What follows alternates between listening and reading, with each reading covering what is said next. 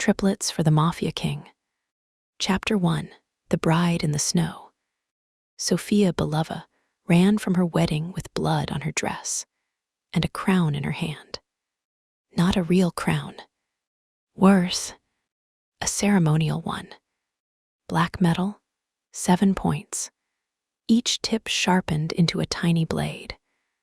Dragonov wolves curled around the band, their silver eyes set with chips of black diamond. The old women called it beautiful. The priest called it sacred. The men in the chapel called it tradition. Sofia called it evidence, because inside the black crown, beneath the velvet lining, someone had scratched a symbol she had seen once before on a document her father burned too quickly. A cradle split by a knife. The cradle mark. She had found it 11 minutes before she was supposed to become Mrs. Victor Dragonov. 11 minutes before her father would walk her down the aisle.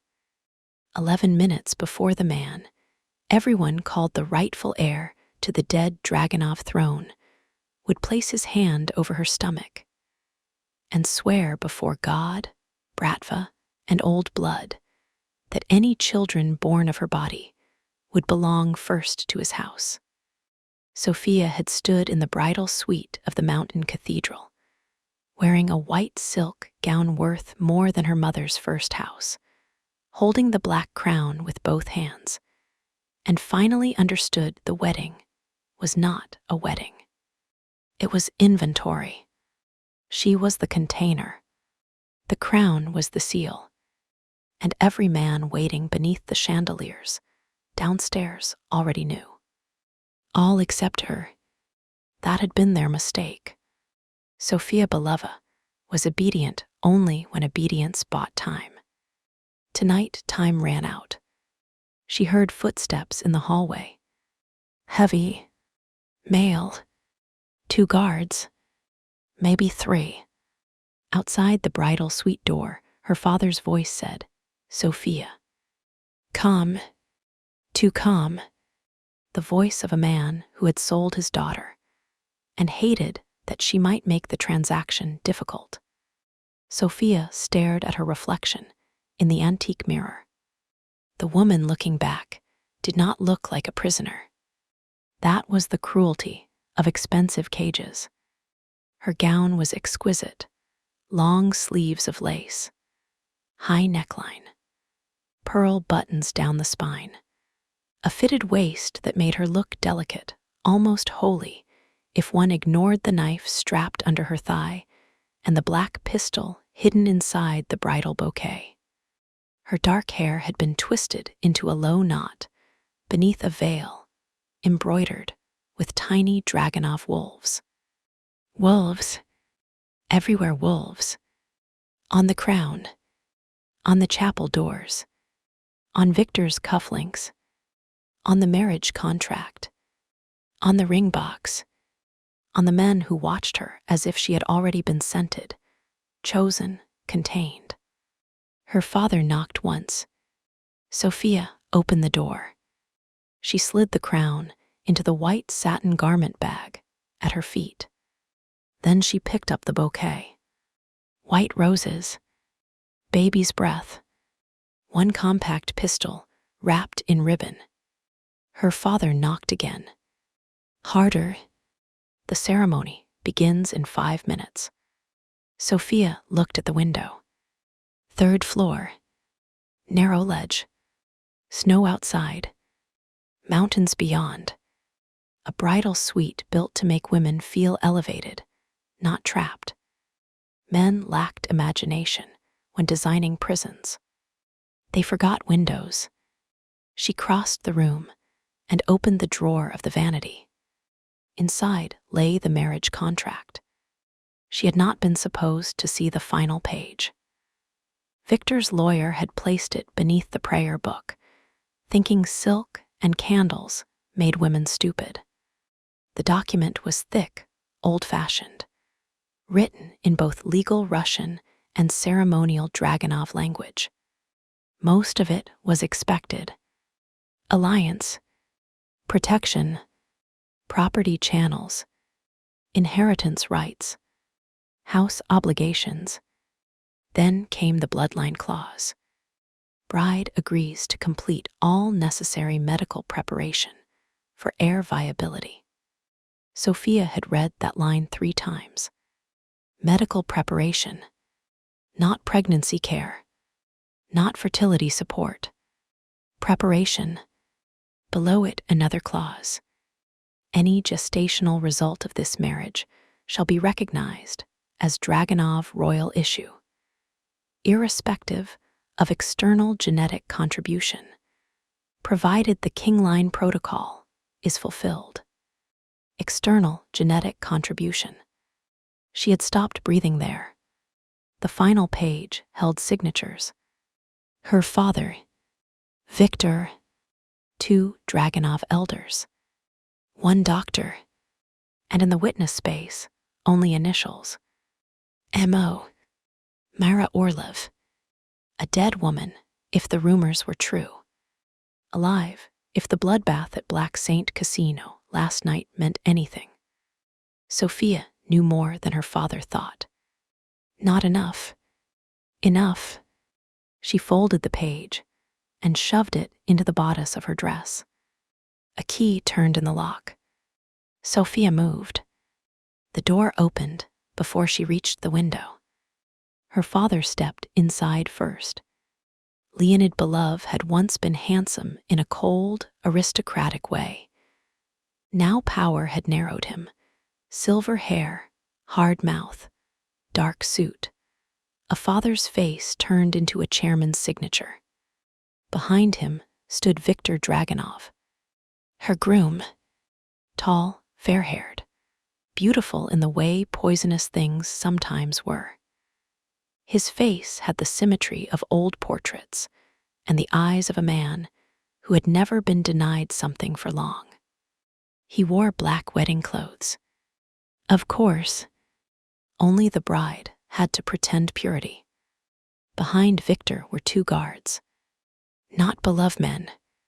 Dragunov, wolves on their collars. Sophia smiled. Not sweetly. Correctly. Is it time? Her father's eyes moved to the open vanity drawer. Then to her face. What did you touch? Powder, lipstick, the usual bridal weapons. Victor stepped inside and closed the door behind him. That was when Sophia knew they had discovered the missing page. Not the crown. Not yet. The page. Victor's gaze dropped to her bouquet. A faint smile touched his mouth. You look nervous, bride. Most women do before a public execution. Her father's jaw tightened. Victor laughed softly. There she is. Sophia hated that. As if her anger pleased him. As if a bride with teeth made the ownership more entertaining. He came closer. Too close. The bond did not stir. That was the first strange thing. Every Dragunov elder had whispered about the marriage, as if the old King line would know her before the vows. As if Victor's body would react to hers. As if some brutal, primal recognition would make the forced arrangement holy. But when Victor reached for her, Sophia felt nothing. No pull. No heat. No instinct. Only revulsion. And underneath it, the cold mathematical certainty that this man was not the center of the trap. He was a placeholder, a painted door, a wrong groom. Victor touched her veil. Sophia did not move. His fingers brushed the side of her throat. Still nothing. His eyes narrowed by 1 fraction. Good. He knew it too. You are very calm for a woman with nowhere to go, he said. Sophia's smile stayed in place. You should meet more women. Her father snapped, enough. Victor did not look away from Sophia. Where is the crown? In the chapel, I assume. Liar. She lifted one brow. Groom. Victor's smile vanished. There he was. Not the beautiful heir. Not the smooth prince of a dead mafia line. Just another man, frightened by a woman who had found the seam in his costume. He grabbed her wrist. Hard. The contact should have done something. Anything. No spark. No bond. No old blood response. Only pain. Sophia looked down at his hand, then back up at him. Interesting, she said. His grip tightened. What? You're supposed to be the King line heir. Her father went still. Victor's eyes turned flat. Sophia smiled. But you touch like a man wearing someone else's coat. The slap came from her father, not Victor. It struck across her cheek hard enough to turn her face. For 1 second, the room went silent. The guards did not move. Victor did not move. Sophia tasted blood. Her father's breath shook. You will marry him. Sophia slowly turned back. Her cheek burned. Her smile was gone now. Good. Smiles were for negotiations. This had become something else. No. The word landed cleanly. Her father looked more shocked than angry at first. That almost made her laugh. Men sold daughters and still expected gratitude when the invoice cleared. Victor recovered first. He stepped closer, voice low. The ceremony is not optional. No. No. What happens if I refuse? You drag me down the aisle, hold my mouth open for vows. Sign my name while the priest looks away. Victor's eyes flicked toward her father. That was answer enough. Sophia laughed once. Cold. There it is. Her father's face hardened. This alliance saves our house. No, it sells my body to yours. It gives you protection. From whom? Neither man answered. Sophia looked between them. From the cradle circle, from Mara Orlov. From the dead King line, everyone keeps pretending died in a fire. From whatever medical preparation your contract mentions. Victor's expression sharpened. Finally, that name hit. Dead King line. Sophia knew then she had been right. The rumors were not rumors. There was a real king somewhere, under all these false crowns. Victor's voice turned soft. Who told you that? No one important. Galina. Sophia said nothing. Victor smiled again. Cruel now. She should have stayed buried with the other old nurses. Her stomach tightened. Galina. Alive this morning when she sent the warning. Maybe not now. Sophia's fingers closed around the bouquet. Her father saw the movement. His eyes narrowed. Sophia. Too late. She pulled the pistol free and shot the chandelier. The room exploded into glass. Men shouted. Victor lunged. Sophia dropped, rolling under his arm as crystal rained over silk and carpet. One guard fired. The bullet shattered the mirror behind her, splitting her reflection into 100 running brides. Good. Let all of them run. She shot the first guard in the thigh. He screamed and went down. Her father shouted her name.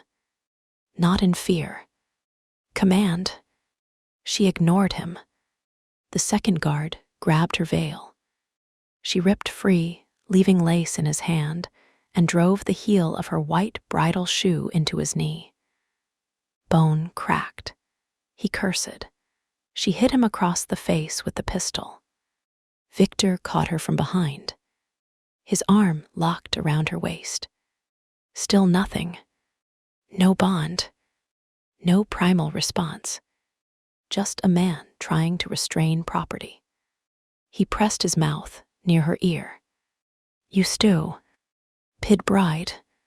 Sophia drove the back of her head into his nose. He released her with a curse. Blood splashed across the white lace of her shoulder. His blood, much better than hers. She grabbed the garment bag with the crown, kicked open the window, and climbed onto the ledge. Snow hit her face. The drop below was ugly. The trellis along the outer wall was worse. Still better than the chapel. "Sophia," her father shouted. She looked back once. Her father stood in the ruined bridal suite, face pale with rage. Victor held his bleeding nose, eyes black with humiliation. The guards struggled on the floor. A painting of some Dragunov saint hung crooked behind them, one glass shard embedded in the painted eye. "Beautiful." Sophia lifted the garment bag. "Tell your fake king he forgot his crown." Then she jumped. The trellis broke halfway down. Sophia hit the snow-covered balcony below hard enough to knock breath from her lungs. Pain flared through her ankle, then her hip. The garment bag nearly slid from her grip, but she held on. The crown mattered. She did not yet know why. That meant it mattered more. Above her, men shouted. Below, the cathedral courtyard glowed with torchlight and headlights.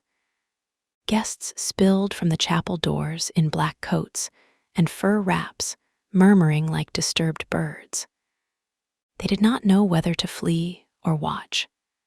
Mafia weddings trained people to do both.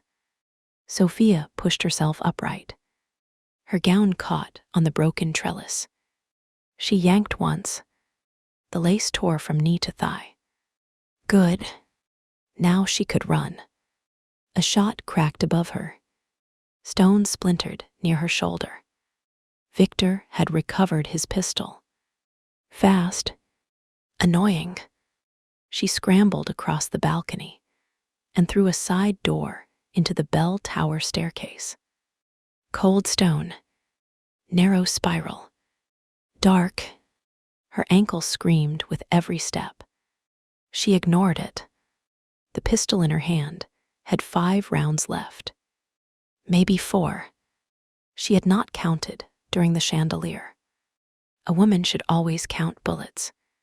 Her tutor would be disappointed. He was dead anyway. Most useful people were. She descended 2 floors, then slammed through a wooden door into the choir gallery above the chapel. The wedding guests below looked up. All of them. At once. 200 faces. Old Bratva wives in diamonds. Dragunov men with guns under coats. Beloved cousins pretending loyalty. Priests pretending holiness. Victor's mother, white-haired and expressionless in the front row. And at the altar, the Dragunov wedding table. Black candles. Wolf banners. A blood bowl. 3 marriage documents. 1 ring box. And an empty place where the bride should have stood. Sophia ran along the gallery. Someone shouted, "Stop her."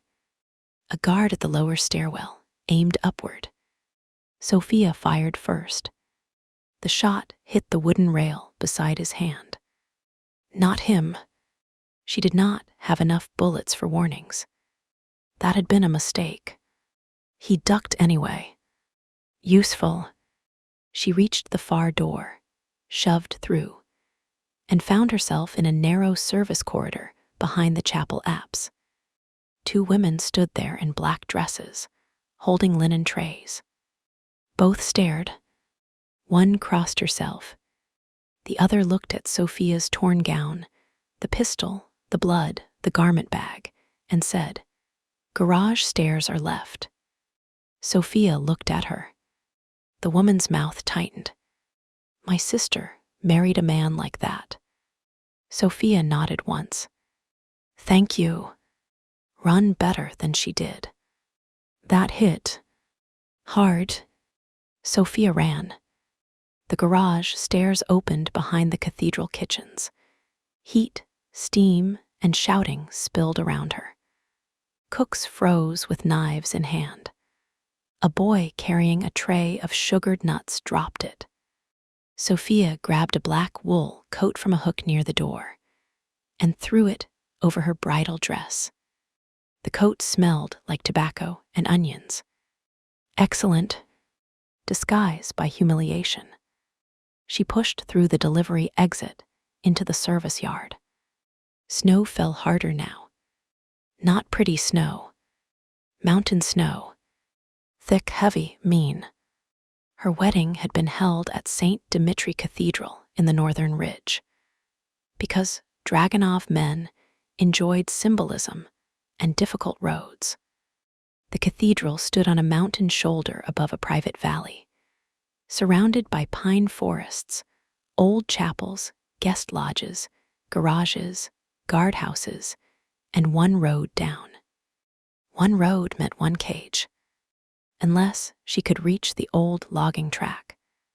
Galina's message had included a map. If the wedding goes wrong, do not take the main road. Take the service bridge behind the east garage. Follow the logging road until the abandoned ranger station. Someone safe may find you. May. Sophia hated that word. But Galina had been right about the crown. Right about the cradle mark. Right about Victor not being the real key. So Sophia would trust May for the next 10 minutes. She crossed the service yard, keeping low between parked delivery vans. The garment bag bumped against her leg. The crown inside felt absurdly heavy. Not physically. Historically. Shots rang out near the cathedral front. Shouts followed. Someone had realized the bride had reached ground level. Good. Let them look and tea. He obvious direction. Sophia reached the east garage. 6 black wedding SUVs sat inside, engines warm, hoods glossy beneath fluorescent lights. A driver smoked near the open side door, scrolling through his phone. He looked up too late. Sophia pointed the pistol at him. Keys. His cigarette fell from his mouth. What? Keys, quickly. I am in a bad mood and overdressed for murder. He threw her a key fob. She caught it. Which one? Third. Is it tracked? He hesitated. Sophia lifted the pistol. Yes, he said. Disable it. I can't. Then give me your phone. He did. She shot the front tire of the first SUV. Then the second. Then the fourth. 3 rounds. 2 left. Maybe. The noise shattered the garage quiet. The driver cursed. Sorry, Sophia said. Wedding stress. She climbed into the 3rd SUV, shoved the garment bag onto the passenger seat, started the engine, and reversed through the garage doors. The metal doors were not open. That became their problem. The SUV smashed backward into the service yard, alarms screaming, snow swallowing the rear camera, broken metal dragging beneath the bumper. Men shouted behind her. Sophia threw the car into drive and hit the accelerator. The SUV lurched forward. A guard stepped into the yard, gun raised. She aimed straight at him. He jumped aside. Smart. She blew past the kitchens, past the frozen fountain, past a line of black cars parked for wedding guests, and toward the east service bridge. The main gate was already closing. She saw it in the side mirror. Good. They thought she would take the road down. Men always expected escape to follow infrastructure. Sophia turned sharply left. The SUV skidded. Her injured ankle screamed as she corrected. A bullet hit the rear window. Glass exploded inward. Sophia ducked, nearly losing control. The vehicle clipped a stone planter, spun halfway, then straightened with a violent jerk. Her heart hammered. Her hands were steady. Good. Fear could scream later.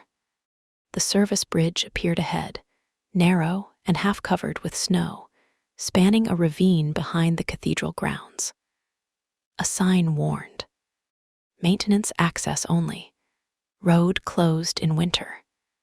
Perfect. Sophia hit the bridge at speed. The SUV fishtailed. For one sickening second, the right tires slid toward the edge. The ravine below opened black and deep, beneath white snow. Sophia turned into the skid. The vehicle corrected. Barely. Behind her, another SUV reached the service yard, then stopped before the bridge. Cowards, or sensible. Either way, she was across. The logging road waited beyond. Narrow, unplowed, dark. Pines pressed close on both sides, their branches heavy with snow. The sky had vanished behind the storm. Headlights showed only white, black trunks and the immediate possibility of death. Sophia kept driving. 10 minutes into the forest, the phone rang. Not her phone. The driver's. She had wedged it into the cup holder after smashing his location-sharing app against the dashboard with the pistol grip. The screen showed no name, only a symbol, a cradle split by a knife. Sophia let it ring 3 times, then answered on speaker. A woman's voice filled the SUV. Soft, polished, amused. Sophia Belova. Sophia kept her eyes on the road. Wrong number. Runaway brides are so rarely original.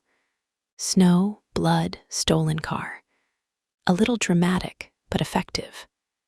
Mara Orlov. Sophia knew the voice from Galina's warning file. A dead woman alive.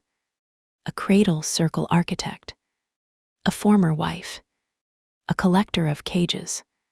Sophia's grip tightened on the steering wheel. Is this the part where you tell me to turn around? No, I want you to keep going. That was worse. Sophia's foot eased off the accelerator. The SUV slowed. Snow lashed the windshield. Mara laughed softly. There, you understand quickly. I understand women like you don't leave doors open unless they lead to smaller rooms. How flattering. Not meant to be. Still accepted. Sophia scanned the road ahead. No lights. No vehicles. Only storm. What do you want? The crown. Sophia glanced at the garment bag. Ugly thing, poor taste. Old things rarely ask to be beautiful, only obeyed. I don't obey jewelry. No, that is why you were chosen. Sophia's stomach tightened. Chosen? Yes, not for Victor, obviously. You guessed that part. She hated that Mara sounded pleased. Who is he? Sophia asked. A useful fraud. And the real king. Silence. Only 1 second. Enough. Mara said, dead men should stay where grief puts them. Then why did you build a protocol around him? Mara's laugh faded. Galina has been talkative. Old nurses, usually, are when men leave records. You should not trust old nurses. Their guilt makes them sentimental. I trust guilt more than ambition. Dangerous preference. Sophia turned the wheel around a fallen branch. The SUV slid, then caught. Her pulse stayed steady. Barely. Mara's voice lowered. Listen carefully. The road you are on has 3 endings. One leads back to Victor. On. E leads to my men. One leads to a ghost who should kill you before he knows your name. Sophia's mouth went dry. The real king, Casimir Dragunov, presumed dead 10 years ago. Prison transport fire. No body worth trusting. Galina had written 1 line beneath his name. If he is alive, do not wake him gently. Sophia had not understood. Now she did. Maybe. Which road am I on? She asked. Mara smiled through the phone. You stole the crown. The crown knows where to go. Sophia looked sharply at the garment bag. No, not symbolic. Literal. The crown was a tracker. Or key. Or both. She reached across and ripped the bag open. The black crown rolled against the seat, dark metal catching the dash lights.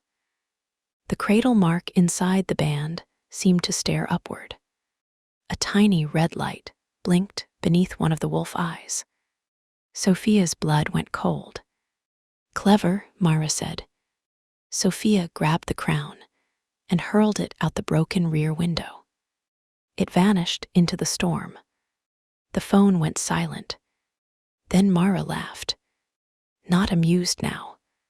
Delighted. Oh, Sophia, that was not the tracker. The SUV's dashboard flashed red. Remote system access enabled. The steering wheel jerked in Sophia's hands. The brakes locked. The engine screamed. Sophia cursed and fought the wheel. Mara's voice returned, soft as silk. The crown was the invitation. The car was the leash. The SUV swerved toward the edge of the logging road. Sophia slammed her foot onto the brake. Nothing. She shifted to neutral. The engine revved. The road curved sharply ahead. Beyond it, nothing but black ravine and snow-heavy pines. Mara sighed. If he finds you alive, tell him we missed him. Sophia grabbed the pistol from the seat and shot the dashboard. The phone exploded. The SUV lights cut out. For half a second, everything went dark. Then the brakes released. Too late. The SUV hit the guardrail at the curve. There should have been a guardrail. There was not. Only 2 broken posts and an old warning sign. The vehicle left the road. Time slowed. Snow rose like white fire around the hood. The world tilted. Sophia saw the windshield fill with trees. She saw the black sky. She saw the garment bag twist in the air. She thought absurdly of the crown lying somewhere behind her in the snow, still blinking its little red eye. Then the SUV slammed into the first tree. Pain exploded. The airbag deployed with a violent white punch. The vehicle spun, rolled, and hit something else. Glass shattered. Metal screamed. Sophia's head struck the side window. For one bright second, she saw a chapel ceiling. Black candles. A priest's mouth opening. Victor's hand reaching for her. Her father's voice saying, "This alliance saves our house." Then another voice. Female. Mara. The crown knows where to go. The SUV stopped upside down. Silence. Then the slow ticking of a dying engine. Sophia hung from the seatbelt, breath trapped, ears ringing. Snow blew through the broken windshield and settled on her face. For several seconds, she could not move. Then pain arrived properly. Ankle, ribs, shoulder, head. A sharp cut across her brow bled into one eye. She blinked red away. Alive. Unfortunate. Useful. She reached for the seat belt release. Her fingers slipped. Again. The belt snapped open. She fell onto the roof, with a cry that tore from her throat before she could swallow it. Her body curled around the pain. No time. Cars would come. Men would come. Mara would send them. Victor would follow. Her father would call it rescue. She had to move. Sophia dragged herself toward the broken passenger window. The garment bag lay half buried in snow outside. Empty. No crown. Good. Let the wolves chase metal. She crawled through broken glass and snow, silk tearing, coat dragging, pistol still clenched in one hand. The cold hit like teeth. The blizzard had worsened. Wind tore through the trees. Snow fell sideways. The forest beyond the crash was a wall of black trunks and white motion. The SUV groaned behind her. Fuel smell. Bad. Very bad. Sophia crawled harder. Her ankle refused weight when she tried to stand. She fell. Pain flashed white. Get up, she told herself. Her voice sounded strange. Thin. Small. She hated it. Get up. She stood. Barely. The wedding dress hung in torn strips beneath the stolen coat. Blood ran down her temple into her collar. One shoe was gone. Her pistol had one round left. Maybe none. Still, she kept it. A woman with an empty gun was sometimes still a woman with one more second. She limped into the trees. Behind her, the SUV caught fire. Not an explosion. A slow orange bloom under the hood. Steam and smoke rising into the storm. Good. Smoke might hide her. Smoke might also mark the crash. Everything was both. Sophia moved downhill, because roads usually ran below ridges. Then stopped. Mara had said one road led to her men. The obvious descent would be watched. So Sophia turned uphill. Her ankle screamed. She bit the inside of her cheek until blood filled her mouth. Good. Pain in one place could drown another. Now swallowed her knees in places. Branches tore at her veil until she ripped the remaining lace from her hair. The pearls scattered into the snow behind her like tiny bones. She walked, stumbled, crawled once, stood again. The forest became endless.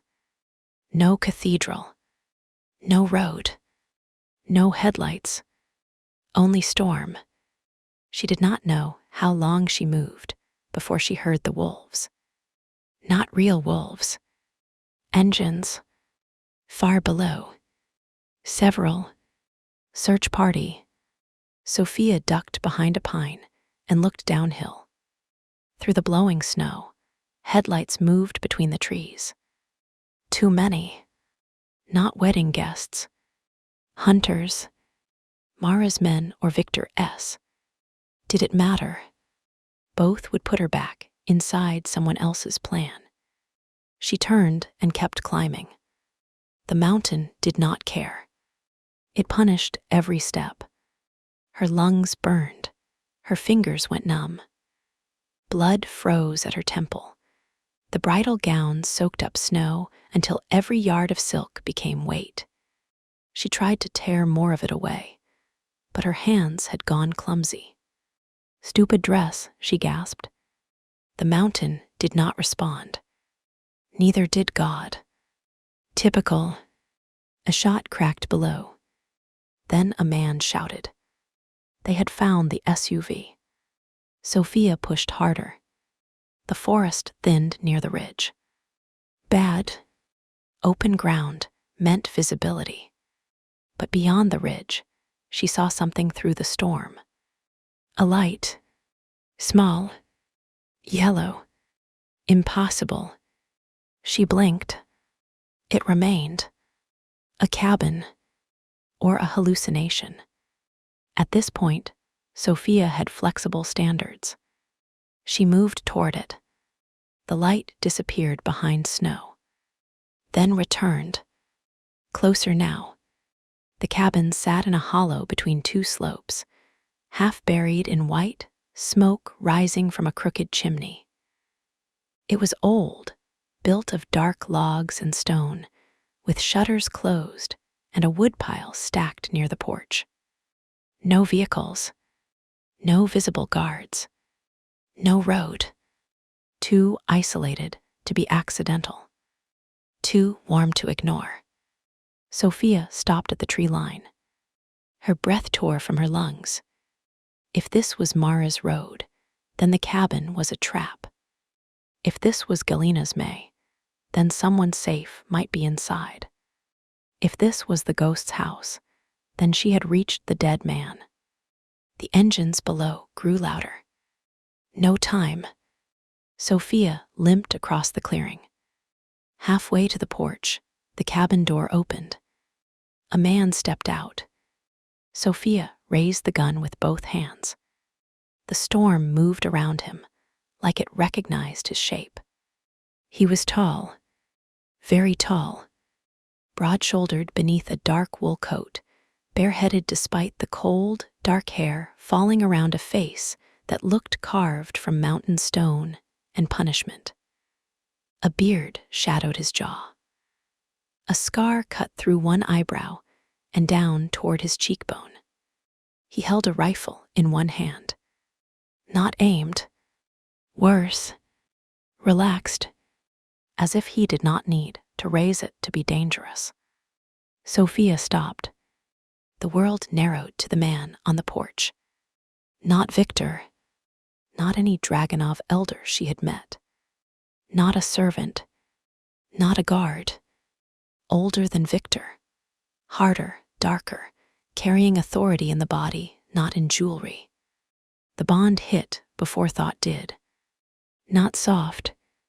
Not warm. Not romantic. A violent internal recognition, deep enough to steal breath and savage enough to feel like a wound opening. Her knees nearly buckled. The man's head lifted sharply. He felt it too. Across 20 feet of snow, the air changed. The storm seemed to go silent around them. Sophia's pistol shook for the first time all night. No, not from fear. From her body trying to move toward him, while her mind screamed not to. The man stared at her torn wedding dress, the blood on her face, the pistol in her hand. Then his eyes dropped to the inside of her wrist, where the lace sleeve had torn. To the small mark there. Not a tattoo. A bruise from Victor's grip. No. Beneath it, a faint red line that had appeared after the bridal suite, when she touched the crown. A cradle mark burned shallow into her skin. His face changed. Not surprise. Recognition. Old rage. Older grief. He lifted his rifle. Now aimed. Who sent you? His voice was low, rough from disuse or winter or both. It went through Sophia like a command she had no intention of obeying. No one. Liars. Groom. His eyes sharpened. Good. Her hands steadied. I am having a terrible wedding night, she said. So if you plan to shoot me, do it before I freeze. The man's mouth did not move. No amusement. No softness. No pity. Excellent. Pity would have insulted them both. Behind her, a shout came from the trees. The hunters had reached the ridge. The man's gaze lifted past her. His expression went cold. Inside, Sophia laughed once. It came out broken. I do not enter strange men's cabins on command. A bullet hit the snow between them. The man fired without looking away from her. One shot. A scream answered from the trees. Sophia stopped laughing. The man worked the rifle bolt. Still calm, still watching her. Inside, he said again. This time, it sounded less like command, more like arithmetic. Outside meant dead. Inside meant not yet. Sophia limped toward the porch. Halfway there, her ankle finally gave. She fell to one knee. Pain ripped through her leg. The pistol dropped into the snow. The man moved. Fast. Too fast for someone his size. He reached her before she could force herself up, one arm going around her waist. The contact detonated the bond. Sophia gasped. So did he. Not loudly, but enough. His body went rigid.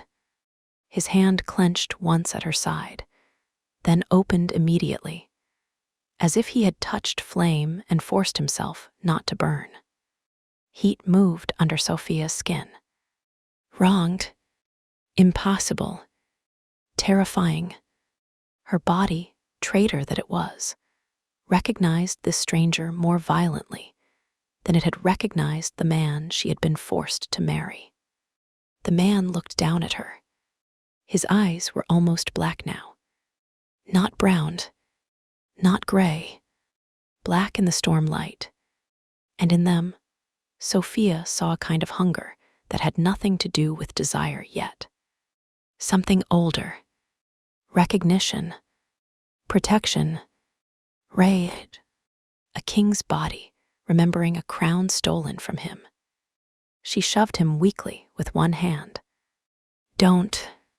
He released her instantly. She nearly fell. He caught her by the coat instead of the waist this time. Less skin, less bond, still too much. His jaw tightened. You are bleeding. You are observant. You are freezing. Also true. You are being hunted. Busy night. His eyes dropped to the torn remains of her dress. Bride. The word did not sound like praise. Good. Sophia lifted her chin. Run away. Something shifted in his face. Not softness. Respect, maybe. Or memory. Another bullet cracked through the clearing. It hit the cabin wall near the door. The man's expression went dead. He turned, lifted the rifle, and fired twice into the trees. 2 screams. Then silence. Sophia stared. Who are you? He looked back at her. For 1 second, the storm moved between them like a curtain. Then he said, a dead man. Her blood went cold. Below the ridge, more voices shouted. Engines. Men. The cabin behind him glowed warm and impossible. The man lifted her pistol from the snow, checked the chamber, and handed it back grip first. Empty. She took it anyway. His eyes flicked to the useless weapon, then to her face. You can stand. No. Will you? Yes. His mouth almost moved. Not a smile. Something harsher. He stepped aside and pointed toward the cabin door. This time, Sophia did not argue. She dragged herself up the porch steps with his shadow behind her and the storm at her back. Inside, heat hit her so hard she nearly cried. She did not. Crying belonged to women who had reached safety. Sophia had reached a cabin owned by a dead man, with a rifle and a bond that had tried to split her open on first contact. Not safety. A different kind of danger. The cabin door slammed behind them. The man dropped the crossbar into place. Outside, the hunters regrouped in the snow. Inside, Sophia stood in the center of the room, shaking violently now, blood dripping onto the rough wooden floor. The cabin was sparse. Fireplace, table, 2 chairs, 1 narrow bed behind a partition, stacks of books, weapons cleaned and arranged with obsessive care. No photographs, no icons, no mirrors. A home built by someone who did not want memory looking back. The man crossed to the window and peered through the shutter gap. 6 men. Sophia tried to pull the coat tighter around herself. Her fingers did not work. Victor sent more than 6. These are not Victor's. Her stomach tightened. Myra. His shoulders went still. Only for 1 second. Enough. He knew the name. Of course he did. The dead king and the dead woman. Moscow was full of corpses with opinions. He turned from the window. Myra Orlov is dead. So are you, apparently. His eyes narrowed. Sophia's teeth chattered. She hated that. She hated worse that he noticed. He crossed to a trunk near the fireplace, pulled out a blanket, and threw it at her. She caught it badly. Pain flared through her ribs. His gaze sharpened. Where are you hurt? Everywhere. Specifics. Ankle, ribs, head, pride. Pride can wait. Yours clearly has. For the first time, his mouth almost moved. Almost. Then his face went cold again. Sit. She stayed standing. He stared. She stared back. The cabin seemed to tighten around them. The bond stirred, low and dangerous, fed by proximity, injury, the blizzard, and his refusal to soften. Sophia did not sit because he told her to. She sat because her ankle gave out, and the chair was closer than the floor. He seemed to understand the distinction. Good. The man crouched several feet away, not touching. Name. Sophia. Full. Depends who is asking. A man deciding whether to let you die on his floor. Romantic. Full name. She pulled the blanket around her shoulders. Sophia Belova. He went utterly still. The fire cracked. Outside, wind struck the cabin walls. Inside, Sophia watched the dead man recognize her surname. Belova, he repeated. Yes. His voice changed. Not much. Enough. Who was the groom? Sophia smiled without warmth. Victor Dragunov. The man's face emptied. For 1 second, she saw murder there. Not anger. Not even rage. Murder so old, it had become patient. Then he stood. Slowly. Impossible. I agree, terrible Mac. H. Victor Dragunov has no right to that name. Sophia's pulse kicked. There. A door opening. Interesting. His eyes cut to hers. What did he claim? That he was the rightful heir to the Dragunov throne. The man laughed. Once, it was worse than no laugh. Dry. Dead. Air. Sophia's throat tightened. Who are you? He turned toward the fire. For a moment, she thought he would not answer. Then he said, Kir Moraz. False name. She knew it instantly. Too clean. Too cold. Too convenient for a man with Dragunov rage in his eyes. Sophia tilted her head. No. His gaze returned to her. No. No, that is what a man calls himself when he is tired of being found. A shot cracked outside. The window near the fireplace shattered. The man moved before Sophia heard the glass. He shoved the table over and pulled her down behind it. Not by her waist this time. By the blanket. Careful, even in gunfire. The distinction should not have mattered. It did. Bullets tore through the cabin wall. Wood splintered. The fire hissed as snow, and glass hit the flames. Sophia crouched behind the overturned table, breath hard, heart violent. The man loaded the rifle with calm hands. Too calm. Stay down. I dislike that phrase. Dislike it alive. He rose and fired through the broken window. One shot. A body fell outside. He ducked before the return fire, ripped into the wall above him. Sophia crawled toward the weapons rack.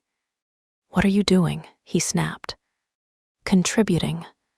You are concussed. You are bossy. You are a bride in a snowstorm. Runaway bride, we covered this. She grabbed a shotgun from the rack. Heavy. Loaded, she checked. Yes.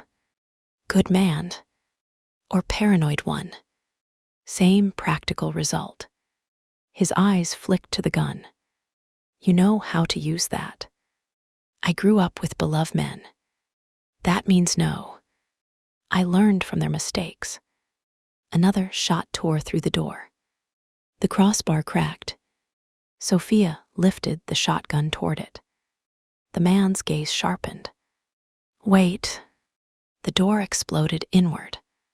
A cradle operative stepped through. Sophia fired. The recoil slammed into her shoulder and nearly knocked her backward. The man flew off the porch into the snow. The cabin went silent for half a second. The dead man looked at her. This time, his mouth did move. Barely. Better than no. Glowing praise. Do not reload one-handed. Then assist. He stared at her. She stared back. The bond sparked between them again. Less violent than before.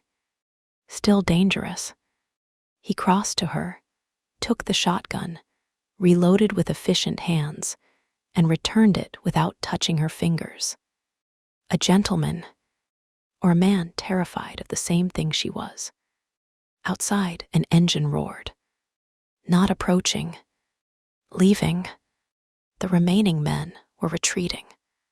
Why? Sophia looked toward the window.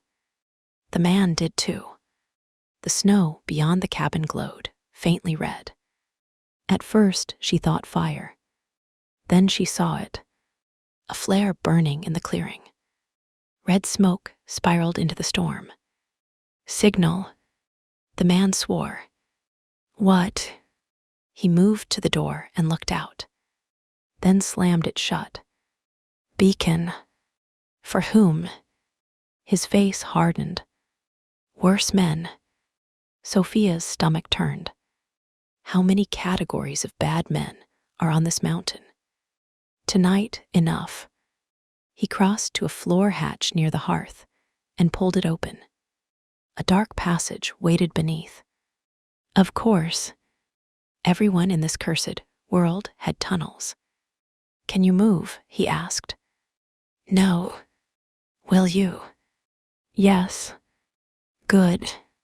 He gathered weapons, shoved them into a canvas bag, then paused by the fireplace and took a small metal box from beneath a loose stone. Sophia saw the emblem on its lid. Dragunov wolf. Real old silver. Not Victor's polished imitation. Her pulse kicked. The man noticed her looking. His face closed. Do not ask. I will. Later. I hate later. So do I. He slung the bag over one shoulder and moved toward her. Sophia lifted the shotgun. Do not carry me. You cannot climb down a ladder. Watch me. You will fall. Then I'll fall with dignity. No one falls with dignity. Men say that because women keep surviving inconveniently. His mouth almost moved again. Then the sound came. Not engines. Helicopter. Far at first. Then closer. The cabin's remaining windows vibrated. The man looked up. His face went very still. Sophia had seen several kinds of fear tonight. Her father's fear of losing status. Victor's fear of being exposed. Mara's fear disguised as amusement. This was different. Not fear for himself. Recognition of an old enemy's timing. Mara, Sophia asked. No. Then who? He looked at her. Dragunov loyalists. Yours or Victor S. His silence answered. Neither. Or both. The helicopter grew louder. Searchlights swept across the cabin, white cutting through the broken window and over Sophia's torn dress. The man crossed to her. This time he did not ask. He lifted her. Sophia opened her mouth to protest. The bond hit hard enough that speech disappeared. His arms locked around her, one beneath her knees, one behind her back. His body went rigid, but he did not drop her. Heat punched through the call. Pain blurred. Her traitorous body went quiet against him for one impossible second, recognizing shelter where her mind saw threat. He looked down at her. His pupils were black. His jaw clenched like holding her hurt. Do not mistake this for permission, she whispered. His voice was rough. I know the difference. The words landed strangely. Hard. Useful. Then he carried her down through the floor hatch. The tunnel beneath the cabin was narrow stone, older than the building above. He moved carefully, despite the urgency, despite her blood, despite the helicopter, despite the bond that made every point of contact feel dangerous. Above them, the cabin door blew open again. Men shouted. The searchlight swept the room. Sophia held the shotgun across her lap. If they follow, I collapse the entrance, with us beneath it, preferably after. Your plans lack warmth. They have kept me alive. Barely if you are dead. That almost smile again. Gone instantly. They reached the bottom of the ladder. He set her down against the tunnel wall, slow enough not to jar her ankle. The second his hands left her, the bond pulled. Her body hated the absence. Sophia hated her body. He stepped back immediately, also feeling it, also hating it. Good. The floor above them thundered with boots. He pulled a lever, hidden in the stone. The tunnel hatch slammed shut. Then a second mechanism triggered. Stone shifted overhead. A dull collapse shook the tunnel. Dust fell. Men shouted above. Then silence. Sophia stared at him. You collapsed your cabin. It was borrowed. From whom? Myself. Cryptic men are exhausting. Runaway brides ask too many questions. Dead men lie too easily. His eyes held hers. The tunnel air was cold, close, and damp. The only light came from a lantern he took from a hook on the wall. It cast hard gold across his face, deepening the scar through his brow. Sophia understood then that he was not hiding because he feared being found. He was hiding because being found would start a war. And she had brought war to his door in a torn wedding dress. He looked down the tunnel. We move. Where? A place harder to burn. That is not comforting. It was not comfort. She forced herself upright. Her ankle screamed. He saw. Let me. No. I did not finish. You were about to offer help. You need it. I know. I'm grieving the fact privately. This time, the almost smile came closer. Not enough to be real. Enough to make Sophia's chest tighten in a way that had nothing to do with cracked ribs. She pointed down the tunnel.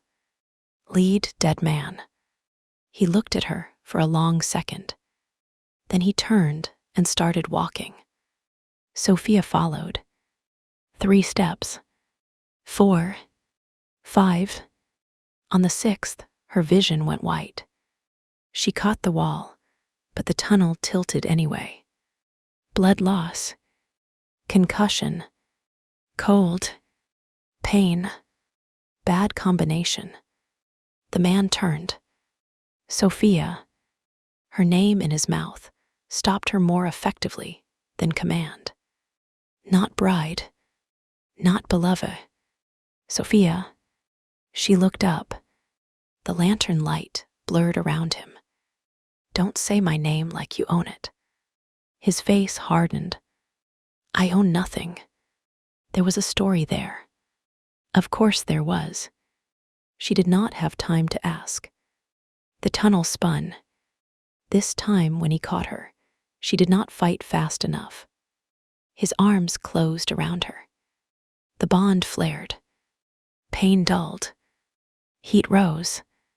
Her head fell against his shoulder before she could stop it. Humiliating. Useful. She whispered, I am still going to ask who you are. His voice came low above her. I know. Soon. Yes. You said you were a dead man. I am. No, dead men are colder. A pause. Then very quietly he said, not all of them. That was the last thing Sophia heard before the dark folded in. She dreamed of crowns. Not 1. 3. The black Dragonov crown with wolf eyes. A silver crown buried under ice. A 3rd crown made of red thread, wrapped around 3 tiny cradles. In the dream, Mara Orlov stood at the end of a chapel aisle, smiling. You ran beautifully, she said. Sophia tried to lift the pistol. Her hands were full of snow. Mara's smile widened. The first bride ran to the wolf. The second ran with the baby. The third ran into the dawn's trap. Sophia looked down. Her wedding dress was red now. Not from blood, from thread. Thousands of red threads stitched into the silk, all leading away from her body into the dark. Mara touched one thread. The 4th bride runs to a dead king. A growl sounded behind Sophia. Not animal. Man. The chapel doors opened. Casimir Dragonov stood in the snow. Not Kir Mora's. Not a cabin ghost. A king carved out of exile, blood, and winter. Mara's smile sharpened. Tell him the triplets are listening. Sophia looked down. Her stomach was flat. Still. Silent. Then impossibly, beneath her palm. 1 beat. A 2nd. A 3rd. She woke screaming. A hand covered her mouth. Sophia bit it. Hard. The man cursed and pulled back. Good, he said. She blinked into firelight. Not the cabin. A different room. Smaller. Stone. Walls, low ceiling, fur blankets, a stove, shelves of canned food. weapons, medical supplies, no windows. A bunker. She lay on a narrow bed, wrapped in blankets, her torn wedding dress cut away to a thermal shirt and leggings too large for her. Her ankle was splinted, her ribs bandaged, her brow stitched. The man sat beside the bed, bleeding from the bite mark on his hand. He looked unimpressed. "You changed my clothes," Sophia said. "My old doctor did." She turned her head. An elderly woman sat near the stove, cleaning a needle with alcohol. White hair braided down her back, face like dried apples and judgment. A rifle rested across her lap. "Your old doctor." The woman snorted. "His only doctor, ungrateful boy." The man closed his eyes briefly. Sophia stared at him. "Boy." The giant dead man, with murder in his eyes, had a doctor who called him boy. "Excellent." She tried to sit. Pain answered everywhere. She lay back down. The old woman pointed the needle at her. "Do that again, and I tie you to the bed." Sophia looked at the man. "Your doctor has terrible manners."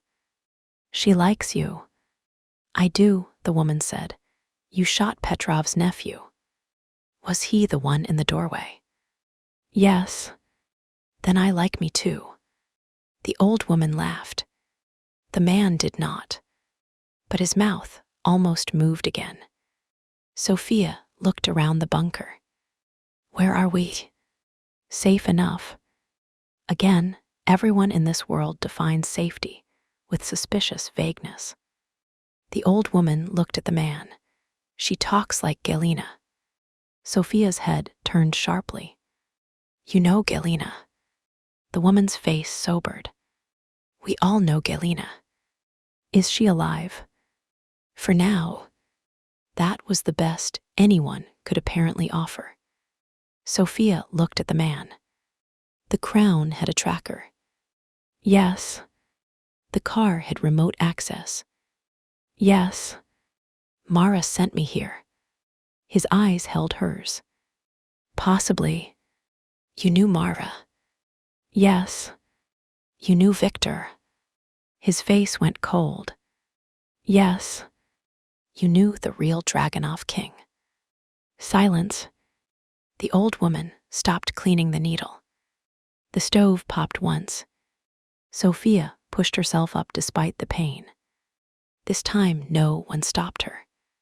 She looked directly at the man. "Who are you?" He stood. The room seemed smaller when he did. Firelight moved over his face, catching the scar, the dark eyes, the brutal line of his mouth. He did not look like a ghost now. Ghosts were lighter. This man carried too much blood to be dead. The old woman whispered something in Russian. A warning, maybe. Or a prayer. The man ignored it. He crossed to the small metal box he had taken from the cabin. The Dragunov wolf gleamed on the lid. He opened it. Inside lay a ring. Black iron. Older than Victor's wedding band. A king's ring. Sophia knew it because she had seen its imprint on the Dragunov contract, stamped in wax beside the false signature. The man took the ring and placed it on the table between them. Not wearing it, not claiming it, displaying evidence. His voice came rough. "My name is Casimir Dragunov." Sophia's breath stopped. The old doctor closed her eyes. The fire cracked. Outside the bunker, the blizzard roared over the mountain like the world trying to bury him again. Casimir looked at Sophia. "I was king before they killed me." She stared at the ring, then at him. Her pulse beat once. Hard. The bond inside her answered, savage and certain. Not to Victor. Never Victor. To him, the dead Mafia King. alive, in exile, standing in front of her, with the ring of the old Dragunov throne on the table, and the cradle mark burned faintly on her wrist. Sophia swallowed, then said the only thing that made sense. They should have done a better job. For 1 second, silence. Then Casimir Dragunov smiled. Not kindly, not safely, like winter opening its mouth. Yes, he said, they should have. Above them, somewhere in the storm, a helicopter passed over the mountain again. Searching, hunting. Too late. The runaway bride had found the dead king. Or the dead king had found her. Sophia looked at the black ring, then at Casimir, then at the old doctor, whose eyes had gone grim. What now? Casimir picked up the ring and closed his fist around it. Now, he said, you tell me why the cradle circle sent a bride to my mountain. Sophia's hand moved unconsciously to her stomach. She did not know why. Not then. Not yet.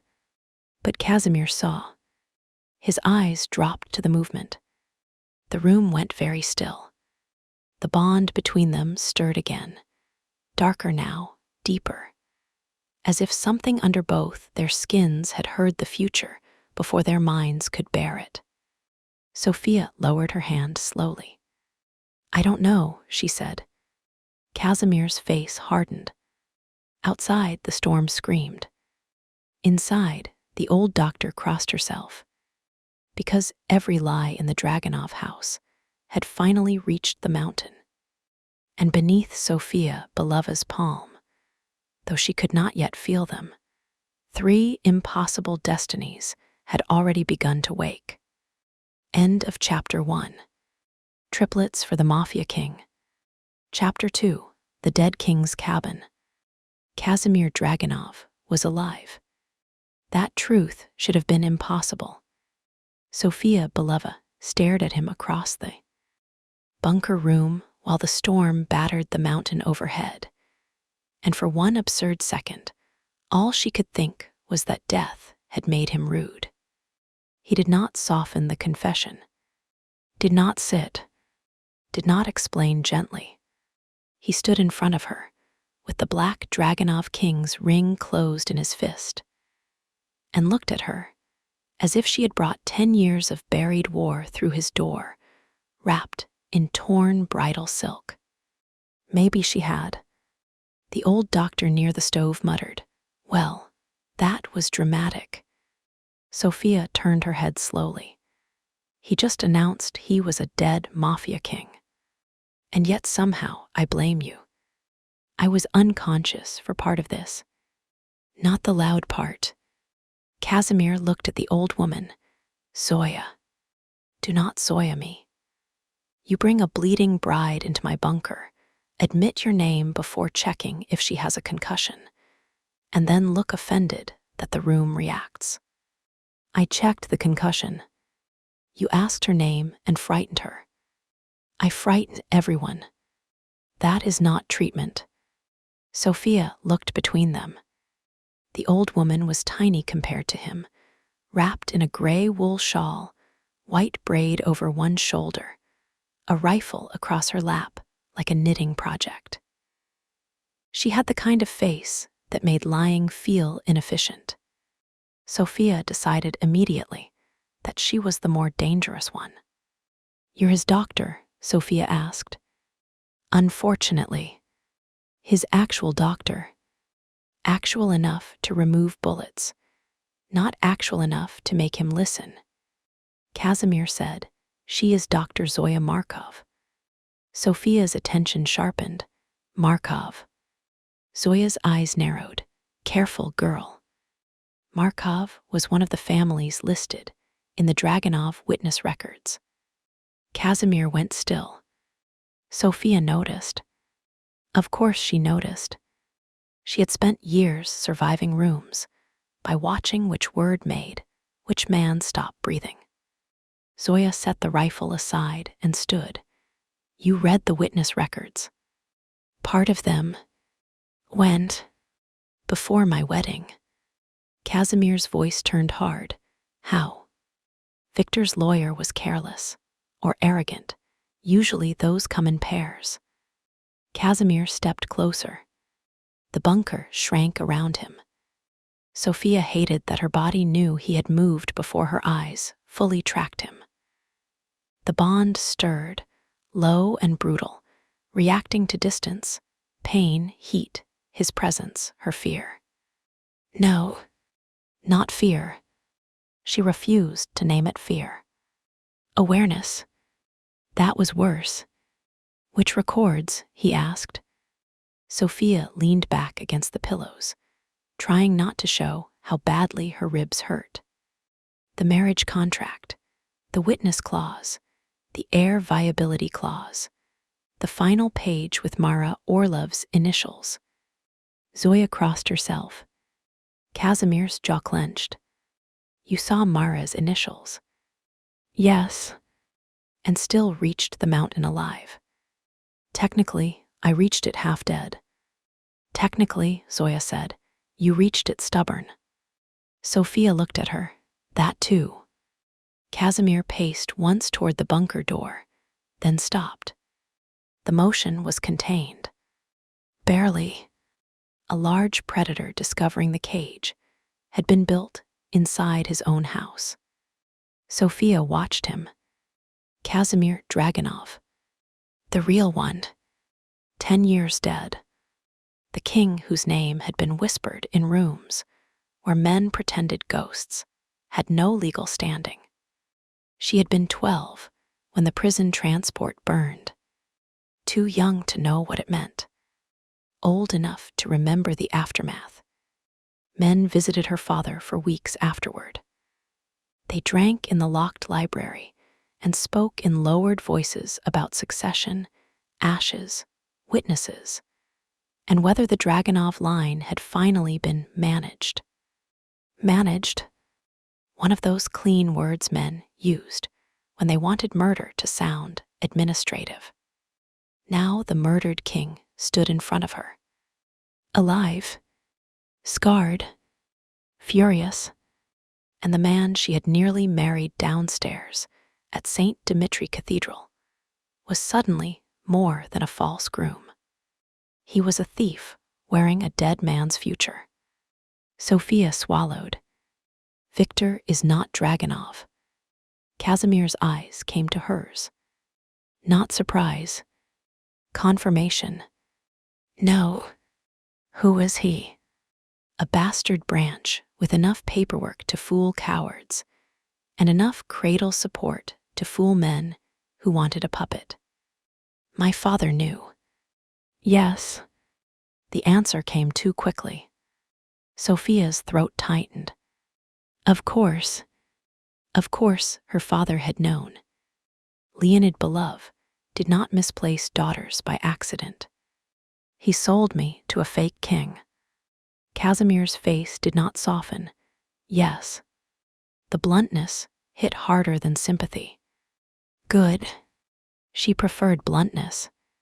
Sympathy made people careless. Why? She asked. Casimir looked toward the bunker ceiling. Snow and wind pressed above them. Somewhere beyond layers of stone, men searched the mountain with engines, lights, guns, and false rights. Because the real one was inconvenient. That explains you, not me. Casimir's gaze returned to her. For 1 second, something old moved through his expression. Not pity. Recognition of a trap he had seen too many times. You were never for Victor.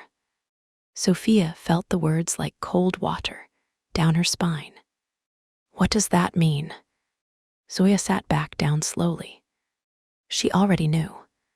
Sophia saw it. Casimir did not answer. So she lifted the blanket and began to swing her legs off the bed.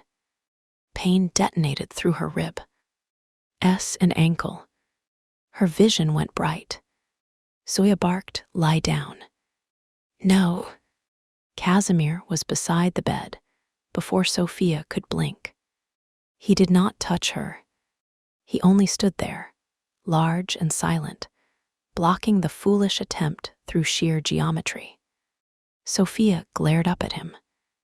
"Move." "No." The word hit badly. Too much like her father. Too much like Victor. Too much like every man who mistook refusal for architecture. Sophia reached for the shotgun beside the bed. Zoya had placed it within reach. "Excellent woman." Casimir looked down at the weapon, then back at Sophia. "You are going to shoot me because I told you not to reopen your wounds." "No, I'm going to shoot you if you decide my injuries give you voting rights over my body." Zoya made a pleased sound near the stove. Casimir's eyes sharpened. For one long second, the bunker became still. Then he stepped aside. "Not far. Enough." "Your body," he said. His voice was rough. Not warm. Not apologetic. Precise. "Your wounds, your decision. But if you stand, you will fall. If you fall, Zoya will tie you to the bed. She is less reasonable than I am." Zoya lifted the rifle. He is correct. Sophia studied him. The bond stirred again. Less violent this time. No less dangerous. She lowered the shotgun by 1 inch. "Then answer the question." Casimir's face closed. "You were never for Victor," he repeated. "You were for the King line." Sophia's hand tightened on the blanket. "The triplet protocol." Casimir went utterly still. Zoya whispered, "How does she know that?" Sophia looked between them. "You know it too." Casimir said nothing. Zoya closed her eyes. "Good." Another door opened. Sophia's pulse quickened. "I heard the term once, not from Victor, from a file Mara sent to the Dragonov elders. I didn't understand it until tonight." Casimir's voice dropped. "Where is the file?" "Destroyed, probably. I only saw 1 page." "What page?" "Dragonov Belova viability map. Something about 3 gestational signatures being impossible without King line recovery." Zoya's hand shook once before she hid it inside her shawl. Casimir looked toward the stove. The firelight cut hard angles across his face. His mouth had become a line. Sophia's stomach tightened. "What is it?" Zoya answered before he could refuse. "Triplets." Sophia forced a laugh. It came out thin. "I understood that much." "No," Zoya said, "you did not." Casimir turned on her. "Enough." Zoya glared at him. "She was nearly married into the protocol and hunted to your door. She has earned more than your silence. She is injured. She is not fragile." Sophia looked at Zoya. "Thank you." "Do not thank me. I still think you are concussed and irritating." "Fair." Casimir's expression darkened. Zoya ignored him. The Cradle Circle believed the Dragonov King line could carry a stronger multiplicity response than the other Bratva bloodlines, she said. Volkov bond stabilized one heir. Sokolov paternal imprint stabilized stolen embryos. Orlov rage bond split into rival twins. But Dragonov. Casimir's voice cut in. "Zoya." The old woman looked at him with something like sorrow. Then she finished anyway. Dragonov blood was supposed to hold 3. The bunker fell quiet. 3. Sophia did not move, did not breathe properly. Her palm twitched toward her stomach. She stopped it. "No, not yet. Not because of a file. Not because Mara said a word. Not because a dead king's doctor looked at her like her body had just become a prophecy. You are saying they sent me to Victor because they thought he carried this line. No, Casimir said. His voice had gone flat. They sent you to Victor because they knew he did not. Sophia stared at him. I do not understand. They needed the ceremony to fail. That landed badly. Sophia's mouth went dry. The wedding? Yes. They wanted me to run. Yes. To you. Casimir said nothing. The silence answered. Sophia looked toward the bunker door. Above them, men searched the mountain. Mara had said the road led to a ghost. The crown knows where to go. The car had been remotely controlled. The crash had not been random. The cabin had not been an accident.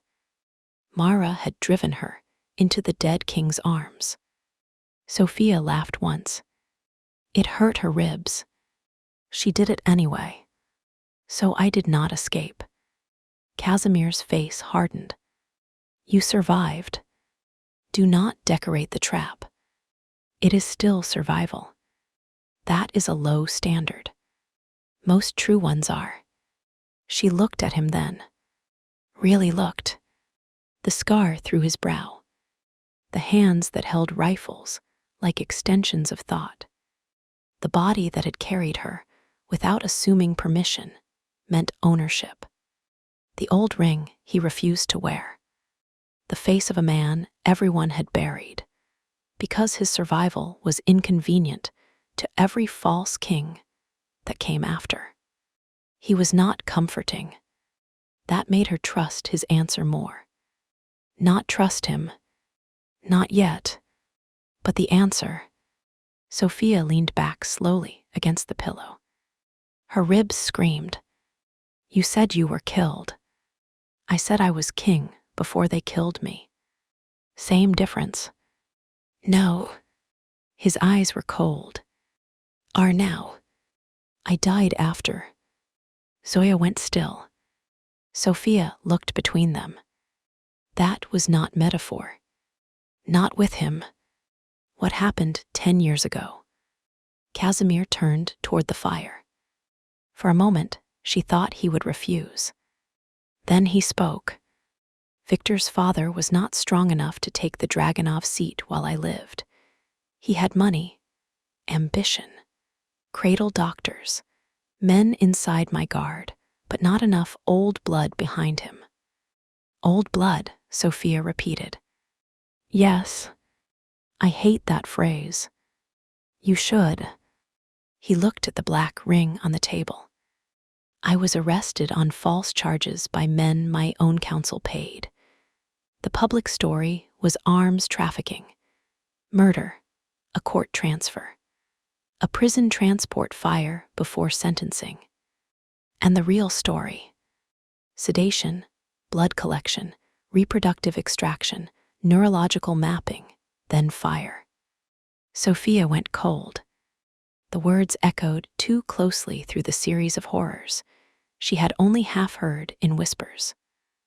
Roman Sokolov harvested, Dmitry Orlov rage-bonded, Nikolai Volkov trapped through queen-line blood.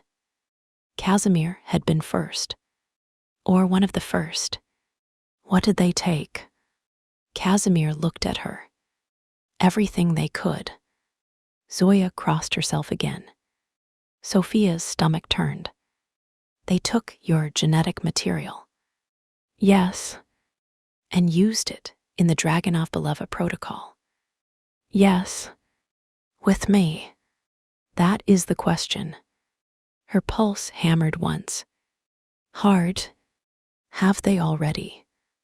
No. The answer came too fast. Too certain.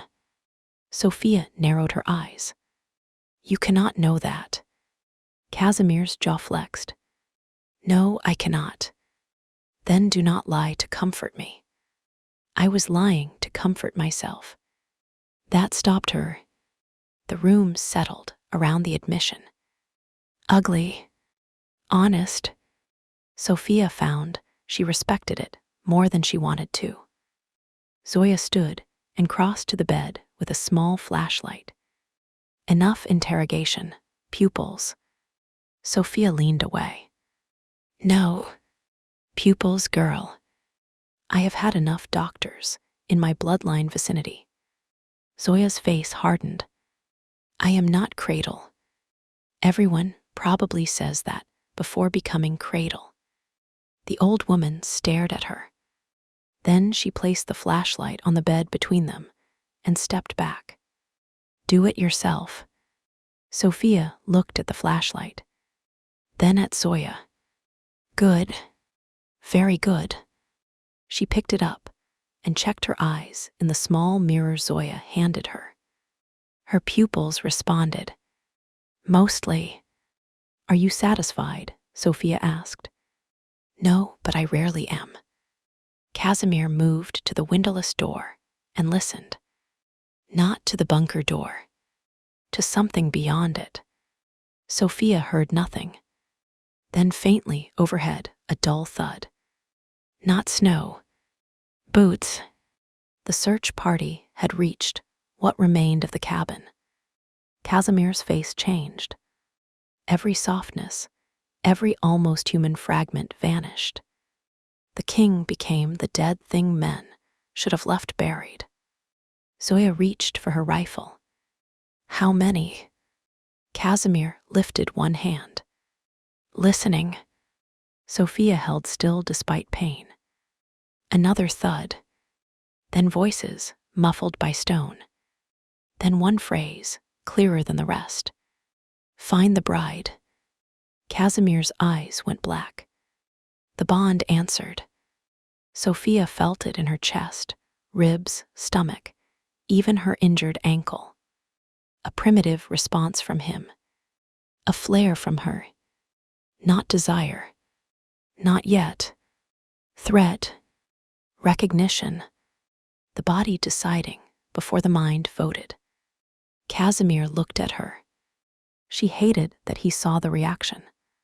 She hated worse that she saw his. Control it, she said. His expression hardened. I am. Good. The boots moved overhead. Someone dragged debris. Another voice, tunnel entrance collapsed. A third, Mara said he always had another way out. Zoya's mouth tightened. Casimir crossed to a concealed panel in the wall and pulled it open. Inside were weapons. Many. Sophia stared. Your cabin had a bunker with a bunker. My father had assassins. I learned design. Healthy childhood. No. Fair. He took a pistol, checked the magazine, and set it beside Sophia's hand. Not in it. Beside. You choose. Sophia looked at the weapon, then at him. Generous. Practical. She picked it up. Loaded. He gave her 2 extra magazines. You assume I can shoot. I watched you shoot. You said better than no. You have improved under pressure. Zoya snorted. Overhead, something mechanical began grinding. A drill. Sophia's skin chilled. They're opening the tunnel. No, Casimir said. The bunker. No. Then what? His face went grim. They're drilling the fuel line from the old generator shed. Zoya cursed. Sophia looked between them. Meaning? Smoke, Zoya said. They will force us out without collapsing the entrance. Casimir was already moving. How long? Sophia asked. Minutes. Then we leave. He looked at her ankle, then at the door, then at her. The calculation angered her before he spoke. No. His eyes sharpened. I didn't say anything. You thought I would slow you down. You will. Sophia lifted the pistol, Then plan better. Casimir stared at her. Zoya laughed once. The sound was sharp and delighted. Casimir looked briefly offended. Good. He deserved it. There is an old drainage passage, he said. Narrow. I can carry you through it faster than you can crawl. No. It exit. Below the ridge. No.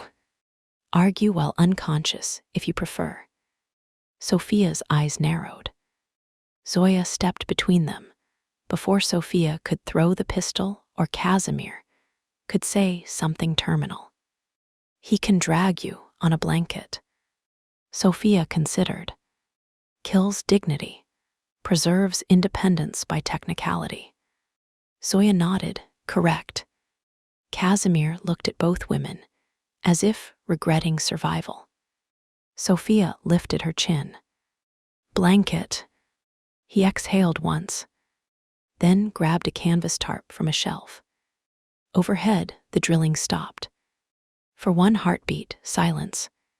Then a pipe groaned in the wall. Smoke began seeping through the ceiling vent. Zoya moved fast, stuffing supplies into a leather medical bag. Casimir pulled open a floor panel beneath the second stove. Cold air surged from below. Sophia stared. How many exits does one dead man need? All of them. The smoke thickened quickly. Not fire smoke. Chemical. Sharp, oily, wrong. Sophia coughed. Her ribs punished her for it. Casimir crossed to her. I can lift you or drag you. Choose fast. I hate both. Choose angry. Drag. He did. Not gently enough to insult her. Not roughly enough to hurt more than necessary. He shifted her onto the tarp, wrapped the edge around her shoulders, and tied a strap across her waist. A practical sled. Humiliating. Effective. She pointed the pistol toward the ceiling. If you tell anyone about this, I'll deny it. You will not enjoy the story either. I never enjoy stories where men move me. His face changed. Only slightly. Then he crouched beside her, close enough that the bond stirred again. I know, he said. 2 words. Quiet. Exact.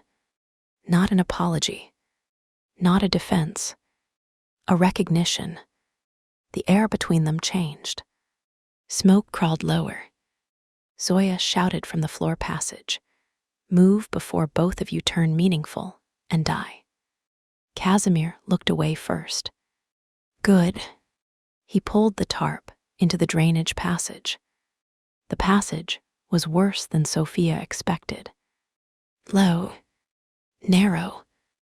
Icy.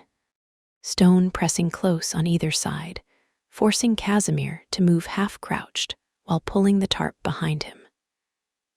Zoya crawled ahead with the lantern held low, medical bag strapped across her back, rifle clutched in one hand.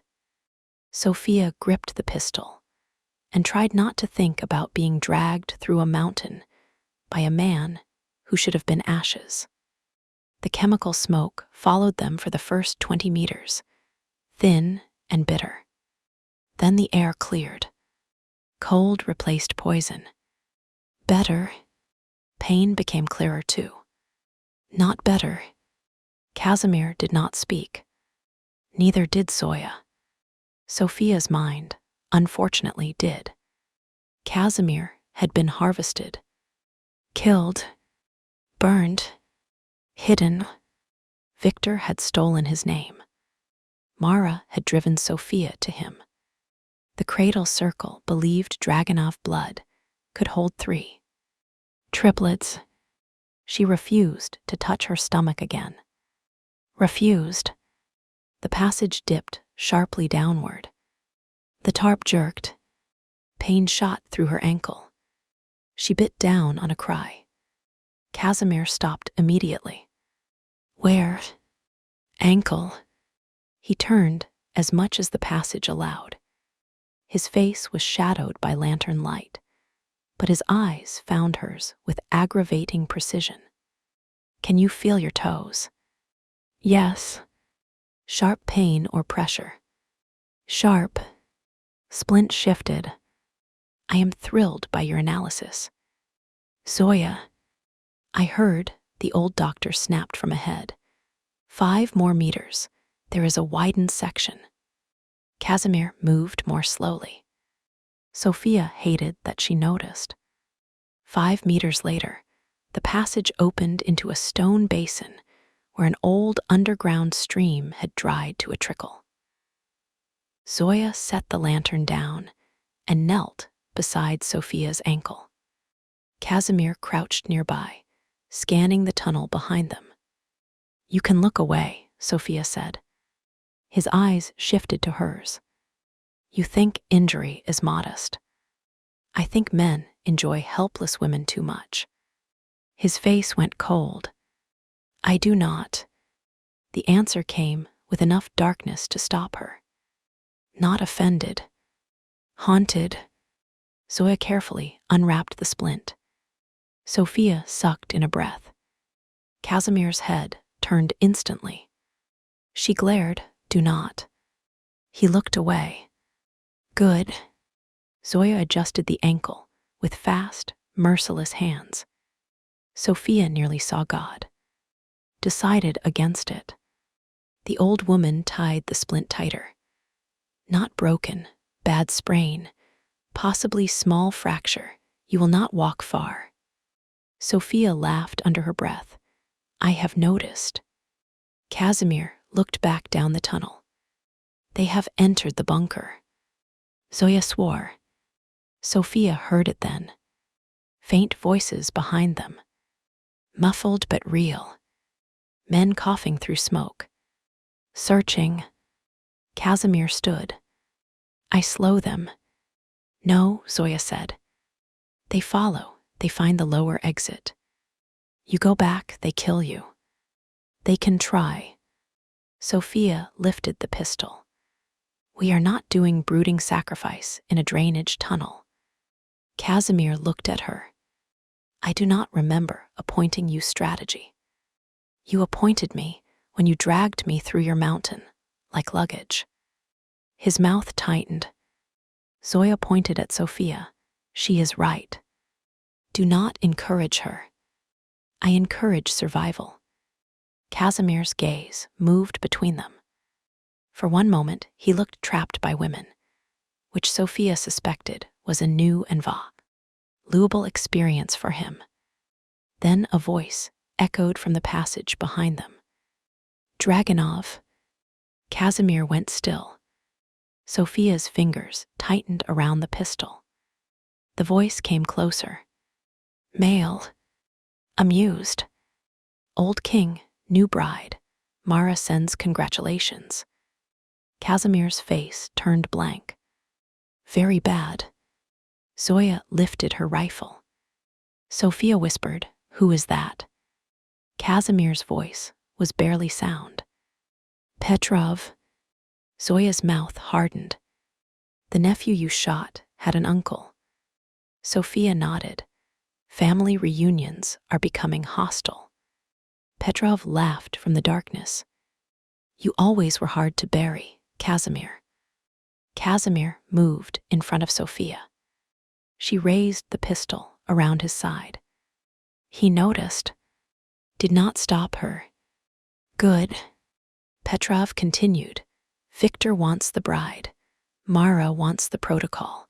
The elders want your ring. I want the bounty. Sophia called back. No one wants conversation. Zoya closed her eyes briefly. Casimir looked over his shoulder at Sophia. Not amused. Maybe slightly. Petrov's laugh echoed. She is lively. Casimir's voice dropped into something that turned the tunnel colder. She is under my protection. The bond reacted violently. Sophia sucked in a breath. Casimir froze. Because he felt it too. The words had weight. Not ownership. Not yet. But the old Dragonov thing inside him, whatever the circle had tried to weaponize, liked the phrase too much. Sophia's eyes narrowed. Careful. He did not look away from the tunnel. I know. Petrov's men appeared as shadows first. 3 shapes. Rifles. Then muzzle flashes. Casimir shoved the lantern aside and fired into the dark. Zoya fired too. Sophia shot once at the lowest shadow. A man cursed and fell. The pistol bucked in her hand. Her ribs screamed. Casimir moved like the tunnel belonged to him. 1 shot. Shift. Another shot. Duck. He was not graceful. Not exactly. He was efficient in a way that made death feel prearranged. Petrov's men fell back. But Petrov kept talking. You think she was sent for protection. She was sent for blood. Look at her wrist, King. The mark already opened. Sophia's eyes dropped to her wrist. The faint cradle burn glowed red in the dark.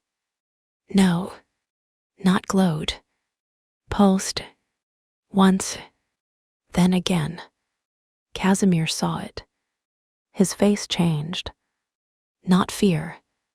Recognition sharpened by fury. Petrov laughed. Mara says the bride does not need vows now. Contact was enough.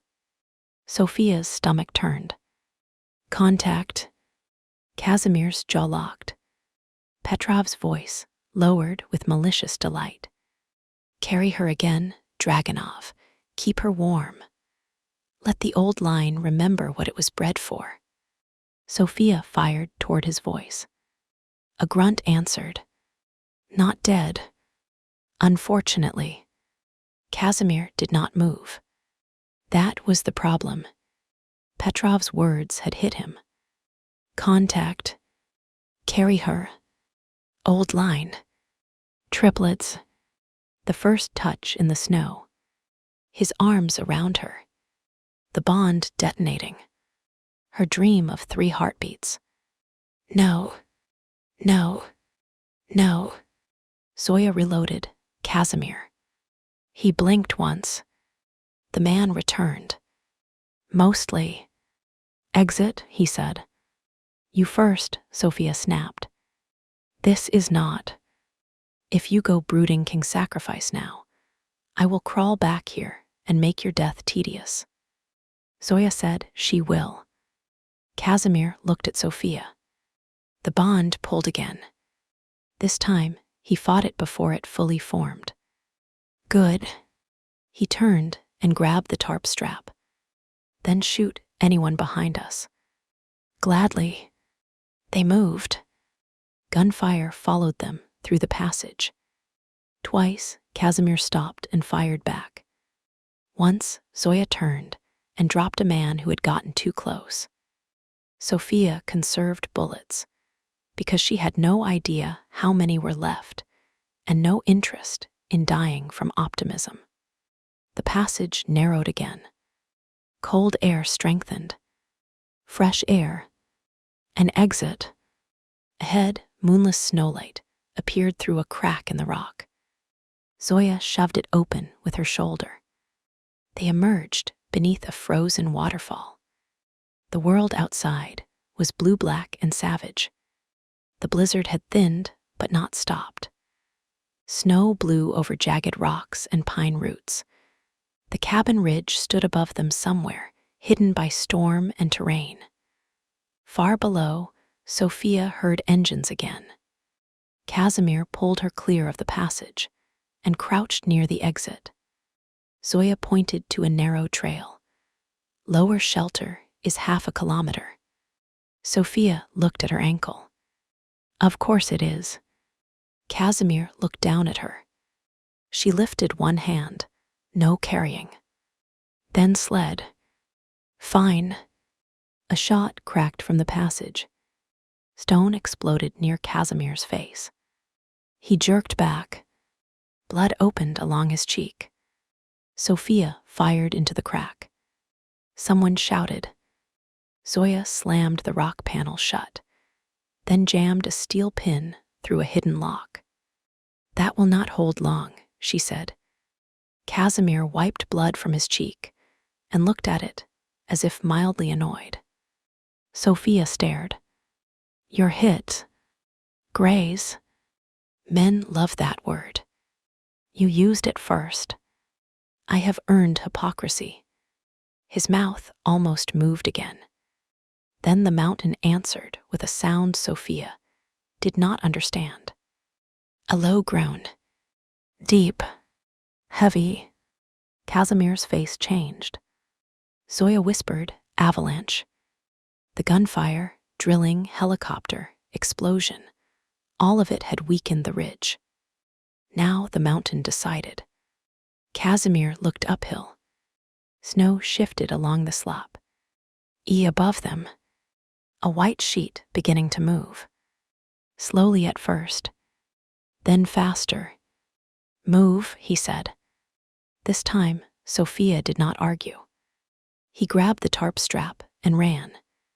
Zoya ran ahead, shockingly fast for a woman with a rifle and a medical bag. Sophia bounced over snow and rock, every injury screaming. But the sound above them swallowed pain. The mountain tore loose. Snow came down like the sky had collapsed. Casimir dragged her behind a wall of fallen stone and threw himself over her as the avalanche hit the lower slope. Not fully, not directly. Enough. White roared past. Air vanished. Cold crushed. Sophia's face pressed into Casimir's coat. His body covered hers, one arm braced above her head, the other gripping the rock to keep them from being ripped away. The bond surged. Savage, protective, terrible. Her body relaxed under him for half a second, because the old animal inside her mistook being shielded for being safe. Her mind screamed. No cages, no claims, no man as shelter, if shelter became ownership. "Casimir," she gasped against his coat. He moved instantly, even as snow hammered around them. He shifted enough to give her air, enough to remove weight, not enough to leave her exposed. "I know," he said through gritted teeth. Again, those two words. Not comfort, recognition.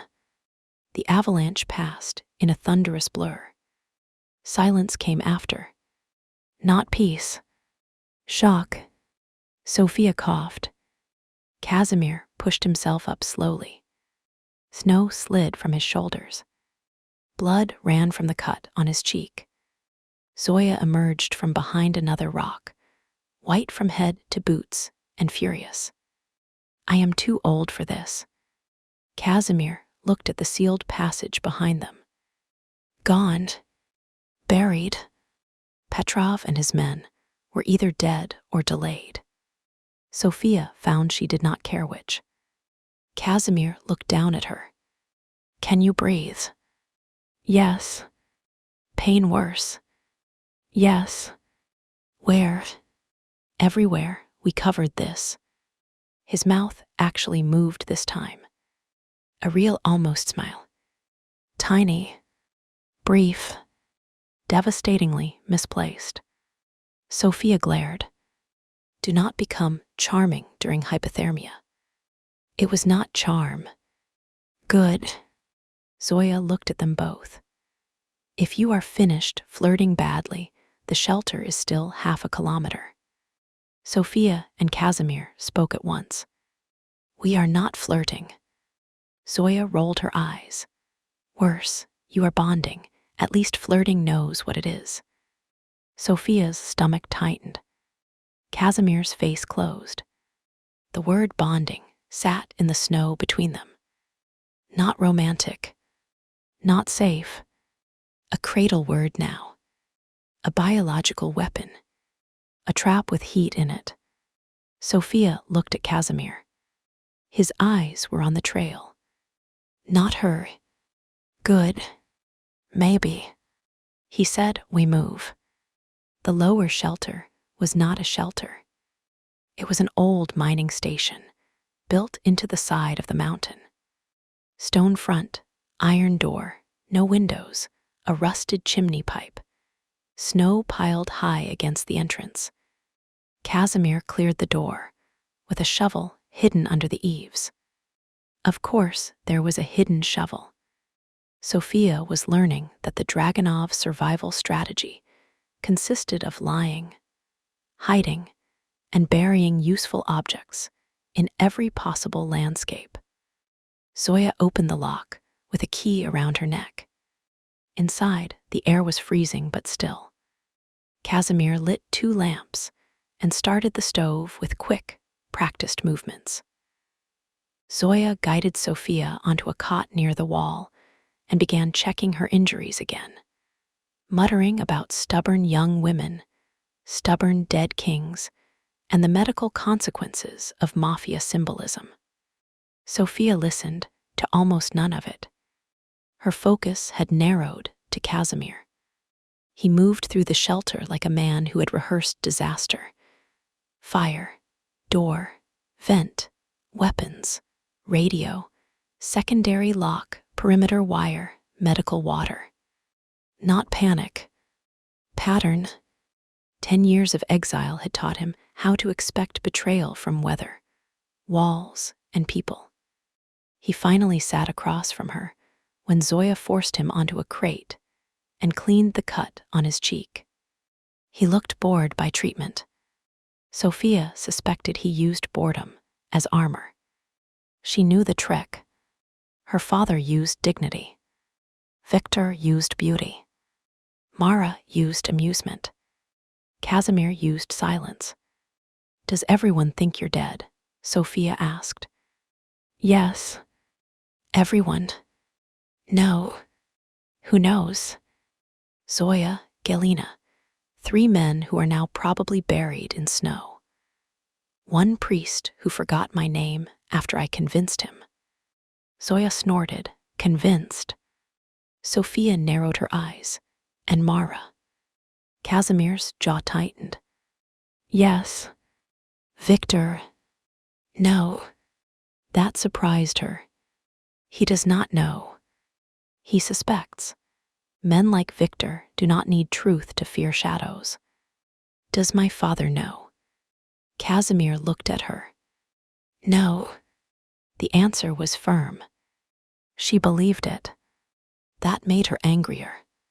Her father had sold her to a false king without even knowing where the real one was. Not because he was trapped by truth, but because the lie was profitable enough. "I want to kill him," Sophia said. "My condolences. For wanting to kill my father. For having a father worth killing."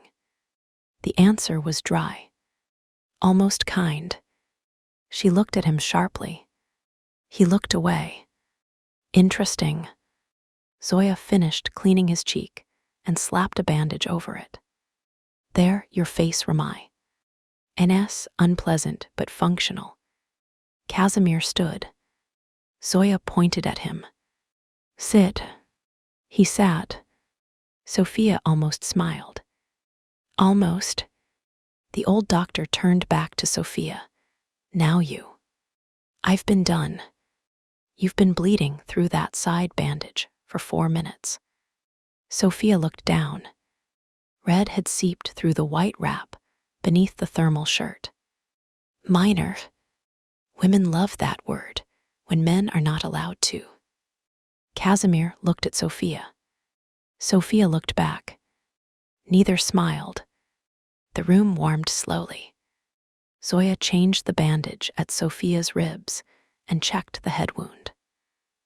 Casimir stood near the door now, staring at the old radio equipment with a scowl. "What?" Sophia asked. "Signal is dead. Storm. Jamming. Mara." Of course. Can we reach anyone? Not from here. Then how do we tell Moscow I found you? Casimir turned. We do not. Sophia stared. Excuse me. No one knows I am alive. I know.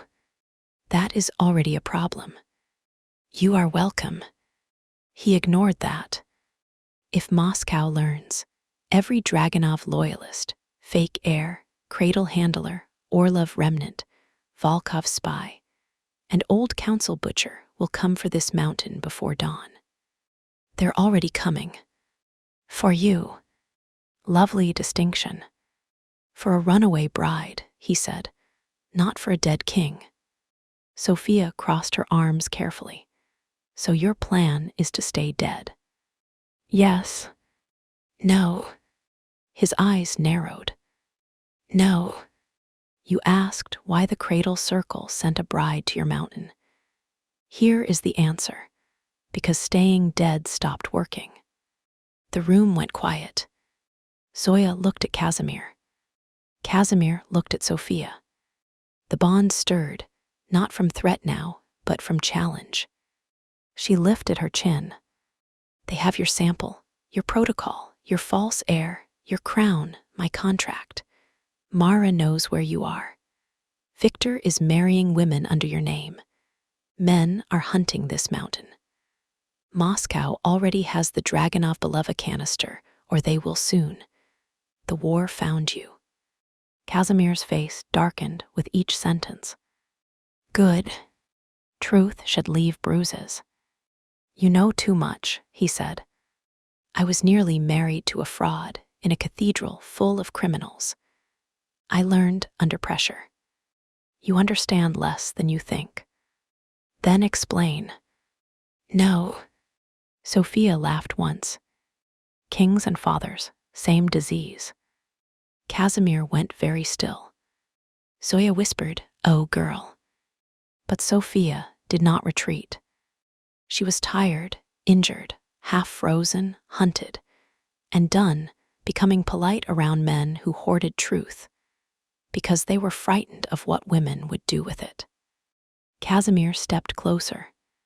Not close enough to trigger the bond fully. Close enough to warn.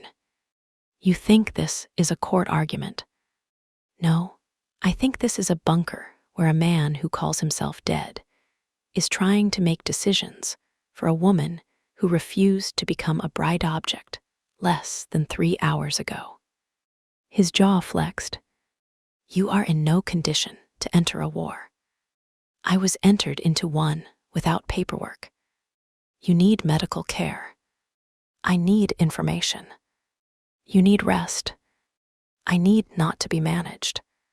The silence after that was sharp. Casimir looked away first. Not surrender. Control. When he spoke, his voice was lower. You are right. Sophia blinked. That was rude of him. She had not prepared for agreement. Zoya smiled into her tea. Casimir continued. You are also concussed, injured, and possibly marked by a protocol neither of us understands. So you will get information and rest. Will I? Yes. That sounds like command. That sounds like sequencing. Sophia considered. Fine, information first. Rest first. Then you learned nothing. Zoya stood. I will mediate before both of you mate through argument. Sophia choked. Casimir's eyes went black. Zoya. What? I am old, not blind. The bond is trying to eat the room. Sophia's pulse kicked. Casimir turned away. That confirmed more than denial would have. Zoya pointed between them. You both feel it. Good, name it. Then stop treating it like either romance or command. It is neither. It is a pressure system.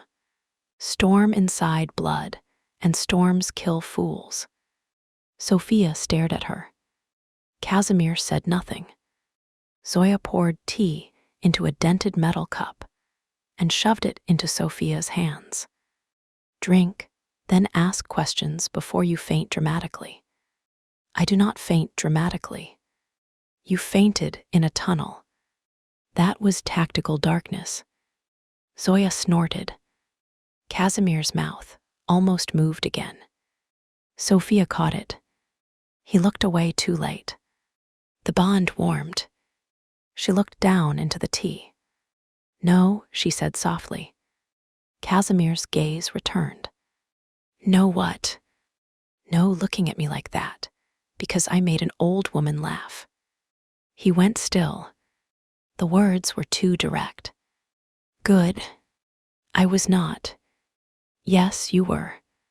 His mouth closed. Then, after one difficult second, he said, I will be careful. Not offended. Not mocking. Careful. The answer unsettled her. It was correct. She hated correct answers from dangerous men. Zoya sat back down with her own tea. Now ask. Sophia took one sip. It tasted like pine, smoke, and medicine. Awful. Probably useful. Why Belova? She asked. Casimir's face closed again. You said the protocol was Dragonov Belova. Why my family? Zoya, N-word. Belova women carried a rare compatibility marker. Do not say women like cattle. Belova blood carried it, Zoya corrected. Better. No, continue. The marker appears to regulate high-risk multiple gestation under engineered conditions.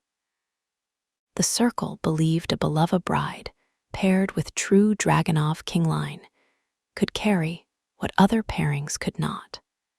Triplets. Yes. Sophia looked at Casimir. And you knew this. Not before they took me. After I escaped. Sophia's hand tightened around the cup. You escaped the fire. No. She frowned. You said they killed you.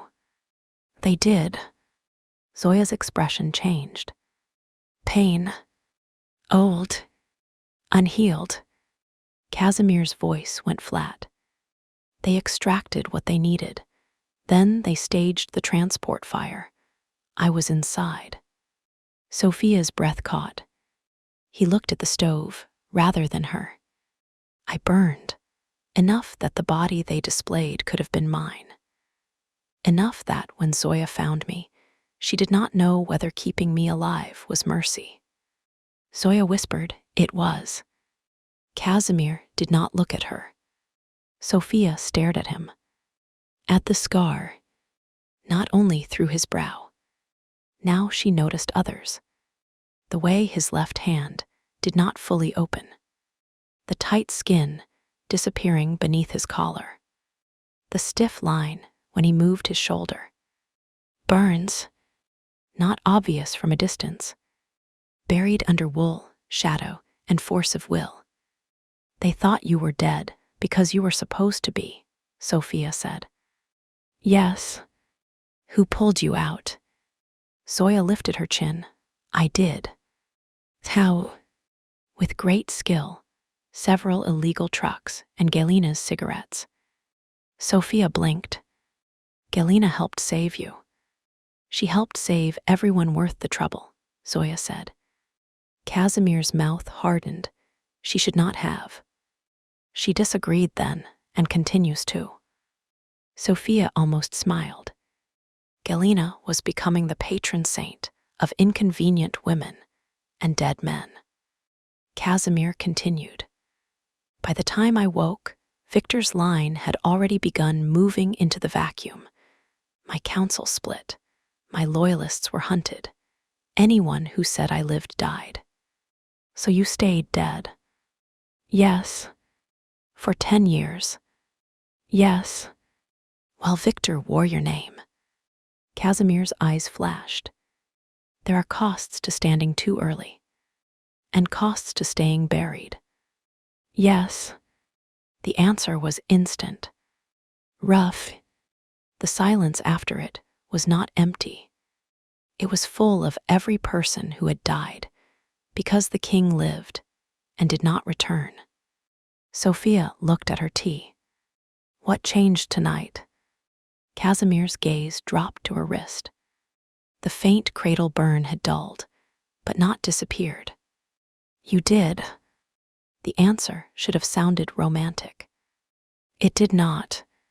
It sounded like a diagnosis. I dislike that. So do I.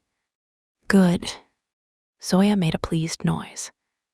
Outside, the wind screamed along the shelter walls. For several minutes, nobody spoke.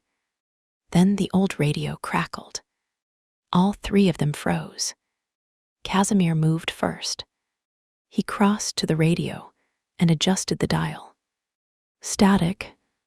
Then a voice. Faint. Female. Mountain Channel 3. Repeat. Mountain Channel 3. Sophia Belova, if alive, respond. Sophia stood too fast. Pain hit. Casimir caught the chair before it tipped, but did not touch her. The voice came again. Sophia Belova, this is Anya Volkov. Respond if you can hear me. Casimir went very still at the name. Volkov. Sophia stared at the radio. Moscow found us. Zoya crossed herself. Casimir's expression turned dangerous. No, Moscow found a channel. Anya's voice continued through static. We have evidence of the Dragunov-Belova protocol. We have the canister. We know the dead king has the bride. Sophia's blood went cold.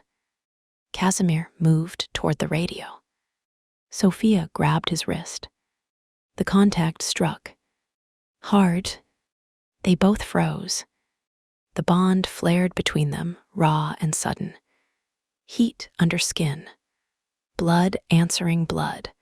The pull was deeper now, no longer just recognition in the snow.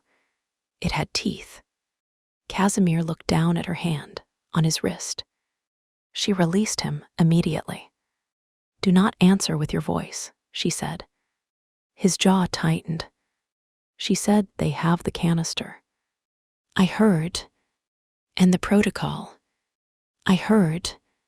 And your dead king's status. His eyes cut to hers. She said the dead king has the bride. Exactly, Sophia said. That is either Anya Volkov warning us or Mara wearing her voice. Zoya nodded. The girl is right. Casimir looked at the radio like he wanted to crush it. Can you verify? Sophia asked. He moved to a small metal cabinet and removed an old codebook. Of course. You have radio authentication codes. I am dead, not careless.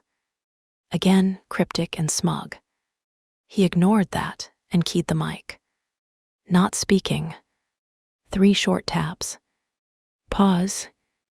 2 taps. Pause. 1 long tap. The radio crackled. Anya's voice stopped. A new voice came through. Male. Cold. Nikolai Volkov responding. Authentication return. 7 to winter. Casimir's face went still. Zoya exhaled.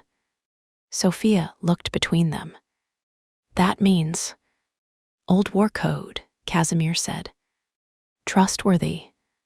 No code is trustworthy. But Mara would have needed a dead man's memory to answer. The radio crackled again. Nikolai said, Casimir Dragunov, if you Ray alive, answer by code, or I assume the bride is hostage. Casimir's jaw flexed. Sophia reached for the mic. He caught her hand before she touched it. The bond snapped again. Her breath hitched. His did too. He released her. Careful, he said. I could say the same. You do not know these men. I know they are closer to answers than your mountain silence. They are Bratva. So are you. His eyes darkened. Not anymore. Sophia looked at the black ring on the table. Then why keep the ring? That hit. Good. Casimir looked away. The radio crackled. A third voice came through. Roman Sokolov. We are not here for your throne, Dragunov. We are here because the Cradle Circle is using your bloodline. Casimir's hand tightened near the radio. Then another voice. Female. Dry. Mila Arden here.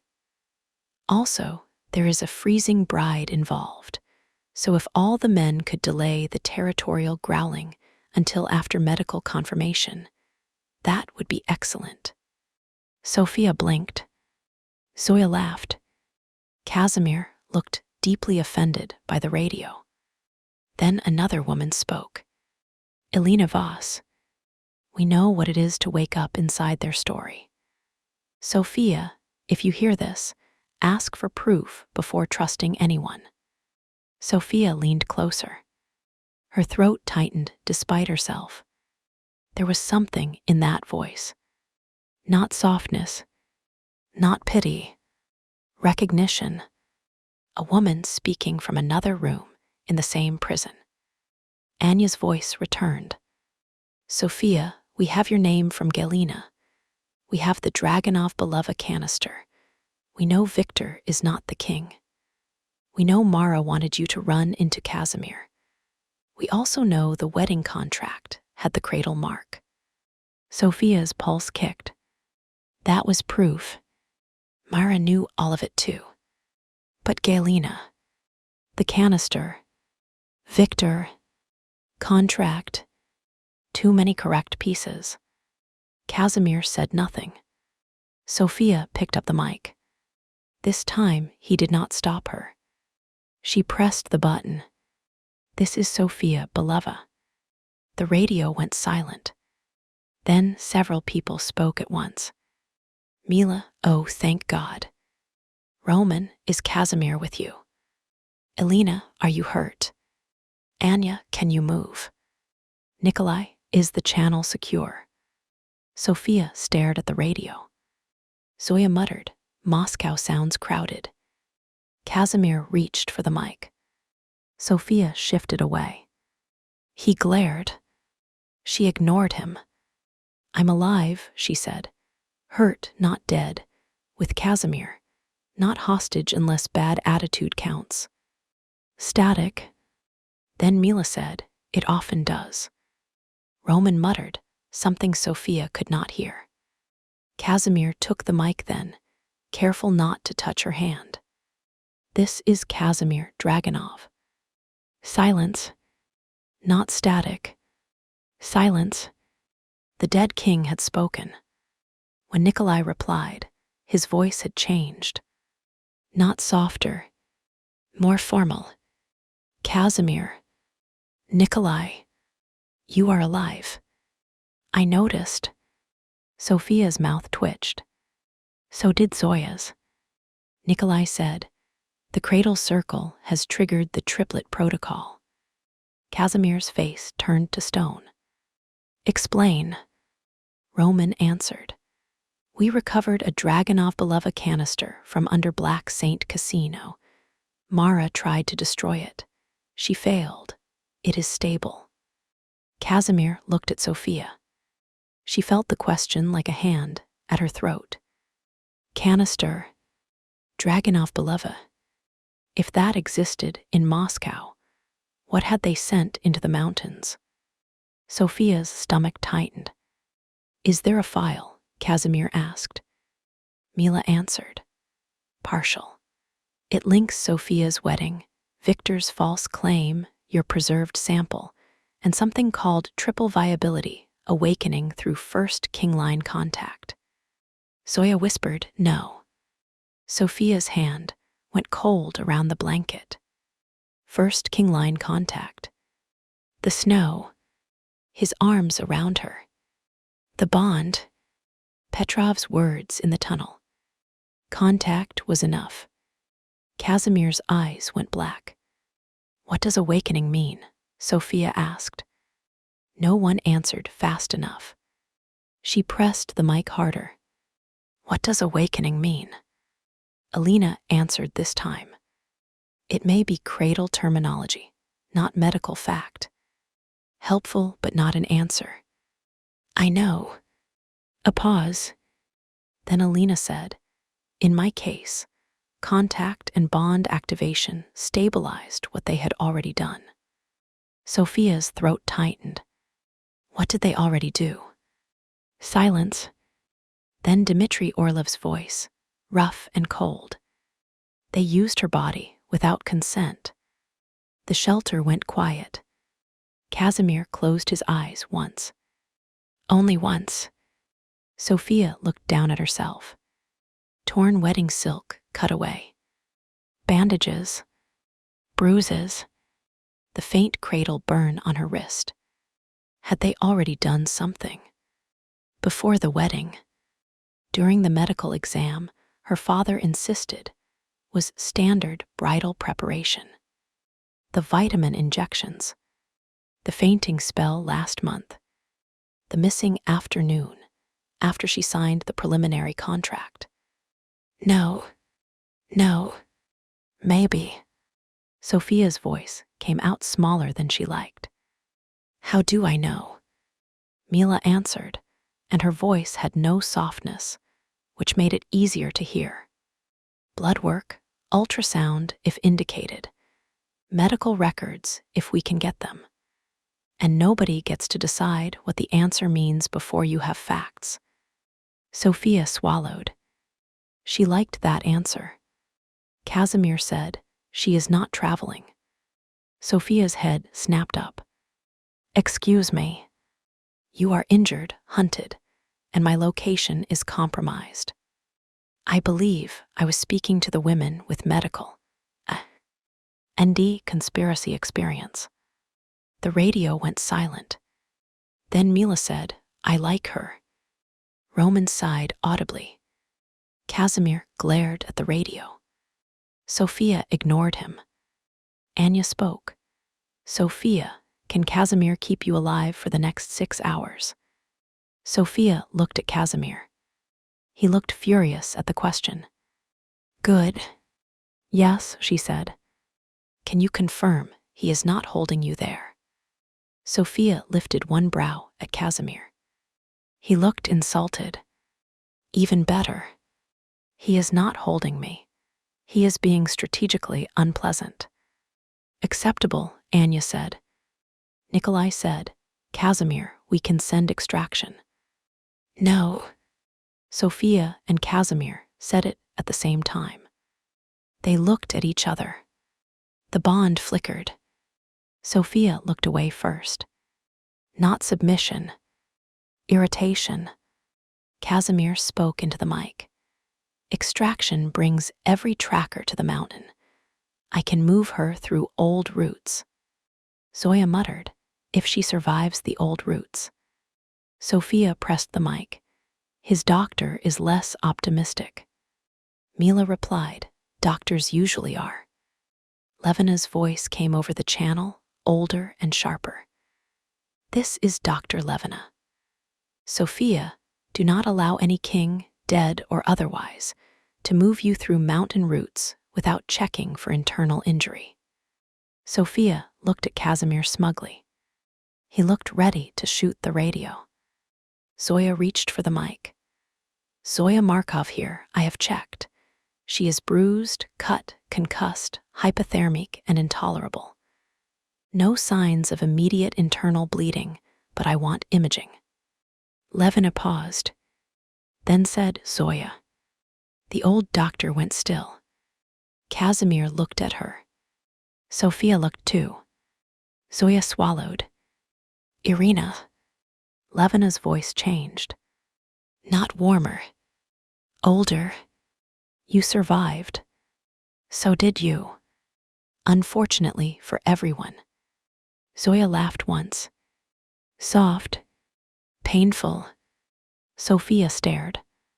Apparently every old doctor in this war had a shared history and a rifle.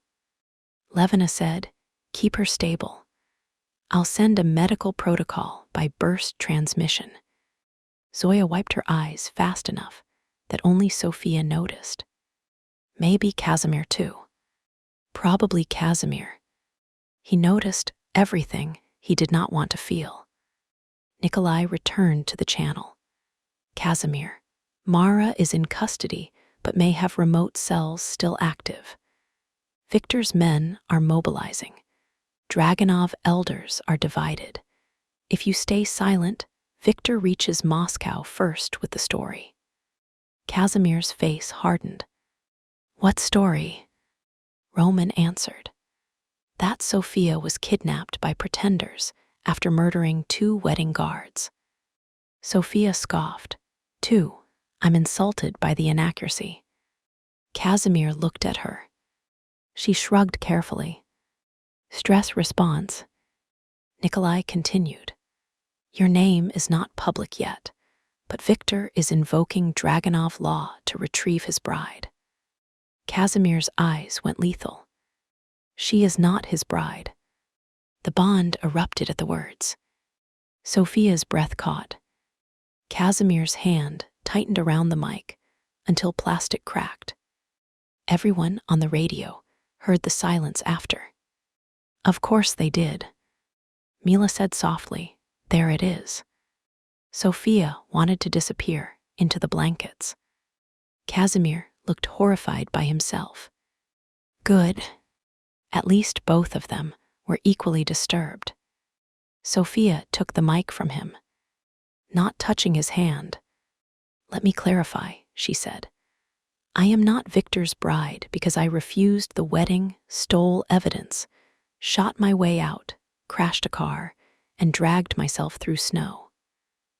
Not because Casimir Dragunov said so." A beat. Then Alina said, "Excellent clarification." Anya added, "Very." Casimir stared at Sophia. She looked back. "Remember it," she said. He did not look away. "I will." The answer was too quiet. It landed too deeply. The radio crackled again.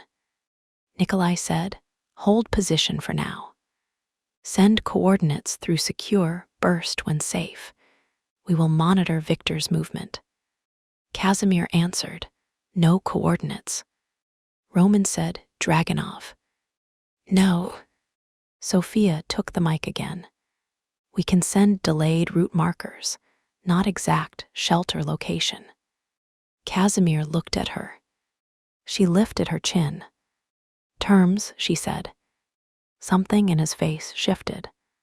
He liked the word, or respected it. "Fine," he said. "Good." Mila muttered, "Progress, painful but visible." The channel ended after Zoya received the medical burst, and Nikolai sent a warning about aerial search patterns. For several seconds after the radio went silent, no one spoke. Then Casimir set the cracked mic down. Sophia expected him to command, brood, or threaten everyone in absentia. Instead, he said, "You handled that well." She blinked. "Are you feverish?" "No." "You gave a compliment." "Observation." "Still suspicious." Zoya patted Sophia's shoulder. "Take it. He gives praise about once per decade." Casimir looked at the old woman. She smiled sweetly. Sophia's body ached everywhere, but for one strange second, warmth threaded through the pain. Not from the bond. Maybe not. Maybe just the stove, the tea, the absurdity of surviving a wedding and meeting a dead king's doctor.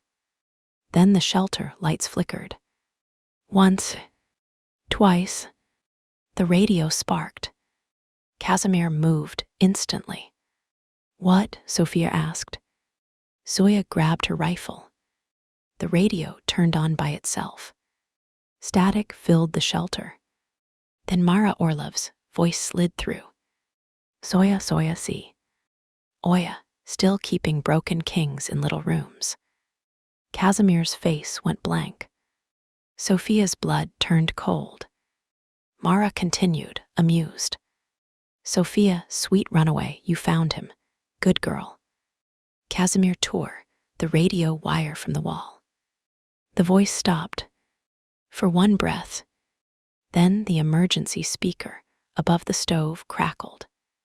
You should not have thrown away the crown, Mara said. Sophia stared at the ceiling speaker. The crown. In the snow. The invitation. Not the tracker. The speaker laughed. You still do not understand. The crown was never meant to find Casimir. Casimir looked at Sophia. Zoya whispered, no. Mara's voice softened. The crown was meant to wake what my doctors put in you before the wedding. Sophia stopped breathing. A pulse moved through her wrist. The cradle mark burned red. Once, twice, then pain stabbed low in her abdomen. Not severe, not clear. Enough. Her hand flew there before she could stop it. Casimir moved. Stopped himself. The bond snapped tight across the room. Mara laughed quietly through the speaker.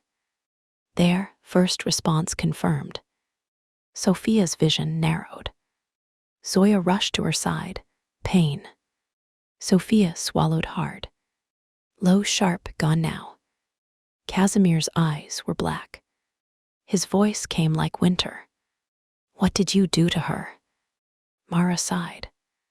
Ask the dead king what happens when the right bride bleeds, freezes, runs, and touches the old line before midnight. Sophia gripped the blanket. No, no. Mara whispered, 1 heartbeat wakes survival. 2 wake bond, 3 wake dynasty. The speaker clicked off. The shelter went silent. Sophia stared at Casimir. Casimir stared at her. Zoya's hand shook as she reached for her medical bag. Outside, the blizzard struck the mountain hard enough to rattle the iron door. Inside, Sophia's palm stayed pressed to her abdomen. There was no heartbeat she could feel. No proof. No certainty. Only the memory of Mara's voice, the burn on her wrist, and the way Casimir Dragunov looked at her now. Not like a bride. Not like property.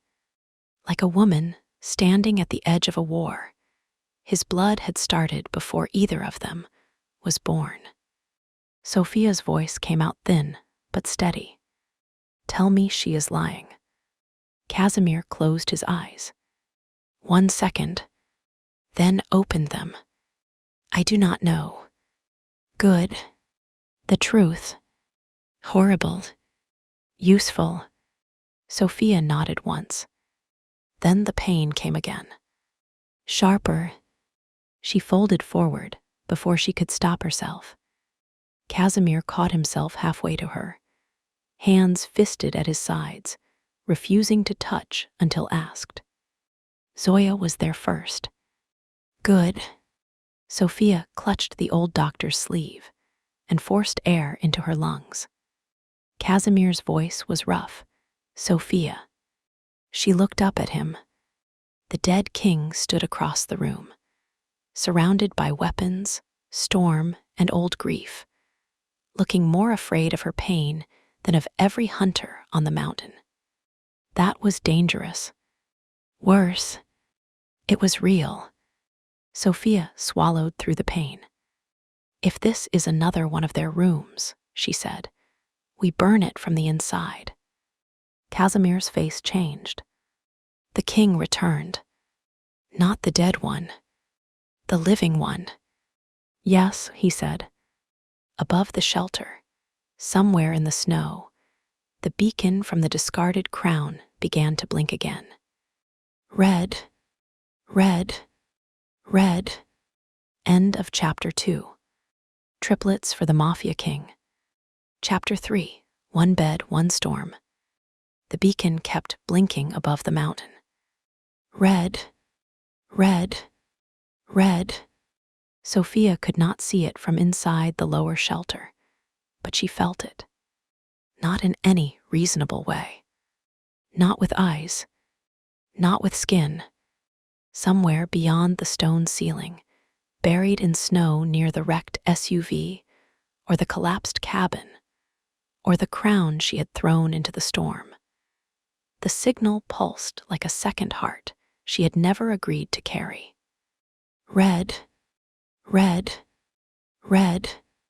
Each pulse made the cradle mark on her wrist burn. Not badly enough to make her scream. Worse, badly enough to make her aware. Zoya crouched in front of her with a medical kit open on the floor, her old hands quick and brutal as she checked Sophia's pulse, pupil response, ribs, ankle, and the shallow slice across her side. Casimir stood near the iron door, rifle in hand, listening to the storm like it spoke a language only dead kings remembered. He had not looked away from the door since Mara's voice had vanished from the speaker. That should have reassured Sophia. It did not. She had learned too much tonight about men who stood guard. Sometimes they guarded women from danger. Sometimes they guarded women from leaving. Sometimes they did both and called the difference love. Casimir Dragunov had not called anything love. Good. Sophia was in no mood to shoot poetry. Zoya wrapped a blood pressure cuff around Sophia's arm. Pain again.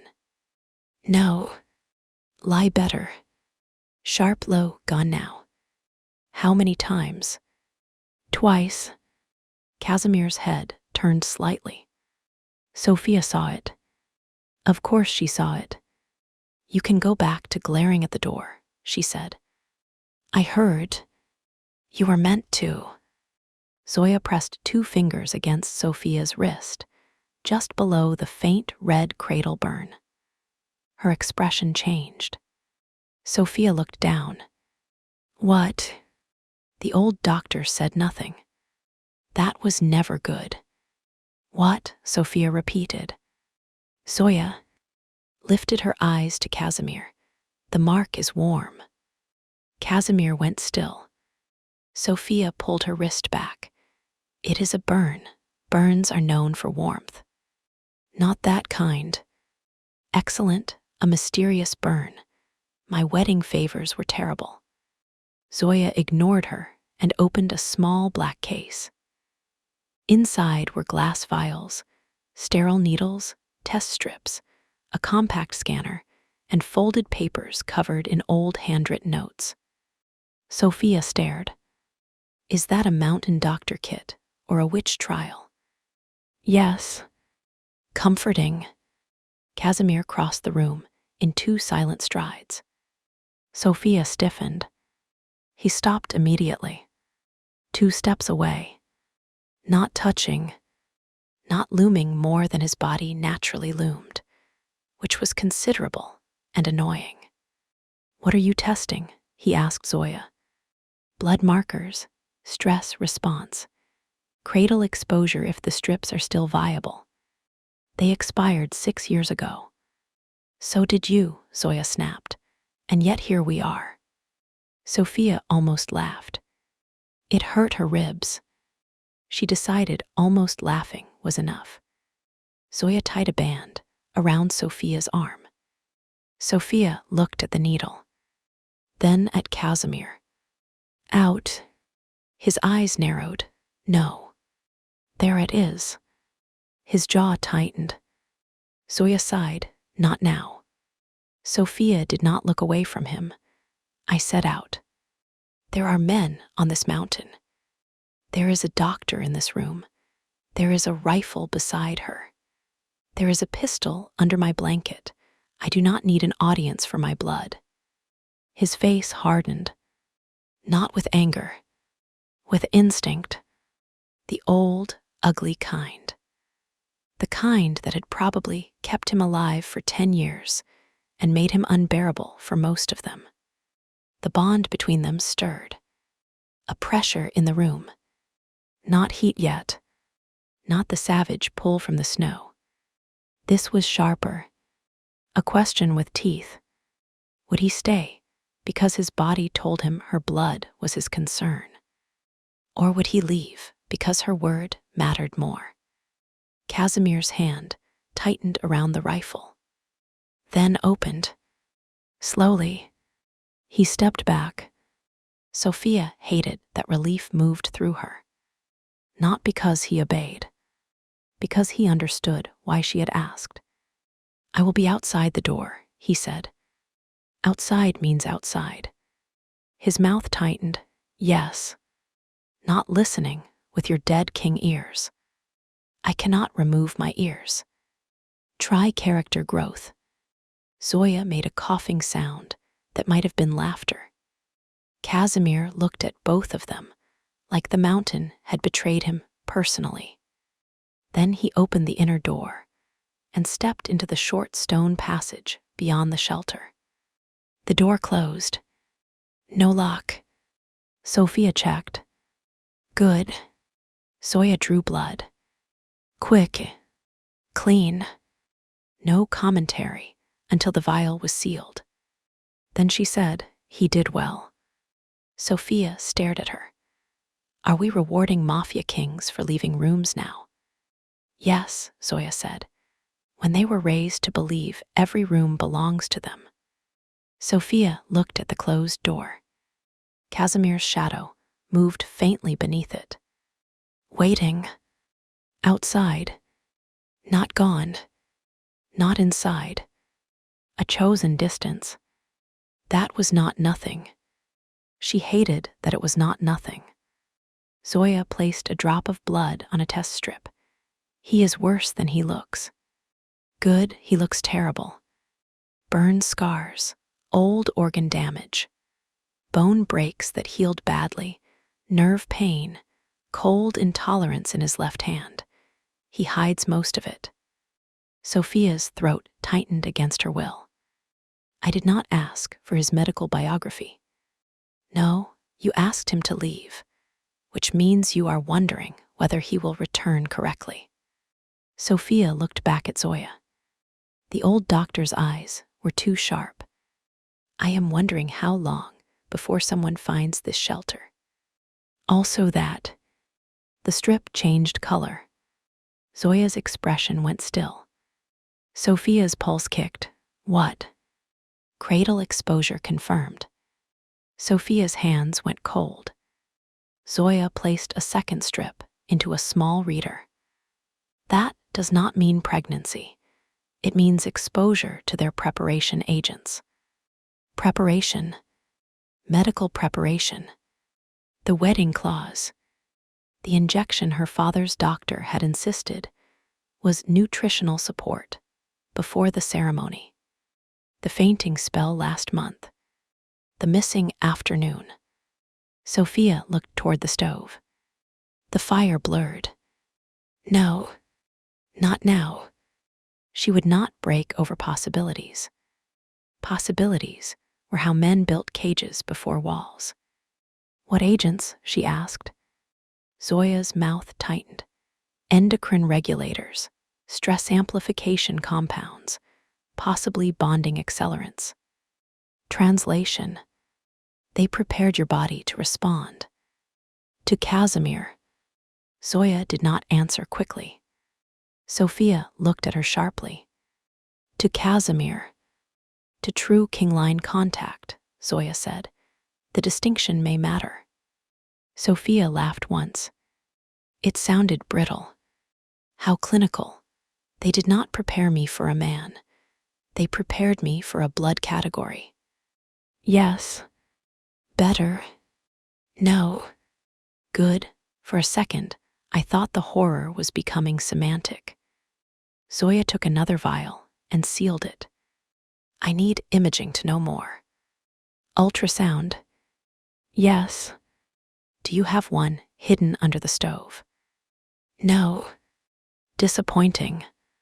There is portable equipment at the upper winter post, but the storm cut the route. Of course. Zoya looked toward the ceiling. The wind struck hard enough to make the shelter groan. Sophia followed the sound. The store. M had changed. Earlier it had screamed and lashed. Now it pressed, heavy, thick, deliberate, like the whole mountain had lowered itself onto the shelter. How bad? Sophia asked. Bad enough. I hate that answer.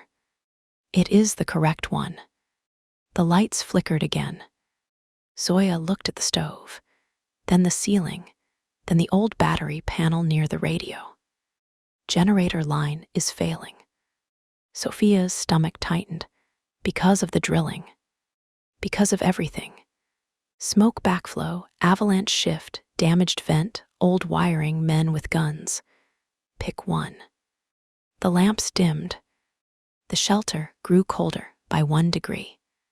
Then another. Zoya swore and crossed to the panel. The lights flickered, went out. The stove remained, but the fan died. The room fell into firelit shadow. From outside the door, Casimir's voice came instantly. Zoya. Sophia rolled her eyes despite the sudden cold. He heard electricity fail. The door opened. Casimir stepped inside with snow in his hair and rifle still in hand. His eyes went first to Sophia, then the blood vials, then Zoya. Results. Sophia said, I lived through the needle. Thank you for your emotional support from the hallway. His mouth almost moved. Not enough. Damn him. Zoya snapped. Cradle exposure confirmed. No pregnancy confirmation without better equipment.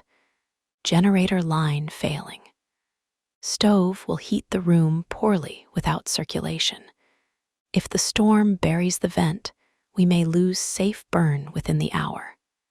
Casimir looked at the ceiling, then at the door, then at Sophia's blanket. Calculation again. Sophia pointed at him. Do not calculate me silently. He looked at her. You are hypothermic. I am warming. Not enough. You are not a thermometer. No, Zoya is. Zoya nodded grimly. Your temperature is too low. Pulse unstable. Blood loss, shock, cold exposure. You need full thermal support. Sophia glanced at the stove. Add wood. Wood does not fix circulation. Then fix the generator. Casimir said, the line runs through the outer crawl space. Meaning? Someone goes out. Zoya said, not you. Casimir looked at her. She looked back. For 1 second, Sophia thought the old woman might hit him with the rifle. You are the only thing on this mountain Mara definitely wants alive long enough to trigger whatever she built, Zoya said. If you go outside and freeze, bleed, or get shot, the girl becomes bait without an anchor. Sophia's mouth hardened. Do not call me the girl. Zoya looked at her, the injured bride then. Also bad. Sophia, Casimir said. That was worse. His voice did something low to the room. Sophia looked at him sharply. Careful. His jaw clenched. He had not meant to. That mattered. Or maybe it did not. I can repair the line faster than Zoya, he said. And if men are waiting outside, I kill them. Simple hobby. Necessary one. Zoya shoved another blanket around Sophia's shoulders. There is another option. Sophia did not like the way both Zoya and Casimir went silent after that. What option? Zoya looked at Casimir. Casimir said, no. Sophia's eyes narrowed. There it is again. The magical no before the woman hears the information. Casimir's expression hardened. It is not an option. Then it will be easy to explain. Zoya ignored him. There is a thermal room behind the rear wall, old miners' sleeping cell. Smaller, better insulated. The stove duct still runs through it. That sounds reasonable. There is one bed. Sophia stared. Casimir looked at Zoya like betrayal now, had a grandmother's face. Zoya lifted both hands. I did not design the mountain. Sophia laughed softly, then stopped because her ribs objected. One bed, she repeated. More like a bunk, Zoya said. Wide enough for two if nobody values dignity. I value dignity highly.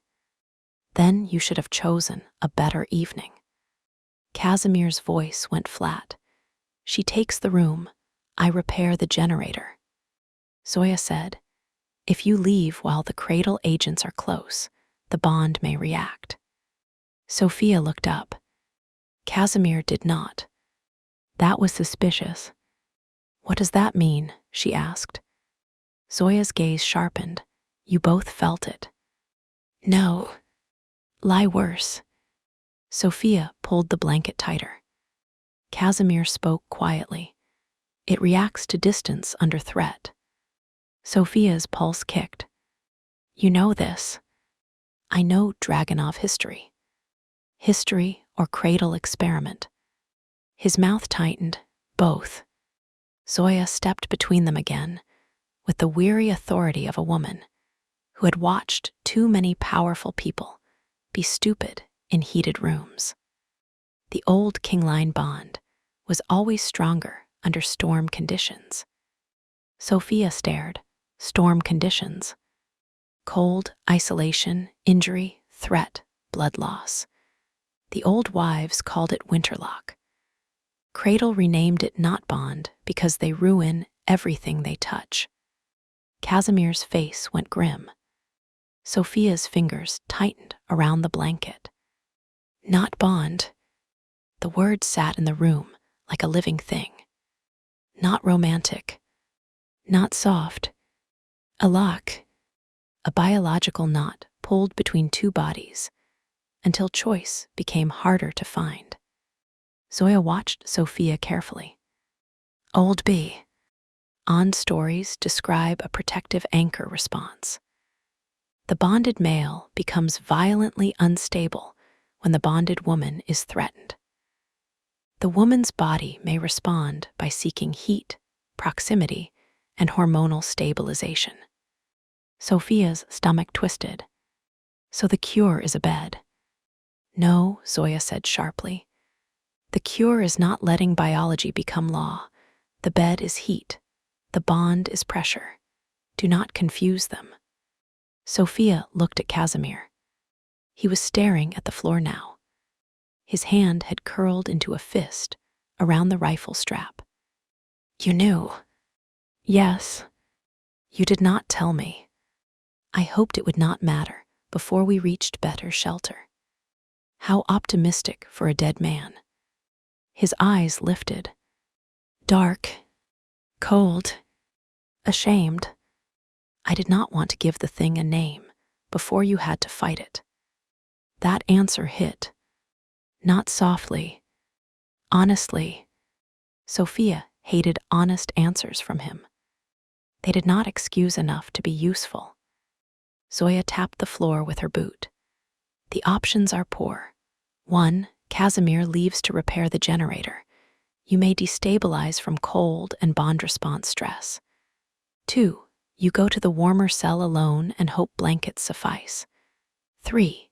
He stays within proximity, not touching unless you choose, not claiming, not feeding the bond more than necessary. Survive the storm first. Interpret later. Sophia listened, then looked at Casimir. What do you want? His face closed. No, that is not an answer. It is the only safe one.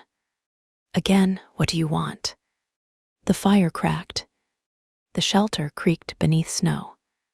Casimir's gaze held hers. For a man who had survived death, fire, exile, and a decade of hunting, he looked almost afraid of the question. Good. He should be. Finally, he said, I want to put you in that room, seal the door, stand outside, and kill every man who comes near it. Sophia's throat tightened, and his jaw flexed. And I want to stay close enough that the mark on your wrist stops burning. The words were not romantic. They were worse. Precise. Controlled. True. Sophia looked down at her wrist. The cradle mark pulsed again. Red. Red. Casimir's hand twitched. He saw it. Felt it. Maybe both. And what does the bond want? She asked. His eyes went black. Not fully.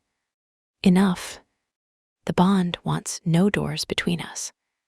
Sophia went cold. Does the man? Casimir did not answer quickly. She appreciated that. A fast answer would have been useless. The man wants you to choose the door, he said. The room went very still. Zoya looked at him, as if he had finally passed an exam she had been giving him for 10 years. Sophia did not soften. Softness could come later. Maybe never. But she heard him. Fine. She could work with terms. Then these are mine, she said. Casimir inclined his head once. Say them. I take the warmer room. You stay inside because Zoya thinks distance may worsen the mark, and because the generator may be a death trap. You do not touch me unless I ask. Yes. You do not use the word bride unless, referring to the fact that I ran away from being one. His mouth almost moved. Yes. You do not call this protection if it starts behaving like possession. His voice lowered. Yes. If I tell you to leave, you leave, unless the shelter is actively on fire or collapsing. A pause. Casimir. Yes, he said. You sleep on the floor. Zoya snorted. He will freeze on the floor. He has survived worse. Yes, Casimir said. Zoya pointed at Sophia. Bad medicine. Sophia looked back. My terms. Zoya lifted both hands again. Your frostbite. Casimir opened the rear wall panel. A narrow wooden door appeared behind a rack of blankets and storage crates. Hidden. Of course. Everything in his world hid behind something else. He opened it. Warmth breathed out. Not much. Enough. The sleeping cell was tiny. Stone walls. Low ceiling. One iron-framed bed pressed against the far wall. A shelf with candles. A vent pipe glowing faintly from stove heat. A wool rug on the floor. No windows. No second exit. Sophia stared at the bed. The bed stared back like a trap with blankets. Casimir stood aside. Your room. Sophia looked at him. Our storm, she said. His eyes darkened. The bond hurt her. She regretted the wording immediately. His voice came rough, careful. I know. She hated that she sounded like him. The sleeping cell smelled like old wool, smoke, cedar, and winter, stored inside stone.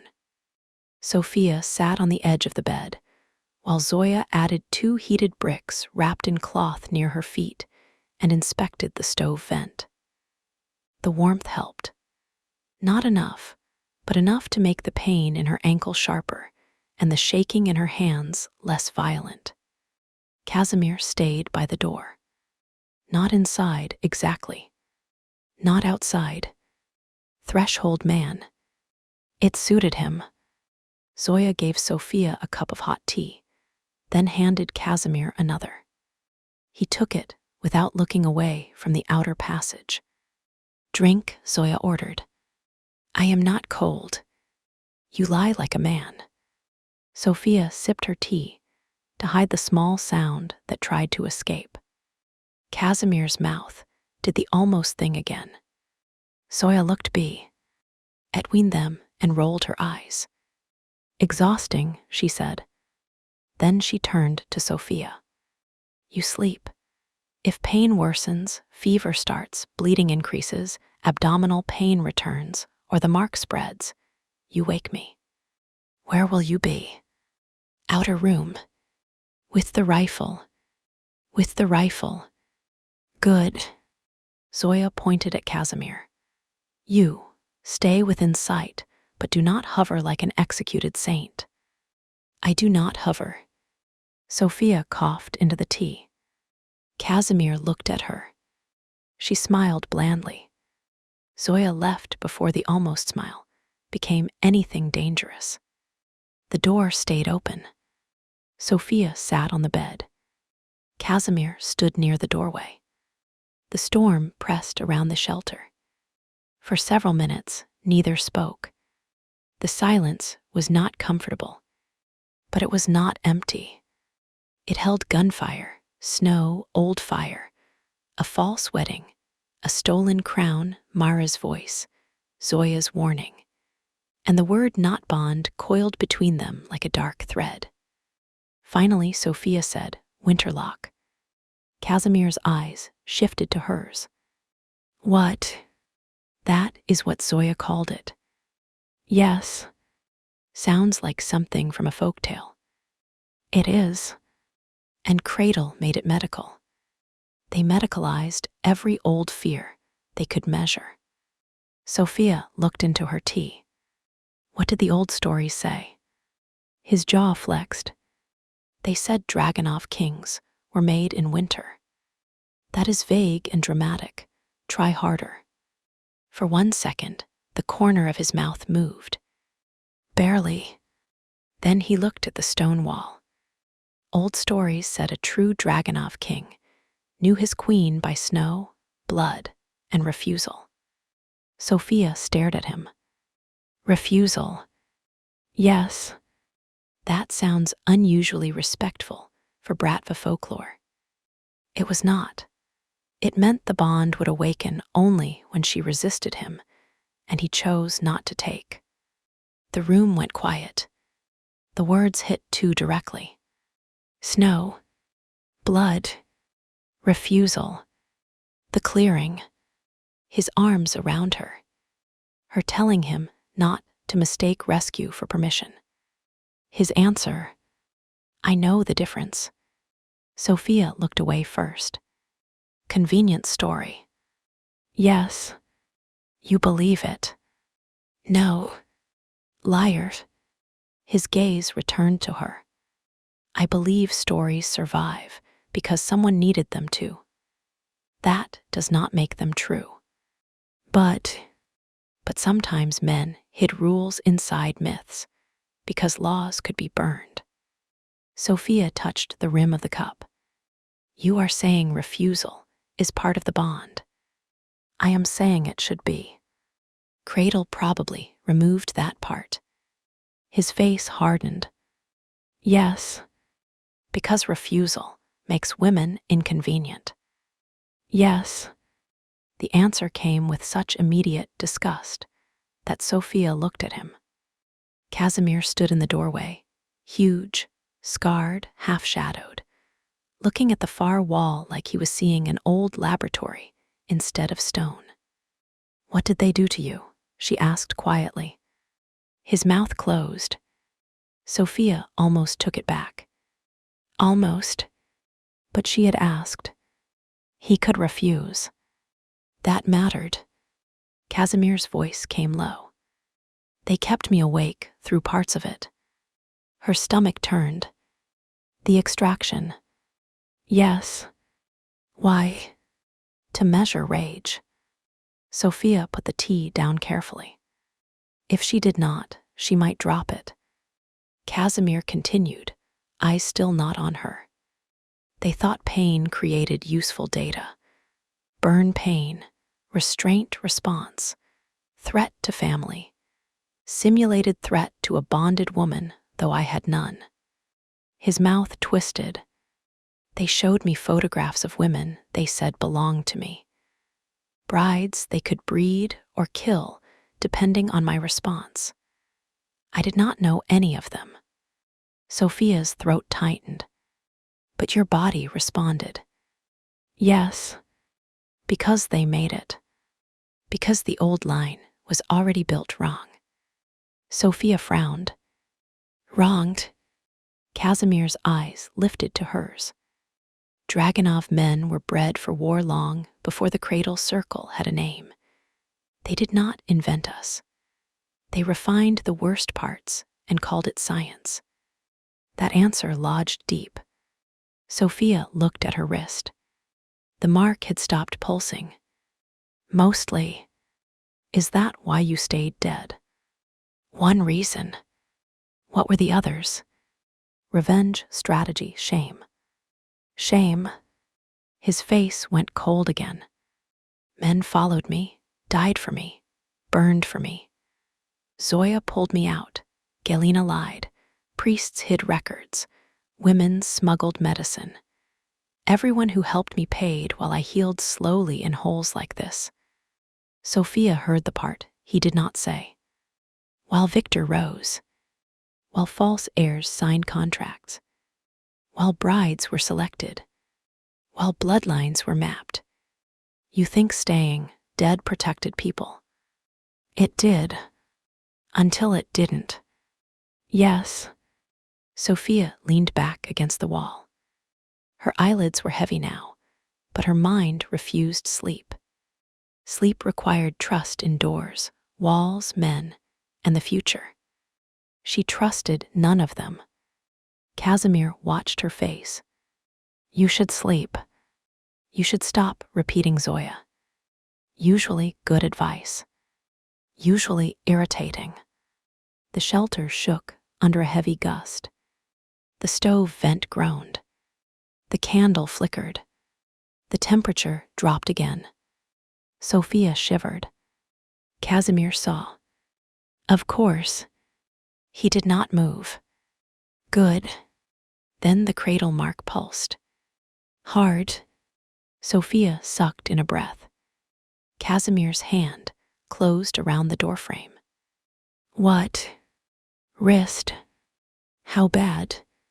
Sharp. Now. Gone. He looked at the mark. It had darkened. The red line extended slightly past the original B. Urn curling toward her palm like a thread. Casimir cursed in Russian. Not loudly. That made it worse. Sophia held her hand up. Is it spreading? Yes. How much? A little. Do not say a little with that face. His eyes lifted to hers. It is reacting to cold. And distance. His jaw tightened. Maybe. Sophia looked at the empty floor near the door. Then at the bed. Then at him. No. Absolutely not. The mark pulsed again. This time the pain traveled up her arm and into her ribs. She bent forward. Casimir moved one step. Stopped. Sophia.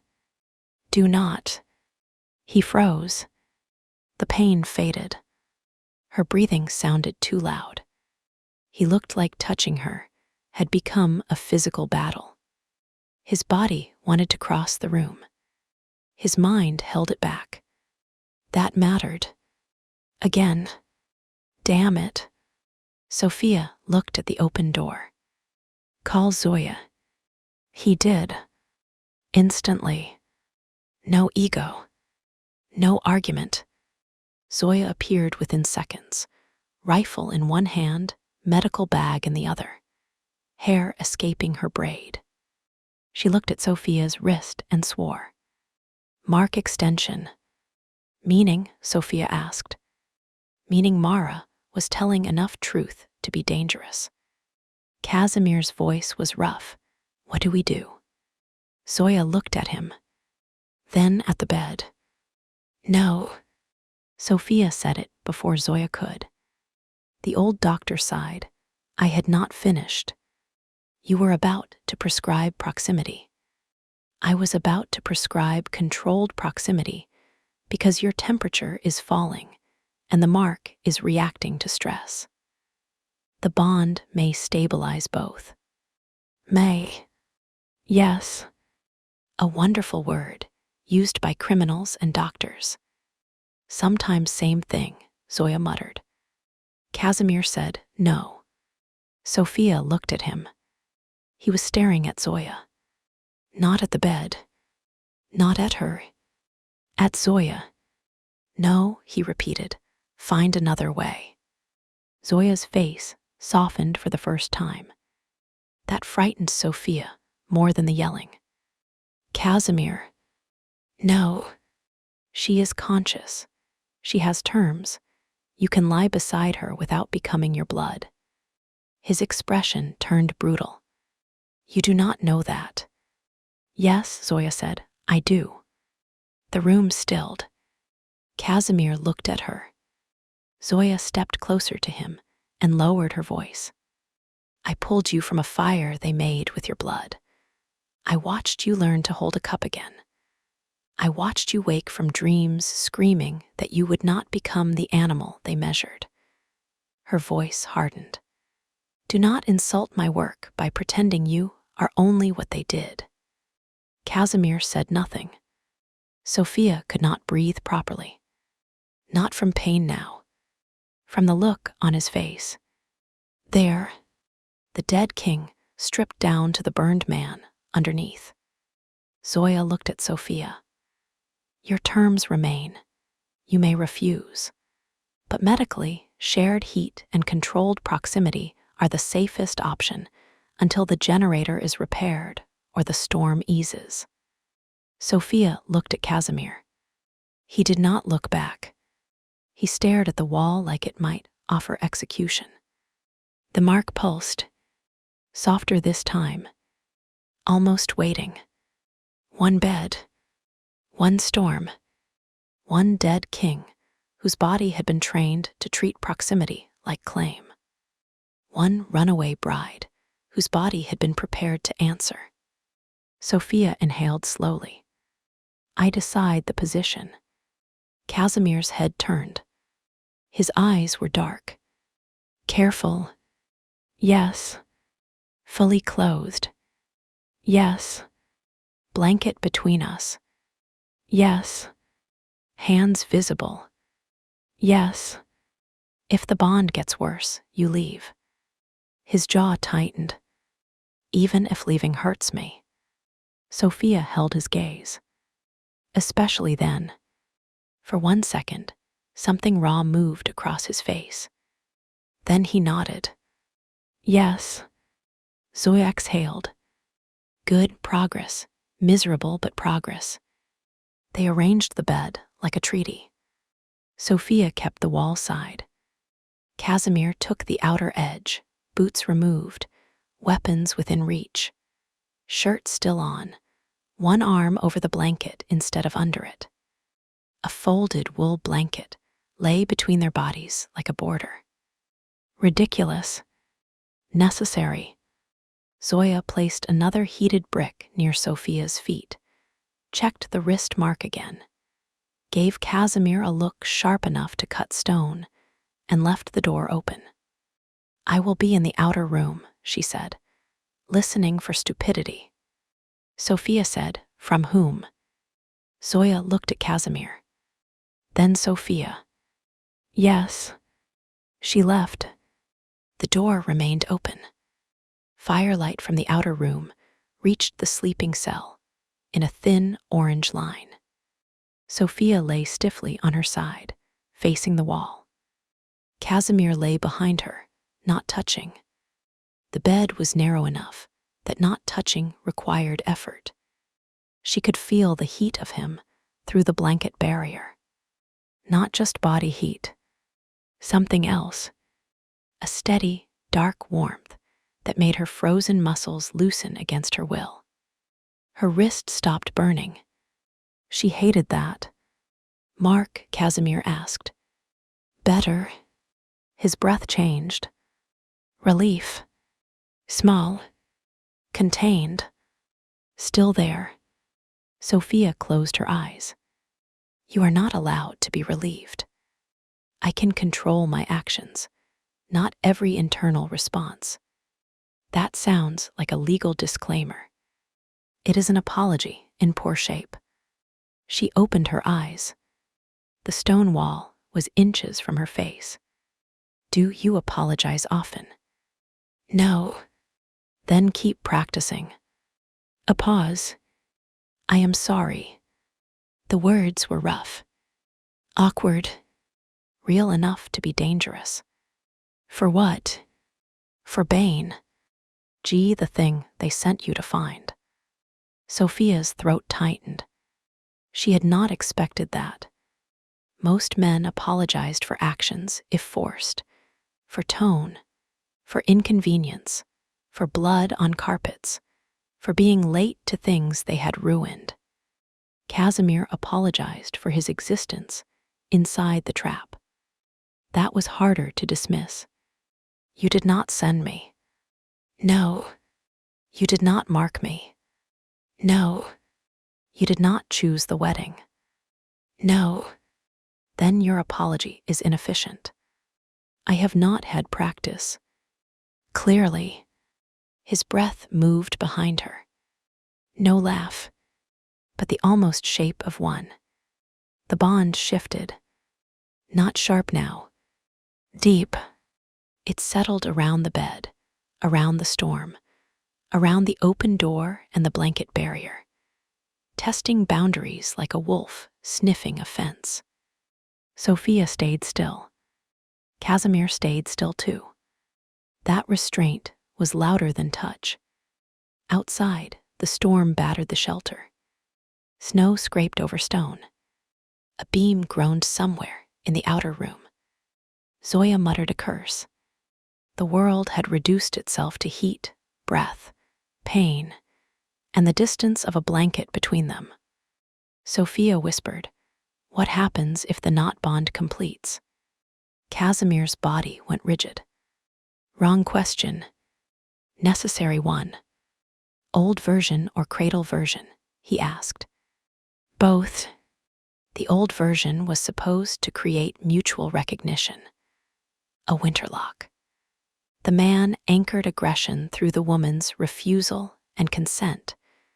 The woman could calm him, reject him, or send him to war. That sounds suspiciously flattering to women. It was written by women. Sophia blinked. What?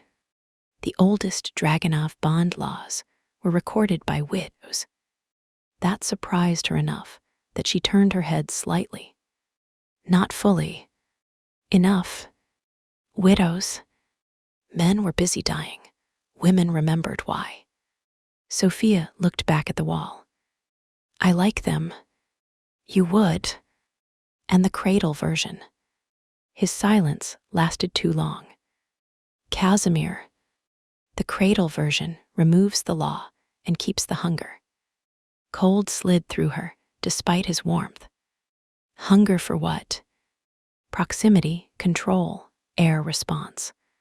Violence against threats. Chemical distress if separated. Physical regulation through touch. Sex. The word sat in the dark. Casimir's breath stopped. Sophia let it.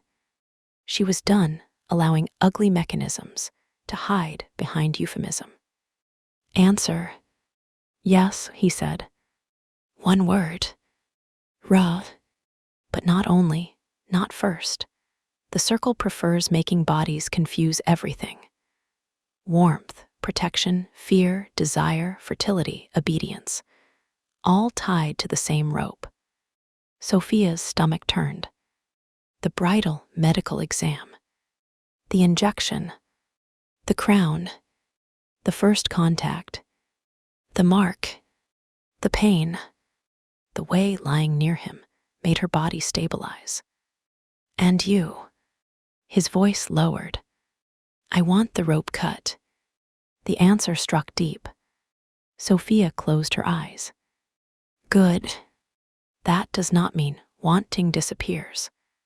Her eyes opened. The room seemed smaller, more honest. That was also an answer. It should be. Heat moved under her skin. This time not entirely from the bond. She hated the difference. Or worse, she recognized it. Casimir was dangerous. Scarred. Too blunt. Too controlled. Too large in a narrow bed. A dead king dragged back into a war by her body and blood and Mara's manipulation. He was also the first man in 2 days who had told her the ugly truth before touching her. The first man who released her when she said don't. The first man whose restraint felt like action, not absence. Sophia turned carefully onto her back. Pain flared. Casimir shifted away instantly, giving space. Do not move, he said. She looked at him. One candle burned near the shelf, throwing dim light over his face. Up close, the scars were clearer. Not just the brow. One at his throat. One near the collar. Burn texture disappearing beneath the shirt. The left hand lying open above the blanket, fingers slightly crooked. He watched her like he expected her to tell him to leave. She did not. Not yet. You said wanting does not disappear, she said. His eyes went blacker. Yes. What do you want? Sophia. Answer. The bond tightened. He closed his eyes once. When he opened them, he looked furious at himself. I want to take every mark they put on you and give it back in blood. That is not what I asked. It is the answer I trust. What is the answer you do? His jaw flexed. The storm roared above them. I want you warm, he said. Safe, unhunted, unmarked. I want your father on his knees, Victor's throat under my boot, Mara's voice gone from every room. I want the mountains sealed until I understand what they did to you. His voice dropped.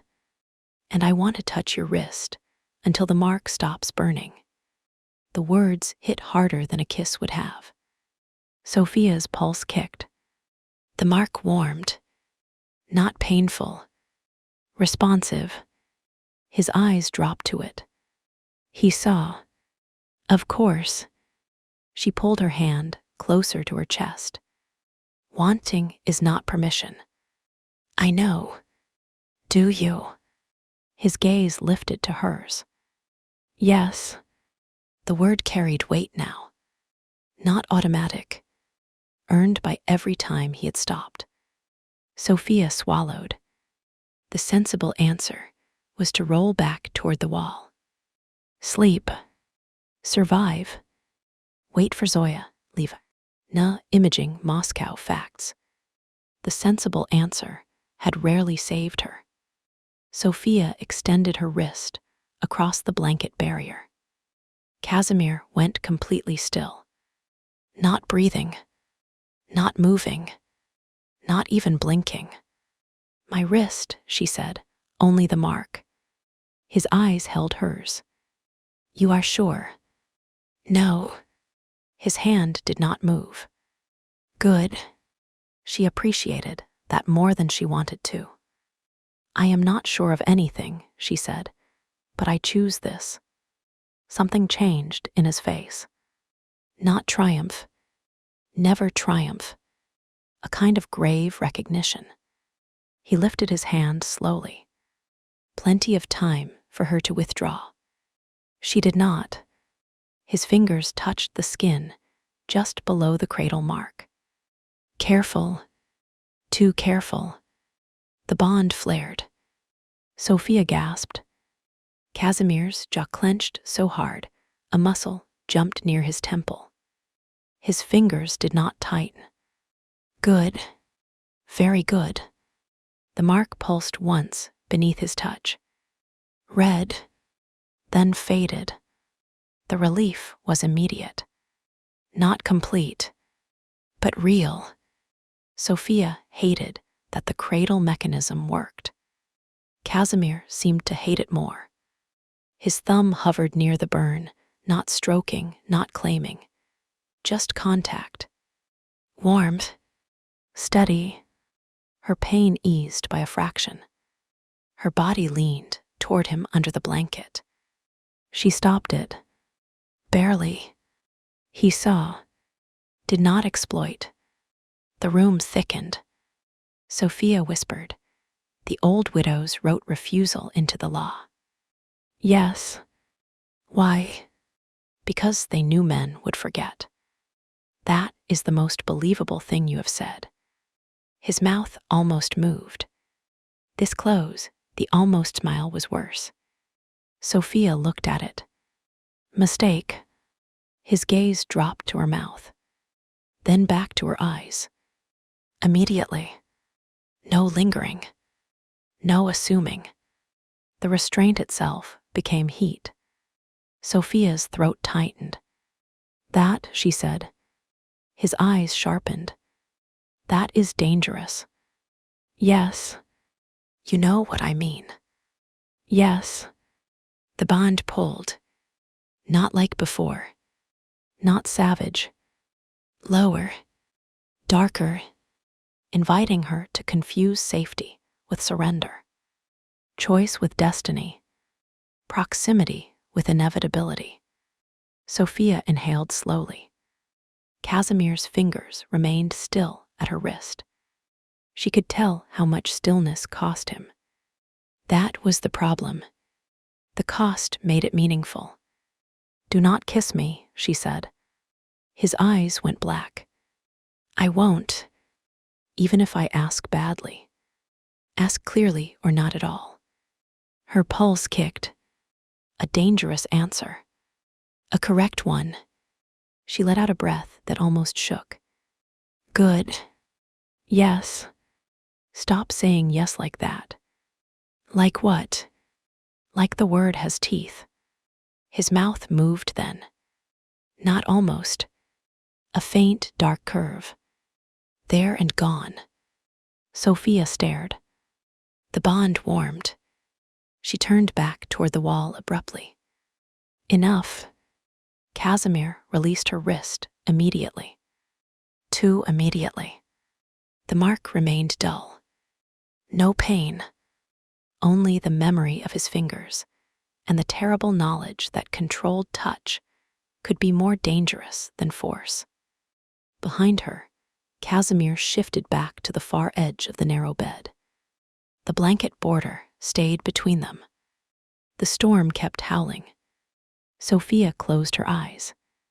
Thank you. The words came out before she could stop them. His voice was low behind her. For stopping. Yes. That should be ordinary. It is. Silence. Then rougher. It will be with me. Sophia's eyes burned. No. Absolutely not. She would not cry, because a dead king managed the bare minimum and called it a standard. But the world she came from had made the bare minimum rare. She hated that too. She slept before she could answer. She woke to Casimir growling. Not metaphorically, not a figure of speech. A low sound came from behind her, deep enough to vibrate through the narrow bed. Sophia's eyes snapped open. The room was nearly dark. The candle had burned low. Firelight from the outer room had dimmed. The storm outside was worse, if that was possible. The shelter walls creaked beneath snow and wind. Casimir was no longer lying on the bed.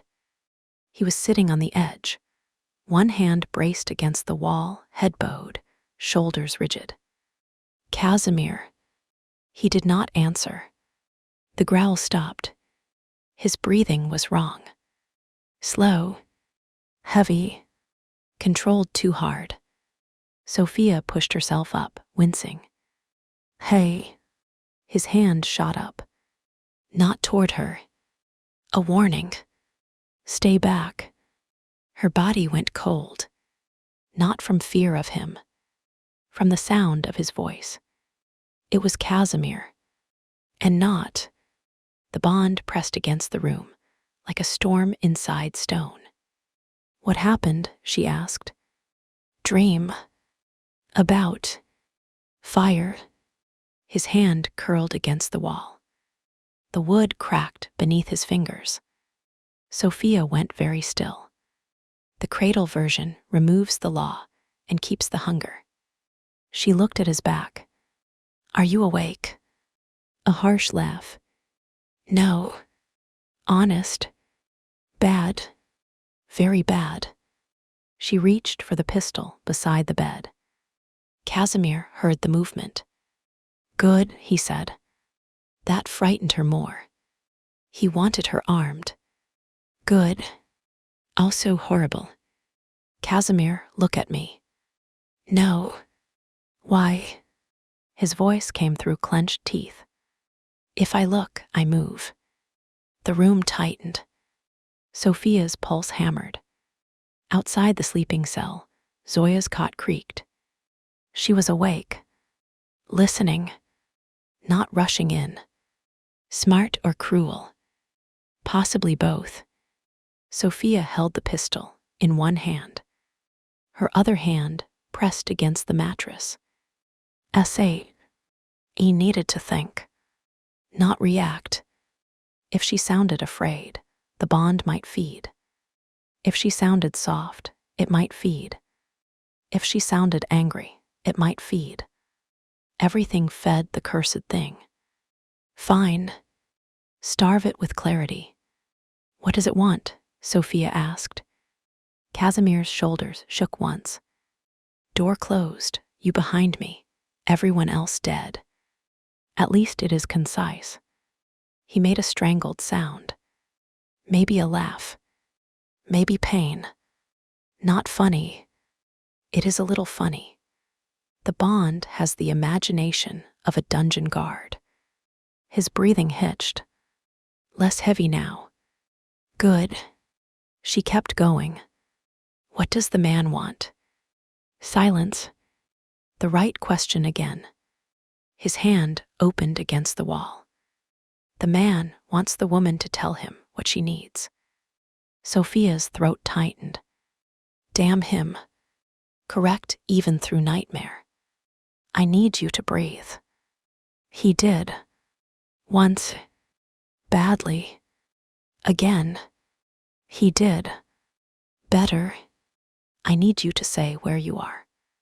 Shelter. Who is here? Zoya, Sophia. Who am I? His head lowered. Sophia Belova. Not bride. No. Not protocol. No. Not queen. His voice roughened.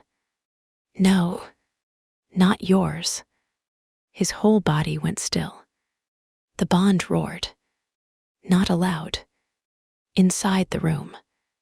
Inside her wrist. Inside the space between them. Casimir bowed forward like the words hurt physically. Then he said, not mine. The storm outside cracked thunder across the mountain. Snow slammed against the shelter. The mark on Sophia's wrist burned bright red. She gasped. Casimir turned at the sound. Only halfway. Enough. His eyes were black. Not dark. Black. The Dragonov knot bond had awakened. Fully. Sophia felt it like a lock snapping, shut somewhere beneath the world. Her body recognized him with such force, she nearly dropped the pistol. Warmth flooded her blood, terrible and immediate. Pain blurred at the edges. Her lungs pulled in his air. Her heartbeat seemed to adjust around the rhythm of his breathing. No, no, no, no. Casimir saw the change in her face. Horror cut through the black in his eyes. He stood fast and crossed toward the open door. Leaving, because she said not mine, and the bond answered by trying to make him prove otherwise. Good man. Terrible bond. Sophia's wrist burned harder when he moved away. She cried out before she could stop herself. Casimir stopped at once. His hand gripped the doorway. Zoya appeared beyond him, rifle in hand, face grim. What happened? Not bond, Casimir said. The words sounded ripped out.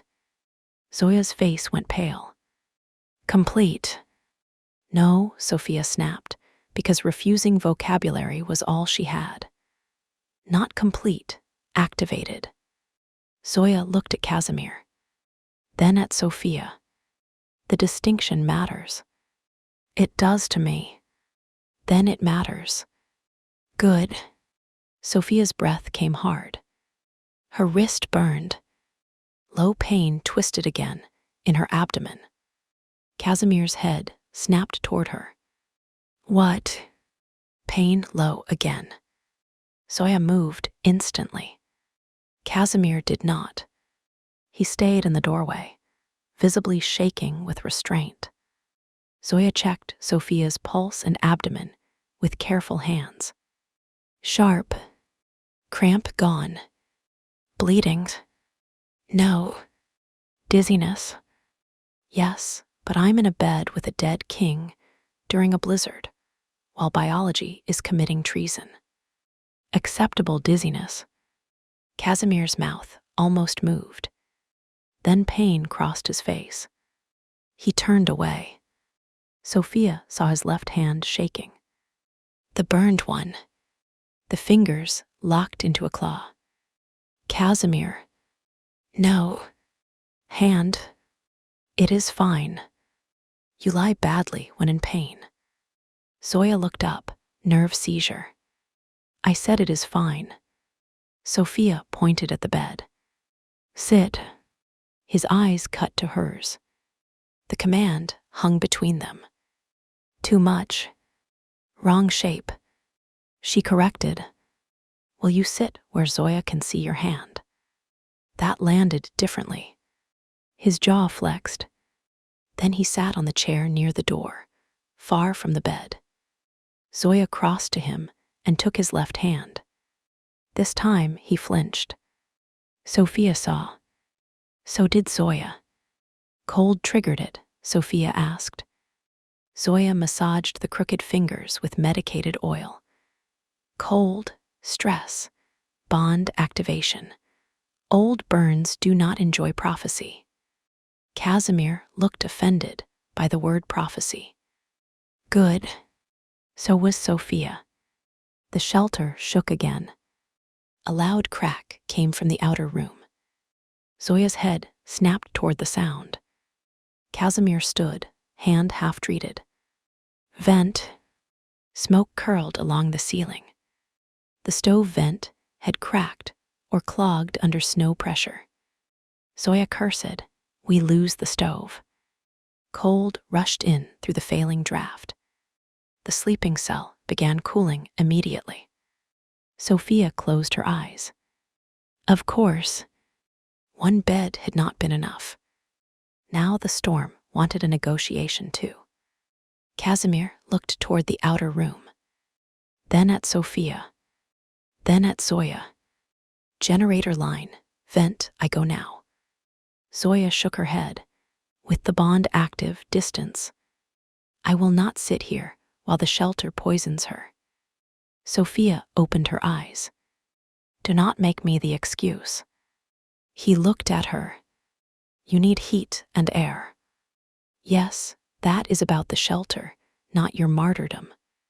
The line is outside. Then we solve outside. You are not going outside. There it is. His jaw clenched. Zoya stepped between them. No one wins this argument while smoke fills the room. The old doctor moved with brutal efficiency, throwing open a lower draft hatch and killing the stove fire. Cold air surged in. Smoke thinned slowly, but heat vanished faster. Sophia's teeth began chattering again. Casimir saw. The Bond saw. The room became dangerous. Casimir turned away. Zoya, pack medical. We moved to the archive room. Zoya froze. No. Yes. Sophia looked between them. What archive room? Casimir did not answer. Zoya did. The room he swore never to open. Now that was interesting. Sophia sat up despite pain. Casimir. No. You are very attached to that word. His eyes cut to hers. The archive is not safe. Neither is the room filling with smoke. Zoya's mouth tightened. She did not argue that. Casimir pulled the wall shelf aside, revealing another narrow door. Of course. Sophia stared at it. Another hidden room. Last one. I do not believe you. Good. He opened the door. Cold darkness waited beyond. Not tunnel darkness. Room darkness. Dry. Still. A smell drifted out. Paper. Dust. Metal. Old blood. Sophia's skin prickled. What is in there? Casimir looked at the black space. His voice changed. The reason I stayed dead. The archive room was colder than the sleeping cell, but safer than smoke. Casimir carried Sophia only after she asked for assistance with surgical hostility, and clarified that assistance did not mean bridal transport. He offered his arm first. Her ankle failed after 3 steps. She cursed. Zoya said something about pride being medically expensive. Sophia then said, "Fine, carry me to the cursed archive before I lose consciousness and you all become unbearable." Casimir lifted her. The Bond reacted. So did they. But this time, it did not detonate. It tightened, deepened, like a rope pulled slowly through a fist. Sophia kept her hand against his shoulder, not around his neck. Casimir kept his grip firm, but impersonal. As much as carrying an injured woman through a secret stone door could be impersonal. His heart beat hard beneath her palm. Too hard. She wondered if his matched hers, then decided not to wonder anything that made the room warmer. He set her on an old wooden bench inside the archive. The second his arms left her, the cradle mark pulsed once, but did not burn. Progress or trap? Hard to tell. Zoya followed with lamps. Light filled the room. Sophia forgot pain for 1 full second. The archive was enormous. Not in width, in density. Every wall was lined with shelves, metal boxes, ledgers, sealed tubes, photographs, maps, blood vials in cold cases, old marriage contracts, burned documents under glass, a medical examination table in one corner, a radio terminal in another. 3 locked cabinets marked with the Dragunov wolf. And on the far wall, pinned beneath glass, was a map of Bratva bloodlines.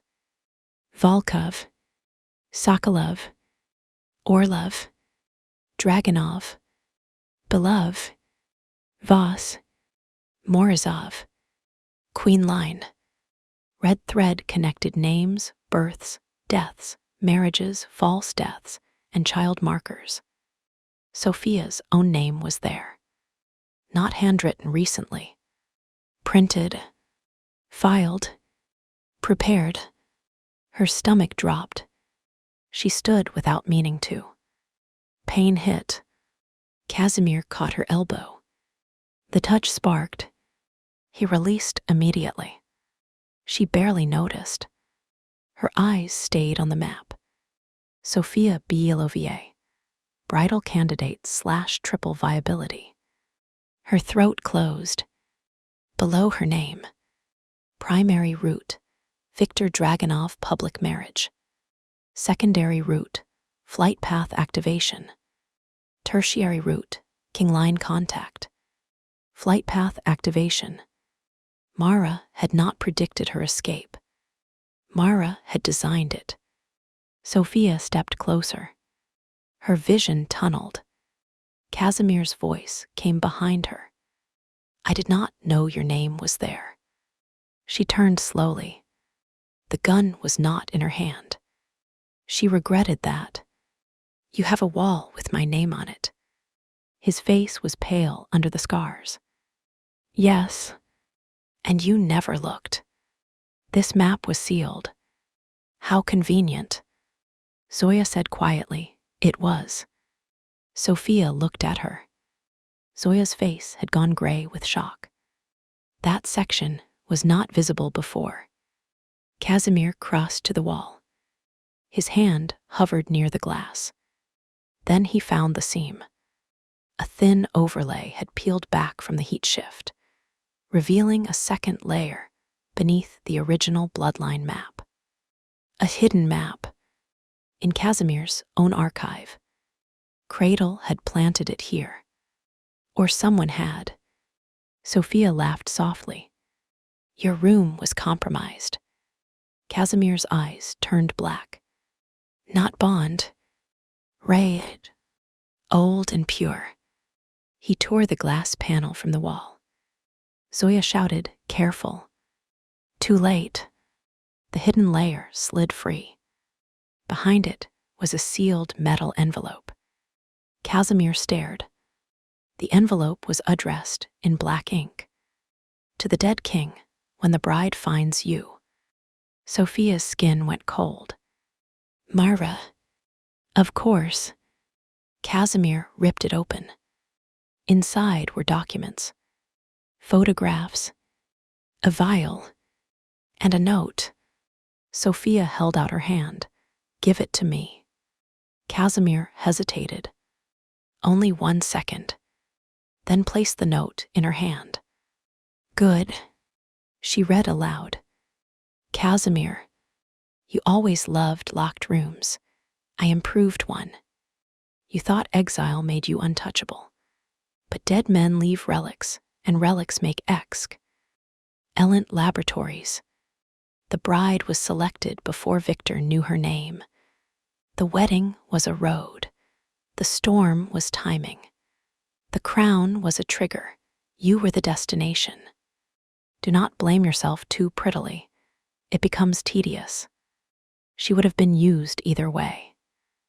At least with you, the triplet response has a chance to survive. Sophia stopped reading. The room blurred. Triplet response. Casimir's hand closed around the edge of the table. Wood cracked.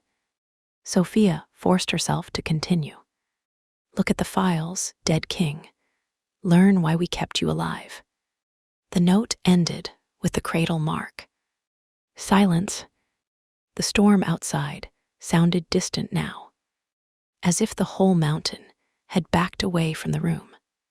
Casimir picked up the top file. The label read, DRAGUNOV, Exile Project.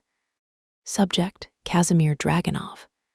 Status, preserved / noncompliant / 2, strong for direct control. Zoya whispered something that might have been a prayer. Sophia looked at Casimir. His face had gone blank. Not cold, not dead.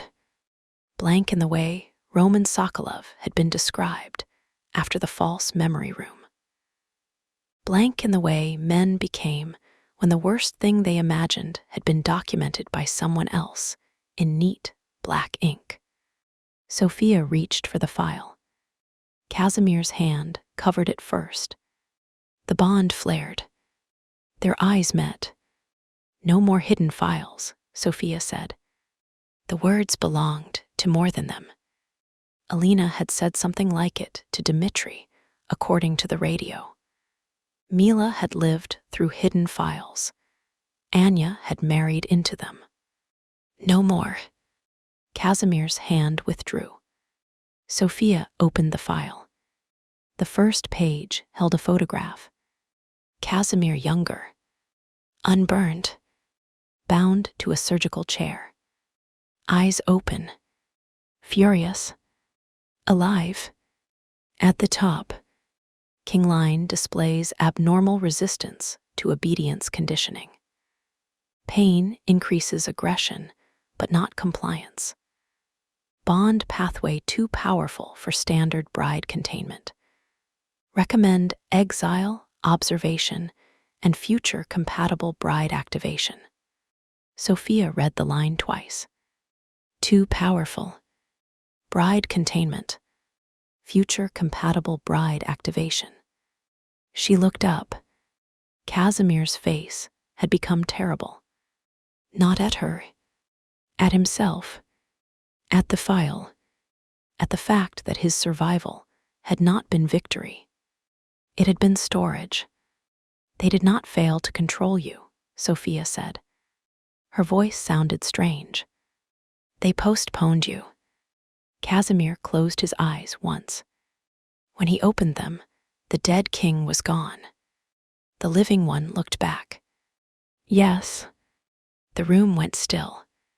Then the radio terminal in the archive crackled. Not Mara this time. Not Moscow. A male voice. Victor. Sophia. Her blood turned cold. Casimir lifted his head slowly. The voice continued through the archive speakers. I know you are with him now. Sophia's fingers tightened around the file. Victor laughed softly. The dead king can have the mountain. He can have the old ring. He can even have your first scream in the snow. Casimir's face emptied. Sophia lifted one hand toward him. Not touching. Warning. Do not feed it. He saw. Stopped. Victor's voice sharpened. But the bride contract was signed in blood before you ran. The cradle circle recognizes the claim. The elders recognize the claim. Your father recognizes the claim. Sophia stepped toward the radio terminal. My father can recognize the inside of a grave. Zoya smiled, faintly despite the horror. Victor went silent. Then he laughed again.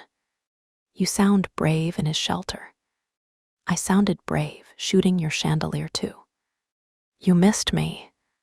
I was aiming for architecture. Casimir's mouth almost moved. Wrong moment. Still satisfying. Victor's voice lowered. Listen carefully, Sophia. The storm ends by morning. When it does, every Dragunov loyal to the public throne comes for you. If Casimir keeps you, he announces himself. If he gives you back, he stays dead. Sophia looked at Casimir. There it was. The choice the circle wanted. Her body as proof. Her return as silence. Her protection as resurrection. Casimir's gaze held hers. The bond pulled. Strong. Dark. Waiting for him to choose her like property and call it war. He did not.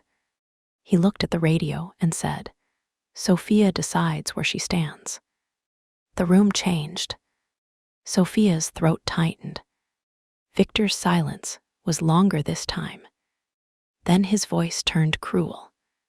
She will stand where the triplets need her to stand. The word hit like a gunshot. Triplets. Not protocol. Not response. Not possibility. Victor said it like fact. Casimir went deadly still. Sophia's hand moved to her stomach. She could not stop it now. Victor laughed softly. Oh, he has not told you. Or does he not know yet? Sophia's voice came thin. Know what? The archive lights flickered. The hidden wall monitor above the map turned on. A file loaded. DRAGUNOVBLOVA triple viability. Active marker response detected. Beneath it, 3 small red indicators began blinking. 1, 2, 3. Sophia stopped breathing. Casimir stared at the screen. Zoya whispered, no. Victor's voice came through the speaker, triumphant and afraid at once. The crown woke them, the king touched them, the storm sealed them. Sophia's knees awakened. Casimir moved. Stopped. Waited. May I? He asked. 2 words. In the middle of prophecy, threat, betrayal, and shock. 2 words. Sophia nodded once. He caught her before she hit the floor. The bond roared up around them, stronger than ever. But Casimir held her like something precious and dangerous, and not his. Never his. Unless she chose. The monitor kept blinking. 3 red lights. 3 impossible warnings. Not medically. Not fully. Not with proof beneath a doctor's hand. But the cradle circle had shown its card. Triplet protocol active. The exile files had opened early. And Sophia Belova, runaway bride, sat in the arms of the dead Mafia King, while the storm outside buried every road except the one leading to war. End of Chapter 3. Triplets for the Mafia King. Chapter 4. The Exile Files. The 3 red lights kept blinking. 1, 2, 3. Sophia sat on the archive floor with Casimir Dragonov's arm around her back, the cradle mark burning on her wrist, and the taste of blood and fear sitting sharp beneath her tongue. Above them, the hidden monitor repeated the same words in clinical red. DRAGUNOVBLOVA triple viability. Active marker response detected. Not pregnancy. Not proof. Not yet. But the room had already decided what her body was for. That was the thing Sophia hated most. Not the pain. Not the storm. Not Victor's voice leaking through Casimir's own archive, like rot through stone. The decision. Again and again, men and doctors and dead women with pretty scarves kept speaking, as if Sophia's future had already been filed. Casimir had caught her before she hit the floor. He still held her now. Not tightly, not like a claim. One hand braced behind her shoulder. The other flat against the floor, away from her waist. His fingers curled into the stone, as if the urge to pull her closer had become something physical he needed to anchor elsewhere. The knot bond pressed between them. Hot, dark, furious. It liked the 3 red lights. It liked Victor's threat. It liked the storm sealing the mountain. It liked the fact that Sophia was hurt, cold, frightened, and in Casimir's arms. That made her want to cut it out of the room with a knife. Casimir looked down at her. His eyes were black-hedged again, but not gone. Not lost. Not the cradle thing. Not fully. Sophia. His voice was low, controlled with effort. Can you breathe? She inhaled. Her ribs hurt. Her wrist burned. Her pride was mostly intact, which mattered. Yes. Can you sit? I am sitting. Without me. That landed differently. Not offended. Not wounded. An offer. A warning, a chance to choose the distance. Sophia looked at his arm behind her back, then at his face. The bond whispered ugly, warm things through her blood. Stay, touch, heat, mind. No, never that. She forced her body upright. Casimir released her immediately. The absence hurt. Her wrist flared. The mark pulsed red once, twice, then settled. Not gone, contained. Casimir saw. His jaw tightened. He did not reach for her again. Good. Sophia pulled the blanket around herself and shifted onto the wooden bench beside the archive table. Pain moved through her ankle and ribs in bright, precise lines. Zoya came to her side with a cup of something bitter and steaming.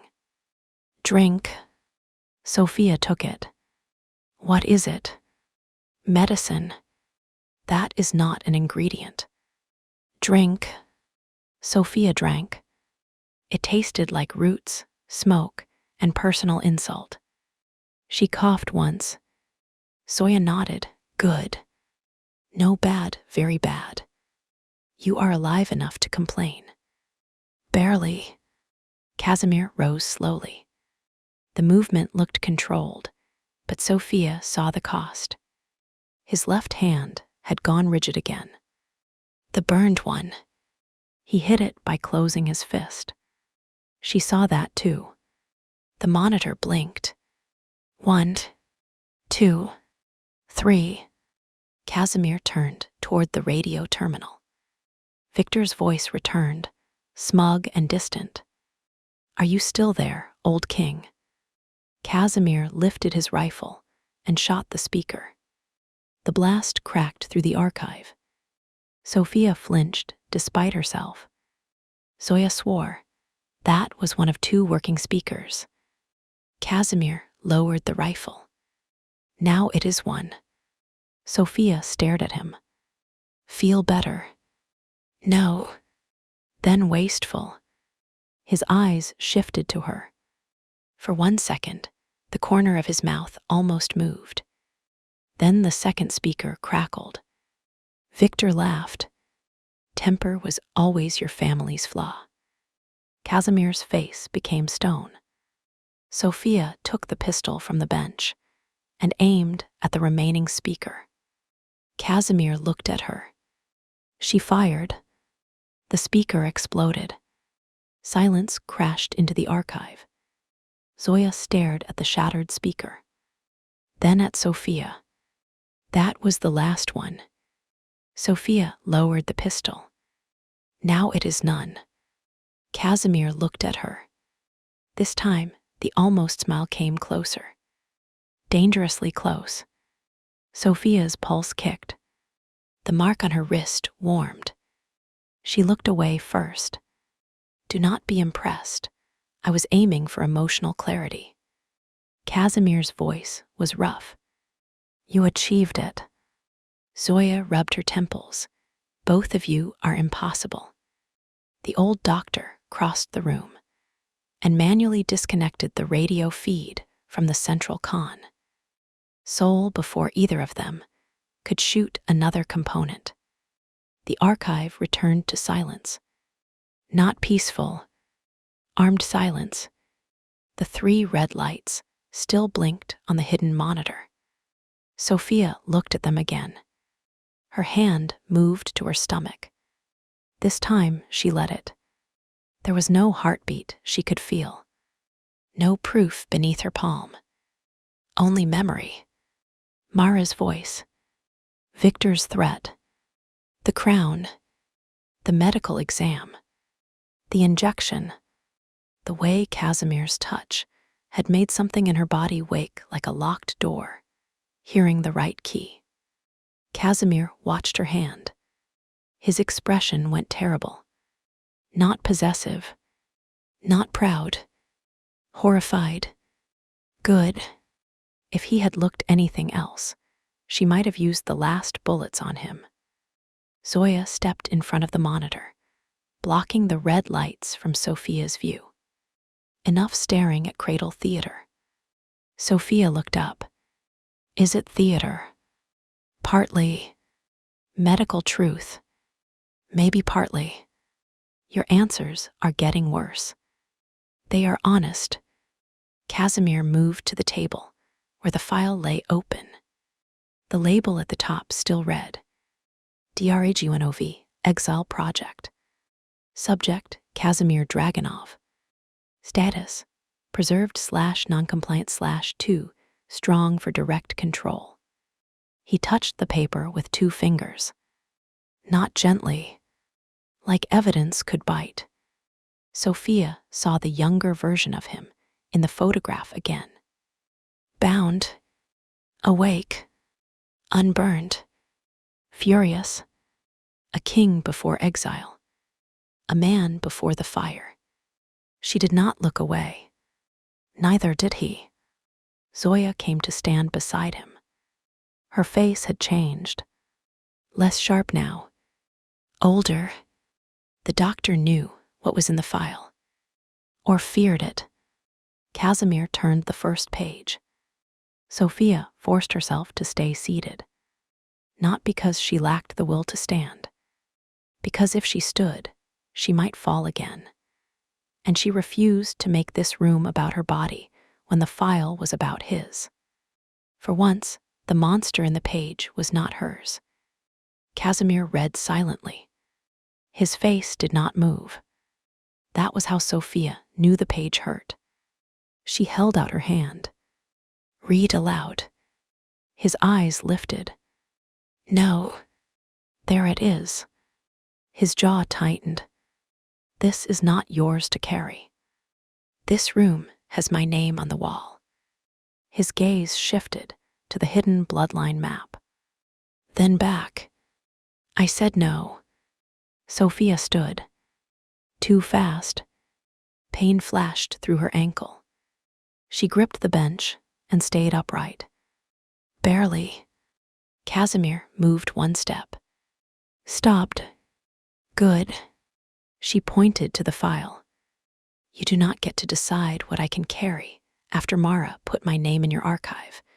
Victor invoked my womb on a radio, and your old blood tried to lock itself around my body. If that file explains why the Cradle Circle sent me to you, then it belongs in the room. His eyes went blacker. The bond stirred, not from desire, from confrontation. This thing liked conflict too. Of course it did. Casimir's voice dropped. You are injured. I am also correct. Zoya muttered, terrible combination. Casimir looked at the old doctor. She lifted both hands. Do not expect me to defend male secrecy. I am retired from foolishness. Casimir stared at the file. For 1 long moment, Sophia thought he would close it. Then he took the paper and read. His voice was flat at first. Controlled. Subject D01 displays high pain tolerance, extreme aggression containment, and resistance to obedience conditioning. Standard sedative loads ineffective. Bond pathway unusually reactive under simulated bride threat conditions. Sophia's throat tightened. Casimir continued. Recommendation: discontinue direct obedience conditioning. Preserve subject for future activation event. Direct use risks uncontrollable retaliation and mass casualty among handlers. Zoya whispered, they were afraid of you. Casimir's mouth twisted. Not enough. He turned the page. The next had photographs. Not one. Several. A medical room. A restraint chair. Burned dressings. A metal mask. Sophia looked away, then forced herself to look back. If he had lived it, she could witness it. Casimir's voice roughened. Transport fire successful. Public death accepted. Subject recovered from burn event with extensive damage but viable endocrine profile. Escape event suspected aided by internal nurse and external traitors. Zoya closed her eyes. Galena. Zoya. The old priest. The network of women and ghosts that had kept him breathing. Casimir read the next line and stopped. Sophia stepped closer despite pain. What? He looked like he might tear the paper apart. Sophia reached for it. He let her take it. Good. She read aloud. Note, do not terminate D01. Triple viability requires living king-line anchor within activation radius if preserved sample fails full integration. Exile state may increase bond intensity due to deprivation, territorial loss, and survival aggression. The archive seemed to get colder. Exile state may increase bond intensity. Sophia looked at Casimir. They kept you alive because exile made the bond stronger. His face gave nothing. His eyes gave everything. Rage, revulsion, confirmation. He had suspected. Now the file had made suspicion official. Zoya's voice shook. They turned 10 years of isolation into a preparati. On chamber. Sophia swallowed. The room tilted in a different way now. Not from pain. From scale. Casimir had not only been hidden, not only hunted, not only allowed to survive. He had been stored in suffering, because the circle believed suffering would make him more reactive when the right woman came. Her, or someone like her, maybe several before her, maybe all failed. Maybe she was the one who survived the road. Sophia's hands went cold. Casimir took the file back and turned another page. This one held her photograph. Not from tonight. Not from the wedding. Older. 6 months ago. She was leaving her father's office in a green coat, hair loose, eyes down at her phone. Sophia remembered that day. Rained. No, not rained. Snowmelt. A contract meeting. Her father's driver had been late. She had walked alone for 7 minutes. Apparently someone had watched. Below the photo, Sophia Belova, preferred candidate. Belova marker confirmed. Psychological profile, high resistance masked by trained obedience. Flight probability significant if evidence seeded. Ideal for king-line activation due to refusal response. Sophia read the paragraph 3 times. High resistance masked by trained obedience. Flight probability significant if evidence seeded. They had not underestimated her. They had used the fact that she would run. The room went quiet. Casimir's voice came low. They chose you because they knew you would refuse. Sophia laughed once. Thin.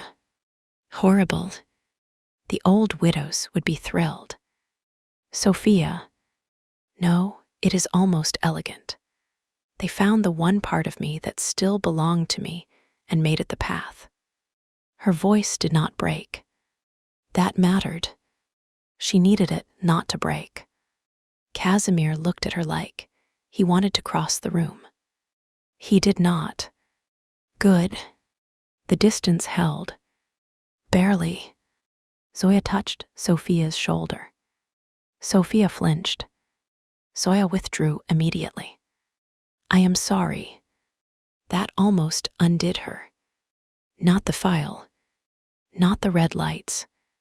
The old doctor removing her hand as soon as Sophia's body asked. Sophia nodded once. Could not speak. Casimir turned another page. His expression sharpened. "What?" Sophia asked. He read. Activation conditions. 1. Bridal stress event. 2. Exposure to Dragonov crown catalyst. 3. Flight path adrenaline response. 4. Cold weather trauma. 5. Contact with living D01 anchor. 6. Protective proximity during storm lock. 7. First voluntary contact, recommended for completion. Sophia went still. First voluntary contact. Her wrist. She had extended it. She had chosen that touch. The room narrowed. No. No, no, no. Casimir understood at the same second. His face went dead white beneath the scars. Zoya said softly, "It says recommended, not required." Sophia's voice came flat. "They wanted me to choose one touch, so the rest could pretend consent." The words cut through the room. Casimir closed the file. Too hard. The table shook. Sophia stepped back. The bond reacted to the sudden movement. Casimir froze. His hands curled into fists at his sides. "I did not know." "I know." That was the horrible part. She did. He had asked. He had waited. He had kept the touch to her wrist. He had not known the cradle circle had turned voluntary contact itself into a trigger. Knowing that did not make her feel less violated. It only changed who deserved the bullet. Casimir's voice was barely human.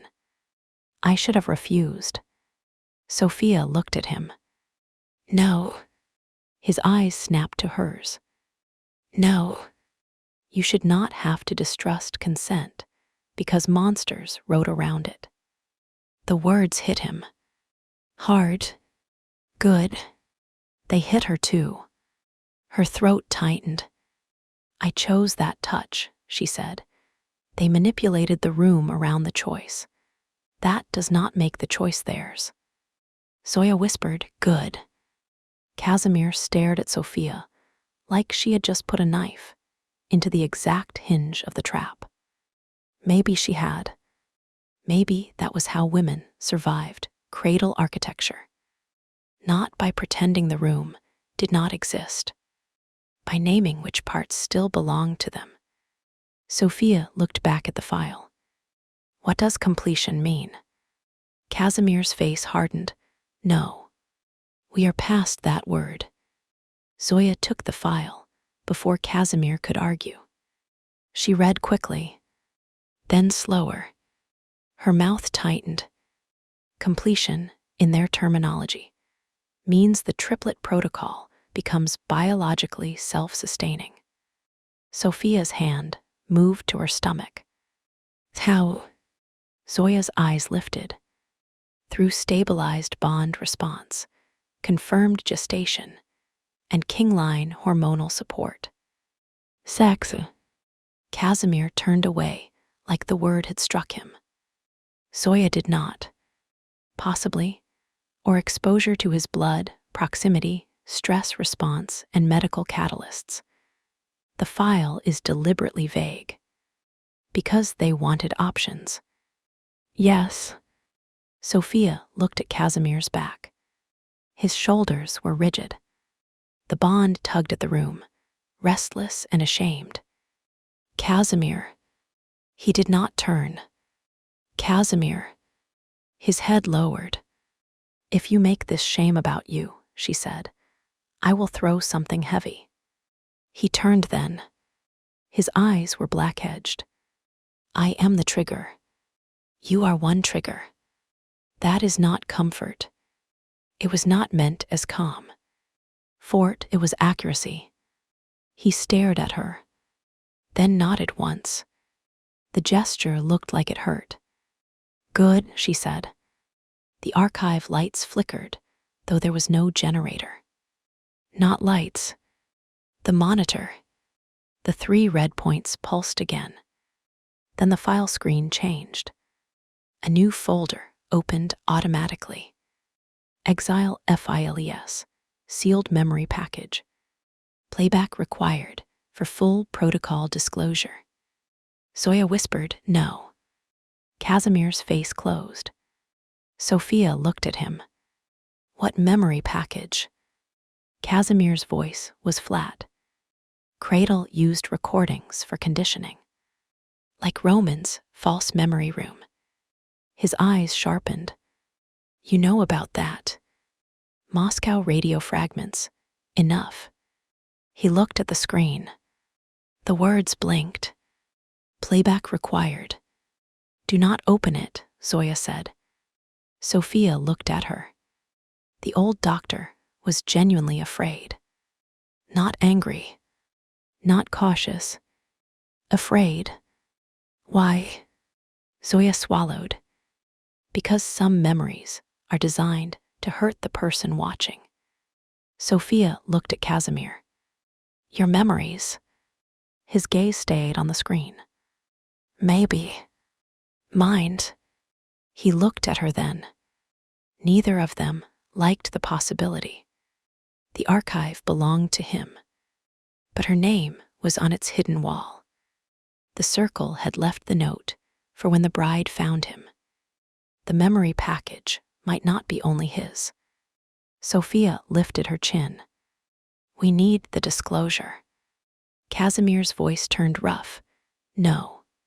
You already used that one. I mean it this time." "So did I." The bond tightened again. Zoya stepped in. "We can send the file to Moscow.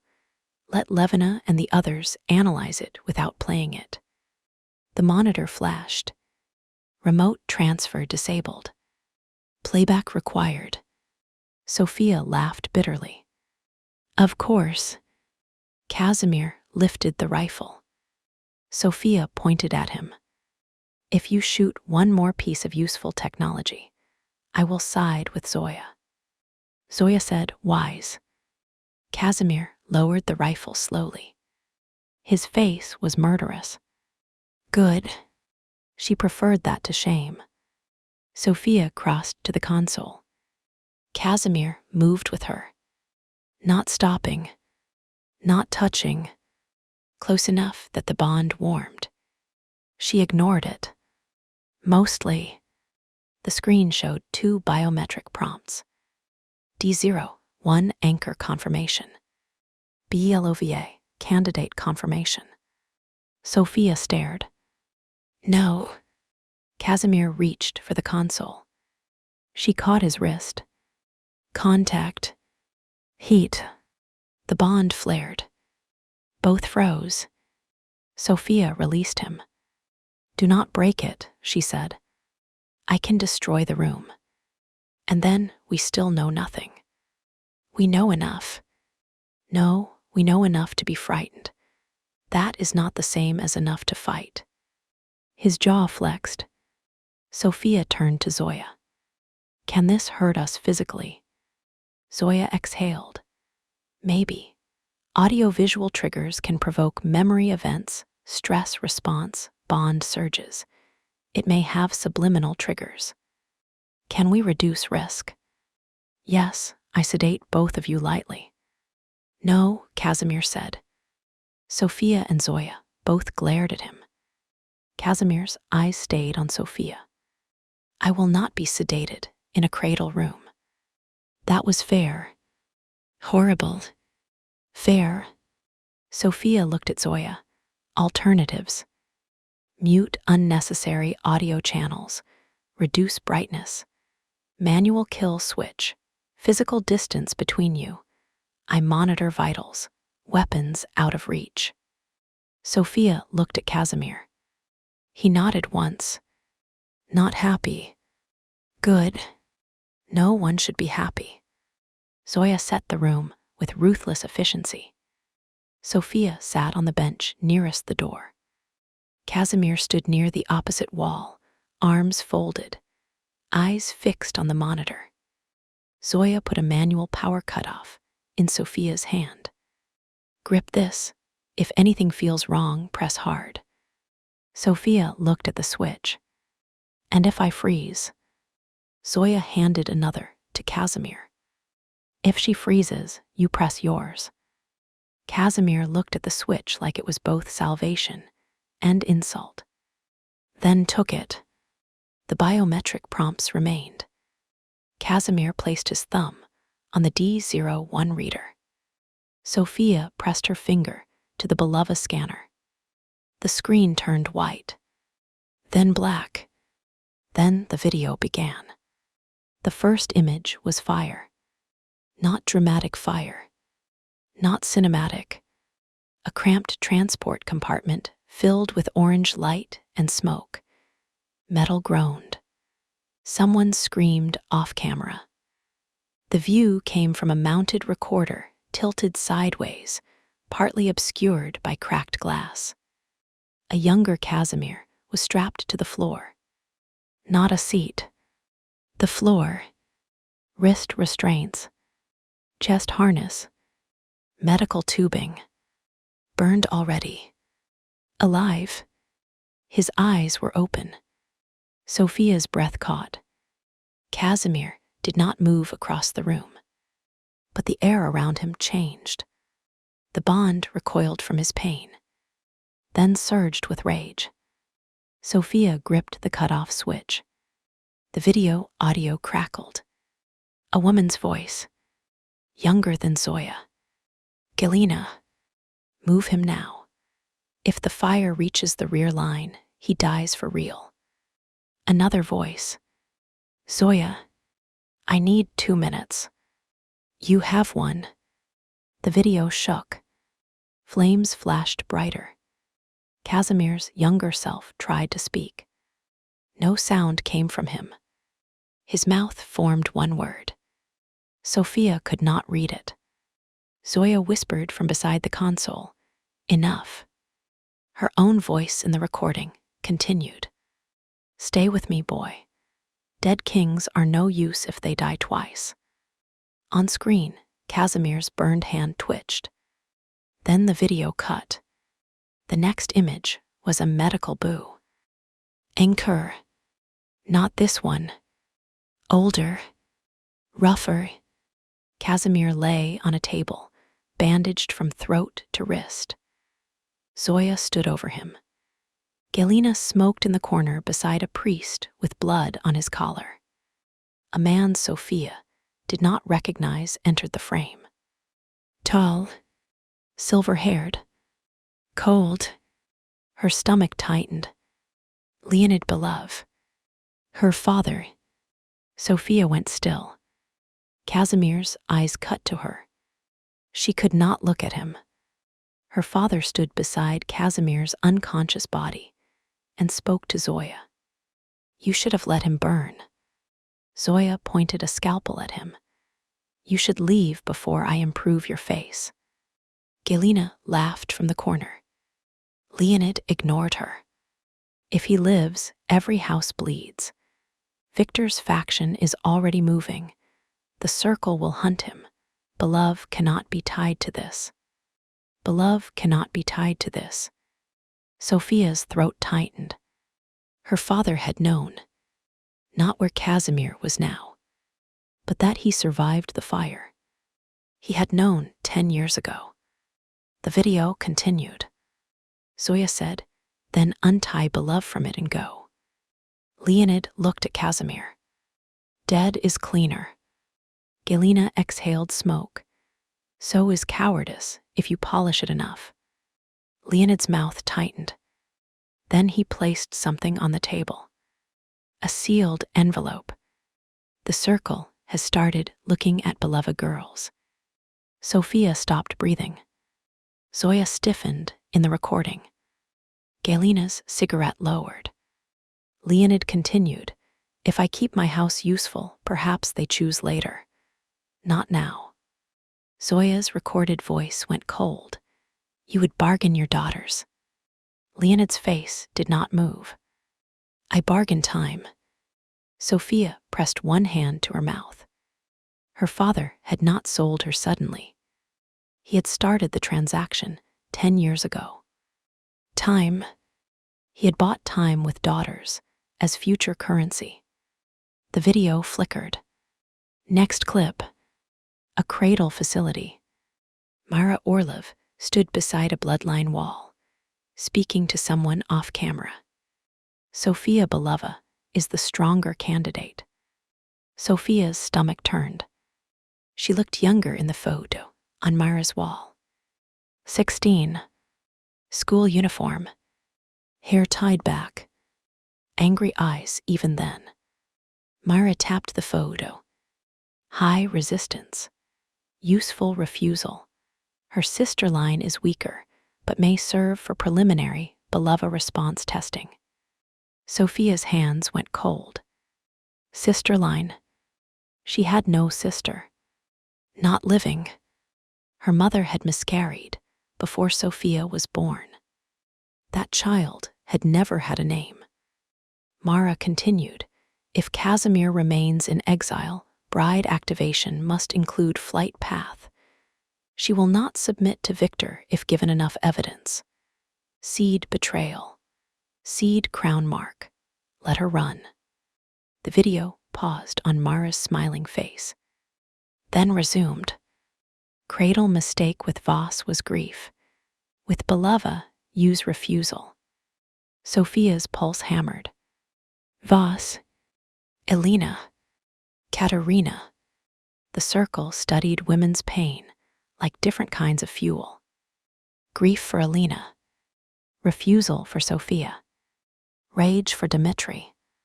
Exile for Casimir. The monitor changed again. A final clip. The bridal suite. Tonight. Sofia stared at herself in the mirror. She did not remember a camera in the room. But there she was. White gown. Tight jaw. Crown in hand. Her father's voice outside the door. The video angle shifted. From inside the crown. The crown had watched her. Recorded her. The cradle mark inside the band glowed faintly when her fingers touched it. A small needle emerged from one of the wolf eyes and pricked her thumb. Sofia froze. She had not felt that, or she had thought it was a sharp edge. On screen, a line of blood touched the crown interior. The monitor displayed. BLOVA blood confirmed. Catalyst delivered. Sofia looked at her thumb. A tiny puncture mark sat near the nail. She had ignored it in the chaos. Zoya swore. Casimir stepped toward the monitor. Stop, Sofia said. He stopped. The video continued. Sofia in the bridal suite. Victor touching her wrist. No bond response. A red diagnostic text appeared over the footage. False king contact failed. Then Sofia's headbutt. Her escape. The trellis. The garage. The car. The logging road. The crash. The video cut to the clearing outside Casimir's cabin. From the crown beacon's perspective, maybe. Sofia stumbling across snow. Casimir stepping onto the porch. First visual contact. The text appeared. D0, one visual confirmed. He caught her when she fell. The footage shook. Their bodies touched. The screen flashed red. King line contact confirmed. Winterlock response detected. Triple viability activation pending. Then another clip. The sleeping cell. Sofia extended her wrist. Casimir touched the mark. The text changed. Voluntary contact confirmed. Triple viability activation active. Sofia pressed the cutoff switch. The screen died. Darkness fell. For 1 second, nobody moved. Then Casimir turned and punched the stone wall. Once, the sound cracked through the room. Blood split over his knuckles. Sofia stood. Casimir. He did not look at her. He hit the wall again. Stone chipped. Casimir. Zoya stepped toward him. Sophia lifted a hand. No. Zoya stopped. Sophia crossed the room slowly, every step painful, every breath deliberate. The bond was roaring now. Rage. Shame. His. Hers. The room S. Mir's shoulders shook. He stood with both hands braced against the wall, head bowed, blood running over his fingers. They used my restraint, he said. His voice was low and broken in a way that should have stayed private. Sophia stopped behind him. Not touching. Yes. I asked. Yes. I waited. Yes. It still triggered. Yes. He laughed once. There was no humor in it. Then what am I supposed to trust? Sophia's throat tightened. That was the wound. Not only hers. His too. The circle had taken the one thing he had tried to do right and turned it into a mechanism. She looked at his bleeding hand, then at the dark monitor, then at the bloodline map, with her name printed in a hidden layer. You trust that I know the difference. He went still. Sophia continued. The trigger used the fact that you asked. I chose because you asked. Those are not the same thing. His head turned slightly. Not enough to look at her. She stepped closer, still not touching. You did not trick me. His voice was rough. They did. Yes. That does not absolve me. No. He closed his eyes. Good. Sophia almost smiled. Almost. Stop trying to be absolved when there is work. That got his attention. He turned. His eyes were dark. Not gone. Dark. The bond pressed close. She held her ground. What work? He asked. Sophia pointed to the map. The exile files say why they kept you alive. The crown footage says how they activated me. The hidden map says this was planted inside your own archive. Her voice hardened. So we find who had access. Zoya inhaled sharply. Casimir looked at the wall. His gaze moved over the map. The hidden layer. The sealed envelope. The canister references. The note addressed to him. His face changed slowly. From rage to calculation. Good. A useful king was better than a wounded one.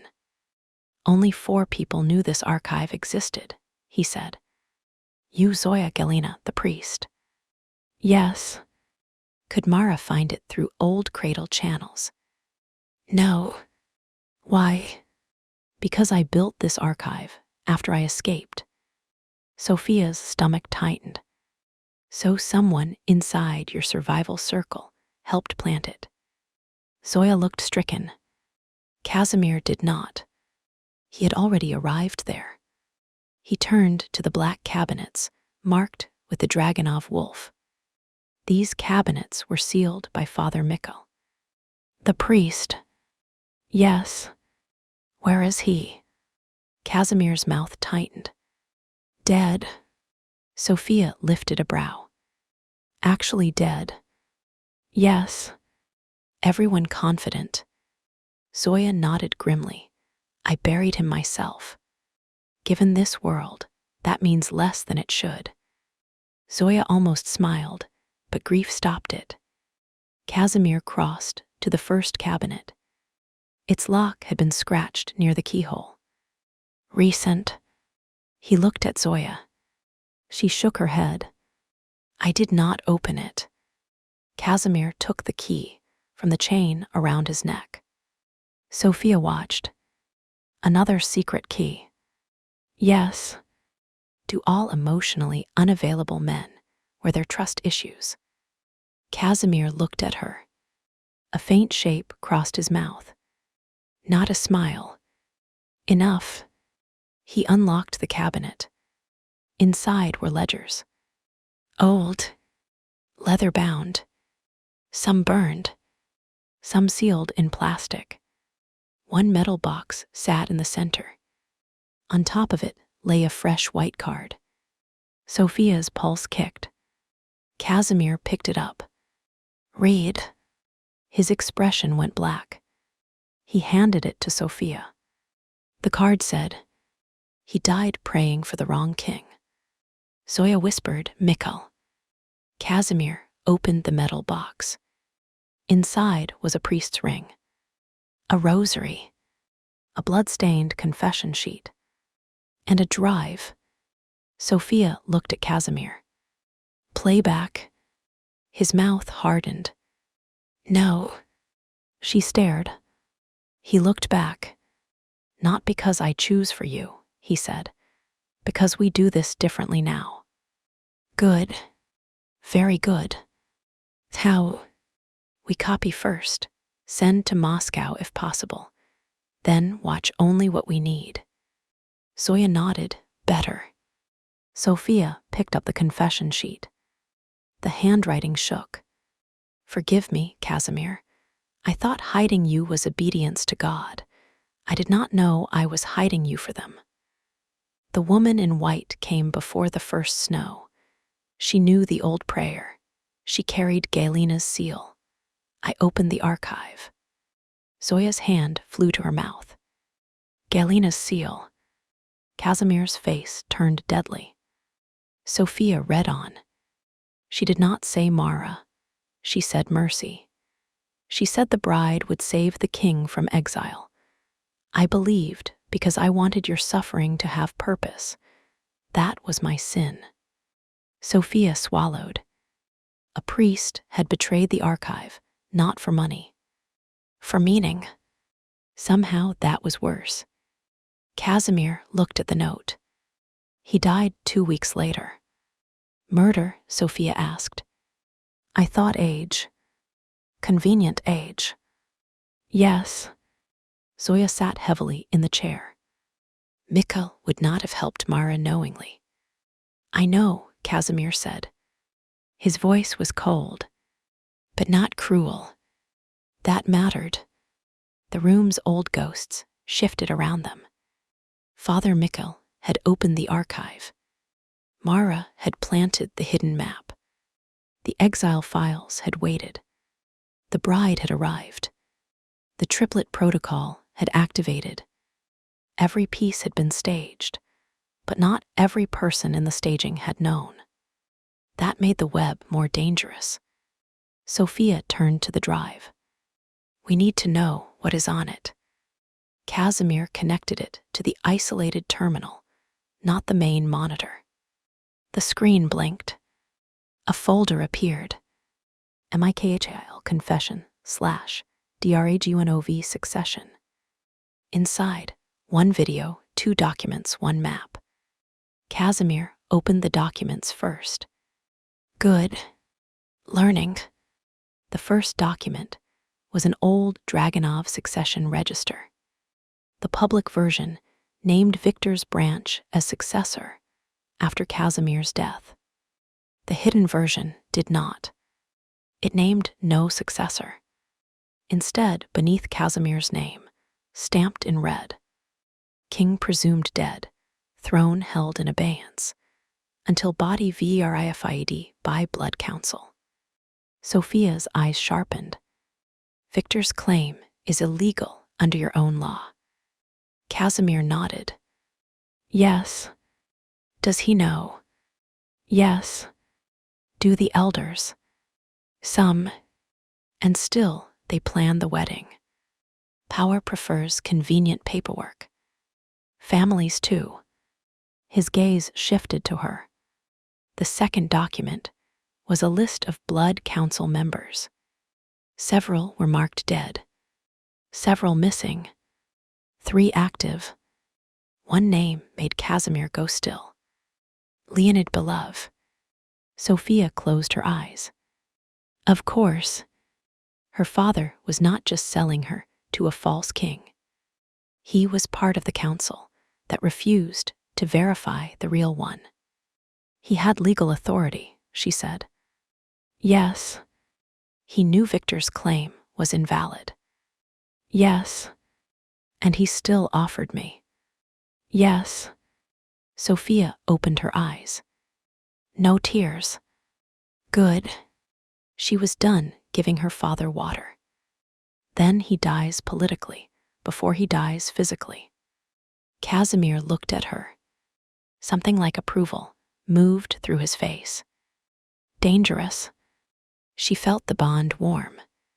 Careful, she said. The approval vanished. Noted. Zoya muttered, progress again.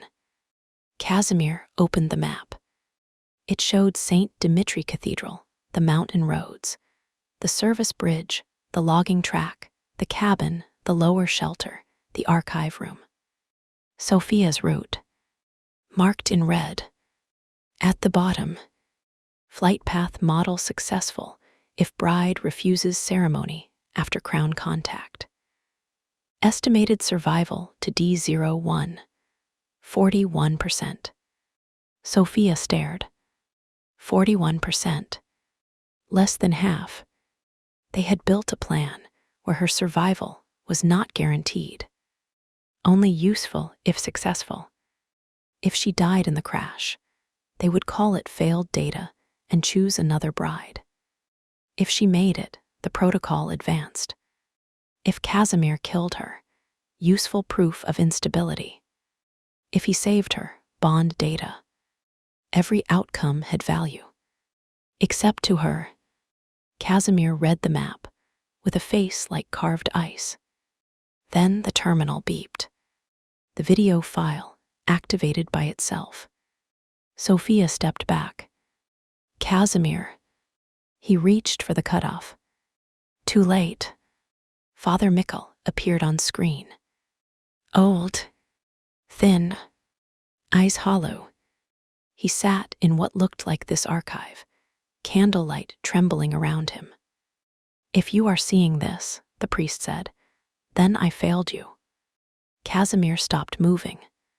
Sophia watched his face. The dead priest continued.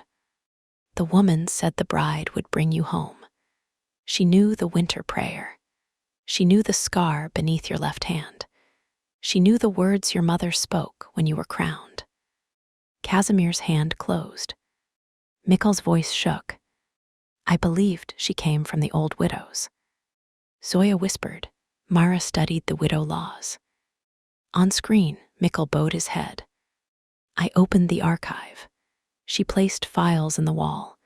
She said you must choose the bride freely, or the circle would destroy her. I thought I was protecting her by helping fate. His mouth trembled. There is no fate in what they do. Only cages dressed as prophecy. Sophia's throat tightened. The priest looked into the camera. Casimir, if the bride finds you, do not let the old crown make you king before the woman makes herself free. The words struck the archive hard. Even Casimir flinched. Mikkel continued. The Dragunov throne was never meant to be restored by womb, blood, or bond. It was meant to be restored by law. He lifted a document. The real succession register is hidden under the chapel altar at St. Dimitri Cathedral. Leonid Belov has the public lie. Victor has the false crown. Mara has the medical map. But the old law remains where kings are buried and brides are named. Sophia's pulse quickened. The cathedral, her wedding chapel, the place she had run from. Of course, the answer was under the altar. The old priest leaned closer. Do not return alone. Do not return as bride. Return as witness. The video flickered. Mikkel's voice lowered. And if Sophia Belova is the bride, tell her this. Her father signed the false contract, but he did not sign her name. She is not married, not by God, not by blood, not by Dragunov law. Sophia stopped breathing. Not married. She knew she had refused. She knew she had run before vows. But the contract, the blood clause, the crown, the registry, all of it had been designed to make her feel already owned. Mikkel's voice cut through that lie. Not married. Not bride. Witness. Casimir looked at Sophia. The bond between them shifted. The word bride loosened by one notch. Something in Sophia's chest did too. The video continued. Mara will try to make Casimir choose between staying dead and saving the woman. That is not the choice. The choice is WH. Either the dead king returns as another man claiming blood, or as the one man who ends the claim. Mikkel took a shaky breath. I am sorry, my boy. His eyes closed. The video ended. Silence. No one moved. Then Zoya wiped her face with the edge of her shawl. Sophia sat slowly. Not from weakness, from impact. The priest's words had done what no warmth had managed. They gave shape, not safety. Shape, return as witness. Law, not womb. Free before crown. Casimir stood very still. His eyes were on the black ring on the table. The ring he refused to wear. The ring that made men king. Or made kings targets. Sophia looked at him. What are you thinking? His voice was low. That Mikkel died, believing he failed me. Did he? Casimir's jaw tightened. Yes. Zoya whispered, Casimir. Sophia shook her head. No. He looked at her. He failed when he opened the archive to Mara. Then he left you the law that may undo her. Sophia's voice steadied. People can be guilty and still useful. Casimir stared at her. You are generous. No, practical. Generosity sounds exhausting. His mouth almost moved. Then he looked at the screen where Mikkel's final image had gone black. I have to return to the cathedral. Yes. As myself. Yes. His gaze dropped to her. You do not have to come. Sophia smiled. Slowly. Coldly. That surprised him. Good. Oh, I absolutely do. His face hardened. No. She lifted one hand. Try again.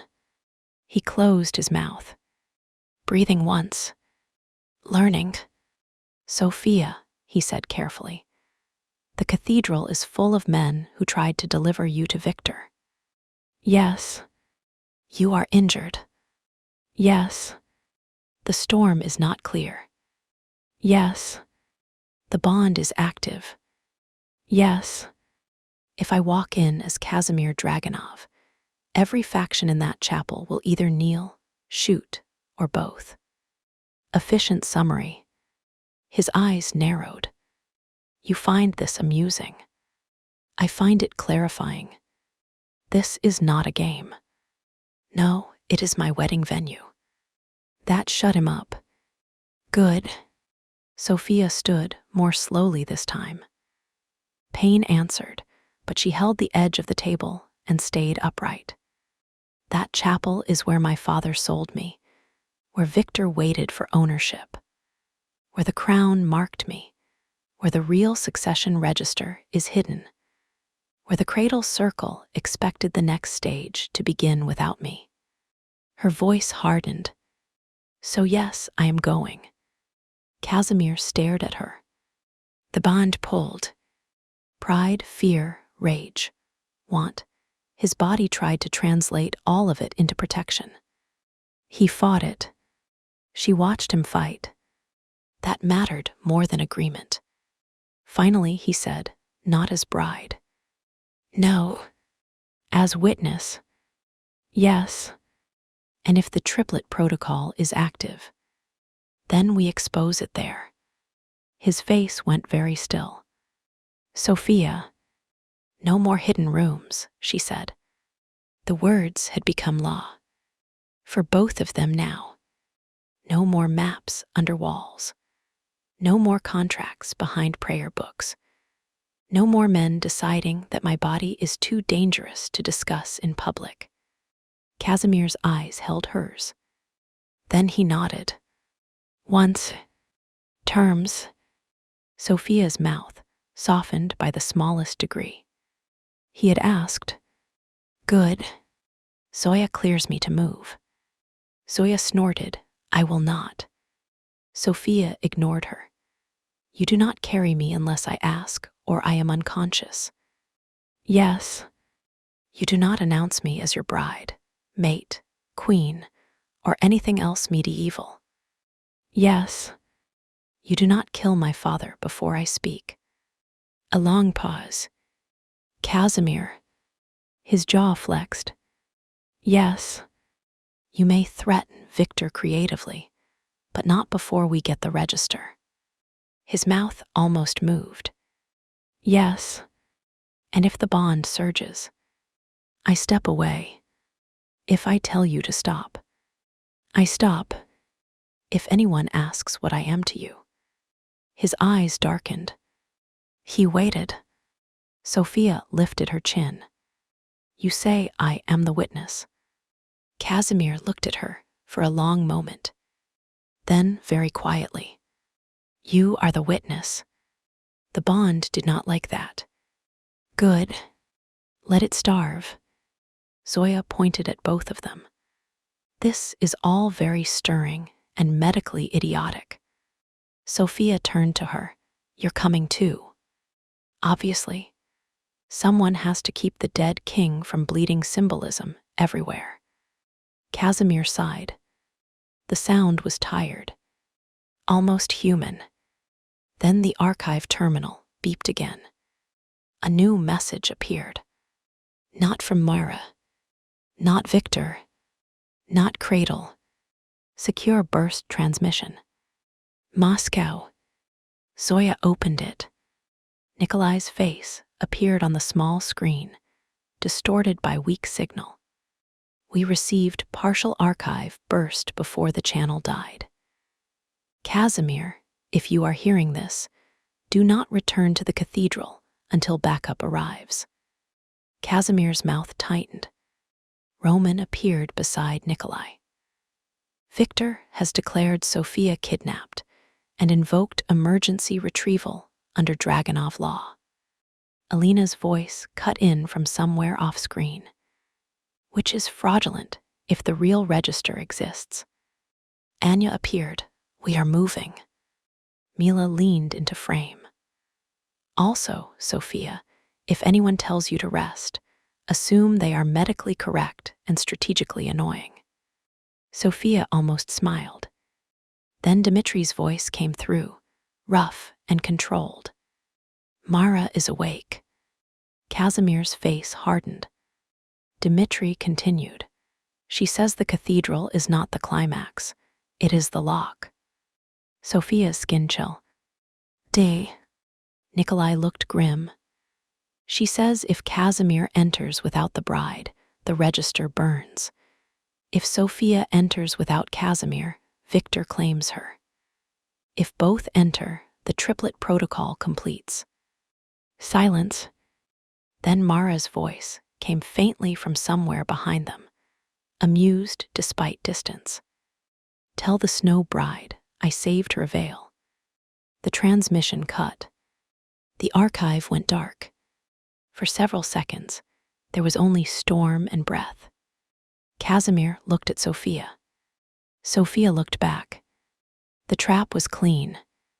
3 choices. All terrible. The cathedral register. Victor's claim. Triplet protocol completion. Mara had built the room again. Sophia smiled, not because it was funny, because she was tired of rooms. Then, she said, we enter as neither bride nor king. Casimir's eyes sharpened. What? Sophia looked at the priest's frozen final image on the dead screen. Witness and evidence. Zoya slowly smiled. Casimir looked at Sophia like the storm had just taken human form in front of him. Good. Let him see her properly. I am not your bride, Sophia said. You are not yet their king. The triplet protocol needs those roles, so we deny the roles. Casimir's face changed. Calculation. Respect. Something darker underneath. What are we then? Sophia picked up the false marriage contract from the table. Then the exile file. Then the priest's confession. Her wrist burned once. She ignored it. We are the people who brought receipts. Zoya laughed so hard she coughed. Casimir stared. Then slowly, impossibly, the dead Mafia King smiled. A real one this time. Small. Dangerous. Winter with teeth. Sophia's pulse betrayed her. The knot bond stirred. She pointed at him. Do not smile like that. It is strategically confusing. The smile vanished, but his eyes kept it. Noted. Outside, the storm began to thin. Not stop. Thin. Enough for men to move. Enough for roads to remember they existed. Enough for the cathedral to wait. Casimir picked up the black ring. For one moment, Sophia thought he would put it on. He did not. He placed it in a small evidence pouch and handed it to her. She stared. What is this? The king's ring. I know that. You carry it. Why? Because if I carry it, men will see a claim. His voice lowered. If you carry it, they see evidence. Sophia's throat tightened. Correct again. Infuriating man. She took the pouch. Their fingers did not touch. Both noticed. Both ignored it. Zoya began packing the medical bag, muttering about painkillers, frostbite, and the criminal misuse of churches. Casimir loaded weapons. Sophia gathered files. The 3 red lights on the monitor went dark one by one. Not because the protocol ended, because the archive power failed. Still, Sophia watched them vanish. 1, 2, 3. The room became only stone, files, breath, and choice. For now, that was enough. They left the archive through the lower passage, just as dawn began to turn the storm gray. Sophia Belova was not walking back to her wedding. Casimir Dragunov was not returning to his throne. Not yet. They were going to the cathedral as witness and evidence. And if Mara Orlov had built another room for them, Sophia intended to bring enough truth to burn the walls. End of Chapter 4. Triplets for the Mafia King. Chapter 5. 3 Heartbeats. Dawn found the mountain bruised. Not bright. Not clean. Bruised. Gray light spread over the snow in dull layers, showing what the night had hidden. Broken trees, avalanche scars, the black smoke stain where Casimir's cabin had collapsed into itself, and the faint red blink of the crown beacon, half buried near the ridge. Sophia saw it from the lower trail, as Casimir led them toward St. Dimitri Cathedral. Red, red, red. The black crown sat in the snow like a dead animal, with one eye still open. She stopped walking. Pain moved instantly through her ankle, ribs, and lower back. Zoya had wrapped her tightly, medicated her carefully, and threatened her extensively before allowing her to move at all. Sophia had accepted all three because survival required compromise. Dignity required complaint. Casimir stopped 2 paces ahead of her. He did not turn immediately. He listened first. Forest, wind, distant engines. Then he looked back. His eyes followed hers to the crown. The bond between them stirred. It hated the crown. Good. Sophia did too. Zoya came up behind them, medical bag over one shoulder, rifle under the other arm. "Do not touch it," she said. Sophia lifted one brow. "That was not on my schedule." Casimir stared at the crown, face cold enough to belong to the mountain. "That thing marked you." "Yes." "It carried the catalyst." "Yes." "It is still broadcasting." "Yes." Zoya narrowed her eyes. "Both of you have a terrible habit of saying yes instead of doing something useful." Sophia looked at Casimir. Casimir looked at her. Then he raised his rifle and shot the crown. The blast split the snow. The crown jumped. The red light blinked twice, then died. Zoya sighed. Dramatic, potentially useful. Sophia looked at the Shah. Teetered black metal in the snow. "Not enough." "No," Casimir said. His voice was different this morning. Still rough, still controlled, but now there was something under it that had not been there before the exile files. Direction, not peace, never peace, but direction. The dead man had somewhere to go. The runaway bride had evidence in her coat, and under her palm, hidden beneath bandages and borrowed wool. Sophia carried a question that had started to feel less theoretical with every step. The red lights from the archive were gone. The mark on her wrist had dulled, but the words remained. Triple viability active. She had not told Casimir that the low pain had changed after they left the archive. Not worse, different, a strange internal pressure, deep and intermittent, as if her body had become aware of something before her mind could agree. Maybe fear, maybe injury, maybe cradle poison, maybe nothing, maybe everything.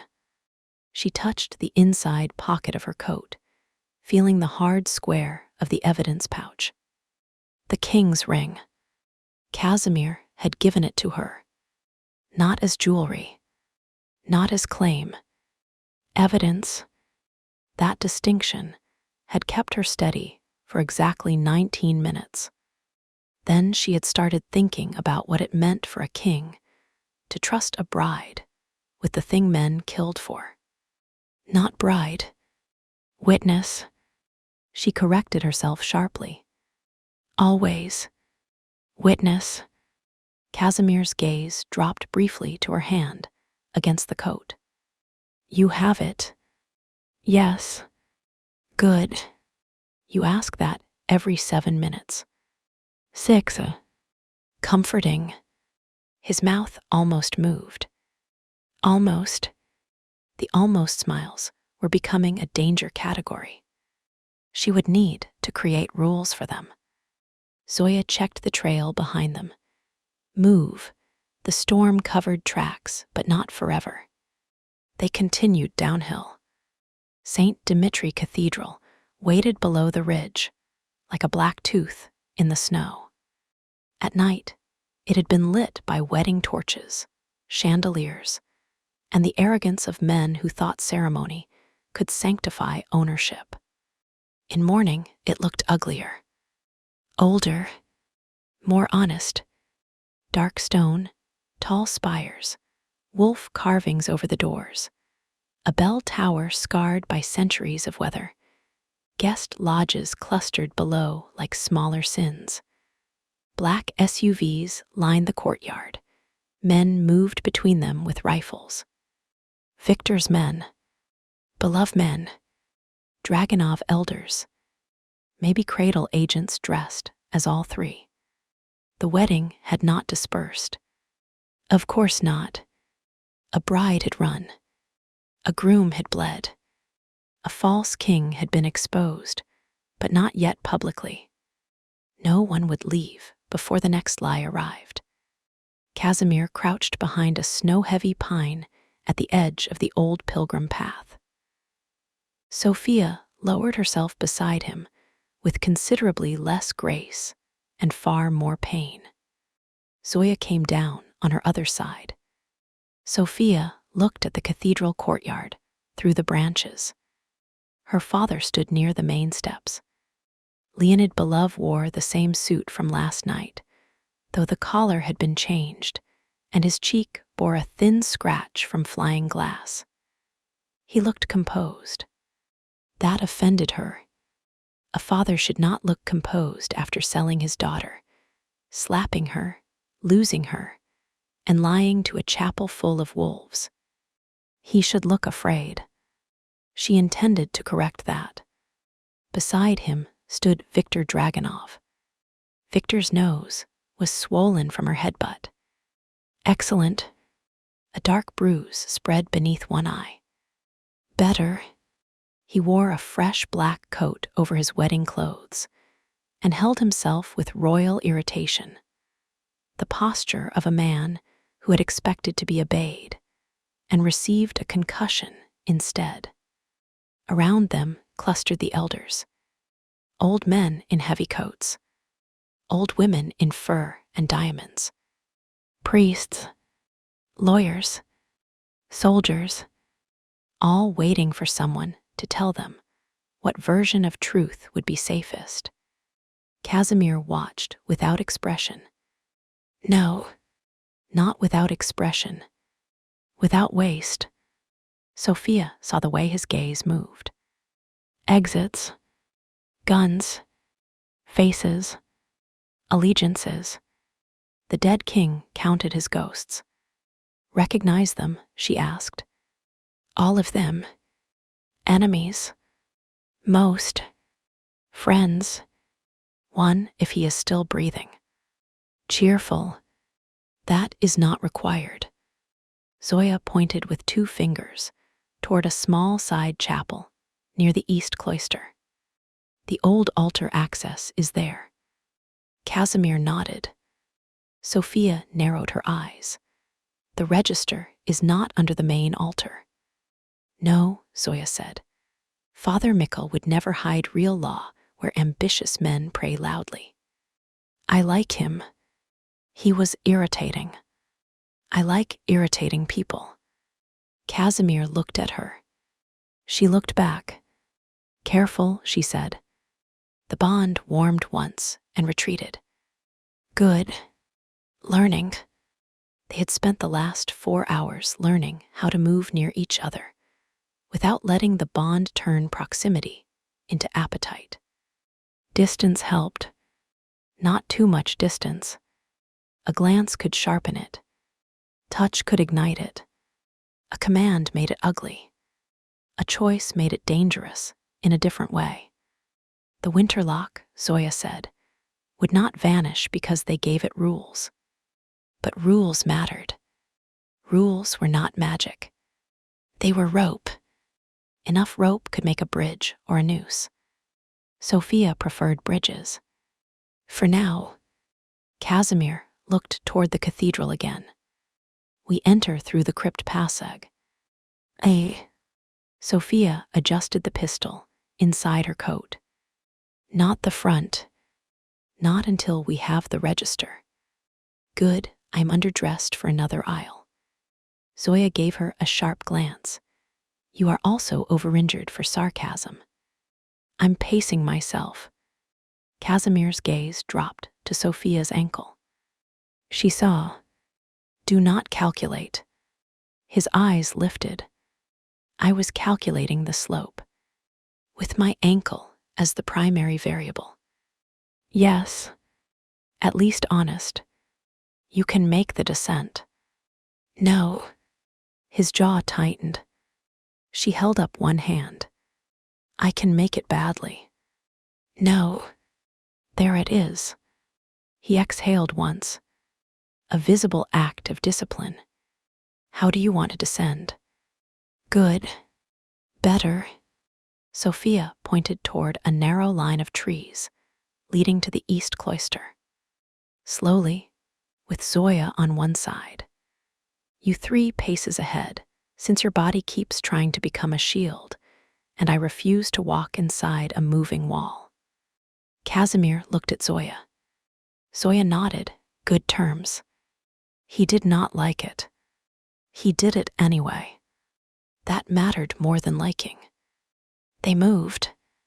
The old pilgrim path descended behind the cathedral through pines and stone shrines, half buried in snow. Each shrine held a saint. Each saint had a wolf carved at the base. Sophia hated them all on principle. Casimir moved ahead with the rifle low and his shoulders tense beneath the dark coat. He looked nothing like the dead king from the portraits her father had once shown the beloved council. That young man had been clean-shaven, severe, wearing the old black ring, eyes hard with inherited power. This Casimir was older, burned, scarred, broader in a way that came from surviving cold more than dining at councils. He wore no ring, no crest, no crown, just exile, weapons, and a discipline that cracked every time Sophia stumbled. She stumbled often. He did not turn every time. Only the first 3. Then she said, if you keep flinching, I'll crawl out of spite. He stopped turning. Mostly. Zoya helped Sophia over a fallen branch. You are both improving. Casimir said, no one asked.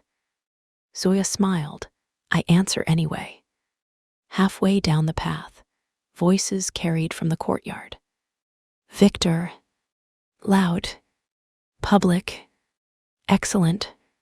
Sophia paused behind a stone shrine and listened.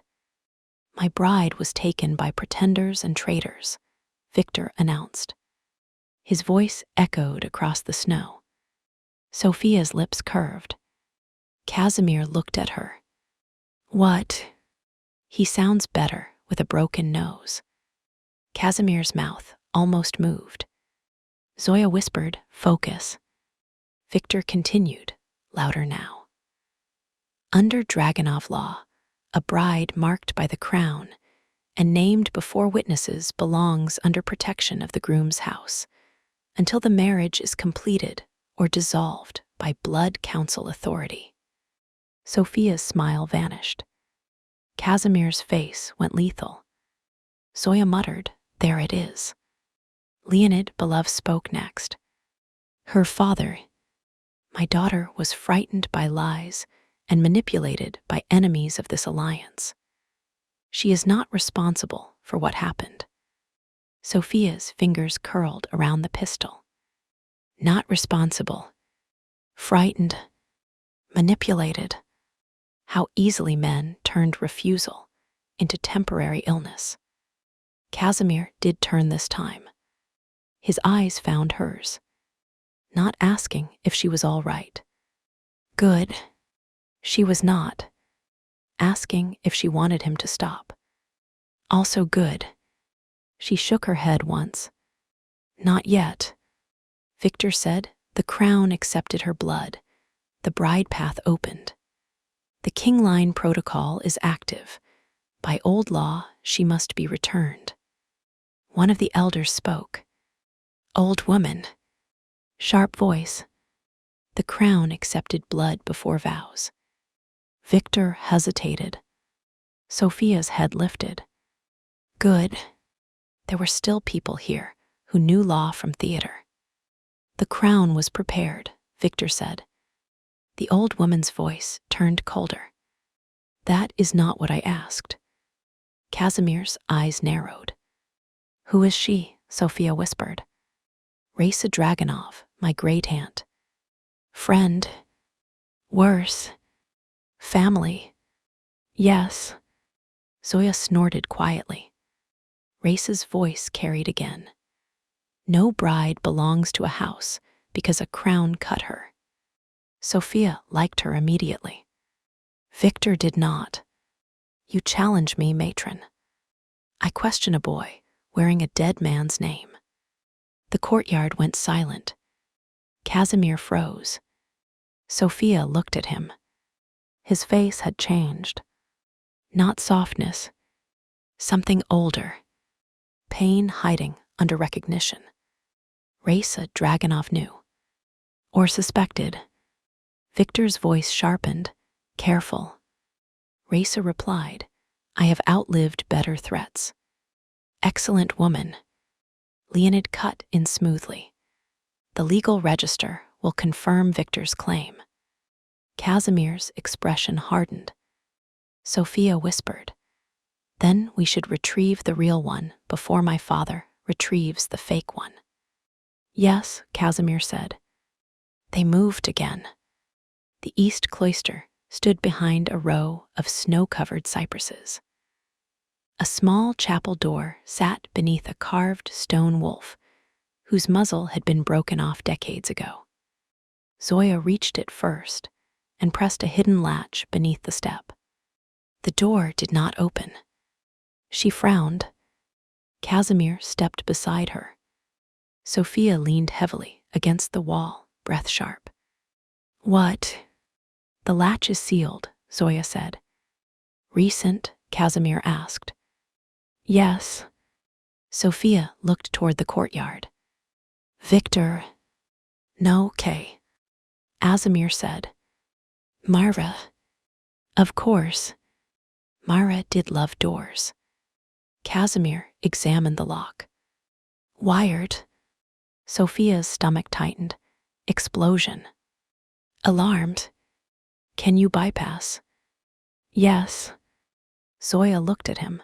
Your left hand is shaking. It is fine. Sophia said. If men could stop using that word as a funeral invitation, we would all save time. Casimir looked at her, then at his left hand. The burned fingers had begun to stiffen again, from cold and stress. He flexed them once. Badly. Zoya held out her hand. Let me. Casimir hesitated. Sophia watched him. The hesitation was not pride. Not only. Pain had old rules too. Zoya did not force. She waited. Finally, Casimir placed his hand in hers. Sophia looked away. Not because the sight was too intimate. Because it was. Zoya warmed and stretched the fingers quickly, murmuring something in Old Russian. Casimir stared at the chapel door like it owed him an apology. After a minute, he took out a thin metal pick and opened the seal panel with his right hand. The alarm wire inside had been connected to a small black device, marked with the cradle symbol. Sophia's wrist burned. Casimir glanced toward her. Mark. Complaining. Pain. Minor. Truth. She glared. Sharp, brief, manageable. He nodded once, then disabled the wire. The door opened. No alarm. No explosion.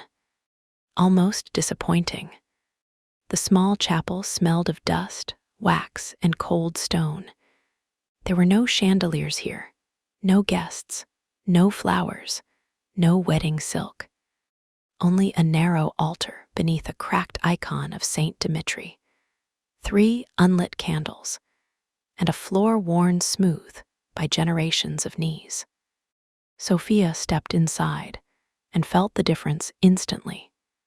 The main cathedral had been spectacle. This was older, less interested in men. Zoya closed the door behind them and barred it. Casimir moved to the altar. For 1 second, he stood still. Head bowed.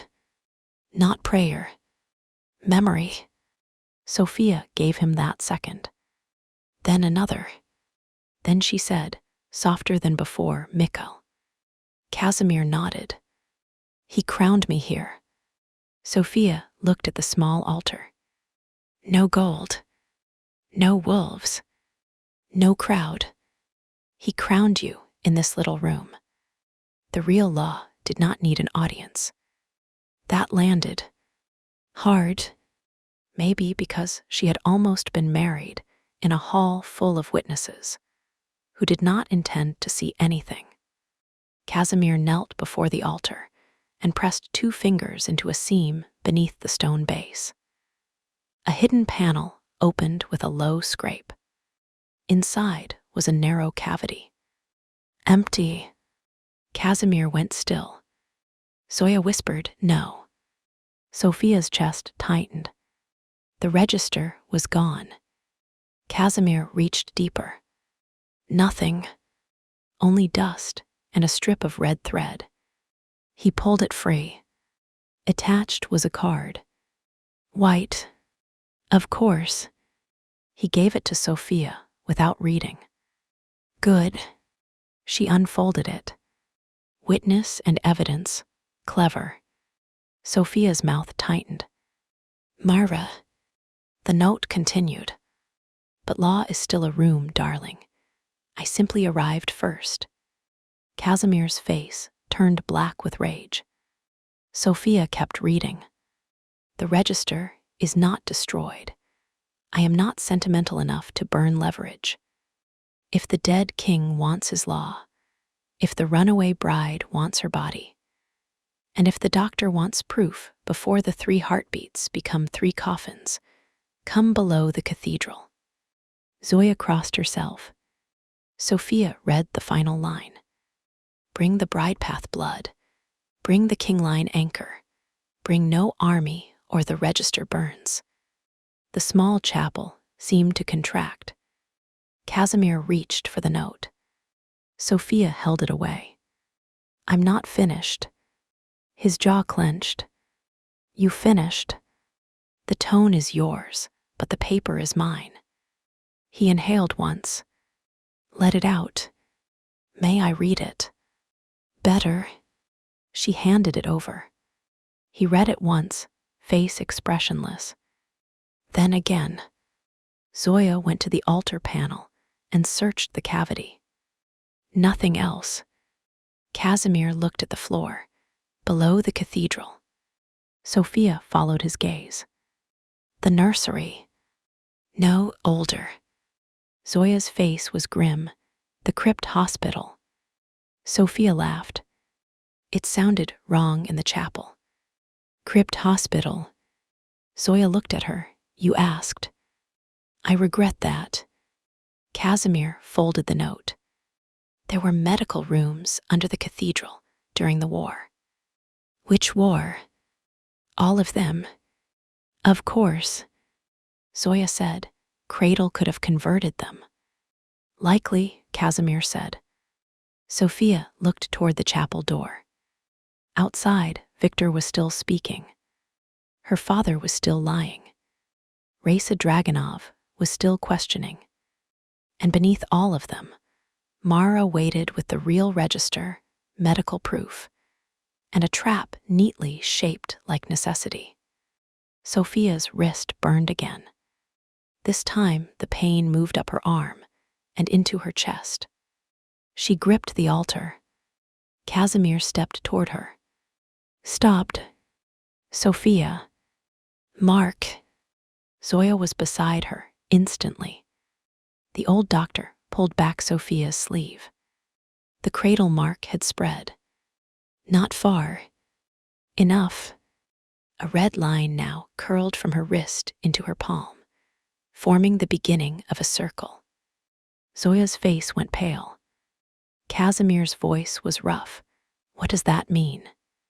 Zoya did not answer. Sophia looked at her. Zoya. The old doctor swallowed. It resembles a completion pattern. No, Sophia said it calmly. That helped.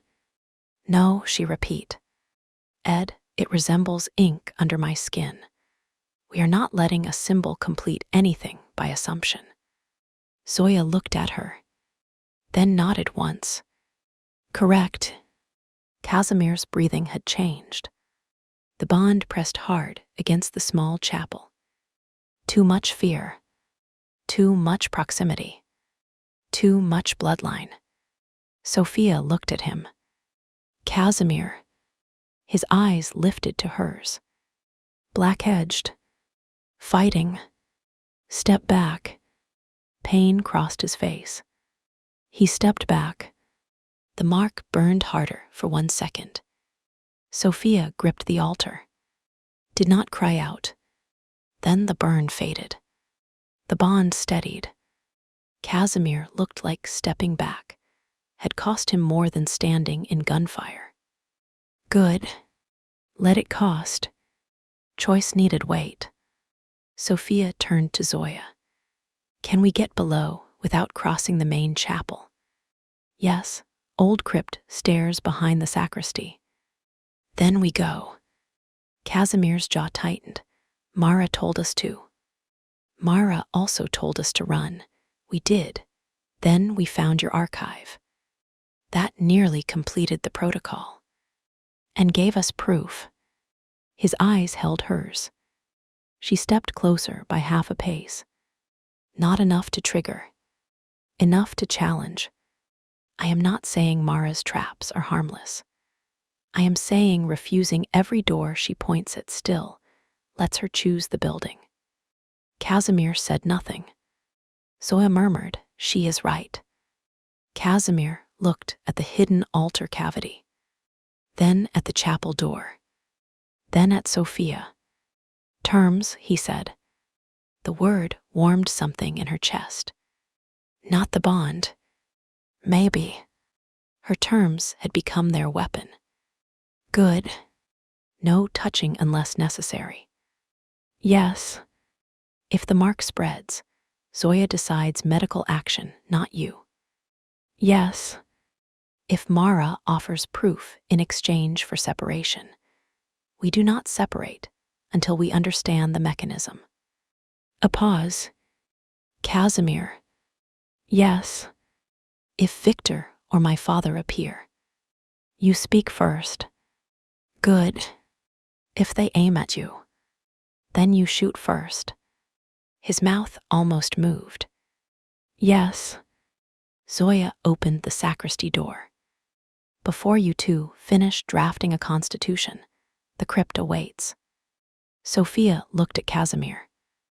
Ready, dead king. His eyes held hers. Ready, witness. The words steadied her. They went below.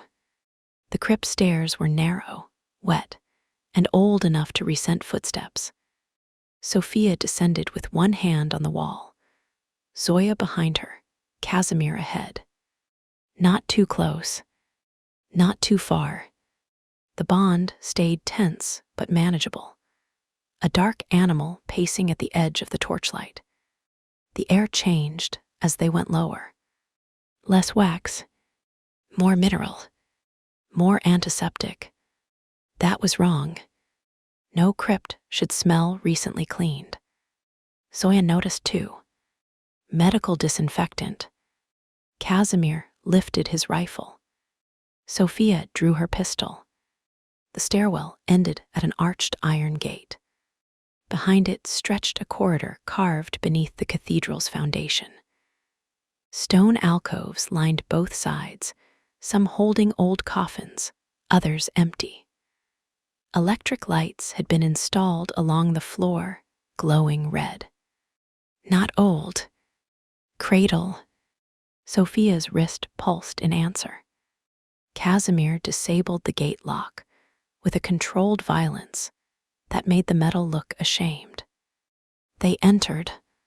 The corridor forked 3 ways. A symbol had been painted above each arch. Left, wolf. Right cradle. Center crown. Sophia stopped. That is too theatrical, even for this group. Casimir looked at the symbols. Crown leads to altar chamber. Cradle. Medical wing. Wolf. Family crypt. Zoya's mouth tightened. Mara wants us to choose. Sophia looked at the red line on her palm.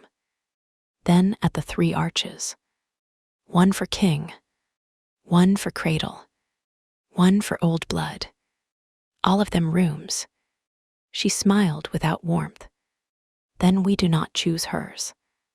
Casimir's eyes sharpened. Sophia looked at the floor. The red lights ran under all 3 arches, but the wiring was newer in one place. Fresh dust disturbed near the base of the right arch. Cradle. Obvious. Too obvious. Near the wolf arch, old stone dust lay untouched, except for one faint smear. Wax. Black candle wax. The wedding altar upstairs had used black candles. So had the hidden marriage table in the main chapel.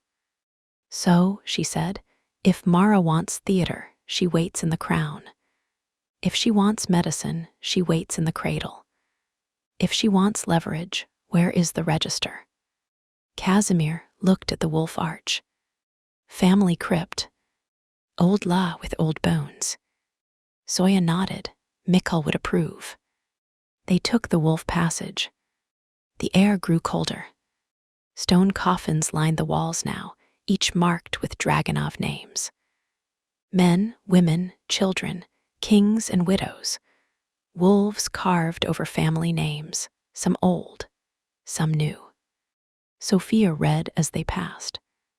Dragonov, Dragonov, Dragonov. Then, Casimir Alexander Dragonov. She stopped. His tomb. Black marble. Gold lettering. Fresh white flowers arranged on the lid. Her throat tightened. Casimir stopped several paces ahead, but did not turn. He knew. Of course. Sophia stepped closer to the tomb. The date of death was carved 10 years ago. Beneath it, beloved king, burned before his time. The cruelty of the inscription sat heavily in the cold. Who visits? She asked. Casimir's voice was flat. Raisa, his great aunt, the old woman in the courtyard. She knows. She suspects. Those flowers are fresh. Yes. Sophia looked at the tomb of a man, standing 20 feet away. It was easier to understand now why he had not returned. Some deaths hardened around the living. Break the tomb, and everyone who learned to kneel beside it had to bleed again. Casimir finally turned. His face was closed, but the bond gave him away. Pain. Old. Quiet. Sophia wanted to say something. She did not know what would be useful, so she said the true thing. Terrible wording. He blinked. What? Burned before his time. Dramatic, unhelpful, slightly insulting. For 1 second, nothing. Then his mouth moved. Real this time. Small. Brief. But real. Agreed. Good. The tomb broke a little. Not the stone. The hold. Zoya wiped one eye and pretended not to. Sophia pretended not to see. They continued past the tomb. At the end of the family crypt stood a smaller altar beneath a statue of a veiled woman holding a wolf cub in her arms. Not saintly. Maternal. Fierce. The old widow laws, maybe. Sophia liked her. At the base of the statue was a blood seal. Broken. Casimir crouched. Recent. Sophia looked behind the statue. A narrow slot had been cut into the stone. Inside, something metallic gleamed. She reached for it. Casimir caught her wrist. The bond flared. Both froze. His hand released immediately. Trap, he said. She hated that he was right. Zoya examined the slot. Needle mechanism. Sophia looked at Casimir. The register is protected by blood. Yes. Whose? He looked at the seal. Widow law required the ruling king's blood and the witness bride's hand. Sophia stared. Witness bride. Old term. Bad term. Yes. She looked at the slot. Mara knew. Yes. So we are back to bride path blood and kingline anchor. Casimir's face hardened. We do not open it. Sophia laughed once. Absolutely not. We are opening it. No. Casimir. This is exactly what she requested. No, she requested bride and king. We are witness and evidence. Different legal posture. Zoya looked at Sophia. That may be symbolic rather than mechanical. Then we make the machine tolerate nuance. Casimir looked like he was in physical pain. What does that mean? Sophia pulled the evidence pouch from her coat. The Black King's ring inside gleamed. You said the ring is evidence. Old law recognizes the ring, yes. Yes. And the register slot needs kingline anchor. His eyes sharpened. The ring may substitute for king's blood. Has anyone tried that? No. Excellent innovation. Zoya muttered, I am surrounded by criminals and experimental legal theorists. Sophia ignored her and lifted her left hand. The cradle mark glowed faintly. No blood from me, if we can avoid it. Casimir's face eased by one fraction. Good. He had expected her to offer her hand. She enjoyed surprising him. Sophia took one of the torn pieces of lace, still tied around her sleeve, from the wedding dress. What are you doing? Casimir asked. Bride path fabric, not blood. That is not law. No, it is theater. Mara uses theater, so can I. She wrapped the lace around the ring. The black iron disappeared beneath torn white bridal silk. Witness and evidence. Bride without bride. King without blood. Casimir watched her with something close to awe. That was a problem. She pointed at him. Do not. His eyes narrowed. Do not what? Look impressed. I am impressed. The honesty hit too hard. Sophia looked away first. Annoying. Accurate. Also annoying. She placed the wrapped ring into the slot. Nothing happened. Then she pressed her palm against the stone, beneath the widow statue. Not the marked wrist. The other hand. The slot clicked. A mechanism shifted inside the altar. Casimir went still. Zoya whispered, clever girl. Sophia smiled faintly. Experimental legal theory. The stone base opened. Inside lay a long sealed tube of black metal, stamped with the old Dragunov wolf and sealed with wax. The real succession register. Casimir stared at it. He did not reach. Sophia understood. If he touched it first, he became king before the room heard the witness. So she took it. Her hands did not shake. Not much. The moment the tube left the altar, the crypt lights turned red. An alarm began. Soft, not loud. Worse. A countdown flashed on the wall. Register removed. Chapel lockdown in 0500. Zoya sighed, naturally. Casimir grabbed the ring from the slot and handed it back to Sophia. Move. They moved. The family crypt changed on the way out. Not physically. Tactically. 2 side panels opened near Casimir's tomb, revealing hidden doors. Men stepped through. Not Victor's public guards. Cradle operatives. Black masks. White armbands. No wolves. No family. Sophia lifted her gun. Casimir fired first. The shot dropped the nearest man before he fully raised his weapon. Zoya pulled Sophia behind Casimir's tomb. Sophia objected. Zoya said, "Complain later, shoot now." Reasonable. Sophia used the side of Casimir's own false to MB as cover and fired at a man trying to flank them through the left panel. He ducked. Zoya shot him in the shoulder. Casimir moved ahead with terrifying efficiency, using the crypt's stone coffins as cover, firing, shifting, stopping only when the bond tugged too hard from Sophia's direction. She noticed. Of course, every time a bullet hit near her, his body reacted before his mind. But he did not abandon position. He did not drag her behind him. He did not become the thing the cradle circle wanted. He fought like a man, not a mechanism. Good. Very good. The countdown echoed from the corridor. 0412.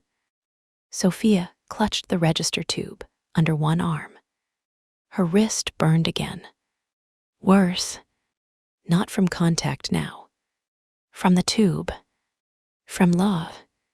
From the fact that she carried the thing Mara needed. Casimir shouted, "Zoya stairs." Zoya grabbed Sophia's elbow. "I can move. You can limp heroically while I prevent you from dying." Fine. They pushed toward the main corridor. A masked woman stepped from behind a coffin, gun aimed directly at Sophia. Casimir saw too late. Sophia saw early enough. She threw the register tube. Not at the woman. At Casimir. He caught it by reflex. The woman's aim followed the tube. That one fraction of movement saved Sophia. She fired twice. The masked woman dropped. Casimir stared at her. What? You threw the register. You caught it. It is priceless. So am I. His mouth almost moved. Then another bullet hit his tomb, and they moved again. 0331. They reached the 3-arch corridor. Now all 3 symbols glowed red. Wolf, cradle, crown. At the end of the center arch stood Mara Orlov. Of course. White scarf, gray coat, a pistol held loosely in one hand. The real succession, register now in Casimir's grip. Blood on his cheek. Sophia limping beside Zoya. Mara smiled like every outcome had amused her equally. You found the old law. Sophia aimed at her. You left directions. I left temptation. Same thing in a worse dress.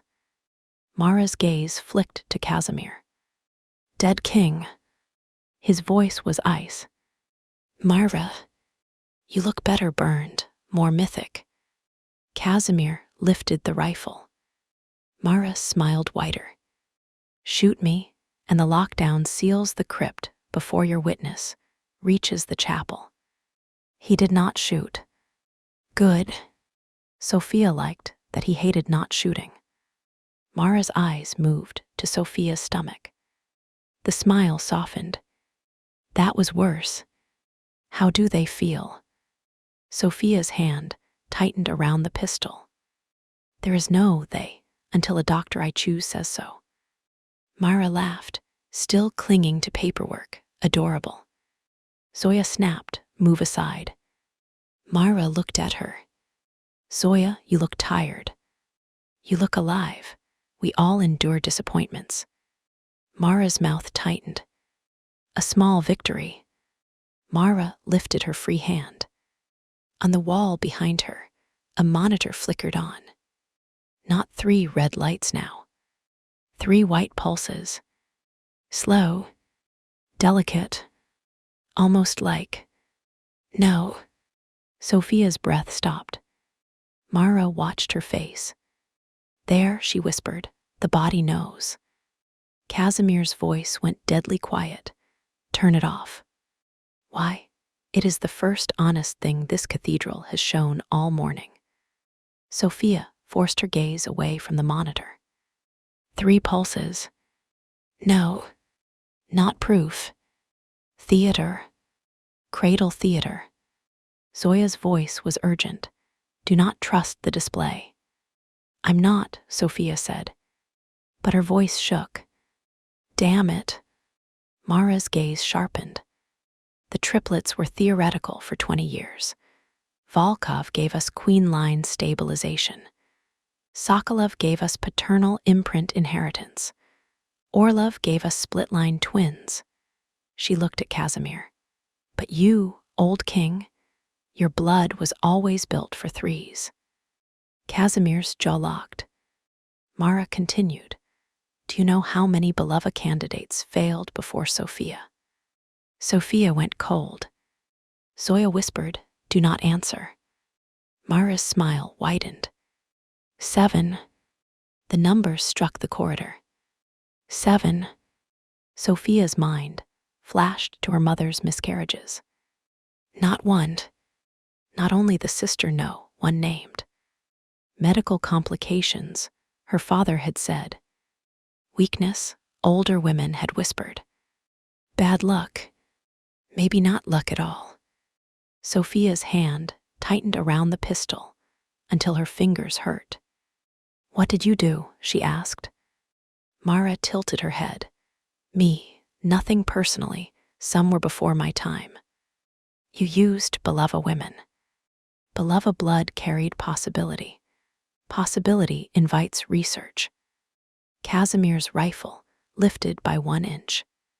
Mara's gun shifted toward Sophia. Everyone froze. Mara said softly, I would not. If she falls now, candidate 2 destabilizes first. Sophia's blood chilled. Candidate 2. Specific.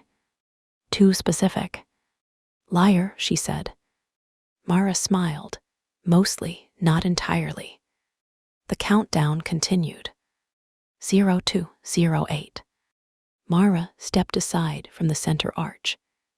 Go then, bring law to wolves. Let old women clap and old men deny. Let Victor scream fraud and Beloved explain contracts. Her eyes glittered. But understand this. The moment Sophia walks into that chapel with you, the public bond confirms. The triplet protocol stabilizes under witness pressure. Witness pressure, Sophia repeated. Public recognition, old law, emotional apex. Every culture had rituals before doctors had machine. Mara shrugged. We learned to use both. Casimir looked at Sophia. She could feel his question. Do we go? The trap was elegant again. If they stayed, lockdown sealed the crypt. If they left together, Mara claimed the protocol stabilized. If they split, Victor or Cradle would take one of them. Every path was contaminated. Sophia laughed. Small. Cold. Mara blinked. Good. She had not expected that. You really do think ceremony creates truth, Sophia said. Mara's expression sharpened. No, I think bodies believe ceremony. Maybe bodies do. Sophia lifted the pistol with 1 hand and pointed to the succession tube in Casimir's grip with the other. But records do not. Casimir's eyes changed. Understanding. Sophia looked at Zoya. Can you get the register upstairs? Zoya's mouth tightened. Slowly. Good.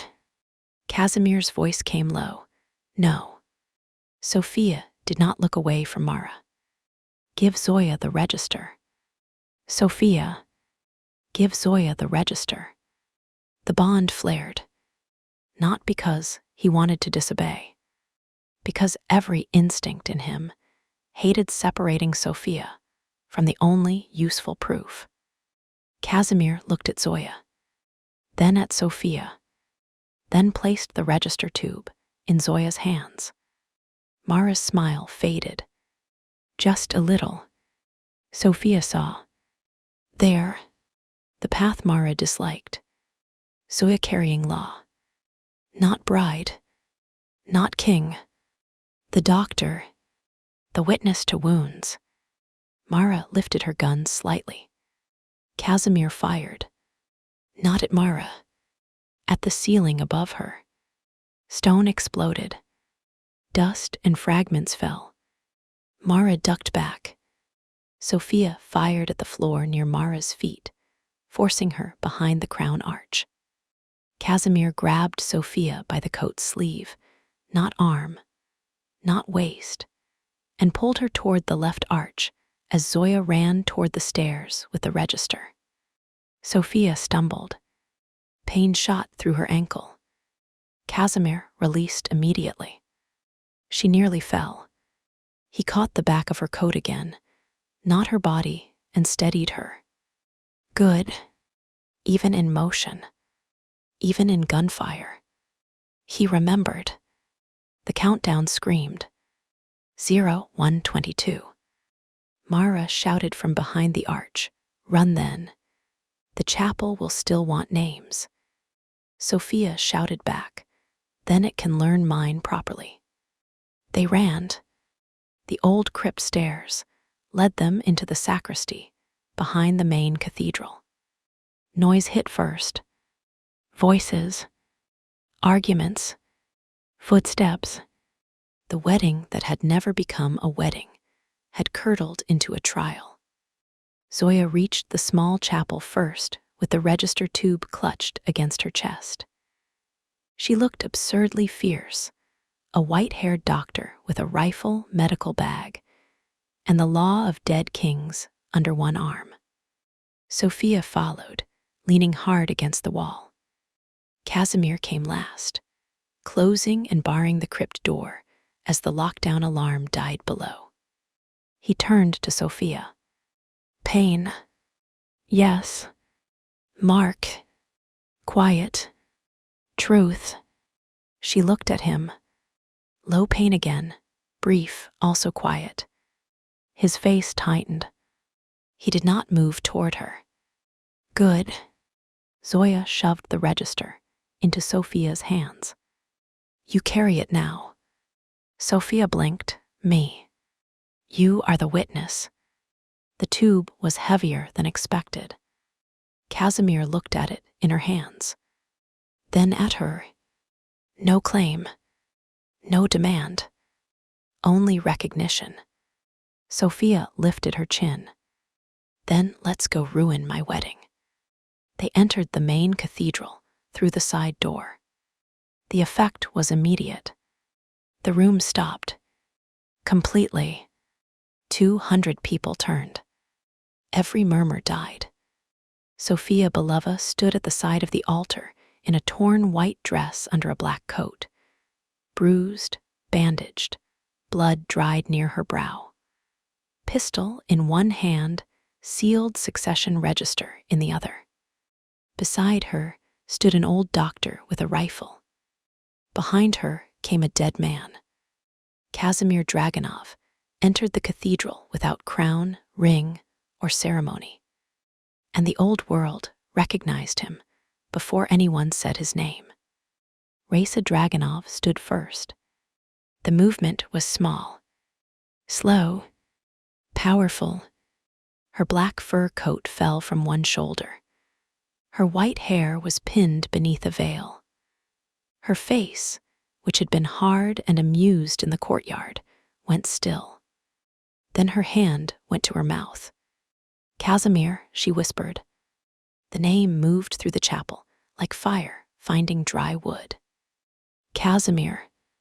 Casimir Dragunov. The dead king. Alive. Men reached for guns. Women crossed themselves. Priests backed away from the altar. Victor turned white. Leonid Belov did not. Her father's composure cracked only around the eyes. That was enough. Sophia saw it. He had known survival was possible. But seeing Casimir alive in the cathedral was something else. Proof with breath. Casimir stopped 3 paces behind Sophia. Not ahead. Not beside. Behind. Witness first. Evidence second. King later. That detail landed in the room, even if most of the room did not know why. Victor recovered first. He stepped forward, face twisted by rage and swelling. Imposter. Raisa slapped him. The sound cracked across the cathedral. Sophia nearly smiled. The old woman stood trembling with fury. I held that boy the day he was crowned. Victor touched his cheek. Around the room, guns lifted higher. Casimir did not move. His voice carried without effort. I am Casimir, Alexander Dragunov. Silence. Then Kaya. S. Men shouted. Women cried. Priests argued. Victor yelled over them. A cradle trick. He died in the fire. Sophia lifted the register tube. Then opened the law. The room quieted by degrees. Leonid's eyes cut to her. Sophia. She looked at her father. He had used that tone her entire life. At dinner tables, in council rooms, at her mother's bedside, in the bridal suite. The tone that said her name was a leash. It did not work anymore. Leonid. A ripple moved through the room. She had called her father by his name. Good. Let the room learn quickly. Her father's mouth hardened. You are injured and confused. Still more accurate than your contract. You do not understand what you are carrying. I understand you tried to sell it with me. Another ripple. Victor stepped toward her. You are my bride. Casimir moved. One step. Only one. The bond surged so hard Sophia nearly swayed. She lifted a hand backward without looking. Stop. Casimir stopped. The room noticed. Good. Let them see him obey a woman before they called him king. Sophia looked directly at Victor. I refused the vows. I escaped before ceremony. Your crown cut me before consent. Your contract used cradle language. You are not my husband. Victor smiled cruelly. The crown accepted your blood. Then marry the crown. A few women in the back made sounds that might have been scandal or approval. Raisa's mouth twitched. Victor's face darkened. Sophia set the succession tube on the altar. Open it. Leonid stepped forward. That register is not authenticated. Casimir's voice came from behind Sophia. It is sealed with Father Mikkel's wax. The priests looked toward the tube. One old priest stepped forward, hands shaking. He examined the seal. It is his. Leonid's jaw flexed. The priest opened the tube. Inside lay the real register. Old paper, black ink, blood seals. The priest read silently first. His face changed. Raisa moved to his side and took the document. The old woman's hands trembled, but her voice did not. King presumed dead. Throne held in abeyance until body verified by blood council. Victor shouted, "False." Raisa ignored him. Victor Dragunov, branch not eligible for crown line succession, without council verification and Widalaw assent. The room erupted again. Sophia watched her father. His face had gone pale now. Good. Raisa read further. Marriage contracts executed under false succession claim are voidable upon witness challenge. Sophia smiled. Slowly. Witness challenge. Thank you, Father Mikkel. She stepped forward. I challenge. Every head turned to her. Leonid's eyes narrowed. You have no standing. Sophia pulled the king's ring from her evidence pouch. The chapel inhaled. She did not give it to Casimir. She placed it beside the register. I carry evidence of false succession, cradle medical interference, fraudulent bride path activation, and beloved council complicity. Her father's face sharpened. Sophia. She ignored him. Leonid Belov knew Casimir survived the transport fire 10 years ago. He concealed that knowledge while arranging a marriage between his daughter and a false Dragunov claimant. The room exploded. Leonid's voice cracked like a whip. Enough. Sophia turned to him. No. The single word hit harder here than it had in the bridal suite. Because this time he had an audience. Because this time Casimir stood behind her and did not make the word his. Because this time the law lay open on the altar. Leonid looked at Casimir. You let her speak for you. Casimir's answer was quiet. She speaks for herself. The room went still. A dangerous kind of still. The old guard did not know what to do with a king who did not claim the woman holding his ring. Victor saw weakness. Of course he did. He lunged toward Sophia. Casimir moved, but Sophia moved first. She lifted the pistol and fired into the floor at Victor's feet. Stone chipped. Victor stopped. Sophia's voice was calm. I have had a long night. Raisa laughed. One sharp, delighted sound. Then she pointed at Victor. Disarm him. Half the room moved. The other half did not. There. Factions. Lines drawn. Victor's loyalists lifted guns. Casimir's old loyalists, those who still recognized the dead king, lifted theirs. Beloved men moved toward Leonid. Priests scattered. The cathedral became a powder keg with stained glass. Zoya stepped close to Sophia. We need to end this quickly. Sophia looked at the register, then at her father, then at Casimir.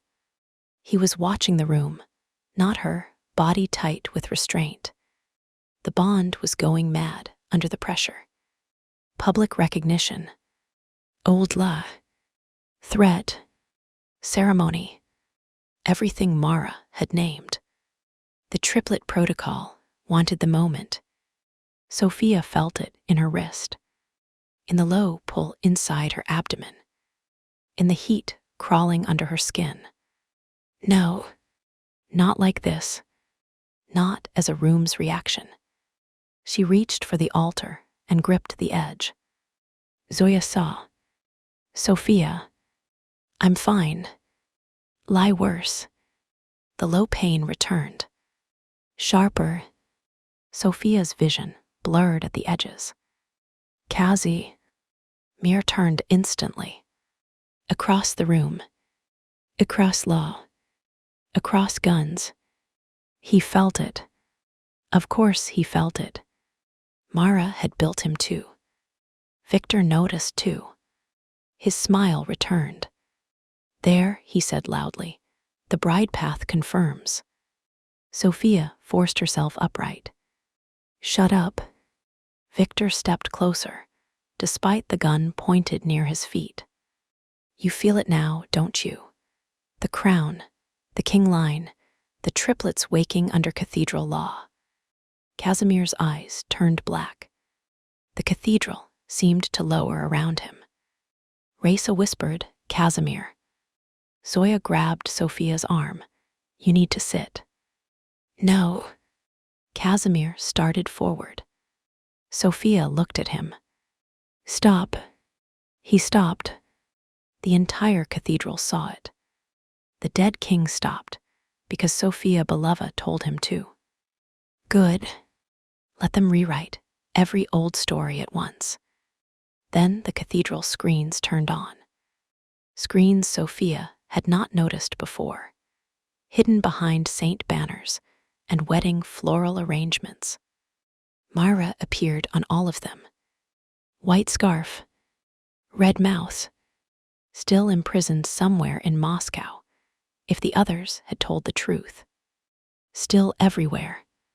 She smiled. Beautiful witness and evidence. Law and blood, you almost made it noble. Victor looked furious. Leonid looked terrified. Casimir looked ready to murder a screen. Sophia looked bored on purpose. Mara. Sophia. You are repetitive. Effective, darling. The screens behind her shifted to show medical data. 3 pulse lines. 1, 2, 3. Zoya swore under her breath. Sophia's stomach turned. Mara's voice softened. By now, the bride should feel the first stabilization pains. The protocol dislikes uncertainty. Casimir's voice came like death. If you speak about her body again, I will continue speaking from a screen while you grind your teeth. Yes. Mara smiled. That is how remote communication works. Sophia almost laughed. Wrong moment. Her body did not care. Pain twisted again. She gripped the altar harder. Mara watched with bright interest. Zoya, you are there, yes. Do you want proof? Zoya's face went grim. No. Mara lifted one hand. A side door near the altar clicked open. Inside was a small medical chamber Sophia had not seen last night. Of course, a hidden bridal preparation room. White walls, exam table, cabinets, portable scanner, ultrasound machine. Zoya went pale. Casimir's face went blank. Mara smiled. You can keep arguing law while she bleeds uncertainty. Or you can confirm what the mountain already knows. The cathedral was silent. Every eye went to Sophia. Her stomach, her body, her possible triplets. There it was again. The room turning her into evidence before she chose to be. Sophia stood very still. Casimir's voice came from behind her. No one moves. It was not command at her. It was command at everyone else. Good. He crossed to her slowly, stopped at the distance she had taught him. Sophia. She did not look at him. If she looked, she might see too much. His voice dropped. This is your choice. The words moved through the cathedral. Not loudly, not theatrically, but enough. Her choice. In front of elders, false grooms, priests, fathers, guns, and Mara's hungry screens. Sophia looked at Zoya. Can you run the scan? Yes. Can she fake it? Zoya looked into the prep room. Possibly, but I can verify the machine, and I can tell theater from heartbeat. Do I need to know now? Zoya hesitated, then answered honestly. The pain, mark spread, and cradle exposure mean we need medical information soon. It does not have to be in front of them. Sophia looked around the cathedral, every face watching, waiting, hungry, afraid, curious. No, not here, not as spectacle. She lifted the register. We finish this first. Mara's smile flickered. Good. Sophia pointed to the open register. The succession challenge is active. The false marriage claim is voidable. Victor has no lawful standing until Casimir's body is verified by blood council. Raisa stepped forward. I verify him. Victor shouted, You cannot alone. Raisa looked around the cathedral. I do not stand alone. One by one, older Dragunov women stood. Not men, women, widows, aunts, mothers, the women who remembered kings because they buried them. Raisa held up her hand. The widow recognizes him. Casimir inhaled sharply. Sophia felt it through the bond. Not pride, pain. Old law returning with old cost. The male elders looked uncertain. The female elders did not. Sophia decided then that every useful law had probably been protected by women, while men were busy decorating violence. Leonid saw the room shift. He moved toward Sophia. My daughter is not competent to challenge. Casimir stepped between them, not touching Sophia, not crowding her. A wall now, yes, but facing her father, not her. Leonid looked up at him. For the first time in Sophia's life, her father looked small. Casimir's voice was quiet. Say that again. Leonid swallowed. Sophia stepped around Casimir. The movement cost pain. Worth it. No, she said, let him.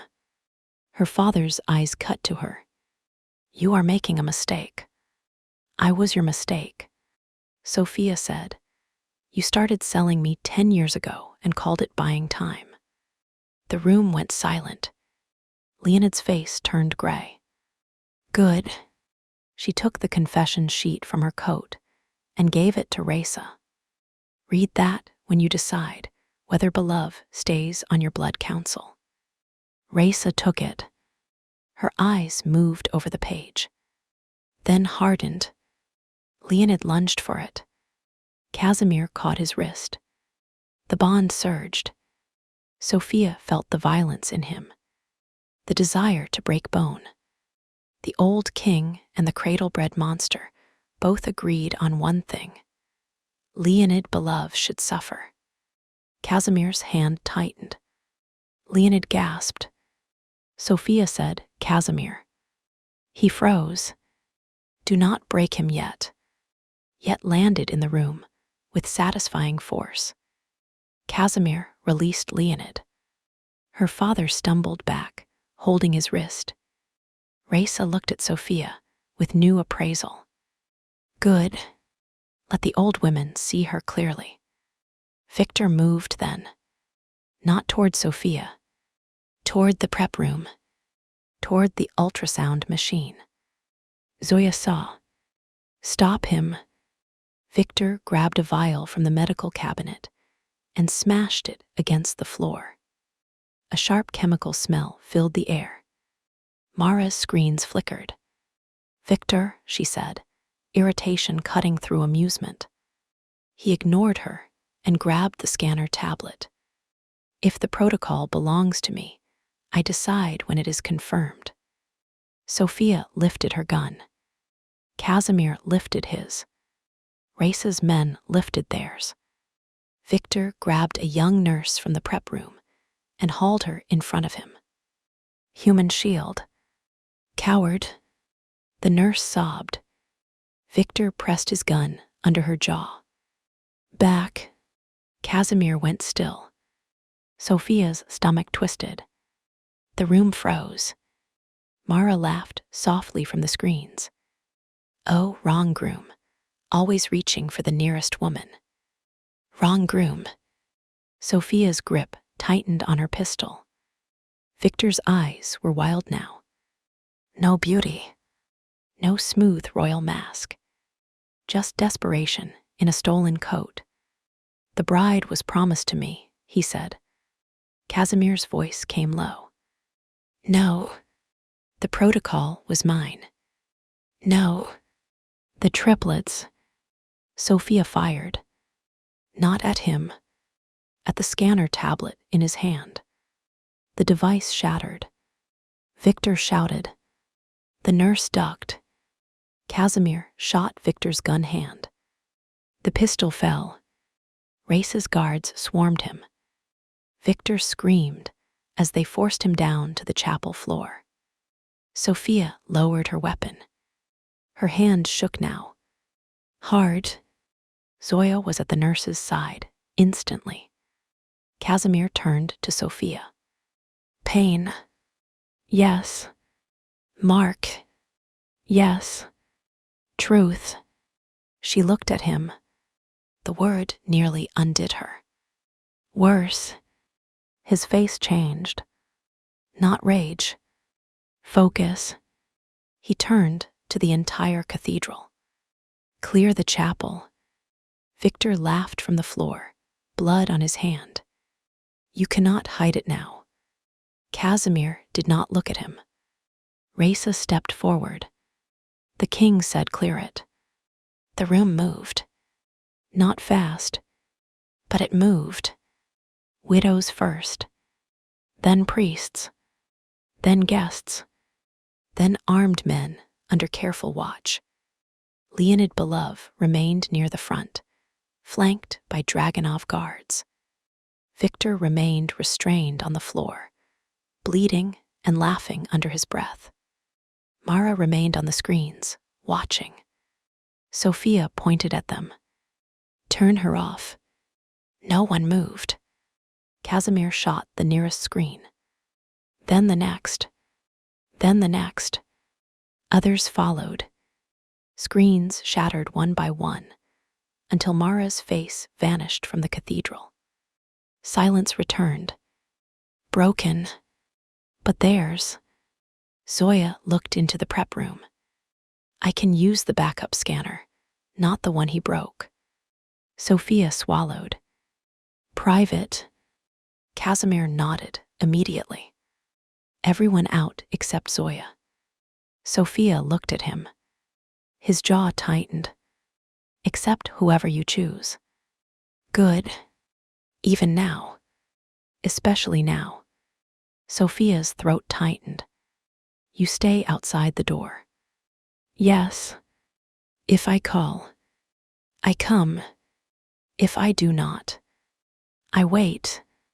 She nodded once, then looked at Zoya.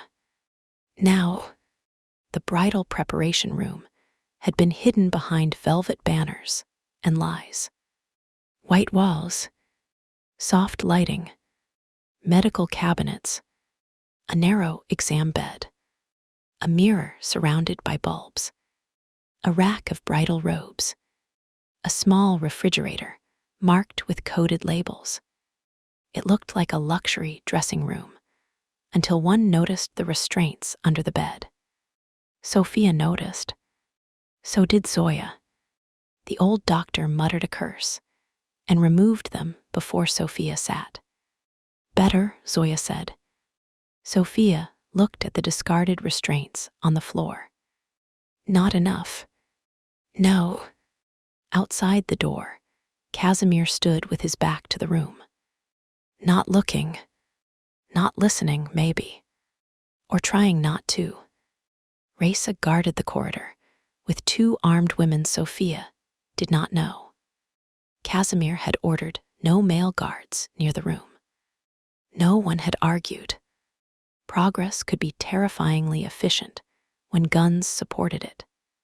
Sophia sat on the edge of the exam bed. Her body shook now. Delayed shock, maybe. Pain, probably. Fear, definitely. Zoya checked the ultrasound machine, disconnected 2 suspicious external cables, replaced the probe cover, and drew a diagnostic scan of her own arm before approaching Sophia. Machine appears functional. Appears. Yes. Do it. Zoya looked at her. Sophia. No softness. The old doctor nodded once. No softness. This may show nothing conclusive. It may show early gestational activity. Why it may show cradle manipulation that does not match natural development. Whatever it shows, we treat it as information, not verdict. Sophia breathed in. Information, not verdict. Good. She lay back. The ceiling above her was painted with tiny gold wolves. She hated that. Can someone paint over those? Later. Good. Zoya lifted the shirt carefully and exposed Sophia's lower abdomen.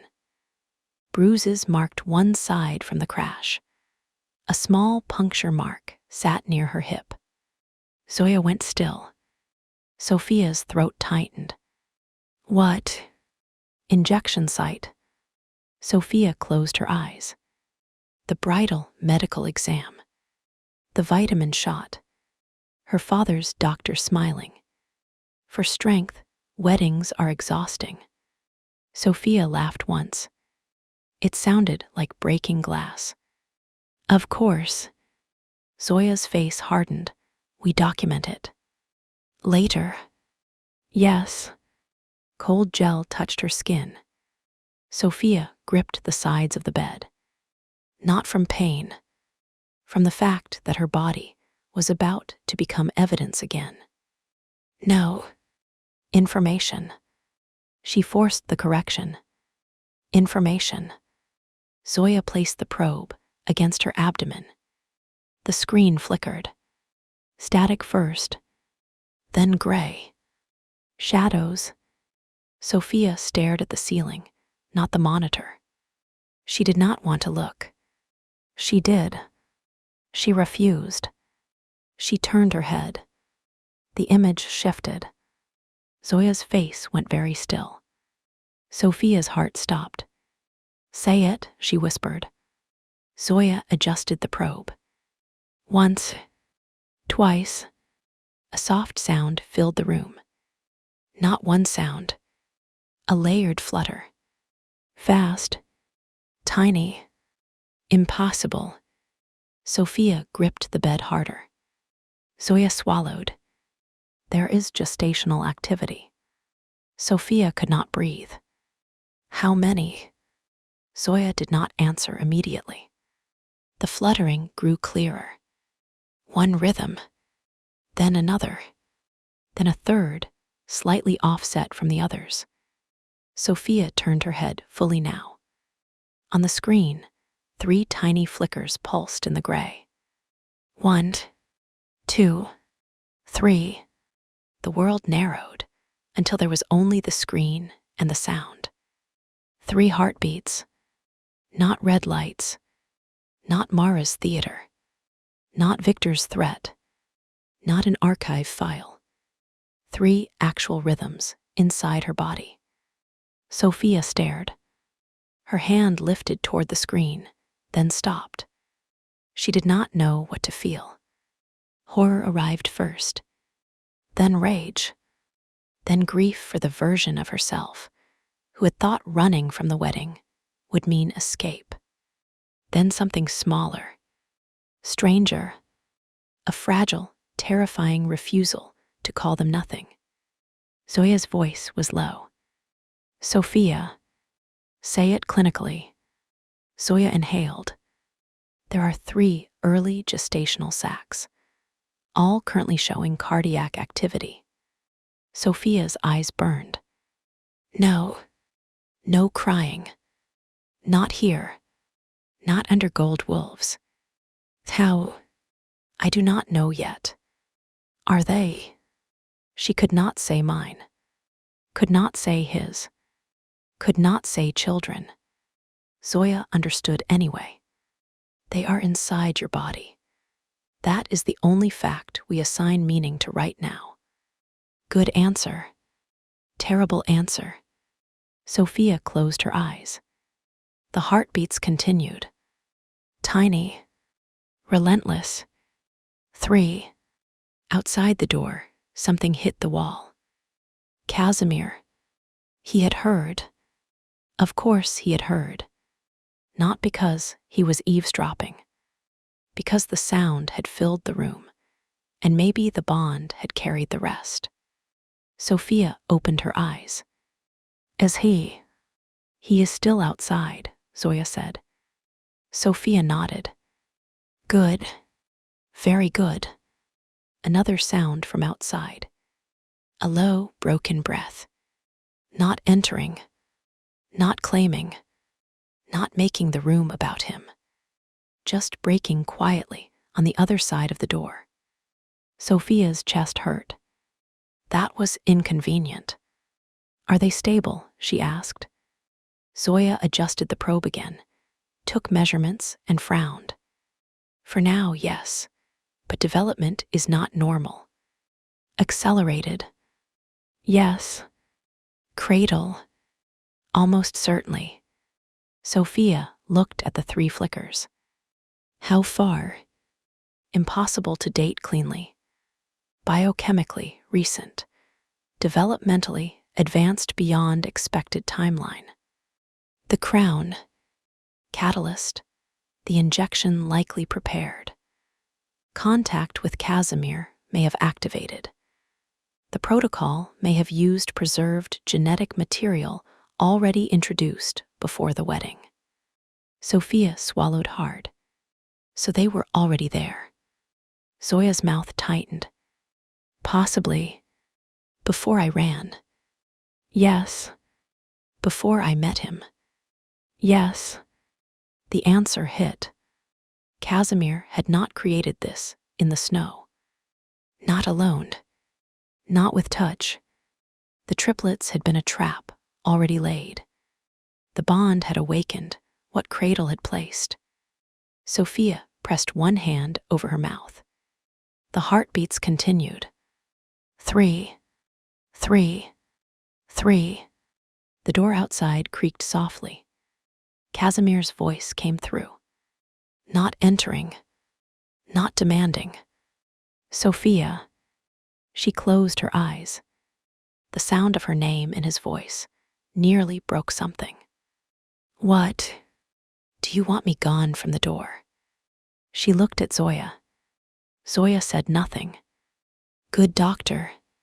Sophia looked back at the screen. 3 heartbeats. Cradle trap. Dragonov blood. Beloved body. Her choice now, or nothing left. No, she said. Her voice shook. She hated that. Then she repeated it stronger. No, stay there. I'm here. 3 words. Not vow. Not claim. Location. Useful. She looked at the screen again. A laugh broke out of her. Small. Horrified. What? Zoya frowned, pain. No. Sophia stared at the 3 flickers. The cradle circle. Thought triplets were impossible. Yes. And then made them possible inside the body of a woman. They expected to obey a false groom. Zoya's face hardened. Yes.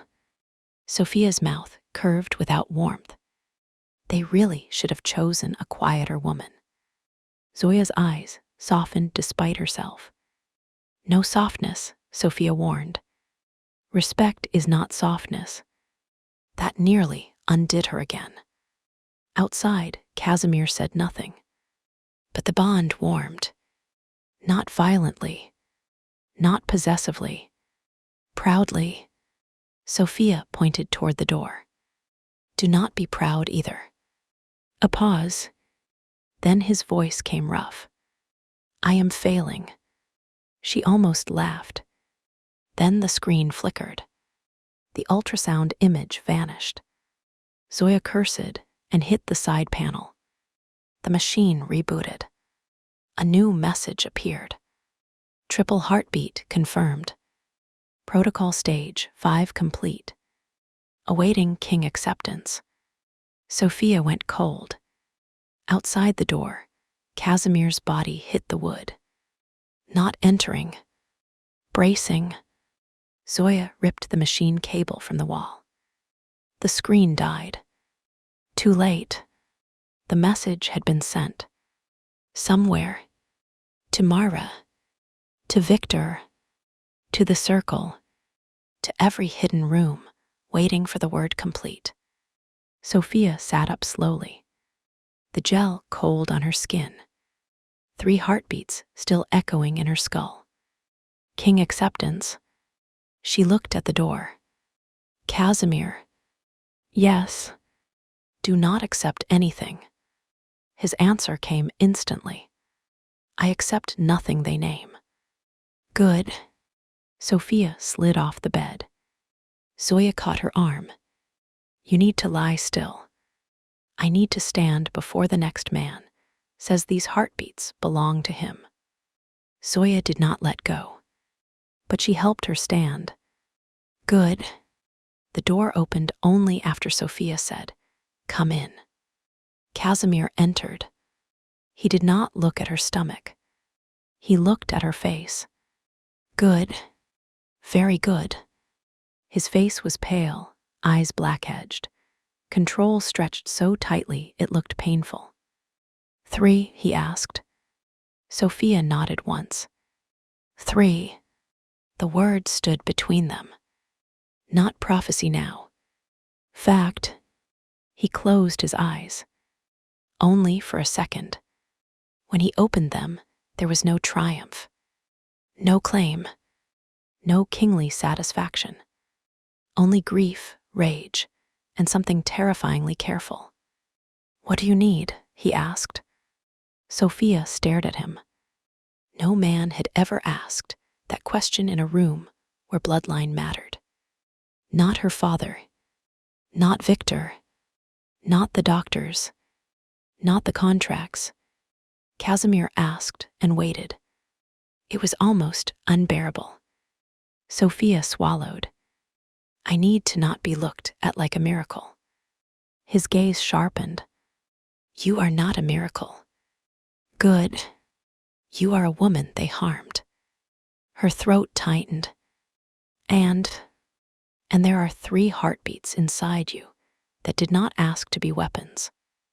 Her eyes burned. Damn him. Damn exact men. And his voice lowered. And I will not call them mine before you decide what they are to you. The room went silent. Zoya looked away. Sophia did not. The bond trembled between them. Not hungry now. Not exactly. It seemed to listen. To learn. To become less certain of the shape Cradle had given it. Sophia took 1 step closer. Then stopped. Not touching. The machine said awaiting King acceptance. Casimir's mouth hardened. I heard. What does old law say? Old law says no child is accepted into Dragunov blood without the mother's naming right. Zoya's head snapped up. Sophia stared. The mother's naming right. Yes. Widow laws. Yes. She almost smiled. Those widows were becoming her favorite dead people. So you cannot accept them without me. Not by old law. Cradle knows that. Yes. And still the machine asked for King acceptance. Because Cradle removed the mother. Sophia's mouth hardened. Of course. Always the same edit. Remove refusal. Remove consent. Remove naming. Keep blood. Keep hunger. Keep men. Sophia lifted her chin. Then here is my first naming. Casimir went still. Zoya did too. Sophia placed one hand lightly over her abdomen. Not lovingly. Not yet. Carefully, like touching a sealed letter that might contain either a sentence or a weapon. They are not the triplet protocol. Casimir's eyes held hers. They are not Dragunov property. No, he said. They are not beloved leverage. No, they are not Victor's claim. His face went black. No, they are not Mara's proof. No. She swallowed. The next words cost more. They are 3 heartbeats. That is all I can give them right now. Casimir's voice came rough. Then that is all they are. Something inside her loosened. Not acceptance. Not peace. A first breath. Then shouting erupted outside the prep room. Race's voice. Then Victor's. Then her father's. A gunshot cracked in the main chapel. Sophia closed her eyes. Of course. Casimir lifted his rifle. Zoya grabbed her medical bag. Sophia picked up her pistol from the counter. Casimir looked at her. You can stay here. She lifted one brow. Would you like to try saying that again? He inhaled once. No. Good. He stepped aside. She went first. The main chapel had turned into a war room with pews. Victor was on his knees near the altar, one hand bandaged badly, 2 guards holding him down. Leonid Belov stood beside him. Now, not as prisoner, as ally. A gun was in her father's hand, pressed to Raisa Dragunov's temple. The old woman looked furious, rather than frightened. Sophia loved her for that. The register lay open on the altar. The king's ring lay beside it. Blood victors, maybe, marked the stone floor. Leonid turned when Sophia entered. His eyes dropped, not to her face, to her abdomen. Sophia felt it like a stain. Casimir stepped behind her. The bond surged. She lifted one hand. He stopped. Her father smiled faintly. There it is, Leonid said. Confirmed. Sophia's fingers tightened around her pistol. Hello to you too, father. Leonid's mouth hardened. You have no idea what you carry. No, but I know who I carry it away from. Victor laughed from the floor, wild and ugly. 3 heartbeats, the impossible bride. Casimir's eyes went black. Raisa snapped, silence. Victor ignored her. The circle said it could happen only if the real king touched her before the vows were dead. His eyes gleamed. You activated what I was promised. Sophia lifted the pistol and shot the floor directly in front of his knees. Victor flinched back. I'm developing a habit, she said. Casimir's mouth almost moved behind her. Bad timing. Still useful. Leonid pressed the gun harder to Raisa's temple. Enough. The room stilled. Sophia looked at her father. Really looked. He had taught her strategy. Silence. Observation. Delay. He had taught her how to read contracts, though he had not meant to teach her how to break one. He had taught her every useful skill, except mercy. Now he stood with a gun to an old woman's head and looked at Sophia's body like a failed asset retrieval. There was grief somewhere. Not for him. For the father she might have invented when she was small. She let that father die quietly. Then she spoke to the one in front of her. You knew about the Bratva candidates. Leonid's face did not move. Race's eyes sharpened despite the gun. Sophia continued. You knew women in our line had been used before me. Sophia. No, we are past father voice. She stepped closer. 7 Bratva candidates. How many were ours? Leonid swallowed. There. The first crack. Answer, she said. Casimir's voice came low behind her. Leonid. Her father's eyes flicked to Casimir. Fear. Yes. Good. But Sophia did not want fear of Casimir. She wanted truth. She stepped between them slightly. No, answer me. Leonid's jaw tightened. Your mother's family carried the marker. Sophia's stomach turned. How many? His silence answered. Sophia forced the words. My mother. Leonid looked away. The chapel vanished for 1 second. Her mother. Pale. Tired. Always recovering from something. Always being told she was delicate. Always apologizing for losing children no one named. Sophia's throat closed. How many? She whispered. Leonid's voice was quiet. 3 before you. Zoya whispered, God. Casimir went utterly still.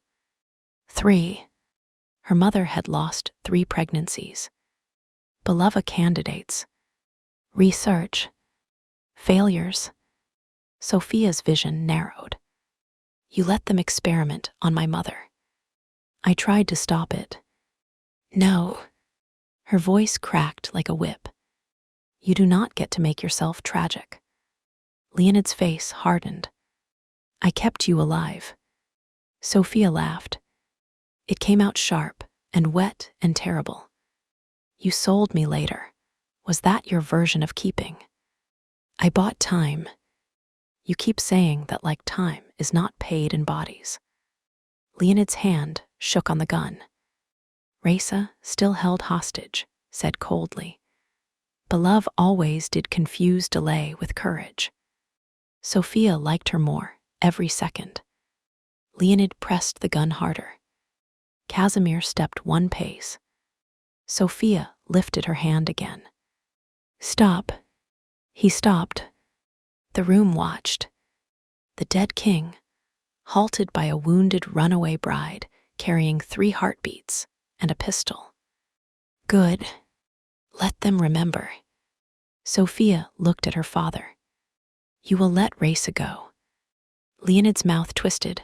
Or I read Mikkel's confession aloud, and then give the blood council your signatures, your witness codes, your cradle roots, and the names of every beloved woman buried under your idea of time. His eyes narrowed. You do not have all that. No, Sophia smiled without warmth, but Moscow does. A calculated lie. Mostly. Maybe. Enough. Leonid's gaze flicked toward Casimir. Casimir said nothing. Good man. Leonid hesitated. Then Victor shouted, She is bluffing. Sophia fired again. This time, she shot the edge of the altar beside Victor's head. Stone splintered. Victor went silent. Sophia looked back at her father. I am tired, injured, pregnant in a medically horrifying way, and no longer attached to your survival. Test the bluff. Leonid stared, then slowly released Raisa. The old woman stepped away with regal disgust, turned, and slapped him. Unlike Victor, Leonid did not stumble, but his face went pale. Raisa said, for his mother. Casimir's hand tightened. Raisa slapped Leonid again. For the beloved women. Sophia's throat tightened. Then Raisa stepped back. For the girl in front of you, I will let her choose. Ophia and Rasa looked at each other. Something passed between them. Old la. New witness. Not softness. Recognition. Then the cathedral doors burst open. Men in black tactical gear entered. Not victors. Not Leonids. Volkov. Sokolov. Orlov. Moscow had arrived. Nikolai Volkov entered first, Anya beside him. Roman Sokolov followed, face dark, one hand near his weapon. Dmitry Orlov came next, pale but walking. Alina Voss at his side like a blade in a black coat. Mila Arden entered with Dr. Levina behind her, carrying medical cases and an expression that suggested she would fight the cathedral itself, if needed. Galina came last, smoking, inside a church. Of course. She looked at Sophia, then Casimir, then Zoya. Well, she said, everyone looks terrible. Zoya's face broke. Not fully, but enough. Galina. The two old women crossed the chapel and embraced with the stiffness of people who had survived too much to perform reunion prettily. Casimir stood frozen. Nikolai looked at him. For 1 second, two kings measured the distance between history and now. Then Nikolai said, Casimir. Casimir answered, Volkov. Roman looked at Sophia. You're the bride. Sophia lifted her pistol. Witness. Roman nodded. Better. Mila looked at her wrist, then at her face. You need a doctor. I have one. You need 2. Levina stepped forward, possibly 3. Sophia looked at Casimir. People around you multiply. His mouth almost moved. Dimitri's eyes went to Victor on the floor. Wrong groom. Victor spat blood. Traitor Dawn. Alina glanced at Sophia. They all say dramatic things when cornered. I noticed. Anya came to Sophia's side. Not touching. Are you safe standing? No. Do you want to sit? Also no. Valid. Sophia liked her immediately. Then Alina's gaze dropped briefly, not to Sophia's stomach, but to her own hand where it rested near her abdomen. Understanding passed between them. Not identical. Never identical. But near enough. Alina said quietly, How many? The chapel seemed to shrink. Sophia lifted her chin. 3. Alina's face changed. Not pity. Recognition. Mila exhaled. Roman swore softly. Nikolai went very still. Dimitri's eyes moved to Casimir. Casimir's jaw tightened.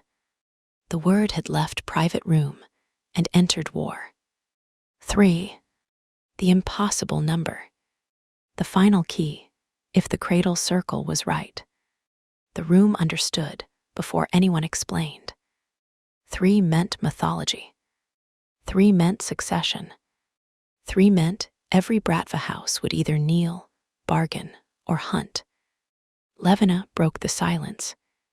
Medical confirmation. Zoya nodded once. Ultrasound. Active cardiac activity in 3 gestational sacs. Abnormal development. Cradle exposure confirmed. Levina's mouth tightened. I need to examine her. Sophia said, later. Both doctors said, now. Sophia sighed. Mila stepped forward. They are worse together. I heard, Levina said. You were meant to. Sophia looked at Casimir. He had gone silent again. Too silent. The bond between them had tightened when she said 3 aloud. It now stretched across the chapel, exposed and raw. Everyone felt something. Maybe not the bond, but the consequence. Casimir looked at Sophia. There was no claim in his face. No triumph. Only fear disciplined into respect. He spoke clearly for the room. The heartbeats are not Dragunov property. The chapel went still. Sophia's throat tightened. He continued. They are not proof of kingship. Not bride debt, not crown debt, not blood council leverage. Raisa watched him with fierce approval. Nikolai's eyes sharpened. Roman's face softened by 1 degree. Dmitri looked like he understood the cost better than most. Casimir's gaze did not leave Sophia. They are Sophia, beloveds to name or not name. The words struck the cathedral harder than gunfire. Old men looked offended. Old women looked interested. Victor looked enraged. Leonid looked defeated. Sophia looked at Casimir and felt the bond shift. Not loosen, not vanish. Chain, as if something in the old widow law had heard him restore the missing clause. Mother's naming right. Her right, her body, her choice. The cradle mark on her wrist burned once, then faded to a dull red line. Zoya saw. So did Levina. Sophia did not hide it. Let them see. Let everyone see. Mara's remaining screen suddenly flickered to life above the altar. Only one had survived the bullets. Her face appeared, and for the first time since Sophia had heard her voice, Mara Orlov did not look amused. She looked furious. You always did ruin clean work, Casimir. Casimir looked up. No, he said, I only returned it unfinished. Mara's eyes cut to Sophia. 3 heartbeats do not care about your speeches. Sophia stepped forward. No, but rooms do, and you keep building rooms. Mara's mouth tightened. Sophia lifted her bandaged wrist. You wanted bride, king, witness, law, heartbeat, acceptance. Here is what you have. A runaway, an exile, a doctor, a register, and 3 heartbeats nobody in this room is allowed to own. Mara leaned closer to TH. E-camera. Poetic, temporary. Maybe, Sophia said. But I have the real register, your crown catalyst, your exile files, the ultrasound data, Mikkel's confession, and a cathedral full of witnesses. Galina lifted her cigarette. And me. Mara's face turned colder. Galina smiled. Hello, Mercy. Casimir's head turned sharply. Zoya whispered, Mercy. Mara's expression shuddered. There. Another crack. Galina exhaled smoke toward the screen. You used my seal.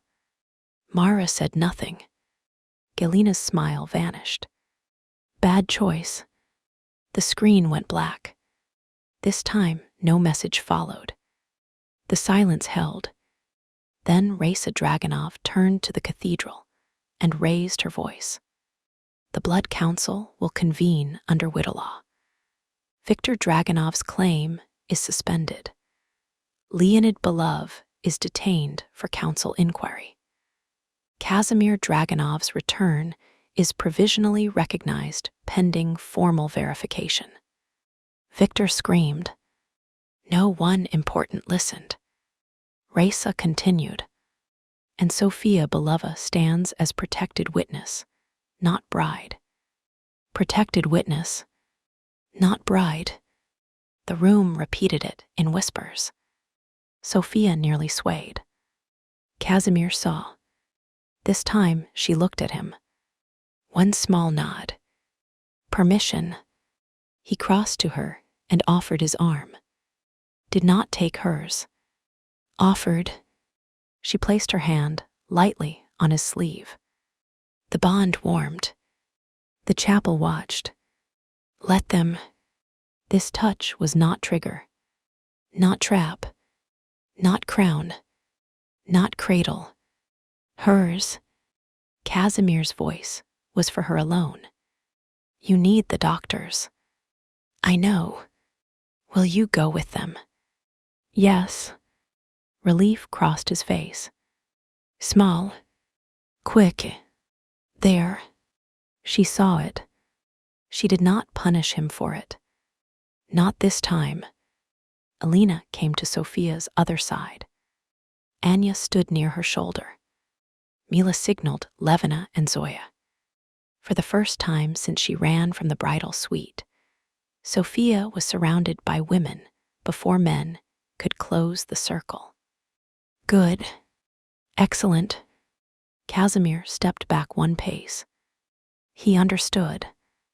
Better. Sophia looked at him.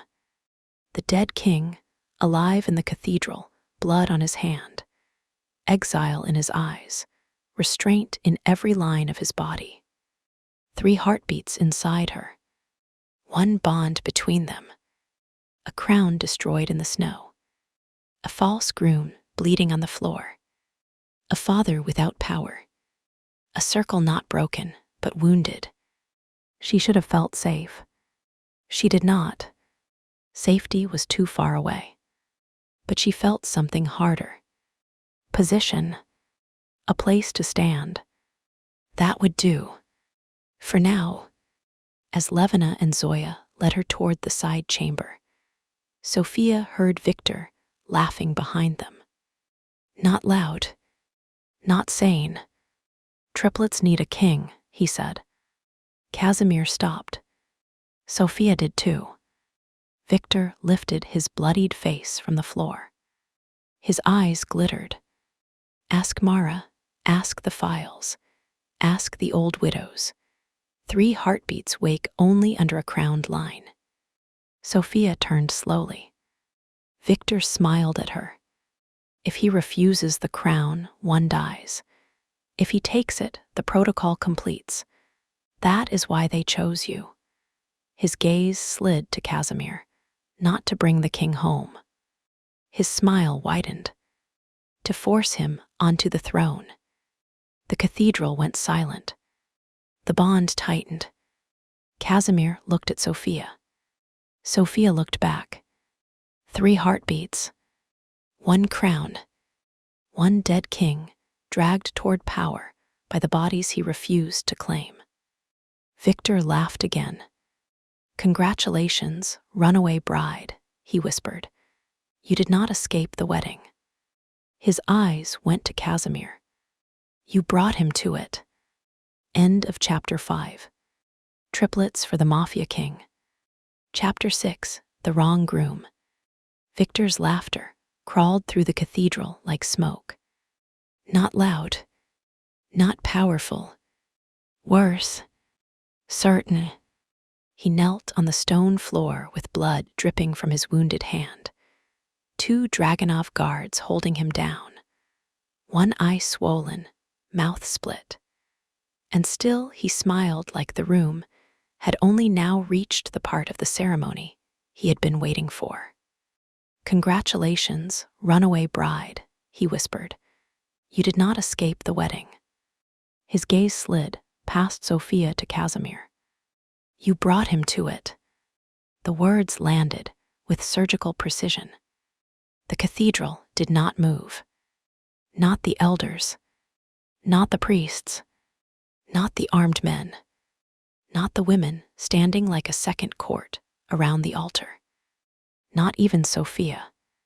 For one long second, she heard only the 3 heartbeats from the medical room, still echoing inside her skull. 1, 2, 3. Casimir stood 3 paces away. Not close enough to claim. Not far enough to leave. His face had gone still, in the way mountains went still before avalanches. Sophia looked at him and felt the bond react to Victor's words. Not with heat, with dread. The crown, the old law, the register, The triplets, the king, the wrong groom. Every piece clicked into a shape she did not like. Raisa Dragunov broke the silence first. Remove him. Victor laughed harder. The guards dragged him upright. His knees scraped over stone. He looked at Raisa with bright, fevered eyes. You think the old register saves you? Read the bride clause. Read the part Mikkel hid from you. Read what the widow law requires when a king-line child wakes before the crown is restored. Raisa's face tightened. Sophia saw it. A tiny crack. The old woman knew there was. Another clause. Of course there was. There was always another clause. Leonid Belov, restrained near the front pew by two Volkov men, lifted his head. For the first time since Sophia had entered the cathedral, her father looked less defeated. That was enough to make her skin go cold. Casimir saw it too. His voice came low. What clause? Raisa looked at the open register, then at Sophia. Not at Casimir. At Sophia. The look answered before words did. Sophia's fingers tightened around the pistol. No. No one had said anything. She said it anyway. Raisa's mouth tightened. Sophia. No. Casimir turned toward Raisa. Read it. Sophia looked at him. His face did not change. But the bond did. A hard pull. Not possession. Fear. Fear that the law he had trusted was another room. Fear that Sophia was about to be placed at the center of it. Again, Raisa lifted the register with both hands. The old paper crackled in the cathedral silence. Her voice, when it came, was formal. Too formal. Under widow law, if a crown-line pregnancy is medically confirmed before the restoration of a presumed dead king, the woman carrying said line shall stand as protected witness until the king either accepts crown duty or legally renounces the line before blood council. Sophia's stomach went cold. Crown line pregnancy. Protected witness. Accepts crown duty. Renounces the line. The words were cleaner than Victor's. No less dangerous. Raisa continued, slower now. If renunciation occurs before fetal stabilization, the widow law requires immediate transfer of protection to the nearest verified royal claimant. Victor smiled through blood. Nearest verified royal claimant. Him. The false groom. The wrong groom. Sophia laughed once. Sharp. Ugly. Everyone looked at her. She looked at Raisa. So the old law says if Casimir refuses the crown, I go to Victor. Raisa's face hardened. No. The old law says protection transfers to a verified claimant. Do not polish the knife. Casimir stepped toward the altar. Victor is not verified. Leonid spoke then. His voice was smooth, despite the guard holding his arm. Not yet. Sophia looked at her father. There he was. The strategist returned. Bleeding power, but not empty. Leonid's eyes shifted to the register. The Blood Council can verify an emergency claimant if the original king renounces or fails acceptance. The public succession record recognizes Victor's branch. Until your status is formally restored, Casimir, he is the only functioning claimant. Casimir's voice became deadly calm. You knew. Leonid looked at him. Yes. Sophia's breath caught. Not because she was surprised. Because the word was finally bare. Yes. No father voice. No time, no protection, no denial. Just yes. Leonid continued. I knew the old law would force the issue if Sophia reached you. The cathedral shifted. Murmurs, gasps. Someone crossed herself. Sophia took one step toward her father. Elena Voss moved subtly closer to her, not blocking. Anya did the same on the other side. Women forming space, without forming bars. Good. Sophia needed that more than she wanted to admit. She looked at Leonid. You knew Mara wanted me to run to him. Leonid's mouth tightened. I knew she designed the road. And you still put me in the bridal suite. I had no choice. The words were so familiar, she nearly smiled. Men loved that sentence. It made a throne out of cowardice. Sophia lifted the pistol. Casimir did not move. Good. He had learned when her violence belonged to her. You had choices, she said. You chose the one where I paid. Leonid's eyes flashed. And if I refused, Mara would have taken you before the wedding. No witnesses, no register, no living king between you and the circle. Sophia stopped. The answer was too fast, too prepared. Maybe true, maybe another polished lie, maybe both. Her father saw the pause and leaned into it. I kept you public, he said. I kept the wedding in a cathedral, under elders, under old law. I forced Mara to use ceremony instead of a clinic. Race's eyes narrowed. Zoya muttered, useful lies often contain one true bone. Sophia did not look away from Leonid. You are trying to turn sale into strategy. I am telling you why you are standing here alive. Casimir's voice cut in. No. Everyone went still. He took one step toward Leonid. Only one. But the cathedral felt it. I stood in burning metal while men like you called survival inconvenient. I spent 10 years in exile while you signed false registers and fed daughters into calendars. Do not stand in front of her and call your cowardice the reason she breathes.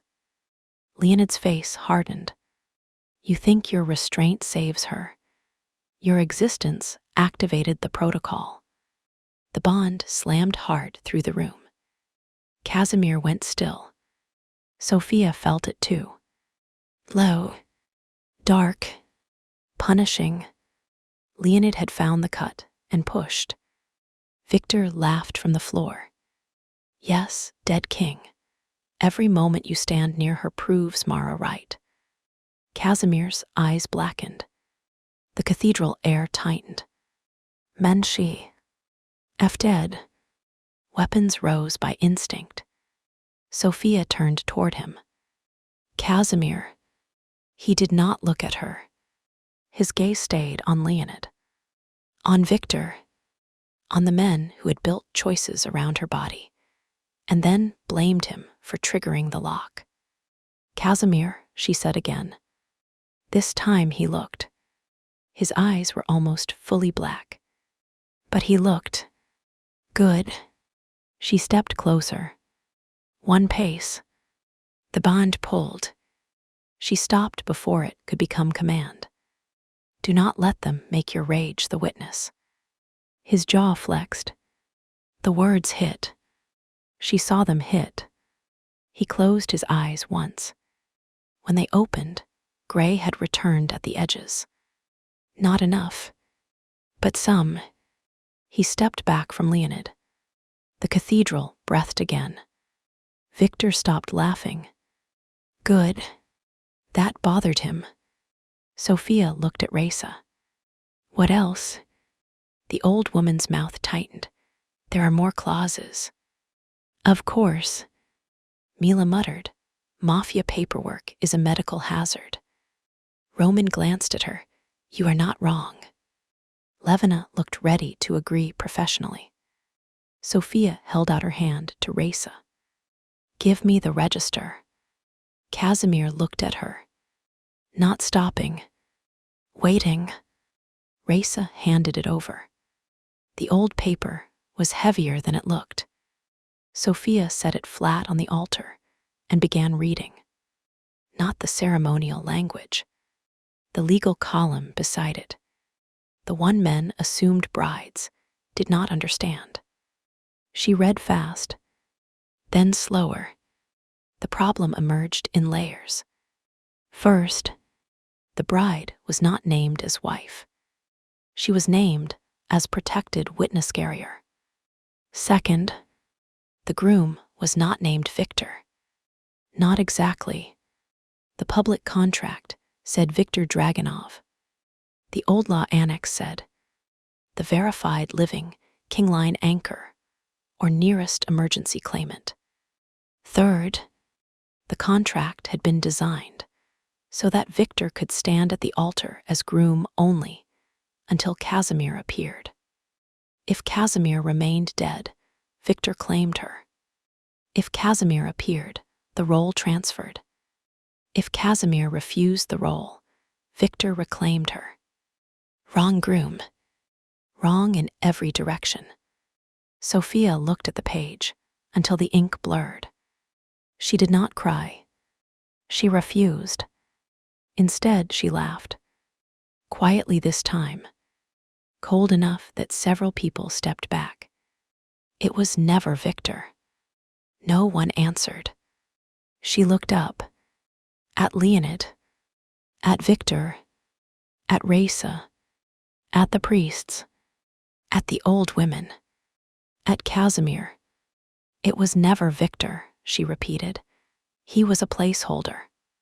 Victor's face twisted. Satisfying.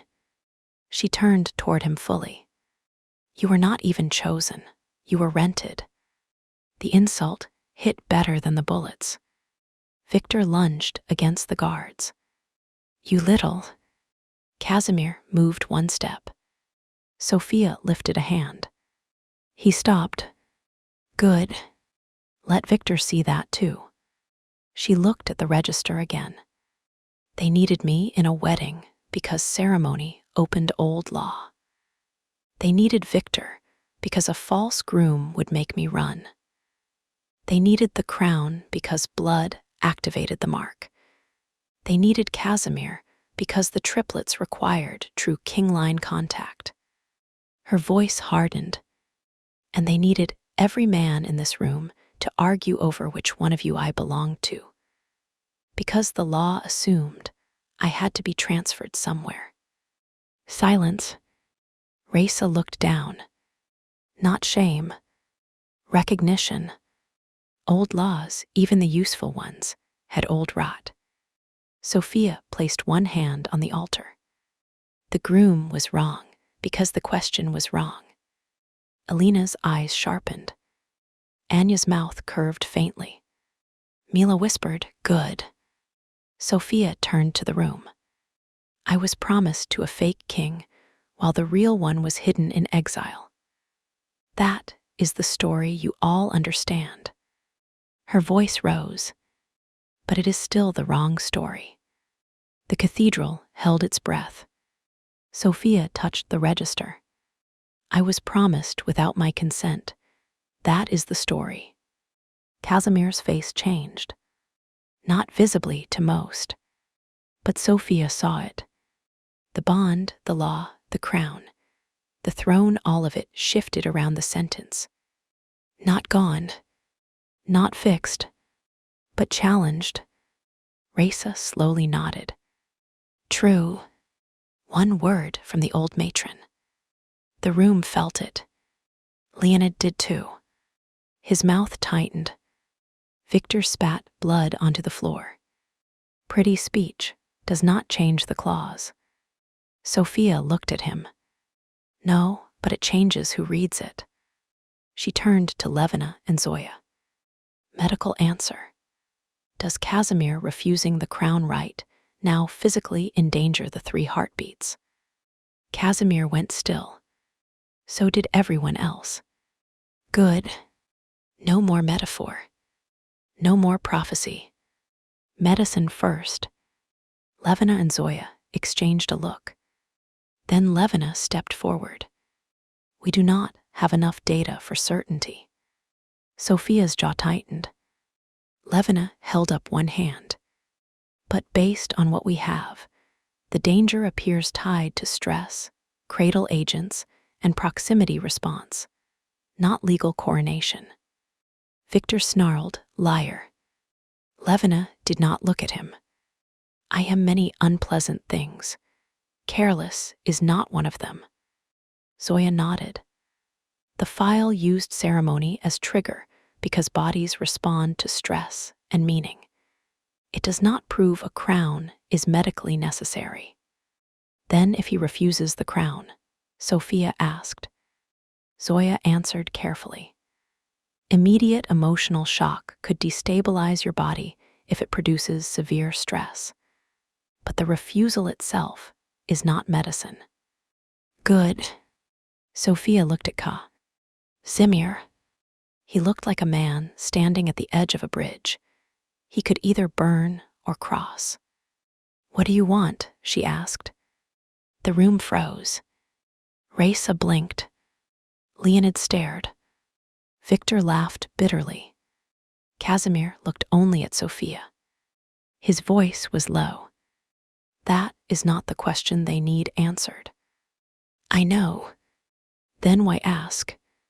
Because it is the question they removed. The bond warmed. Not violently. Deeply. Casimir's mouth tightened. What I want does not matter if refusing kills. We just established refusal is not medicine. If accepting protects, we established that is uncertain too. His eyes sharpened. You want me to choose for myself? Yes. Dangerous. For them. His gaze held hers. For 1 second, the cathedral vanished. No Victor. No Leonid. No register. No triplets. Only the dead king and the runaway bride standing inside a ruined wedding, trying to find one unpoisoned choice. Casimir's voice came rough. I do not want the crown. Victor's eyes lit. Leonid exhaled quietly. Raisa's face went still. Sophia did not move. Casimir continued. I do not want the throne men built from my blood while I was burning. I do not want elders who waited for proof before courage. I do not want loyalists who turned my grave into strategy. I do not want women handed to me under old law or new science. His gaze did not leave Sophia. And I do not want 3 heartbeats made into chains, because everyone is afraid of what happens if Dragunov has no king. The words moved through the cathedral, like a blade drawn slowly. Sophia's throat tightened. And what do you want? She asked again. Casimir inhaled. This time, the answer came with the force of something torn out by its roots. I want war. Silence. Then he turned to the room. I want the cradle circle named. I want every contract opened, every clinic seized, every bloodline file burned after the women named in them decide what survives. I want Victor's false claims stripped. Leonid beloved tried. Mara Orlov brought alive long enough to confess. I want the old council dissolved and rebuilt under Whittelaw with living witnesses, not dead signatures. Raisa's eyes glinted. Casimir looked back at Sophia. And I want Sophia Belova to leave this cathedral under no man's claim. The bond answered. Not with hunger, with something steadier. Something the cradle circle had not named well, because it could not own it. Choice. Sophia looked at him for a long moment. Then she nodded once. Good. Victor exploded. Then you renounce. He renounces. The clause transfers protection. Leonid straightened. Yes, under old law. Raisa lifted the register. No. Everyone turned. The old woman looked at Sophia. Then Casimir. Then the council. The clause transfers protection to a verified claimant only if the protected witness carrier has no objection and no active widow challenge. Leonid's face hardened. That line is ceremonial. Raisa smiled. It was not kind. Old men always say that when the line protects women. She pointed to the page. The witness has challenged. Sophia's pulse kicked. Raisa continued. Until the challenge is heard, no transfer occurs. Victor has no claim. Leonid has no authority. Casimir has not accepted the crown, but he also has not renounced the line. The matter is suspended. Victor's face went white. Suspended. Not solved. But no transfer. No immediate claim. Enough. For now. Sophia looked at Raisa. Thank you. Raisa lifted one brow. Do not thank me too soon. Suspended law annoys men. Annoyed men become reckless. As if summoned, the cathedral doors slammed shut. The sound echoed like judgment. Every remaining screen in the chapel flickered back to life. Mara appeared. Not amused this time. Not furious either. Clinical. That was worse. Suspension, she said, is temporary. Casimir lifted his rifle. Sophia touched his sleeve once. He stopped. She looked at Mara. So are you. Mara's mouth curved faintly. There she is. Refusal candidate confirmed again. Alina stepped forward beside Sophia. And yet you keep sounding surprised. Mara's gaze moved to Alina. To refuse is easy when surrounded by kings. Alina's hand moved to her own abdomen. Dmitri noticed. Did not move. Good. Everyone was learning. Mara looked back at Sophia. Would you like the next truth, Snow Bride? No. Mara smiled wider. I'll give it anyway. The screen split. On one side, Casimir's exile file. On the other, Sophia's wedding contract. A line highlighted in red. Bride path blood shall be recognized upon first confirmed king-line contact, regardless of public groom identity. Mara said, You are correct. Victor was the wrong groom. Victor's face twisted. Mara ignored him. He was never meant to complete you, only frighten you into motion. Sophia's skin chilled. Mara looked at Casimir. The right groom was always the dead king. The bond slammed hard. Casimir's face darkened. Sophia's wrist burned. Mara continued. Not husband, not lover, not even father in the sentimental sense. Groom is an old word. D in the protocol. It means genetic anchor, stabilizing male, territorial body around gestation. Sophia's stomach turned. Casimir's voice came like ice. She is not gestation. No, she is also a woman. That has been the inconvenience from the beginning. Mara smiled at Sophia. Your refusal response is remarkable. We expected flight. We expected violence. We expected argument. We did not expect legal improvisation. Sophia lifted the pistol. You should update the file. Oh, I did. Mara leaned closer. That is why stage 6 begins now. Every door in the cathedral clicked. Not shut. Unlocked. All of them. Main doors. Side doors. Sacristy, bell tower, crypt stairs. A priest screamed from the back. Anya lifted her weapon. Roman grabbed Mila and moved her behind a pillar. She immediately shoved his arm down and glared. Nikolai drew his gun.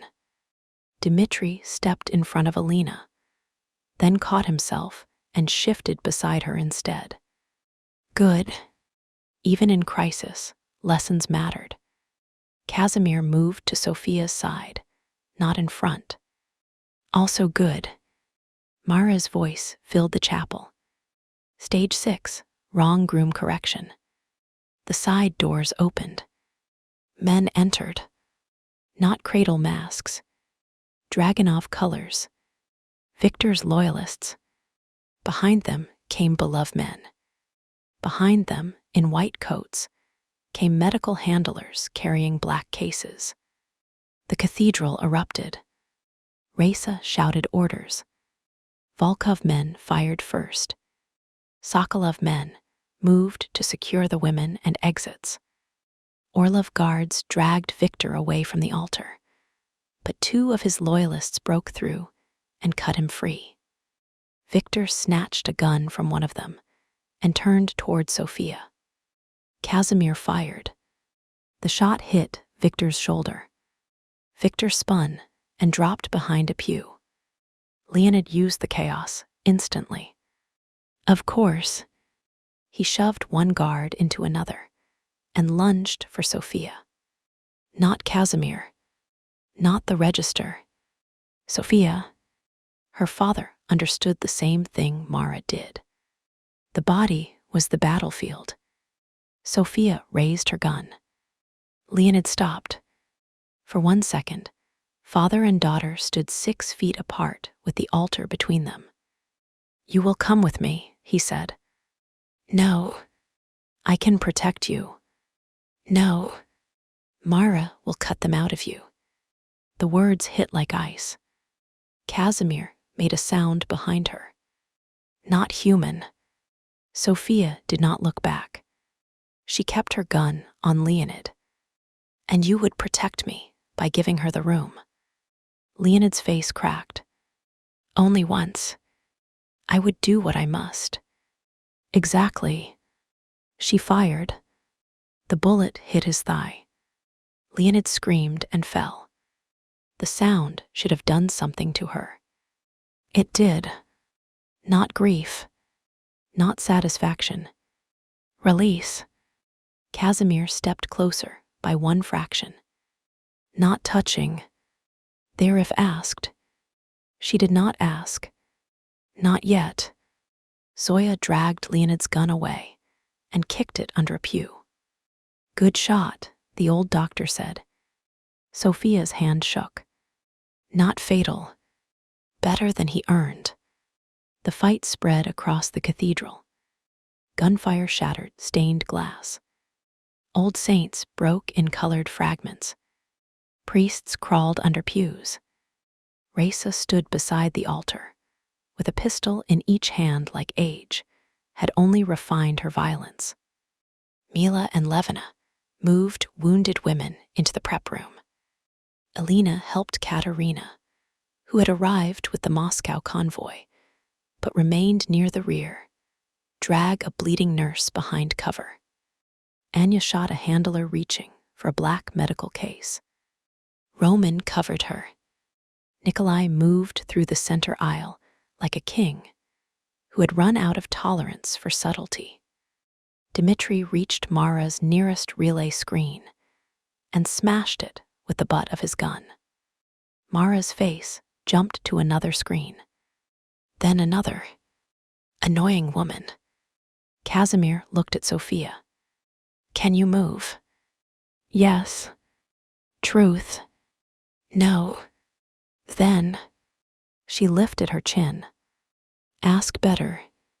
His eyes sharpened. Will you allow me to help you move to cover? The bond warmed around allow. Dangerous word. Useful word. Yes. He offered his arm. She took it. Together, They moved behind the altar. Not romantic, not smooth, painful, awkward, gunfire lit, and full of her muttered curses. But she moved by choice. That mattered. Behind the altar, the prep room door remained open. Levina shouted, "Sophia inside." Sophia looked at Casimir. He looked toward the fight, then at her. Not leaving, not asking, waiting. The cradle mark on her wrist burned again. Hard, she gasped. Casimir's hand tightened under hers, then loosened instantly. Pain. Mark. Zoya rushed over. Let me see. The red line had completed the circle in her palm. Inside it, 3 tiny points appeared. 1, 2, 3. Zoya went pale. Levina saw from the doorway and swore. Mara's voice came from the cracked screen above the altar. Wrong groom correction does not require love. It requires crisis, proximity, and acceptance under threat. Sophia looked at Casimir. His face had gone white beneath the scars. Mara continued. 1 candidate stabilizes under refusal. 1 under protection. 1 under crown line acceptance. Victor appeared at the end of the aisle, bleeding from the shoulder, gun in hand. Then accept, he shouted at Casimir, or watch one die. The room tilted. Casimir's entire body went rigid. The bond roared. Sophia felt it, hot and devastating, trying to bend every line between them into one command. Accept, claim, crown, protect. Casimir looked at her abdomen, only for 1 second, then at her face. His eyes were black, but his voice, when it came, was controlled. I accept nothing under threat. Mara's smile vanished from the screen. Victor fired. Casimir shoved Sophia behind the altar and took the bullet in his side. The impact spun him halfway. Blood hit the stone. Sophia screamed his name before she could stop herself. The bond detonated. Not complete, not consumed, but massive. A hot, dark wave through the cathedral, through her body, through the mark in her palm. Pain stabbed low in her abdomen, sharper than before. She doubled over. Levina shouted. Zoya caught her. Casimir, bleeding, still on his feet, fired back. The shot hit Victor in the knee. He went down screaming. Race's guards swarmed him. Roman shot the handler, trying to reach Sophia. Nikolai dragged a second handler off the altar steps and slammed him into stone. Anya took the black medical case from the floor and kicked it toward Mila. Mila opened it, scanned the contents, and looked up sharply. Stabilizers. Levina's head snapped toward her. For Sophia. Mila checked labels fast. Triplet candidates, 3 doses. 1 marked refusal, 1 protection, 1 crown. Sophia's blood went cold. Mara's voice returned, furious now. Do not touch those. Mila smiled. Oh, good, important. Levina took the case. Casimir staggered. Sophia tried to move toward him. Zoya held her back. No. He's shot. So are half the men. Your pain matters too. Casimir turned toward Sophia at once. Even wounded. Even bleeding. He heard. He saw. He understood. He took 1 step back from her. Not toward. Back.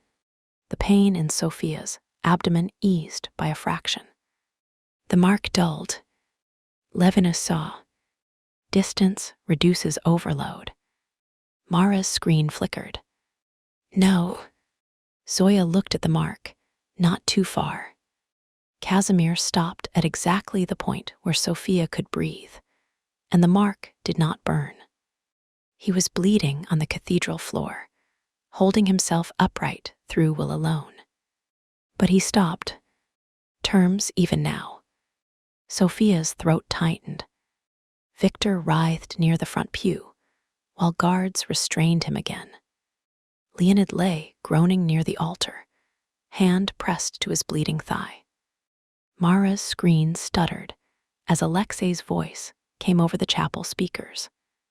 I'm in the relay. Mara's face sharpened. No, you are not. Alexei replied. I am definitely somewhere expensive. Mila shouted from the prep room. Disable remote medical trigger. Working. Roman fired at another incoming handler. Work faster. Being shot at is not a performance enhancer. Dmitri muttered, debatable. Elena glared at him. He shut up. The absurdity almost made Sophia laugh. Then Casimir swayed. Her almost laugh died. Levina grabbed the stabilizer case and knelt beside Sophia. These may be real, they may be poison. The labels correspond to the mark pattern I need to test. Zoya said, no time. There is always time for not poisoning a pregnant woman. Sophia looked at the case. 3 doses. Refusal. Protection. Crown. The cradle circle had divided survival into categories like emotions, could be injectable. Which one? Sophia asked. Levina's face was grim, unknown.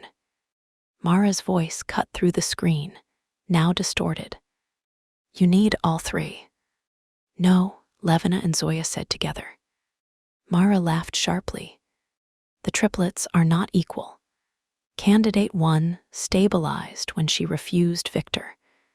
Candidate 2 stabilized when Casimir protected her. Candidate 3 requires crown acceptance. Casimir's voice came from across the altar. No. His wound bled heavily. His face was gray. Still no.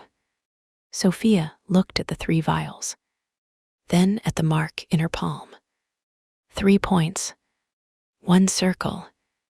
No. Not crown acceptance. Not like this. She looked at the register. At the Widula. At Raisa. At the old women who had stood before men decided. The mother's naming right, Sophia said. Raisa's head turned. Casimir's eyes sharpened. Mara's screen glitched. What did you say? Sophia pushed herself upright with Zoya's help. The old law says no child is accepted into Dragunov blood without the mother's naming right. Raisa stepped forward. Yes. Mara's face went still. Good. Sophia understood then. Maybe not medically. Legally. Symbolically. Enough. The 3rd candidate does not need king acceptance. Sophia lifted her marked palm. It needs the part cradle removed. Casimir's voice was rough. Sophia. She looked at him, not asking permission, letting him witness. Then she placed her palm over her lower abdomen. The mark burned. She forced herself to stay upright. I name all 3 unclaimed. The cathedral stopped. Even gunfire seemed to break around the words.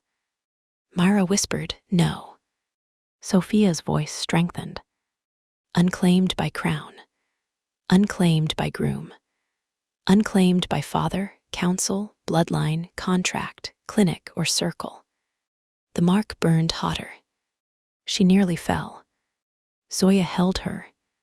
Casimir took 1 involuntary step. Stopped. Blood ran down his side. Sophia kept going. I do not accept the protocol. I do not accept Victor. I do not accept Casimir as crown over them. I do not accept myself as vessel. Her throat tightened. The next words cost everything. I accept only that there are 3 heartbeats inside me, and until I decide more, they remain under my naming right.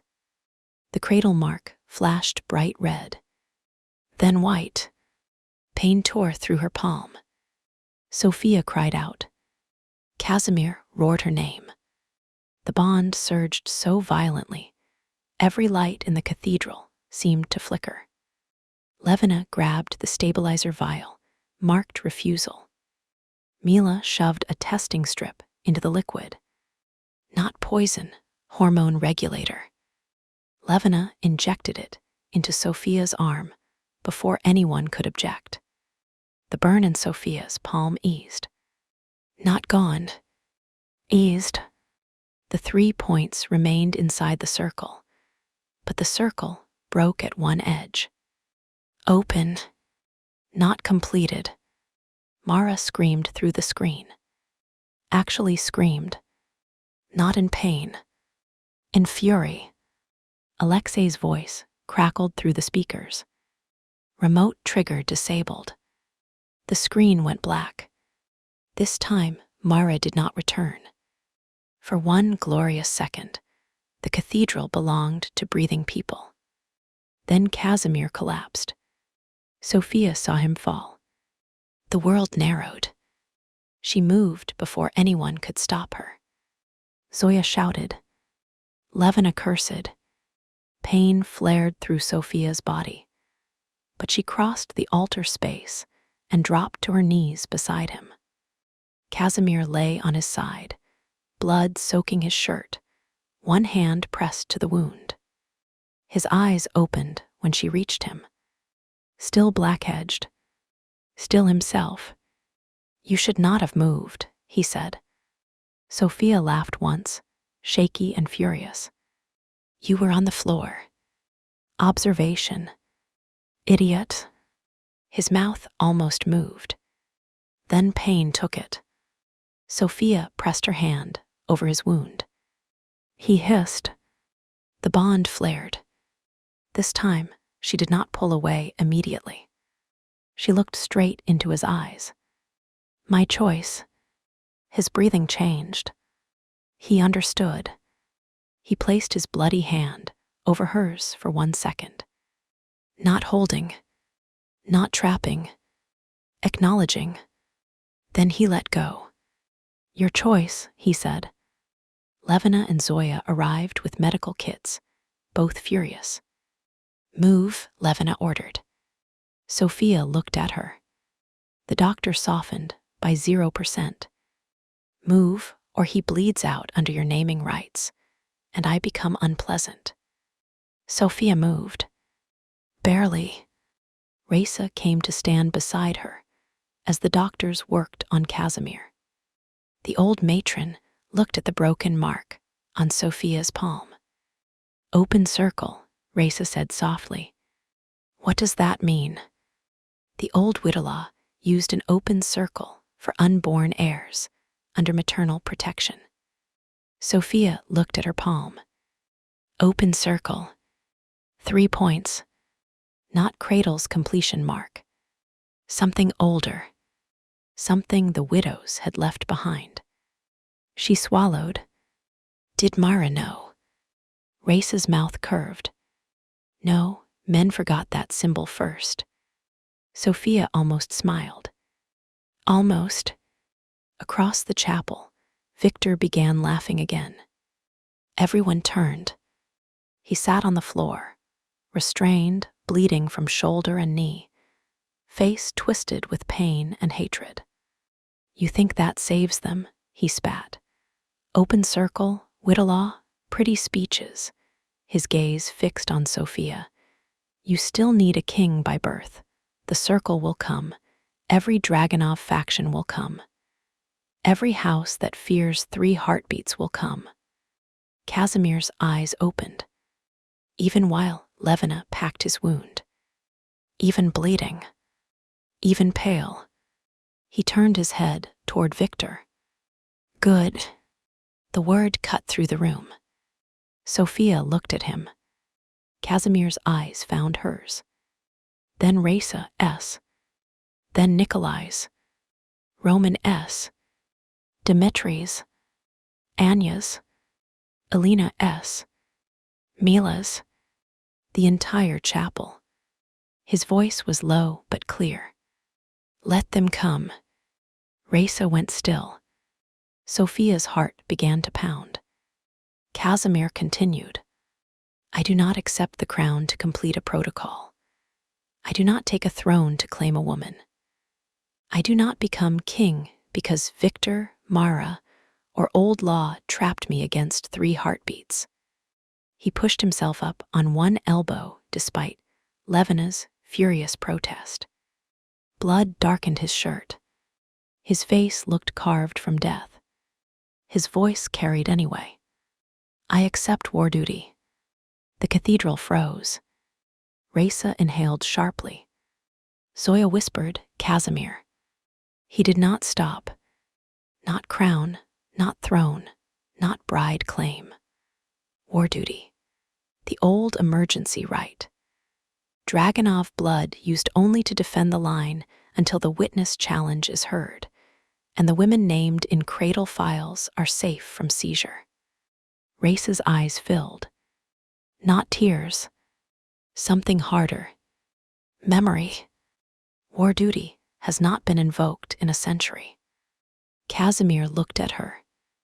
Then men had a century to forget why it existed. Sophia stared at him. War duty. Not king acceptance. Not renunciation. A third path. No wonder Mara had not mentioned it. Casimir looked back at Sophia. You leave this cathedral under your own name. The 3 heartbeats remain under your naming right. I take only the war they brought to your door. The bond trembled. Not completed. Not starved. Changed. Again. Sophia's throat tightened. You are bleeding while making legal speeches. His mouth almost curved. Bad timing. Very. Levin. Shoved him back down. Historic idiocy, moving. Raisa turned to the cathedral. Witnessed. One by one, the Dragunov widows answered. Witnessed. Witnessed. Witnessed. Nikolai stepped forward. Volkov witnesses. Roman said, Sokolov witnesses. Dmitri said, Orlov witnesses. Alina looked at Sophia. Voss witnesses. Mila looked at Levina, then Zoya, then Galina. Nurses witnessed too. Galina lifted her cigarette. Damn right. Zoya wiped blood from Casimir's side and muttered. Doctors witness under protest. The cathedral, ruined and bloodied, answered in fragments. Witnessed. Witnessed. Witnessed. Victor screamed. Leonid closed his eyes. Mara's screens stayed black. The wrong groom had been exposed. The real king had refused the trap. The bride had become witness. The triplets, 3 heartbeats, unnamed and unclaimed, remained inside Sophia's body, under an open circle the circle had forgotten. For one fragile moment, the old law held. Then Alexei's voice came through the chapel speakers again. Problem. Everyone looked up. Nikolai snapped, What? Alexei's voice was grim. When I disabled Mara's remote trigger, it dumped her outgoing messages. One went through before I cut the line. Casimir's eyes sharpened. To whom? Alexei hesitated. That hesitation chilled the room. Every major Bratva house, every cradle loyalist cell, every surviving Dragunov faction. Sophia's hand, moved over her abdomen. 3 heartbeats. 3 targets. Alexa continued. The message includes ultrasound confirmation, the open circle image, Casimir's live face, and coordinates for the cathedral. Silence. Then the chapel bells began to ring. Not ceremony. Alarmed. Outside, engines roared. Many. Too many. Raisa turned toward the broken cathedral doors. They are coming. Casimir looked at Sophia from the blood-soaked floor. Sophia looked back. No fear now. Or fear, yes. But beneath it, position. Witness. Evidence. Open circle. War duty. She lifted her chin. Casimir's mouth moved. A real smile this time. Brief. Savage. Alive. Yes, he said, it should. Outside St. Dimitri Cathedral, the first convoy appeared through the snow. The wrong groom was finished. The king was returning. End of Chapter 6. Triplets for the Mafia King. Chapter 7. The King Returns. The first convoy came through the snow, like a funeral with headlights. Black SUVs. 6. Then 9. Then 12.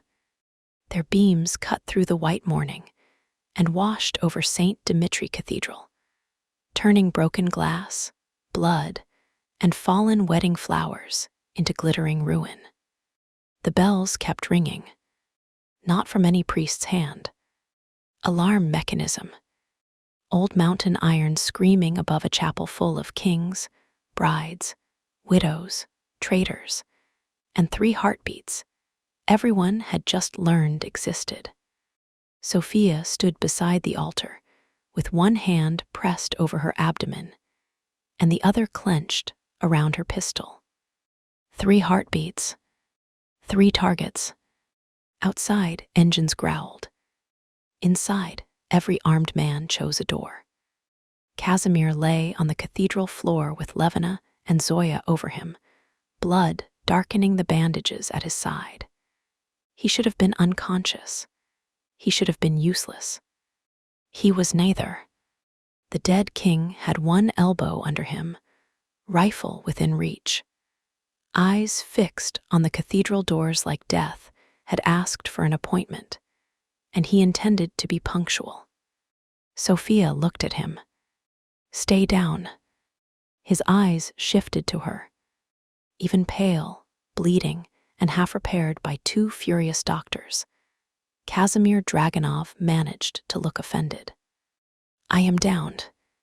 You are emotionally standing. Mila, crouched beside a wounded nurse near the prep room door, said, That is a real medical category today. Levina snapped. It is not, but it should be. Casimir's mouth almost moved. Almost. Then the bells stopped. The silence after was worse. Outside, car doors opened. Boots hit snow. Many. Too many. Raisa Dragunov stood at the center aisle with a pistol in one hand and the old register in the other. The Dragunov widows flanked her like a court carved out of winter and spite. Nikolai Volkov moved to the left entrance with Anya beside him. Roman Sokolov took the right with 3 of his men, Mila behind cover, but not far enough for his liking. His jaw had tightened twice. She had ignored both instances. Dmitry Orlov stood near the shattered screen wall, one hand at his injured side, Alina Voss beside him. Alina's gaze found Sophia, S. One twin mother to one triplet mother. No. Sophia corrected herself. One woman carrying impossible heartbeats to another. That was the cleaner truth. Alina inclined her head once. Not comfort. Recognition. Sophia held it like a match in a dark room. Victor laughed from the floor. He had been bound with his own ceremonial sash, which Sophia found satisfying. Blood soaked his shoulder and knee. His face was twisted with pain, humiliation, and the kind of joy only cowards found when danger finally became everyone's problem. "They're here," he whispered. Casimir did not look at him. Sophia did. "Your habit of narrating the O. Be Vias is becoming tedious." Victor smiled through blood. "You think this is rescue? No, little bride. This is arithmetic. Every faction outside knows there are 3 heartbeats and no crown on the king's hand." Sophia lifted her pistol and aimed at his foot. Victor stopped smiling. "Call me bride again." His mouth closed. "Good." Leonid Belov sat restrained against the front pew, thigh bandaged badly, face gray, but eyes alert. Even injured, her father was thinking. That made him dangerous. Sophia kept him in view. A voice boomed from outside. Amplified. "Male. Old. By authority of the Dragonov Blood Council, open the cathedral and surrender the Bratva carrier." The Bratva carrier. The phrase struck the chapel like a slap. Casimir's eyes went black. Sophia's wrist burned. Roman muttered, "Bad opening." Mila said, "Catastrophic." Raisa stepped forward and shouted toward the doors, "Who speaks?" The voice answered, "Mikhail Rostov, sworn council executor." Casimir's face hardened. Sophia looked at him. "Friend." "No." "Enemy." "Bureaucrat with soldiers." "Worse." "Yes." Raisa's expression turned cold. "Rostov serves whoever signs last." Outside, Rostov continued. "The woman carries unstable crown line issue. Under emergency doctrine, she must be transferred to council medical custody." Sophia laughed. It echoed through the cathedral. Not loud, not sane, but clear enough that several men turned. Casimir's eyes found hers. She did not look away.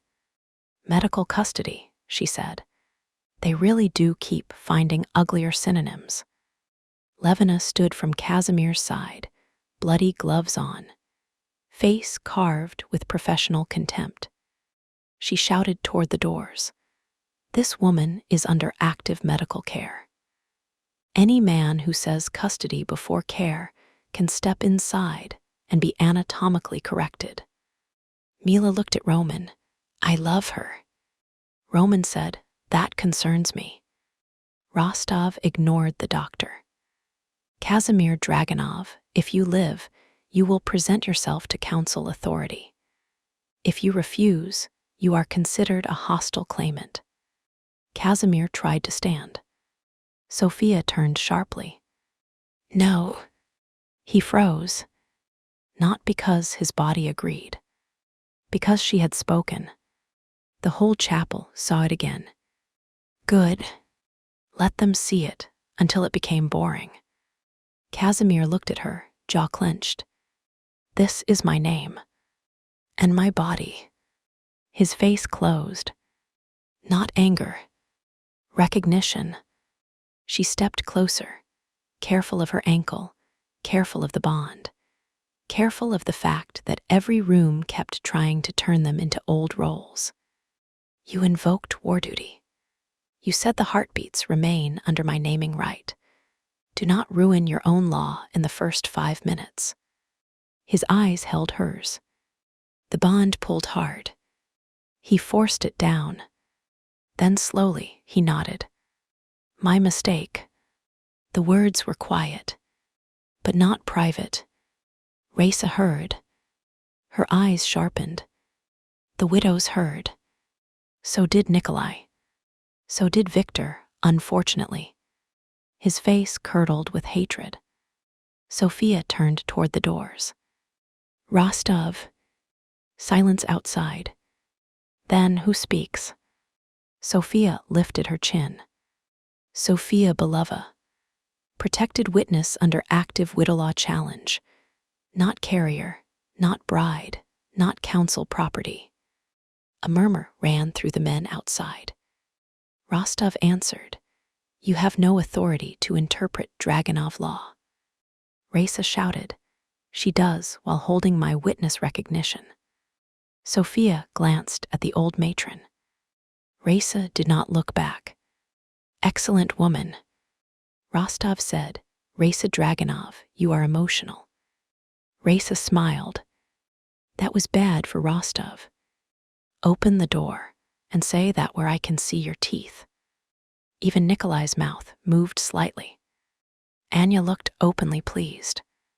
Rostov changed tactics. Mara Orlov has provided medical evidence proving the triplet line will destabilize without formal crown acceptance. If Casimir refuses, the council must act. The cathedral went colder. Casimir's face went blank. Sophia felt him absorb the words like bullets. Formal crown acceptance. Again. Always again. Mara's cleanest weapon was not force. It was repetition. Say the cage enough times, and everyone started checking the walls. Sophia turned toward Levina and Zoya. Medical answer. Levina looked ready to murder the outside world. Still unproven. Zoya nodded. And even if stabilization is needed, there are medical options before crowning an injured man in a war zone. Raisa lifted the register. Legal answer. War duty suspends crown acceptance until council review. Sophia looked at Casimir. Personal answer. His eyes held hers. No crown under threat. Good. She turned back to the doors. Rejected. Outside, Rostov sighed into the amplifier. Then the council proceeds by force. Every gun inside the cathedral lifted. Casimir reached for his rifle. Levina stepped on it. He looked up at her. She looked down at him. Try me. The dead king, to his credit, did not try her. The cathedral doors exploded inward. The first wave did not enter like soldiers. They entered like men, expecting obedience. That made them slow. Nikolai punished that first. A volley of Volkov fire cut across the left forcing Rostov's men behind broken pews. Roman's people took the right flank, clean and fast. Orlov guards moved to protect the prep room where the injured had been taken. The Dragunov widows did not retreat. They did something worse. They gave orders. Old women in diamonds and black coats pointed with pistols, shouted family names, identified traitors, and sent their own household guards against the men who had come claiming council authority. Rostov boy left balcony, Raisa snapped. A young Dragunov guard fired upward. A rifleman fell from the choir gallery. Beloved man near the west pillar, another widow shouted. Anya shot him before the man could raise his weapon. The old woman looked at Anya. Anya nodded. A battlefield alliance was born in half a second. Sophia stayed behind the altar because Zoya had shoved her there and said, "If you move again, I sedate you publicly." Sophia had believed her. Mostly. Casimir was beside the altar steps, still on the floor, rifle now in hand, because Levina had been called to stop a guard bleeding from the neck. He fired from low cover, each shot precise, economical, terrifying. He should not have looked powerful, while half on his back and bleeding through stitches. He did. The bond noticed. Sophia hated that. A man rushed the altar from the right, not aiming at Casimir. At her, Sophia fired. The shot hit his shoulder and turned him sideways. Dmitri finished him from across the aisle. She looked at the Orlov Don. He lifted 2 fingers in acknowledgement. Alina shouted from behind a pillar, "Do not encourage her."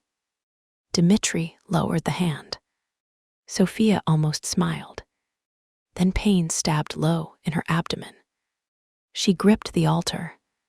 Casimir's head snapped toward her instantly. Not from sight. He was not looking. He felt it. So did she. The bond tightened in panic. Her wrist mark burned, the open circle flaring red around the 3 points. Casimir moved like he meant to crawl to her through gunfire. Sophia pointed at him with the pistol. No. He stopped. The effort cost him visibly. Good. Let all of them learn that survival did not always mean moving closer. Zoya appeared at Sophia's side with a medical scanner. Pain. Brief. Bleeding. No. Dizziness. Stop asking hopeful questions. Zoya's mouth tightened. The scanner beeped. Stress spike, no immediate collapse. Good. Not good, better than disaster. I'll take it. A bullet shattered the altar candle beside them. Wax sprayed across the register. Raisa cursed like a dockworker. Sophia approved. Outside the main doors, more men arrived. Not Rostovs. Different uniforms. Belov. Her father's second wave. Leonid sat against the pew and smiled faintly. Sophia saw it. Of course. He had known. He had delayed them until his men arrived. She raised the pistol toward him. Casimir saw and said, "Sophia." Not stopping. Warning. Sophia lowered the gun by 1 inch. Her father looked at her. "You will need me alive," Leonid said. That was probably true. Infuriating. Unfortunately, she said. Leonid's smile faded. Your mother said that once. The words struck harder than she expected. Sophia's grip tightened. Wrong battlefield. Wrong time. Exactly why he had said it. Casimir's voice cut through from behind her. Do not use a dead woman as a shield. Leonid looked at him. You know nothing of dead women. Raisa laughed sharply from the aisle. He knows more than you know of living ones. Excellent woman. Then the cathedral floor shook. Not from gunfire. From below. The crypt. Zoya froze. Levina shouted from across the room. What was that? The floor shook again. Stronger. Casimir looked toward the crypt stairs. Marva. Sophia's stomach went cold. She is not here. No, Casimir said, but her equipment is. Alexei's voice crackled through the chapel speakers. I just picked up a signal under the cathedral. Medical relay. It activated when the fighting started. Mila shouted, turn it off. I am trying. It is wired to 3 separate life sign feeds. Sophia closed her eyes. 3.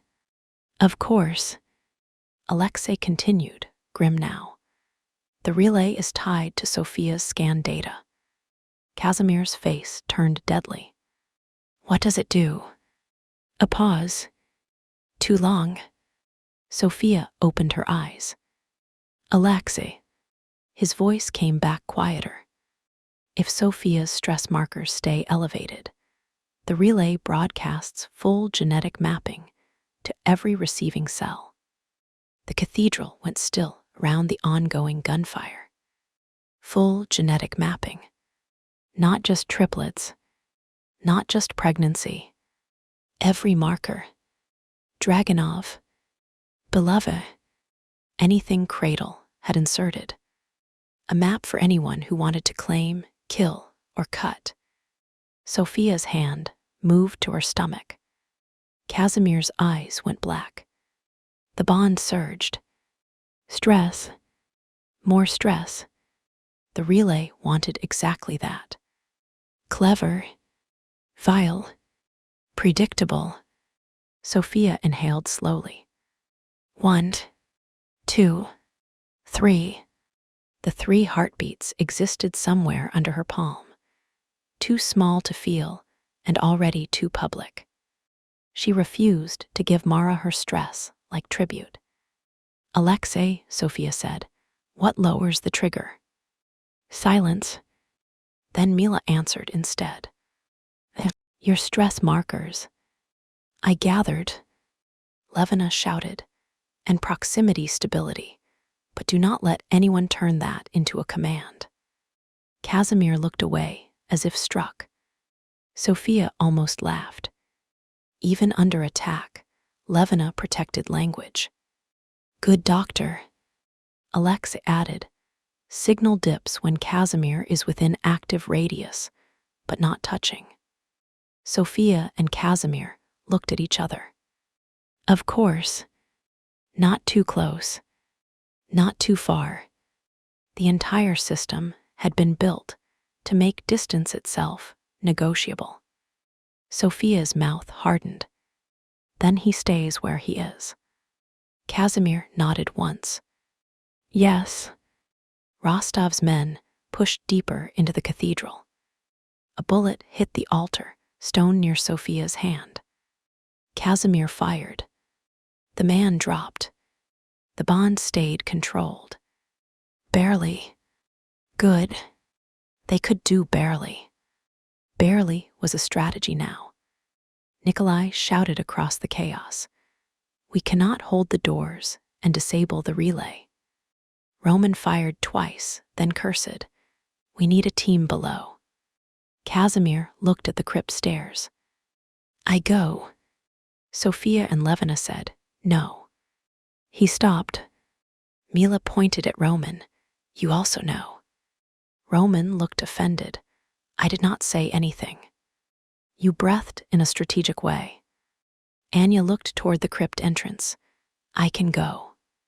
Nikolai's head snapped toward her. Anya lifted one brow. He shut his mouth. Excellent. Elena said, I'm going too. Dmitri said nothing. His face did something hard and controlled, but he said nothing. Progress under fire.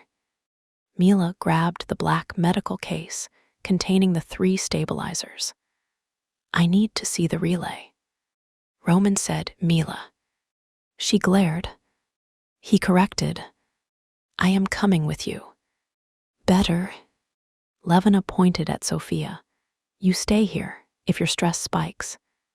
I breathe near the dead king, but do not touch him. Yes, the world is absurd. Continue. Casimir's mouth almost moved despite everything. Anya, Elena, Mila, Roman, Dmitri. And 2 Volkov men moved toward the crypt stairs under Nikolai's cover. Sophia watched them disappear below. The floor shook again. The relay was waking. The battle split into 2 wars. Above, St. Dmitri Cathedral became a siege. Below, the cradle relay waited. Sophia could not see the lower fight, but she heard it through broken speakers, comms, and the occasional tremor under her feet. Roman, left corridor clear. Mila, that is not clear. That is suspiciously empty. Elena, empty rooms are never empty. Anya, center arch has fresh wiring. Dmitri, Mara's style. Mila, insulting that she has one. Then gunfire. Sophia stood behind the altar, while Casimir remained several feet away. Exactly where the scanner on Zoya's tablet showed the stress signal stayed lowest. 5 feet too far, mark burned. 3 feet too close, bond surged.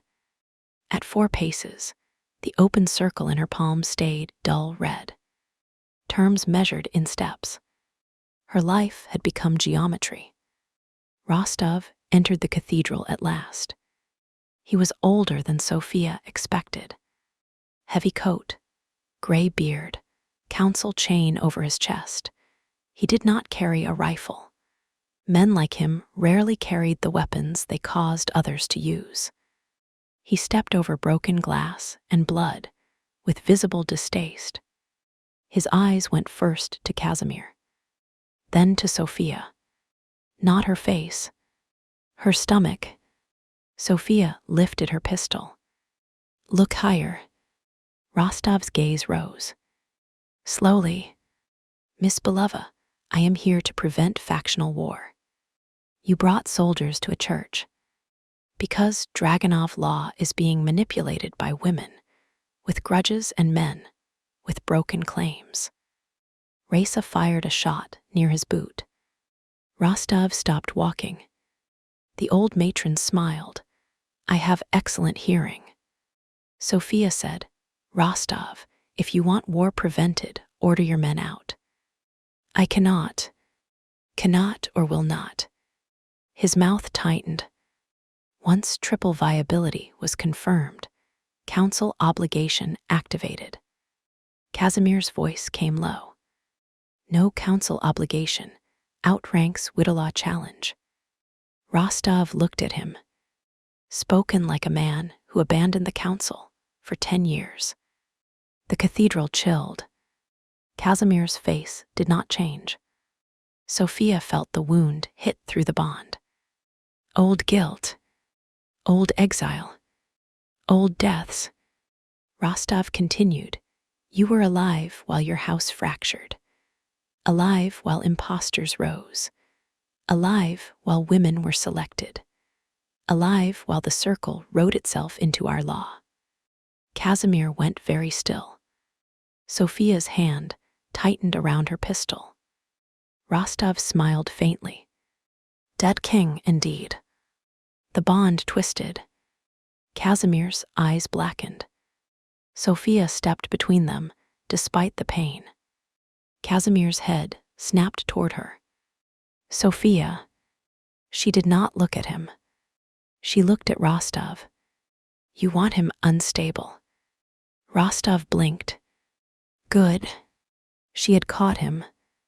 You came in here to provoke him, because Mara told you rage makes the protocol easier to control. Rostov's face hardened. No denial. Sophia laughed softly. Council executor, cradle errand boy, elegant downgrade. Race's smile widened. Casimir's breathing steadied behind Sophia. Good. Rostov looked at her with contempt. You think clever words change blood? No, I think clever words make stupid men show where they bleed. Rostov lifted one hand. His soldiers shifted. Casimir moved. Sophia said, stay. He stayed. Not as dog. Not as weapon. As man holding a line. Rostov noticed. His eyes narrowed. You shame him. Sophia's voice went cold. No, I require him to be more than what you studied. The sentence struck the room. Even Casimir. Especially Casimir. Rostov's expression flickered. Then he gave the order. Take her. The cathedral exploded again. Rostov's men surged toward the altar. The first 3 fell before reaching the steps. Nikolai shot one. Raisa shot another. Sophia shot the third in the thigh, because the man had aimed for Zoya. Casimir caught a fourth by the collar and slammed him into the altar, so hard the man did not get back up. The bond flared. Sophia's wrist burned. Casimir released the unconscious man immediately and stepped back to the measured distance. Even now, even in chaos. He remembered. That did something to Sophia's chest she refused to name. A beloved guard grabbed Leonid and tried to drag him toward the side exit. Her father grimaced but moved with him. Sophia raised her gun. No clear shot. Too many bodies. Casimir. He saw instantly. Leonid. Side exit. Beloved guard. Casimir lifted his rifle. Sophia said, alive. His jaw tightened. Then he shot the guard in the leg. The man fell. Leonid went down with him. Efficient, Sophia said. Casimir did not look at her. If he moves again. Other leg. His mouth almost moved. Rostov used the distraction to get closer. He carried something now. Not a gun. A device. Black handle. Silver prongs. Zoya cursed, shock prod. Sophia's skin went cold. Of course. Not bullets. They wanted her alive. Controlled. Rostov lunged toward her. Casimir moved faster. Too fast. He crossed the measured distance.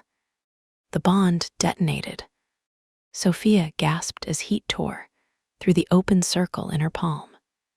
Casimir slammed into Rostov, taking him to the ground before the prod touched Sophia.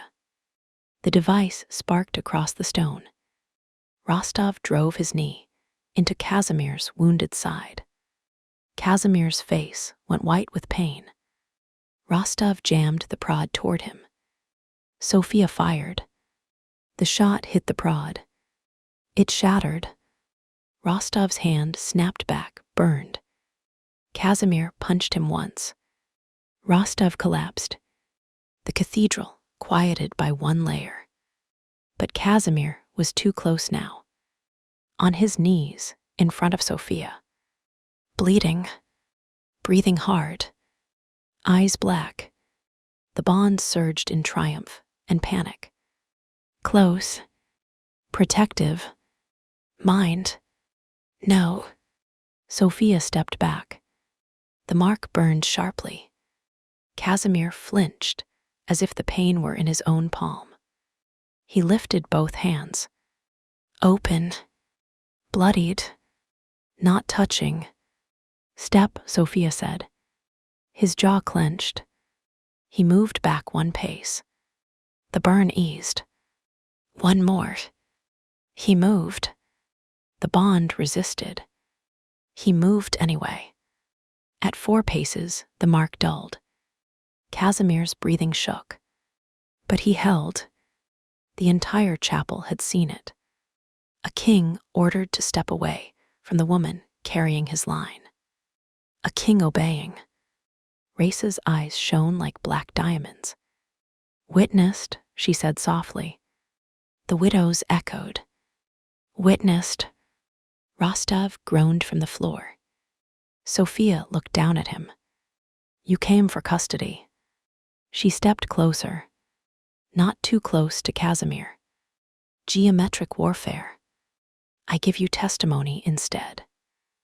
You acted under cradle influence, attempted seizure of a protected witness, and used council authority to provoke a bond instability event. Rostov spat blood. You think anyone will care. Nikolai appeared behind him. I will. Roman's voice came through the calm from below. So will I. Dmitri added, and I am in a bad mood. Mila's voice followed. Relay room secure enough. Also, never let Mara design a hospital. Sophia exhaled. Below, the second war had turned. Mila emerged from the crypt 20 minutes later, holding a black data core like it was a severed snake. Anya came behind her, with blood on her sleeve. Alina followed, face pale but steady. Roman carried a wounded Volkov man over one shoulder. Dmitri dragged a cradle handler by the back of his collar. The handler was alive. Disappointing, judging by Dimitri's face. Mila lifted the data core. Relay disabled. Genetic broadcast interrupted before full map transmitted. Sophia's breath left her. How much went out? Alexei's voice crackled overhead. Enough to confirm 3 heartbeats and partial Dragunov Belova markers. Not enough for full extraction targeting. Meaning? Mila's mouth tightened. They know you exist. They do not know exactly how to use you. Sophia nodded. She could work with that. Casimir's eyes turned murderous. He could not. She pointed at him. Do not start. I did not speak. You thought loudly. His mouth almost moved. Then he winced. Levina appeared beside him, like a vengeful medical spirit. Now you bleed quietly. I am fine. Every woman within hearing said, no. Casimir blinked. Sophia almost smiled. Almost. Levina and Zoya forced him onto the altar steps and began redoing his bandage with no reverence whatsoever for the sacred space. Sophia approved. Altars that hid medical rooms deserved practical contamination. Raisa had Rostov and Leonid bound and moved under guard. Victor remained on the floor, pale from blood loss but still conscious. Unfortunate. Sophia walked toward him. Casimir shifted. Levina pressed a bloody hand to his shoulder. Move and I staple you to the stairs. He stopped. Victor looked up as Sophia approached. His smile was gone now. Good. He looked smaller without it. The wrong groom. The useful fraud. The man who had wanted a throne through her body and discovered too late that he had only ever been bait. Sophia crouched carefully, pistol resting on her knee. Victor. His mouth twisted. Sophia. Wrong tone. He glared. She smiled faintly. You were never the groom. His eyes flashed. You think that humiliates me? Yes, it did. Beautifully. He leaned closer despite the guards. If not me, then him. You cannot avoid it forever. Triplets need lineage. Houses need names. Children need fathers. Sophia's jaw tightened. Casimir's head lifted. The bond moved. Sophia did not look back. She held Victor's eyes. Children need safety before fathers, names before houses, consent before lineage. Victor sneered. You talk like a woman who has never seen a succession war. No, Sophia stood slowly. I talk like the battlefield. She turned away before he could answer. That was more satisfying than shooting him. Barely.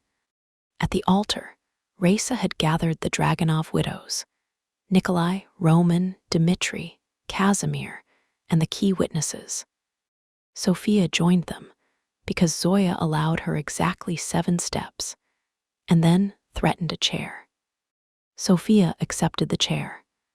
Strategically, Casimir sat on the altar steps, bandaged, pale, furious, and forced into stillness by 2 doctors and 1 woman's glare. Raisa opened the register.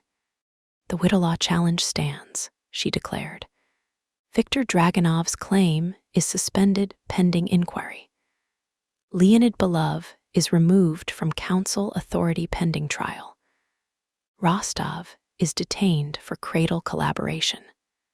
Rostov shouted from the side aisle, You do not have the votes. Raisa smiled. No, I have the register, the widows, 3 allied houses, a living king, and a cathedral full of witnesses. Votes can catch up. Anya murmured, I like her. Nikolai said, "You would." Sophia looked at Casimir. He was watching Raisa, not with ambition, with grief. His house had survived without him badly, but it had survived. That was not nothing. Raisa turned to him. "Casimir Alexander Dragunov, do you accept full restoration of crown authority?" The cathedral went silent. Here it was. The crown again. The trap again. Casimir looked at Sophia first, not because he asked permission, because what he did affected her, and that fact belonged in the room. Then he looked at Raisa. "No." A ripple moved through the chapel. Raisa did not flinch. "Do you renounce the Dragunov line?" "No." Another ripple. Casimir's voice strengthened. "I accept war duty only. Until the cradle circle is named, its cells exposed, its medical claims voided, and the protected witness challenge concluded." Raisa nodded once. Under Witta law, war duty may be recognized by unanimous matron assent. The old women stepped forward. One by one. Raisa first. Assent. Then the others. Assent. Assent. Assent. The final matron, a severe woman with silver rings on every finger, looked at Sophia before speaking. "The witness carrier remains under her own naming right." Sophia answered before anyone else could. "Yes." The woman nodded. Then assent. Raisa turned to the men. "The widows have spoken." A male elder protested. "War duty requires a public declaration." Casimir pushed himself to stand. "Levin accursed." Sophia began, "You are." He looked at her, not defiant, asking without asking. This mattered. Not ego, not posture. La. Sophia did not like it. She liked less that she understood. 30 seconds, she said. Levina snapped, 10. Zoya said, 15. Casimir looked amused by exactly none of them. Roman handed him a rifle to use as a brace. Mila looked at Roman. "Do not encourage standing. It is a brace. It is a weapon. In this family, often same thing." Casimir stood with effort. The cathedral watched. So did the widows. So did the men who had come to take Sophia. So did the cameras Alexei had hijacked and turned from cradle relay into live broadcast. That had been Alina's idea. If the circle wanted a message, they would get one with edits removed. Alexei's voice came over the speakers. "Live channel secure. Moscow houses are receiving." Casimir looked at Sophia. She gave one nod. Not because he needed it, because she chose to witness. He turned to the camera. No crown, no ring, no throne. Blood on his shirt, bandage under his ribs, scars visible. "Alive.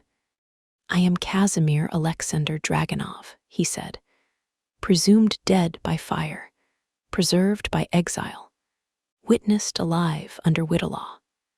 The cathedral held itself still. He continued, "Viktor Dragunov is a false claimant. Leonid Belov aided the conceal me, NT of my survival, and the sale of Belova bloodlines. Rostov acted under cradle influence to seize a protected witness. Rostov shouted something. No one cared." Casimir's voice dropped.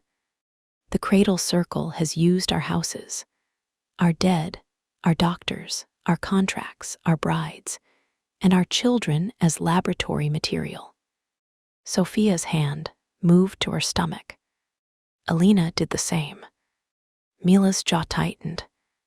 Anya's eyes hardened. Katerina, sitting near the rear with a blanket around her shoulders, lifted her chin. Casimir looked at them. All of them. Then back at the camera. Let this be my return. Not to crown, not to throne, to war duty. His voice filled the chapel. Every cradle contract is suspended. Every bride path claim is void until the woman named in it speaks freely. Every child, embryo, heartbeat, or bloodline record held by cradle is under protection of the women whose bodies or names were used to create it. Sophia's throat tightened. Good. Damn him. Good. Casimir lifted the rifle brace slightly, not as weapon, but as symbol. I declare war on the cradle circle. Silence. Then Raisa said, witnessed. The widows followed. Witnessed. Nikolai stepped forward. Volkov witnesses and joins. Roman said, Sokolov witnesses and joins. Dmitri said, Orlov witnesses and joins. Elena looked at Sophia. Voss witnesses and joins. Mila lifted the black data core. Eden's survivors witness and join. Galina lit another cigarette in the cathedral, because apparently blasphemy had become policy. Old nurses witness and started before all of you. Zoya laughed softly. Casimir's mouth almost moved. Then his knees buckled. Sophia moved. So did Levina. So did Zoya. The doctors reached him first. Good. Sophia reached second. Also good. Casimir sat heavily on the altar step, jaw clenched against pain. Levina pressed a fresh bandage against his side. I gave you 15 seconds. Casimir looked at her. It was longer. I can count. I was busy declaring war. War is not a clotting factor. Sophia lowered herself onto the step beside him, not touching. The measured distance had shifted now. The cathedral stress was dropping. The mark in her palm stayed open and dull. 3 points inside a broken circle. Still there. Still hers. Casimir looked at it. Then at her. Pain. Less. Truth. She exhaled slowly. Terrified. His face changed. No almost smile now. No clever answer. Same, he said. The honesty landed harder than any vow. Around them, the cathedral reorganized into aftermath. Rostov and Leonid were dragged to separate rooms. Victor was restrained and treated because Levina refused to let anyone die before testimony. Raisa began issuing orders to surviving Dragunov guards. Nikolai coordinated perimeter defense. Roman secured the crypt. Dmitri and Alina reviewed the recovered relay data. Anya gathered the widows. Mila cataloged the stabilizers. Galina and Zoya argued about old codes. While pretending not to be relieved, the other was alive. For one moment, Sophia sat on the altar step beside a man the world had buried and watched war become administrative. It should have been absurd. It was. It was also how dynasties changed hands. Not in one grand speech. In files, guards, names, medical custody denied. Women refusing old words, and injured men learning to stand where they were told instead of where their bodies demanded. Casimir spoke low enough for only her to hear. You should go with the doctors now. She looked at him. This time, he corrected himself before she could. Option. Better. His mouth almost moved. I am improving. Slowly. Yes. She looked at the chapel, at broken flowers, blood, register, old widows, false groom, her father's empty seat, 3 allied houses, 3 heartbeats, war duty. Then she looked at Casimir. I will go with the doctors, she said. You will not follow into the exam room unless I ask. Yes. You will not declare any more wars while bleeding. A pause. Casimir. Yes. You will eat something. His brows drew together slightly. That is not relevant. Neither was getting shot, but you improvised. Mila, passing nearby, said, She's right. Levina added, medically. Zoya said, finally. Casimir looked surrounded. He was. By women. By rules. By witnesses. Good. Sophia stood with Zoya's help. Casimir did not try to help first. He waited. When she reached for him, not because she needed balance, but because she chose to, she placed 2 fingers briefly on his shoulder. The bond warmed. Quiet. No claim. No lock. Just recognition. His eyes lifted to hers. Sophia's voice was low. You returned. He looked around the ruined cathedral. Not fully. No, she said, but enough for today. His throat moved once. Enough for today, he repeated. Then the cathedral doors opened again. Everyone lifted weapons. A single messenger stood in the entrance. Young, shaking, unarmed, one of Casimir's old mountain scouts, judging by the way Zoya cursed and ran toward him. The boy held a black envelope. No stamp, no seal, only the cradle mark. A cradle split by a knife. The chapel went silent. Sophia's wrist burned.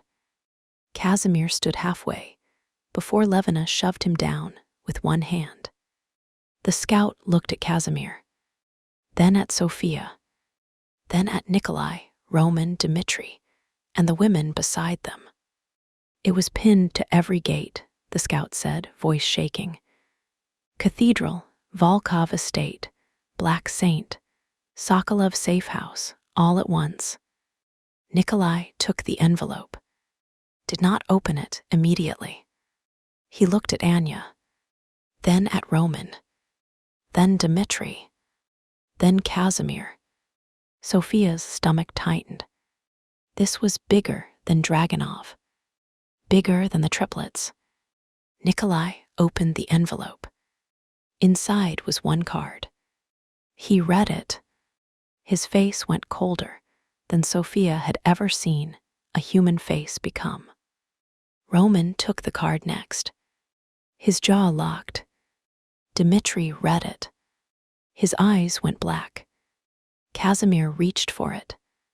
Nikolai handed it over. Casimir read. The bond snapped tight. Sophia stood very still. What does it say? She asked. No one answered. So she crossed to Casimir and took the card from his hand. He let her. Good. The card was white. The ink black. The message short. Kill the triplets, or every heir dies. Below it 5 symbols. Volkov cradle. Sokolov canister. Orlov twin mark. Dragunov open circle. And one final symbol Sophia did not recognize. A knife through a crown. Nikolai did. His face changed. So did Roman S. So did Dmitri's. Casimir's voice came low. The hidden heir. Elena looked at the final symbol. Book 5. No one laughed. Sophia held the card with steady hands. Kill the triplets, or every heir dies. The cradle circle had answered Casimir's war declaration, with a knife placed against all the children at once. Anya moved to Nikolai's side. Mila moved closer to Roman. Alina stood beside Dmitri. Katerina gripped the back of a pew. Raisa crossed herself. Zoya whispered a curse. Casimir looked at Sophia, not at her stomach. Her face. "What do you need?" he asked. Same question. Right question. The only one that mattered now.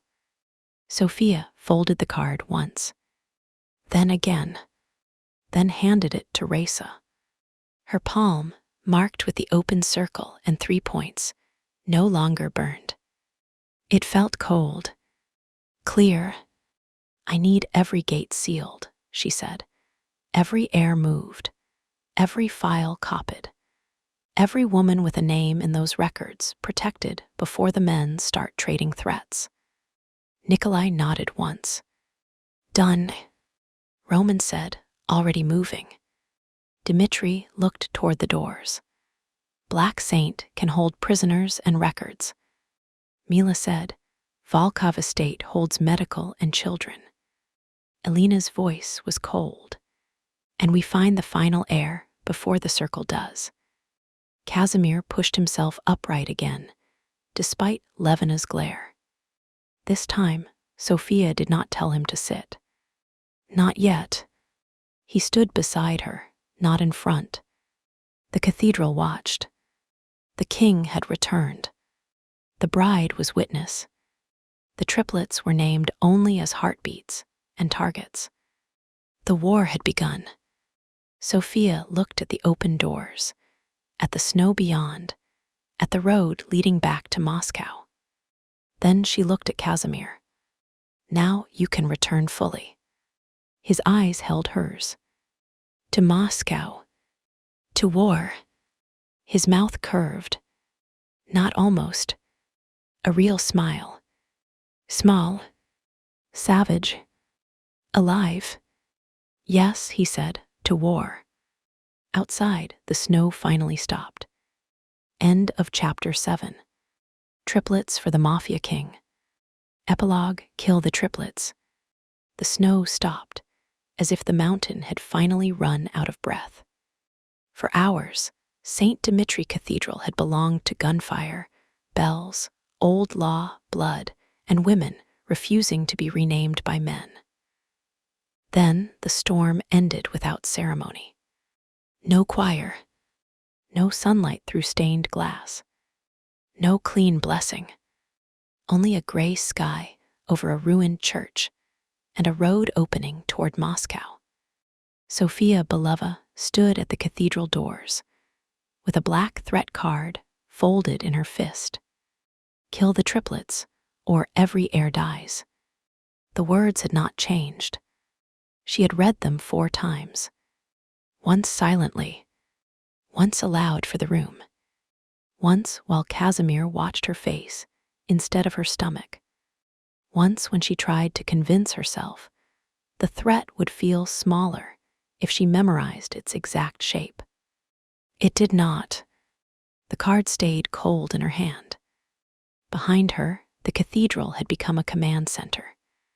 Dragunov widows sat in the front pews with ledgers, guns, and medical blankets.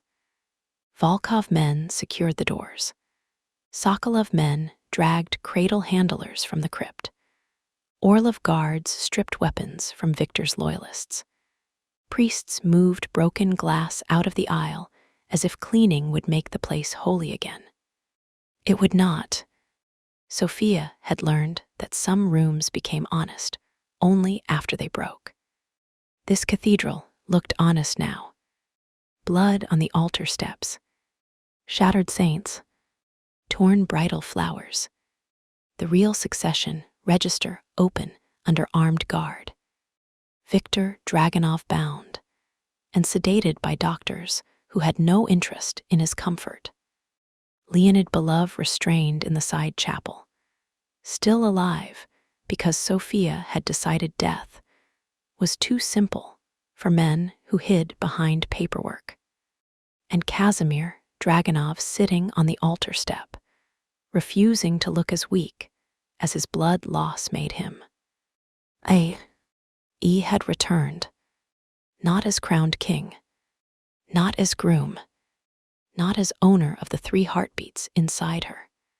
He had returned under war duty. That mattered. The circles card mattered more. Kill the triplets, or every heir dies. Sophia looked down at her marked palm. The cradle mark had changed during the fight. The circle remained open, broken at one edge. Inside it, 3 red points sat like tiny wounds. Raisa had called it the old widow sign. Unborn heirs under maternal protection. Sophia did not like the word heirs. She liked maternal protection better. Not because it felt soft, because it sounded like law with teeth. Casimir's voice came from behind her. You are cold. Sophia did not turn. You were stabbed and shot within the same day. Shot? Fine, shot twice if we count the cathedral's opinion of you. 1 bullet, 1 active wound, 1 reopened wound, 1 old wound. A man should not keep such casual inventory of his injuries. A woman should not stand in an open doorway while half the mountain wants her dead. There it is. He stopped beside her. Not touching, not blocking. Beside, better. Sophia looked at him then. Casimir had changed clothes only because Levina had threatened to cut the blood-soaked shirt off him in front of the entire blood council.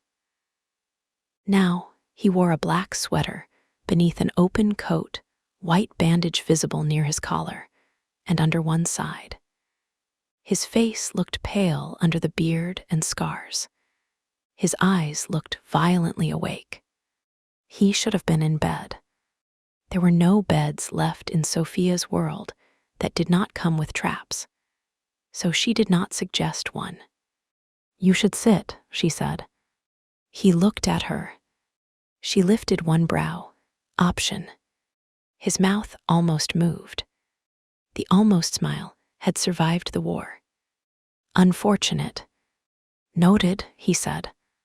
The bond between them had quieted since the open circle formed, but it had not vanished. It remained a dark thread beneath the skin, responding to distance, pain, fear, and the irritating accuracy of his attention. Sophia could feel him more than she wanted to.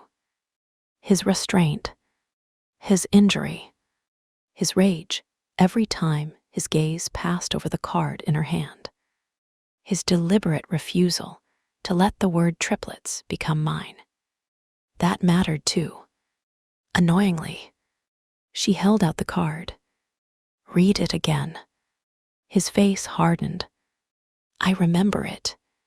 I did not ask if you remembered. Casimir took the card. Their fingers brushed. The bond stirred. Not savage now. Not like the snow. A pulse. A warning. A want. Both of them went still. Then he took the card fully and stepped back by 1 measured inch. Good. Learning was attractive. Terrible discovery. He unfolded the card. His eyes moved over the words. Sophia watched his face. No flinch. No visible rage. Only a stillness too disciplined to be peace. At the bottom of the card were 5 symbols. A Volkov cradle, a Sokolov canister, an Orlov twin mark, the Dragunov open circle, and the final sign Sophia still did not know. A knife through a crown. Casimir's thumb rested near it. That symbol, Sophia said. His gaze stayed on the card. The hidden heir. You said that before. Yes. Whose hidden heir? Casimir did not answer quickly. That meant politics. Or pain. Usually both. Before he spoke, Nikolai Volkov approached from the central aisle with Anya beside him. Roman Sokolov followed, carrying the Sokolov data case in one hand. Dmitry Orlov came with Alina, his face colder than the church stone. Mila and Levina trailed behind them, arguing quietly over a medical evacuation list. Galina came last, cigarette in hand. Inside the cathedral. Still, Raisa Dragunov had objected once. Galina had looked at her and said, "I hid your dead king for 10 years. Let me have the smoke." Raisa had allowed it. Sophia respected both positions. Nikolai stopped near the door. His eyes went to the card, in Casimir's hand. "Read it again." Sophia requested it. Nikolai looked at Sophia. Not down. Not at her abdomen. At her face. Good. The men were improving under pressure and female supervision. Why? Nikolai asked. Because threats are designed to provoke panic, Sophia said. Panic makes people skip structure. Roman's mouth moved slightly. She sounds like Mila. Mila said, because she is correct. Sophia continued. The message says kill the triplets or every heir dies. It does not say the circle will kill every heir. Anya's eyes sharpened. It implies it. Yes, implied threats are useful because they hide the mechanism. Alina stepped closer. Her hand rested briefly near her own stomach, then dropped. What mechanism?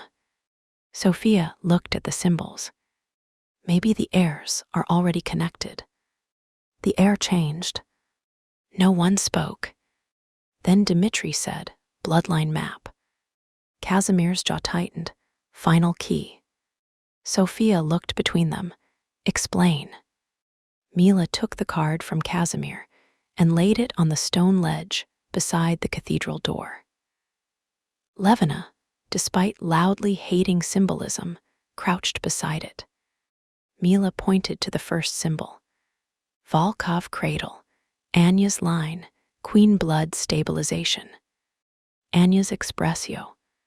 N did not move. Nikolai's did. Barely.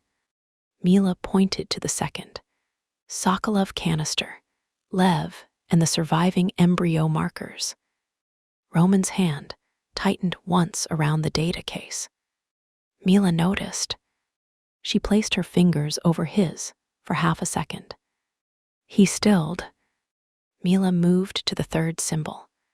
Orlov twin mark, Alina's twins, split line data. Alina's face went cold. Dmitry shifted beside her. Not in front. Beside. Good. Mila touched the fourth mark. Dragunov open circle, Sophia's triplets, triple line viability. Sophia's palm tightened. Casimir noticed. Did not move. Mila's finger stopped at the fifth symbol. The knife through the crown. This one is not about a child already identified publicly, she said. Nikolai's expression had gone blank. That, Sophia was learning, meant danger. Alina looked at him. You know it. Nikolai's voice was low. I have seen it once. Where? Sophia asked. Nikolai looked toward the altar, where the succession register lay guarded by Dragunov widows. In a Volkov death ledger. Anya's head turned sharply. Nikolai. He did not look at her. For once, he seemed afraid that if he looked at his wife, the words would become impossible. A hidden registry, Nikolai continued. Old covenant records, children removed from houses before they could inherit, officially dead, unofficially stored. Sophia's skin chilled. Stored. Always that word. Bodies, samples, embryos, heirs, kings. The cradle circle did not kill what it could store. Dimitri's voice hardened. The stolen air program. Roman's face darkened. That was real. Nikolai nodded once. I thought the registry was destroyed. Galina laughed once. Dry. Old. Men always think destroyed means burned paper. Women know better. Everyone looked at her. Galina exhaled smoke. The knife through crown was used for children raised outside bloodline memory. Heirs turned into weapons. No house, no name, no loyalty except to the circle. Sophia looked at the final symbol again. A knife through a crown. Then the threat is not only about killing existing heirs, she said. Alina finished for her. It is about activating one. Nikolai's jaw flexed. Anya moved closer to him. This time he let her. That small allowance made the room worse. Sophia had seen Nikolai in war mode. Controlled, cold, strategic. Now he looked like a man standing at the edge of a personal abyss. Roman said, "Who?" Nikolai's eyes stayed on the symbol. I do not know. No one believed him fully. Not because he was lying. Because the truth was probably uglier than his words. Levina stood. From a medical standpoint, the threat has a pattern. The circle is not making random demands. Each symbol represents a known biological asset or potential activation route. I hate the word asset, Alina said. So do I, Levina replied. That does not make the enemy less fond of it. Mila looked at the card. The triplets may be a stabilizing node. Sophia's stomach turned. Node? Mila looked at her directly. Their words likely, not mine. Continue. The circle may have built a bloodline map that requires 1, 2, and 3-line expressions. If Sophia's triplets complete the triple line section, the final hidden heir can be located, activated, controlled, or exposed. Casimir's voice came like winter. Then the message asks us to destroy the key before the lock opens. Sophia looked at him. No. His eyes moved to hers. She hated how quickly he understood what she meant. No one in this room discusses killing the triplets as a strategic option. Casimir's face changed. Pain. Immediate. Deep. I did not. I know, her voice sharpened anyway. Say it aloud. He did. For the room. The triplets are not a strategic option. Sophia nodded. Again. His eyes held hers. The triplets are not a strategic option. The bond warmed. Not because he obeyed. Because he corrected the room before the room became dangerous. Sophia looked at the others. Nikolai spoke next. No heir is a strategic option. Roman said, agreed. Dmitri said, agreed. Anya said, no woman carrying one is either. Agreed, Casimir said. The men followed. A strange council formed there in the cathedral doorway, under gray light, over one white card.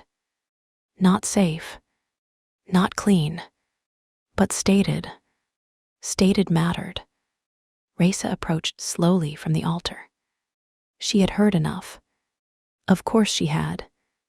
Old women heard everything useful. The message was pinned to every gate, she asked. Nikolai nodded. Volkov Estate, Black Saint, Sokolov Safe House, here. Roman added, likely more by now.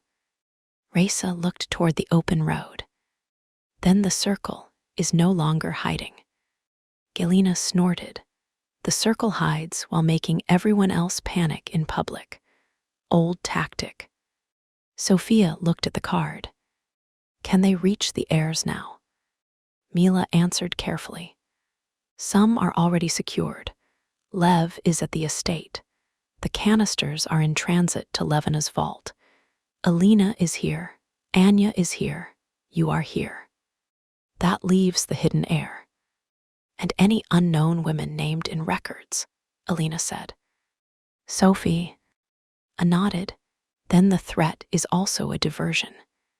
Casimir's gaze sharpened. The circle wants us guarding known heirs, while it moves on the hidden one. Nikolai's face went colder. Yes. Anya touched his wrist. Not asking. Anchoring. Sophia saw the way his hand turned slightly toward hers. Small. Human. The door behind them opened, and one of Casimir's scouts entered with 3 radios and a bloodied lip. Road to Moscow is open enough for convoy, he said, but southern route has drones. Nikolai's eyes narrowed. Whose? Unknown. Roman took 1 radio. Assume cradle. Dmitri looked at Casimir. Black Saint can hold detainees, but Volkov estate is better for medical. Levina said, correct. Sophia needs monitoring immediately. Sophia gave her a look. Levina returned it without blinking. Do not start. You have 3 accelerated early gestations, abnormal mark response, recent trauma, hypothermia, and stress-induced pain episodes. Your preferences matter. So does not collapsing in the doorway. Mila murmured, she gives excellent death sentences. I heard that, Levina said. You were meant to. Sophia looked at Casimir. You also need medical. He opened his mouth. Every woman nearby looked at him. He closed it. Apparently, he said. Progress, Zoya muttered from behind Raisa. The old doctor had come with a bandage roll in one hand and a revolver in the other. Sophia pointed at Casimir. He rides with the doctors. Casimir looked offended. Levina said, correct. Casimir looked at Sophia. You ride with the doctors. Yes. We cannot both be in the medical vehicle. Sophia's eyes narrowed. Why? The bond radius. The open circle stabilized it. Partially. Levina held up 1 finger. Unclear. During transport, we test distance, not assumptions. Casimir looked at Levina. She looked back. The dead Mafia King lost. Sophia found this medically satisfying. Raisa turned to Casimir. You must choose where to make the next stand. Volkov estate, Casimir said. Nikolai's eyes lifted. Casimir continued. Medical infrastructure, defensible perimeter, existing safe rooms. Archives can be moved there. Women and children first. Detainees to Black Saint under Orlov Guard. Dragonov widows split between estate and cathedral. Raisa nodded. And you? Casimir looked at Sophia. Not long. Not claiming. Just acknowledging the variable he refused to erase. I go where the witness and the heartbeats are medically safest. Sophia looked back at him. Good answer. His mouth almost moved. Noted. Raisa watched them both with unsettling satisfaction. Sophia did not ask why. She suspected old widows, enjoyed seeing men trained in real time. They left St. Dmitri Cathedral in 3 convoys. The first carried the injured, the doctors, Sophia, Casimir, Alina, Katerina, Mila, and the medical data corps. The second carried prisoners. Victor, Rostov, Leonid Belov, 2 cradle handlers, and enough guards to make escape unlikely and death tempting. The third carried evidence. The real succession register, the exile files, the crown fragments, the stabilizer case, the relay core, and copies of every contract recovered from the crypt. Sophia wanted the evidence in her vehicle. Levina said no. Sophia argued. Levina said, "Your bloodstream is carrying enough evidence." Difficult to counter. She sat in the reinforced medical SUV beside Zoya, with Levina across from her and Casimir opposite, strapped in under medical protest. The seating had required negotiation. Too close, the bond warmed too intensely. Too far, the mark in her palm began to pulse. They settled on a diagonal arrangement, with a medical case between them like a diplomatic border. Sophia looked at the case. Casimir looked at it too. Then their eyes met. Neither smiled. Both almost did. Zoya noticed. "Do not flirt through equipment." "We are not flirting," Sophia said. Casimir said nothing. "Coward." Levina took Sophia's pulse, heart rate high. "We were just shot at." "Still high. I am carrying 3 impossible heartbeats because a fertility cult stabbed me with a crown. My resting state is no longer available." Levina marked something on a tablet. Good, sarcasm intact. Casimir's mouth almost moved. Zoya pointed a bandage roll at him. "You too. Stop bleeding recreationally." "I am not." "You are." Sophia glanced at the fresh red at his side. "You are." Casimir looked out the window. "Bad sign. Avoidance." Sophia leaned back carefully. Pain moved through her ribs, but less sharply now. The convoy descended the mountain road in slow formation. Snowbanks rose on either side. Black pine forest pressed close. Above them, the sky remained gray. No drones visible.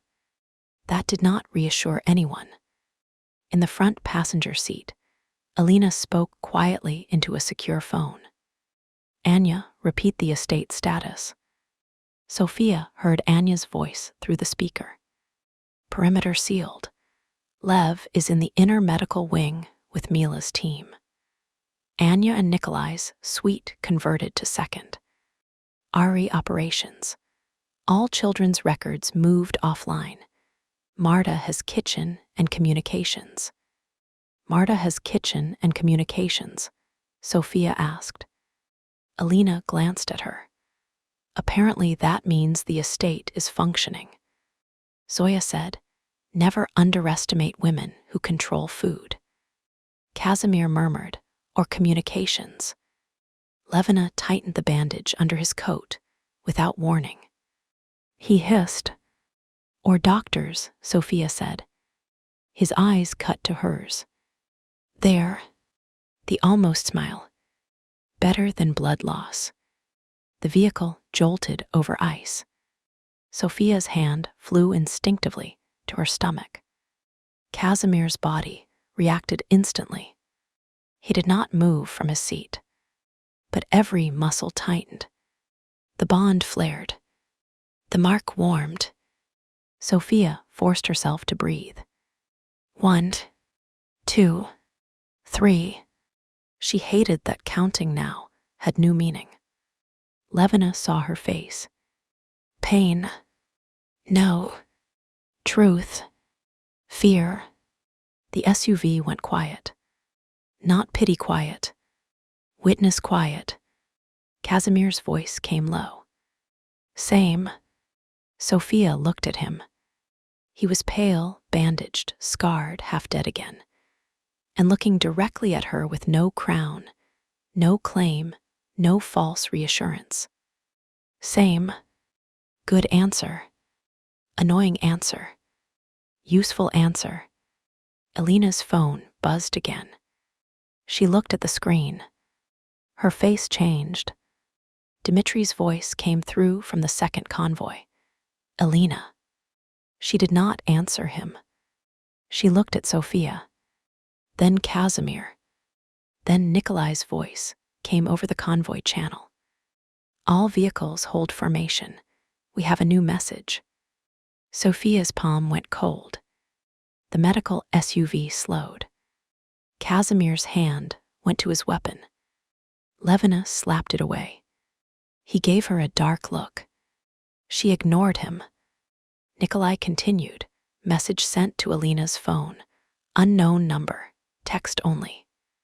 Elena read aloud. 3 heartbeats opened the map. 1 hidden heir is awake. The SUV went silent.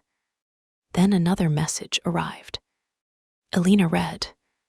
The assassin has already kissed him. Sophia's skin chilled. Book 5 stepped into the vehicle. Not as concept, as threat. Casimir's face went cold. Who is him? Nikolai's voice over comms was grim. The hidden heir.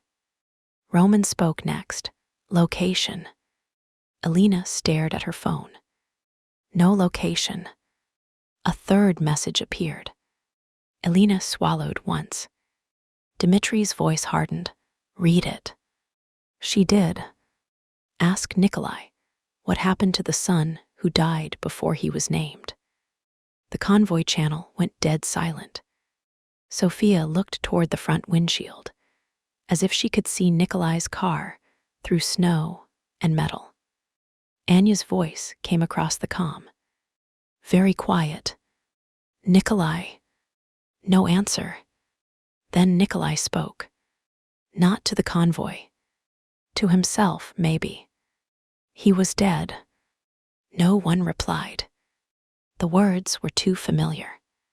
Dead. Presumed. Declared. Staged. Useful. Sophia looked at Casimir. The dead king looked back. Both understood. The circle loved dead heirs. Dead women. Dead kings. Dead children. Dead only long enough to be stored. Elena's hand tightened around the phone. A 4th message arrived. This one included an image. She opened it. Her face went pale. Send it to all screens, Nikolai said. Elena, Dmitri said. Send it. Elena sent it. Levina's tablet displayed the image. Sophia leaned forward. The picture showed a man lying on a metal bed in a safe house or clinic room, shirt open, skin pale under harsh lighting. Dark hair, strong face, one arm strapped loosely to the bed rail. A black tattoo-like mark cut across his chest. A knife through a crown. Standing beside him was a woman in black. Only part of her face showed. Red mouth, dark eyes, a syringe in one hand. Her fingers rested against the man's jaw with a strange, intimate cruelty. At the bottom of the image, LUKAVOLKOV, hidden air/active. Anya's voice broke across the comm. Nikolai. The silence before Nikolai answered was terrible. I do not know him. Dmitri said, You recognize him. Nikolai's voice hardened. I recognize the mark. Mila whispered, He's alive. Roman said, Or being kept alive. Casimir's eyes stayed on the photo. The assassin. Sophia looked at the woman's hand on Luca's jaw. The message said she kissed him. Elena's face had gone cold. Poison. Levina looked at the image. Possibly. Mila zoomed in on the syringe. Not a standard toxin delivery. Could be cradle stabilizer. Could be engineered poison. The woman in black looked at the camera like she knew exactly who would view the photo. Under the image, a final message arrived. Elena read it aloud. Bride, baby, twins, triplets, heir. The map is complete. Sophia's hand moved to her abdomen. The map is complete. The triplets had opened the final door. Her body had become a key, just as they feared. Casimir leaned forward, despite Levina's glare. Trace the message. Alexei's voice came through from the evidence convoy. Already trying. It bounced through dead hospital networks, casino shells, and old Volkov funeral registries. Nikolai's voice was quiet. Funeral registries. Yes. Another silence. Then Anya said, Nikolai, what son? The channel went still again. Sophia almost wished she could not hear. But this was how the circle worked. No private grief stayed pry. Fate once weaponized. Nikolai's voice came finally. Before Anya, before all of this, there was a child. Anya did not speak.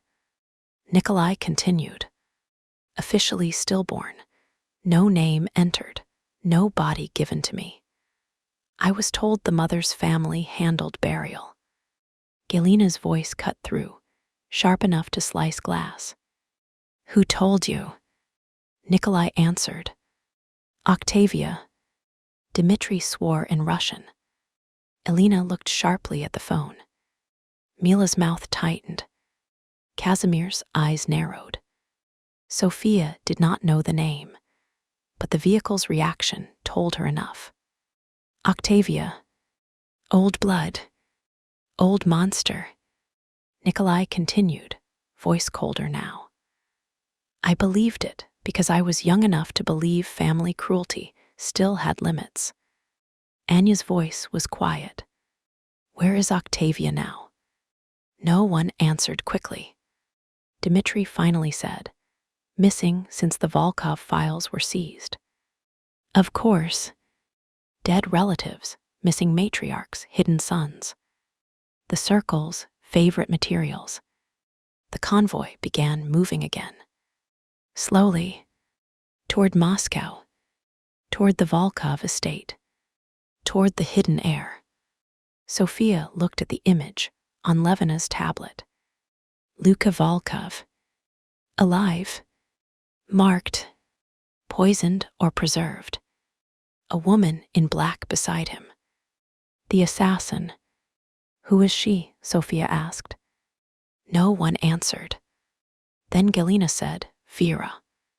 The name landed like a thrown knife. Nikolai's voice hardened. You know her. I know of her, Galina said. Raised in circle corridors. Sold as an assassin before she was old enough to vote. If she kissed him, he was supposed to die. Mila studied the photo, but he did not. No, Galina said, which means he is not easy to kill. Sophia looked at Casimir. He looked back. A hidden heir raised as a weapon. An assassin whose poison failed. A pregnancy code waiting in Book 5. The war had already moved ahead of them. The medical SUV crested the final mountain road. Below, Moscow appeared as a gray sprawl under melting snow. Sophia should have felt relief. She did not. The mountain had been a trap. The city would be larger. Casimir's voice was low, only for her. You should rest before we arrive. She looked at him. You first. I am not carrying 3 heartbeats. No, you are carrying a century of guilt and 2 bullet wounds. 1 bullet wound. 1 reopened wound. 1 war duty. That is not medical. It is visibly bleeding. His mouth almost moved. There it was again. Still alive. Still dangerous. Sophia looked down at her open circle mark. What happens now? Casimir's gaze followed hers. The heirs move under protection. That is not what I asked. I know. He took a breath. Carefully, like honesty hurt his side. Now the circle tries to make every house choose between its own blood and yours. The triplets, yes, and you. His eyes lifted. Now I make sure no one survives making that offer twice. The bond warmed. Sophia did not rebuke him this time. Some threats deserved answers with teeth. Still, she said, not without me. Casimir's jaw tightened, then relaxed by force. Not without you. Good. The vehicle rolled toward the city. The Volkov estate opened like a fortress expecting siege. Outer gates, inner gates, armed guards on rooftops, medical teams at the entrance. Black SUVs rolled through in sequence, scanned, cleared, and directed toward separate wings. Sophia stepped out of the medical vehicle, with Zoya on one side and Levina on the other. Casimir started to follow. Levina pointed at a different stretcher. No. Casimir looked at Sophia. Not to object, to ask. That was getting dangerous too. She answered before the bond could. You go with the doctors. I go with the doctors. The doctors decide how many rooms we need. We do not improvise medical law in the driveway. Levina looked pleased. Zoya looked suspicious. Casimir looked like he had swallowed several objections and found them poisonous. Yes, he said. Good. He was taken toward one medical entrance. Sophia toward another. The distance pulled. The mark warmed, not burned. The open circle held. Sophia breathed through the separation. 1, 2, 3. Not count as fear. Count as command. Inside the estate, Marta waited with a clipboard, tea, and the expression of a woman who could run an army with soup. You are Sophia, Marta said. Yes. Triplets. Sophia stared at her. Marta lifted one brow. I coordinate rooms. I need facts, not modesty. Sophia almost smiled. Yes. Good, you are in the East Medical Suite. Windows, no locks. Women on inner guard unless you request otherwise. Casimir is 2 doors down because Levina threatened everyone. You may change that after imaging and food. Sophia looked at Levina. She is efficient. Marta is terrifying, Levina said. Marta handed Sophia a cup. Drink. Sophia looked into it. What is it? Tea. Zoya sniffed it. Actual tea. Sophia drank. It was warm. Simple. Not medicine. She nearly cried. Absolutely not. She drank again. Marta looked at her marked palm. No fear. No hunger. Only assessment. Open circle. Sophia nodded slowly. You know it. I know many old things men forgot, because they were not invited into kitchens. Zoya laughed. Sophia decided the Volkov estate might be survivable. Maybe. The East Medical Suite had exactly what Marta promised. Windows. No locks. Female guards. A bed she did not trust, but could medically tolerate. Levina and Zoya examined her together while Mila reviewed the data, and Alina sat nearby, silent unless Sophia asked something. Anya came in once, checked the windows herself, and left after saying, No one enters without your permission. Good. Sophia's body was mapped again. Blood work, ultrasound, mark scan, abdominal exam, wound dressing, ankle brace, everything documented, everything spoken aloud before being done. That mattered. Consent, repeated often enough, started sounding less ceremonial and more structural. Levina confirmed what Zoya had seen. 3 early gestational sacs. 3 cardiac activities. Accelerated development. Cradle exposure. No immediate sign of loss. No immediate sign of safety either. Sophia listened without crying. Good. After the doctors left to test the stabilizers, Alina stayed. For a while, neither woman spoke. Then Alina said, "People will try to make you feel guilty for not knowing what you feel." Sophia looked at her. Alina's face was composed, but her eyes were not. "Do not let them." Sophia swallowed. "You know from experience." "Yes." "Do you know what you feel?" Alina's mouth curved faintly. "Usually several contradictory things with weapons." Sophia almost smiled. "That sounds familiar." Alina looked toward the window. "Some days I hate what they did so much that I cannot think about the heartbeats without rage. Some days I am afraid rage is all they will ever inherit from me. Some days I touch my stomach before remembering to be angry." Sophia's throat tightened. And all of those are mine." Alina looked back at her. "That is the point." Sophia absorbed that. Mind, not as claim over the unborn, as ownership of feeling. Useful distinction. "Thank you," Sophia said. Alina nodded once. "You will hate the phrase support group." "Yes." "Good, we will not call it that." Sophia almost laughed. Almost. Then a knock came.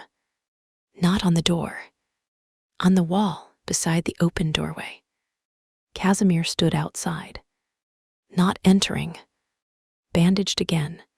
Paler, cleaner, still too tall for the hall, still alive. Alina stood. "I'll go update Anya." Sophia watched her leave. Casimir remained outside the threshold. "Good. Bad. Both." "You were told to rest," Sophia said. "So were you." "I am in bed." "You are sitting like the bed offended you." "It exists suspiciously." His mouth almost moved. Then his gaze dropped to her open palm. "Mark. Stable. Pain. Less. Truth." She exhaled. "Tired. Then I leave." The words came immediately. Too immediately. Correctly. Damn him. Wait. He stopped. Not hopeful. Attentive. She hated that too. "You can come in." His eyes searched her face. "Are you sure?" "No, I am choosing it anyway." He entered. Slowly. He stopped near the window, not the bed. Measured distance. The mark stayed quiet. "Good." Sophia looked at him. "You heard the medical report." "Yes." "All of it."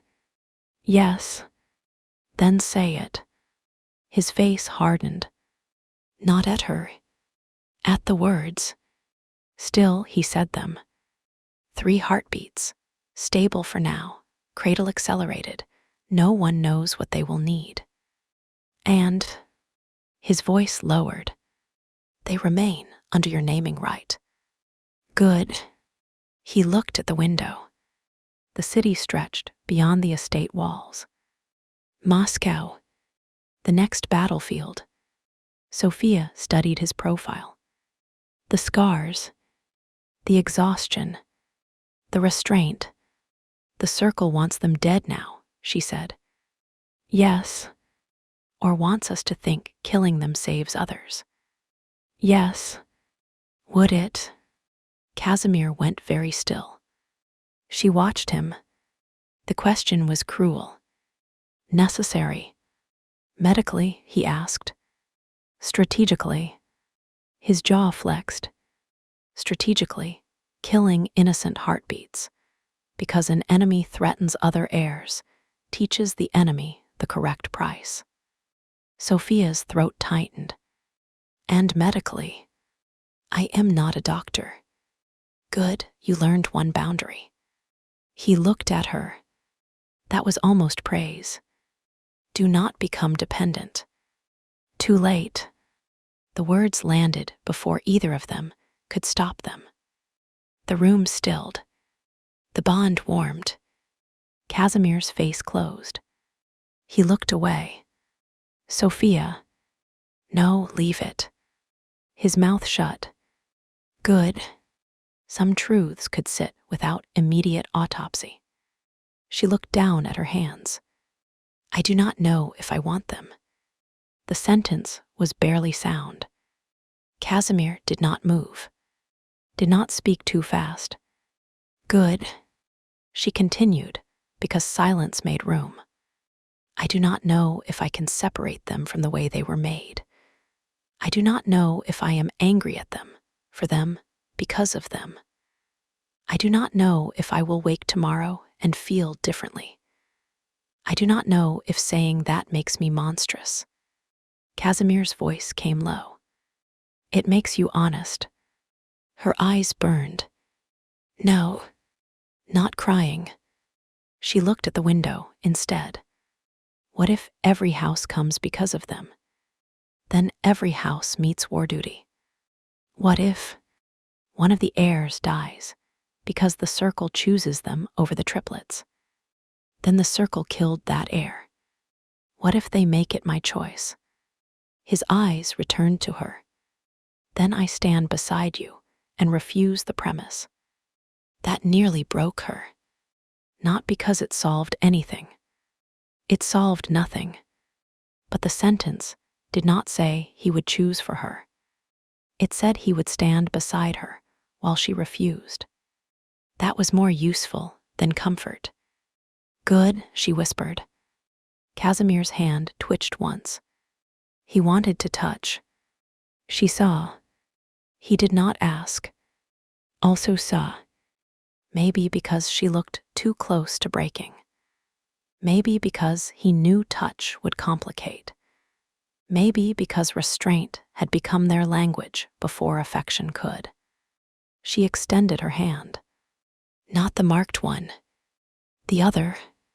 Casimir looked at it. Then at her. My hand, she said, only that. He crossed the room slowly. Enough time to change her mind. She did not. He took her hand. Warm. Careful. The bond pulsed. Not a lock. Not a cage. A low recognition. She let it exist. For 1 minute. Maybe 2. Then she released him. He let go instantly. Thank you, she said. For stopping. For learning. His throat moved once. You teach brutally. You require repetition. His mouth curved. Real. Small. Not savage this time. Almost gentle. Dangerous. She looked away. Leave before I say something foolish. He stepped back. Option accepted. Good. At the door, he paused. Sophia. She looked up. What? I do not want the crown. I know. I will take the war. I know. If taking the crown becomes the only way to protect. No, her voice hardened. We do not negotiate future cages tonight. He nodded. Correct. Good night, dead king. His eyes held hers. Good night, witness. He left. The mark in her palm stayed quiet. At 2:13 a.m., the entire Volkov estate went dark. Sophia woke instantly. So did the mark. 3 red points flared in her palm. The open circle burned white at the broken edge. She sat up too fast. Pain answered. The window beyond her bed showed black gardens and black sky. Emergency lights should have come on. They did not. Outside the room, female guards moved. One shouted. Then gunfire cracked from the west wing. Sophia reached for the pistol under her pillow. Marta had given it to her after dinner. No questions. Excellent woman. The door opened. Casimir stood there in the dark. No coat. Gun in one hand. Barefoot. Bleeding again, possibly. Annoying man. He did not enter. Sophia. I'm awake. Stay here with Zoya. Try again. His jaw tightened. Then corrected. Do you want to stay here with Zoya? No. I thought not. Zoya appeared from the adjoining medical room with a rifle and a deeply irritated expression. I was having an old woman dream with no mafia in it. The hallway lights flickered once. A voice came over the estate intercom. Not Marta. Not Nikolai. Not Myra. Male. Young. Rough. Almost amused. Volkov Estate. You keep many doors for people who claim not to make cages. Casimir's face hardened. Sophia's stomach dropped. The hidden heir. Luca. No. The voice continued. I am not here for the triplets. Sophia gripped the pistol. Casimir stepped into the room now. Not enough to crowd. Enough to protect line of sight. The intercom crackled. I am here for the woman who poisoned me. Silence. Then another voice. Female. Calm. Cold. Close. Then stop dying and come find me. Sophia's blood chilled. The assassin. Vera. Down the hall, Nikolai roared an order. Anya shouted his name. Roman's voice followed. Dimitri's. Alina S. Mila screaming for Levina. The estate woke into war. Again. Casimir looked at Sophia. The bond was sharp now. Alert. Not overwhelming. He said, Book 5 has arrived early. Sophia swung her legs off the bed. Then we do not let it enter without witnesses. Zoya cursed. Casimir's mouth curved in the dark. Small. Savage. Alive. Outside, the hidden heir laughed through the broken intercom. And somewhere in the estate, an assassin with poison on her mouth waited for the man who should have died from her kiss. End of Book 4.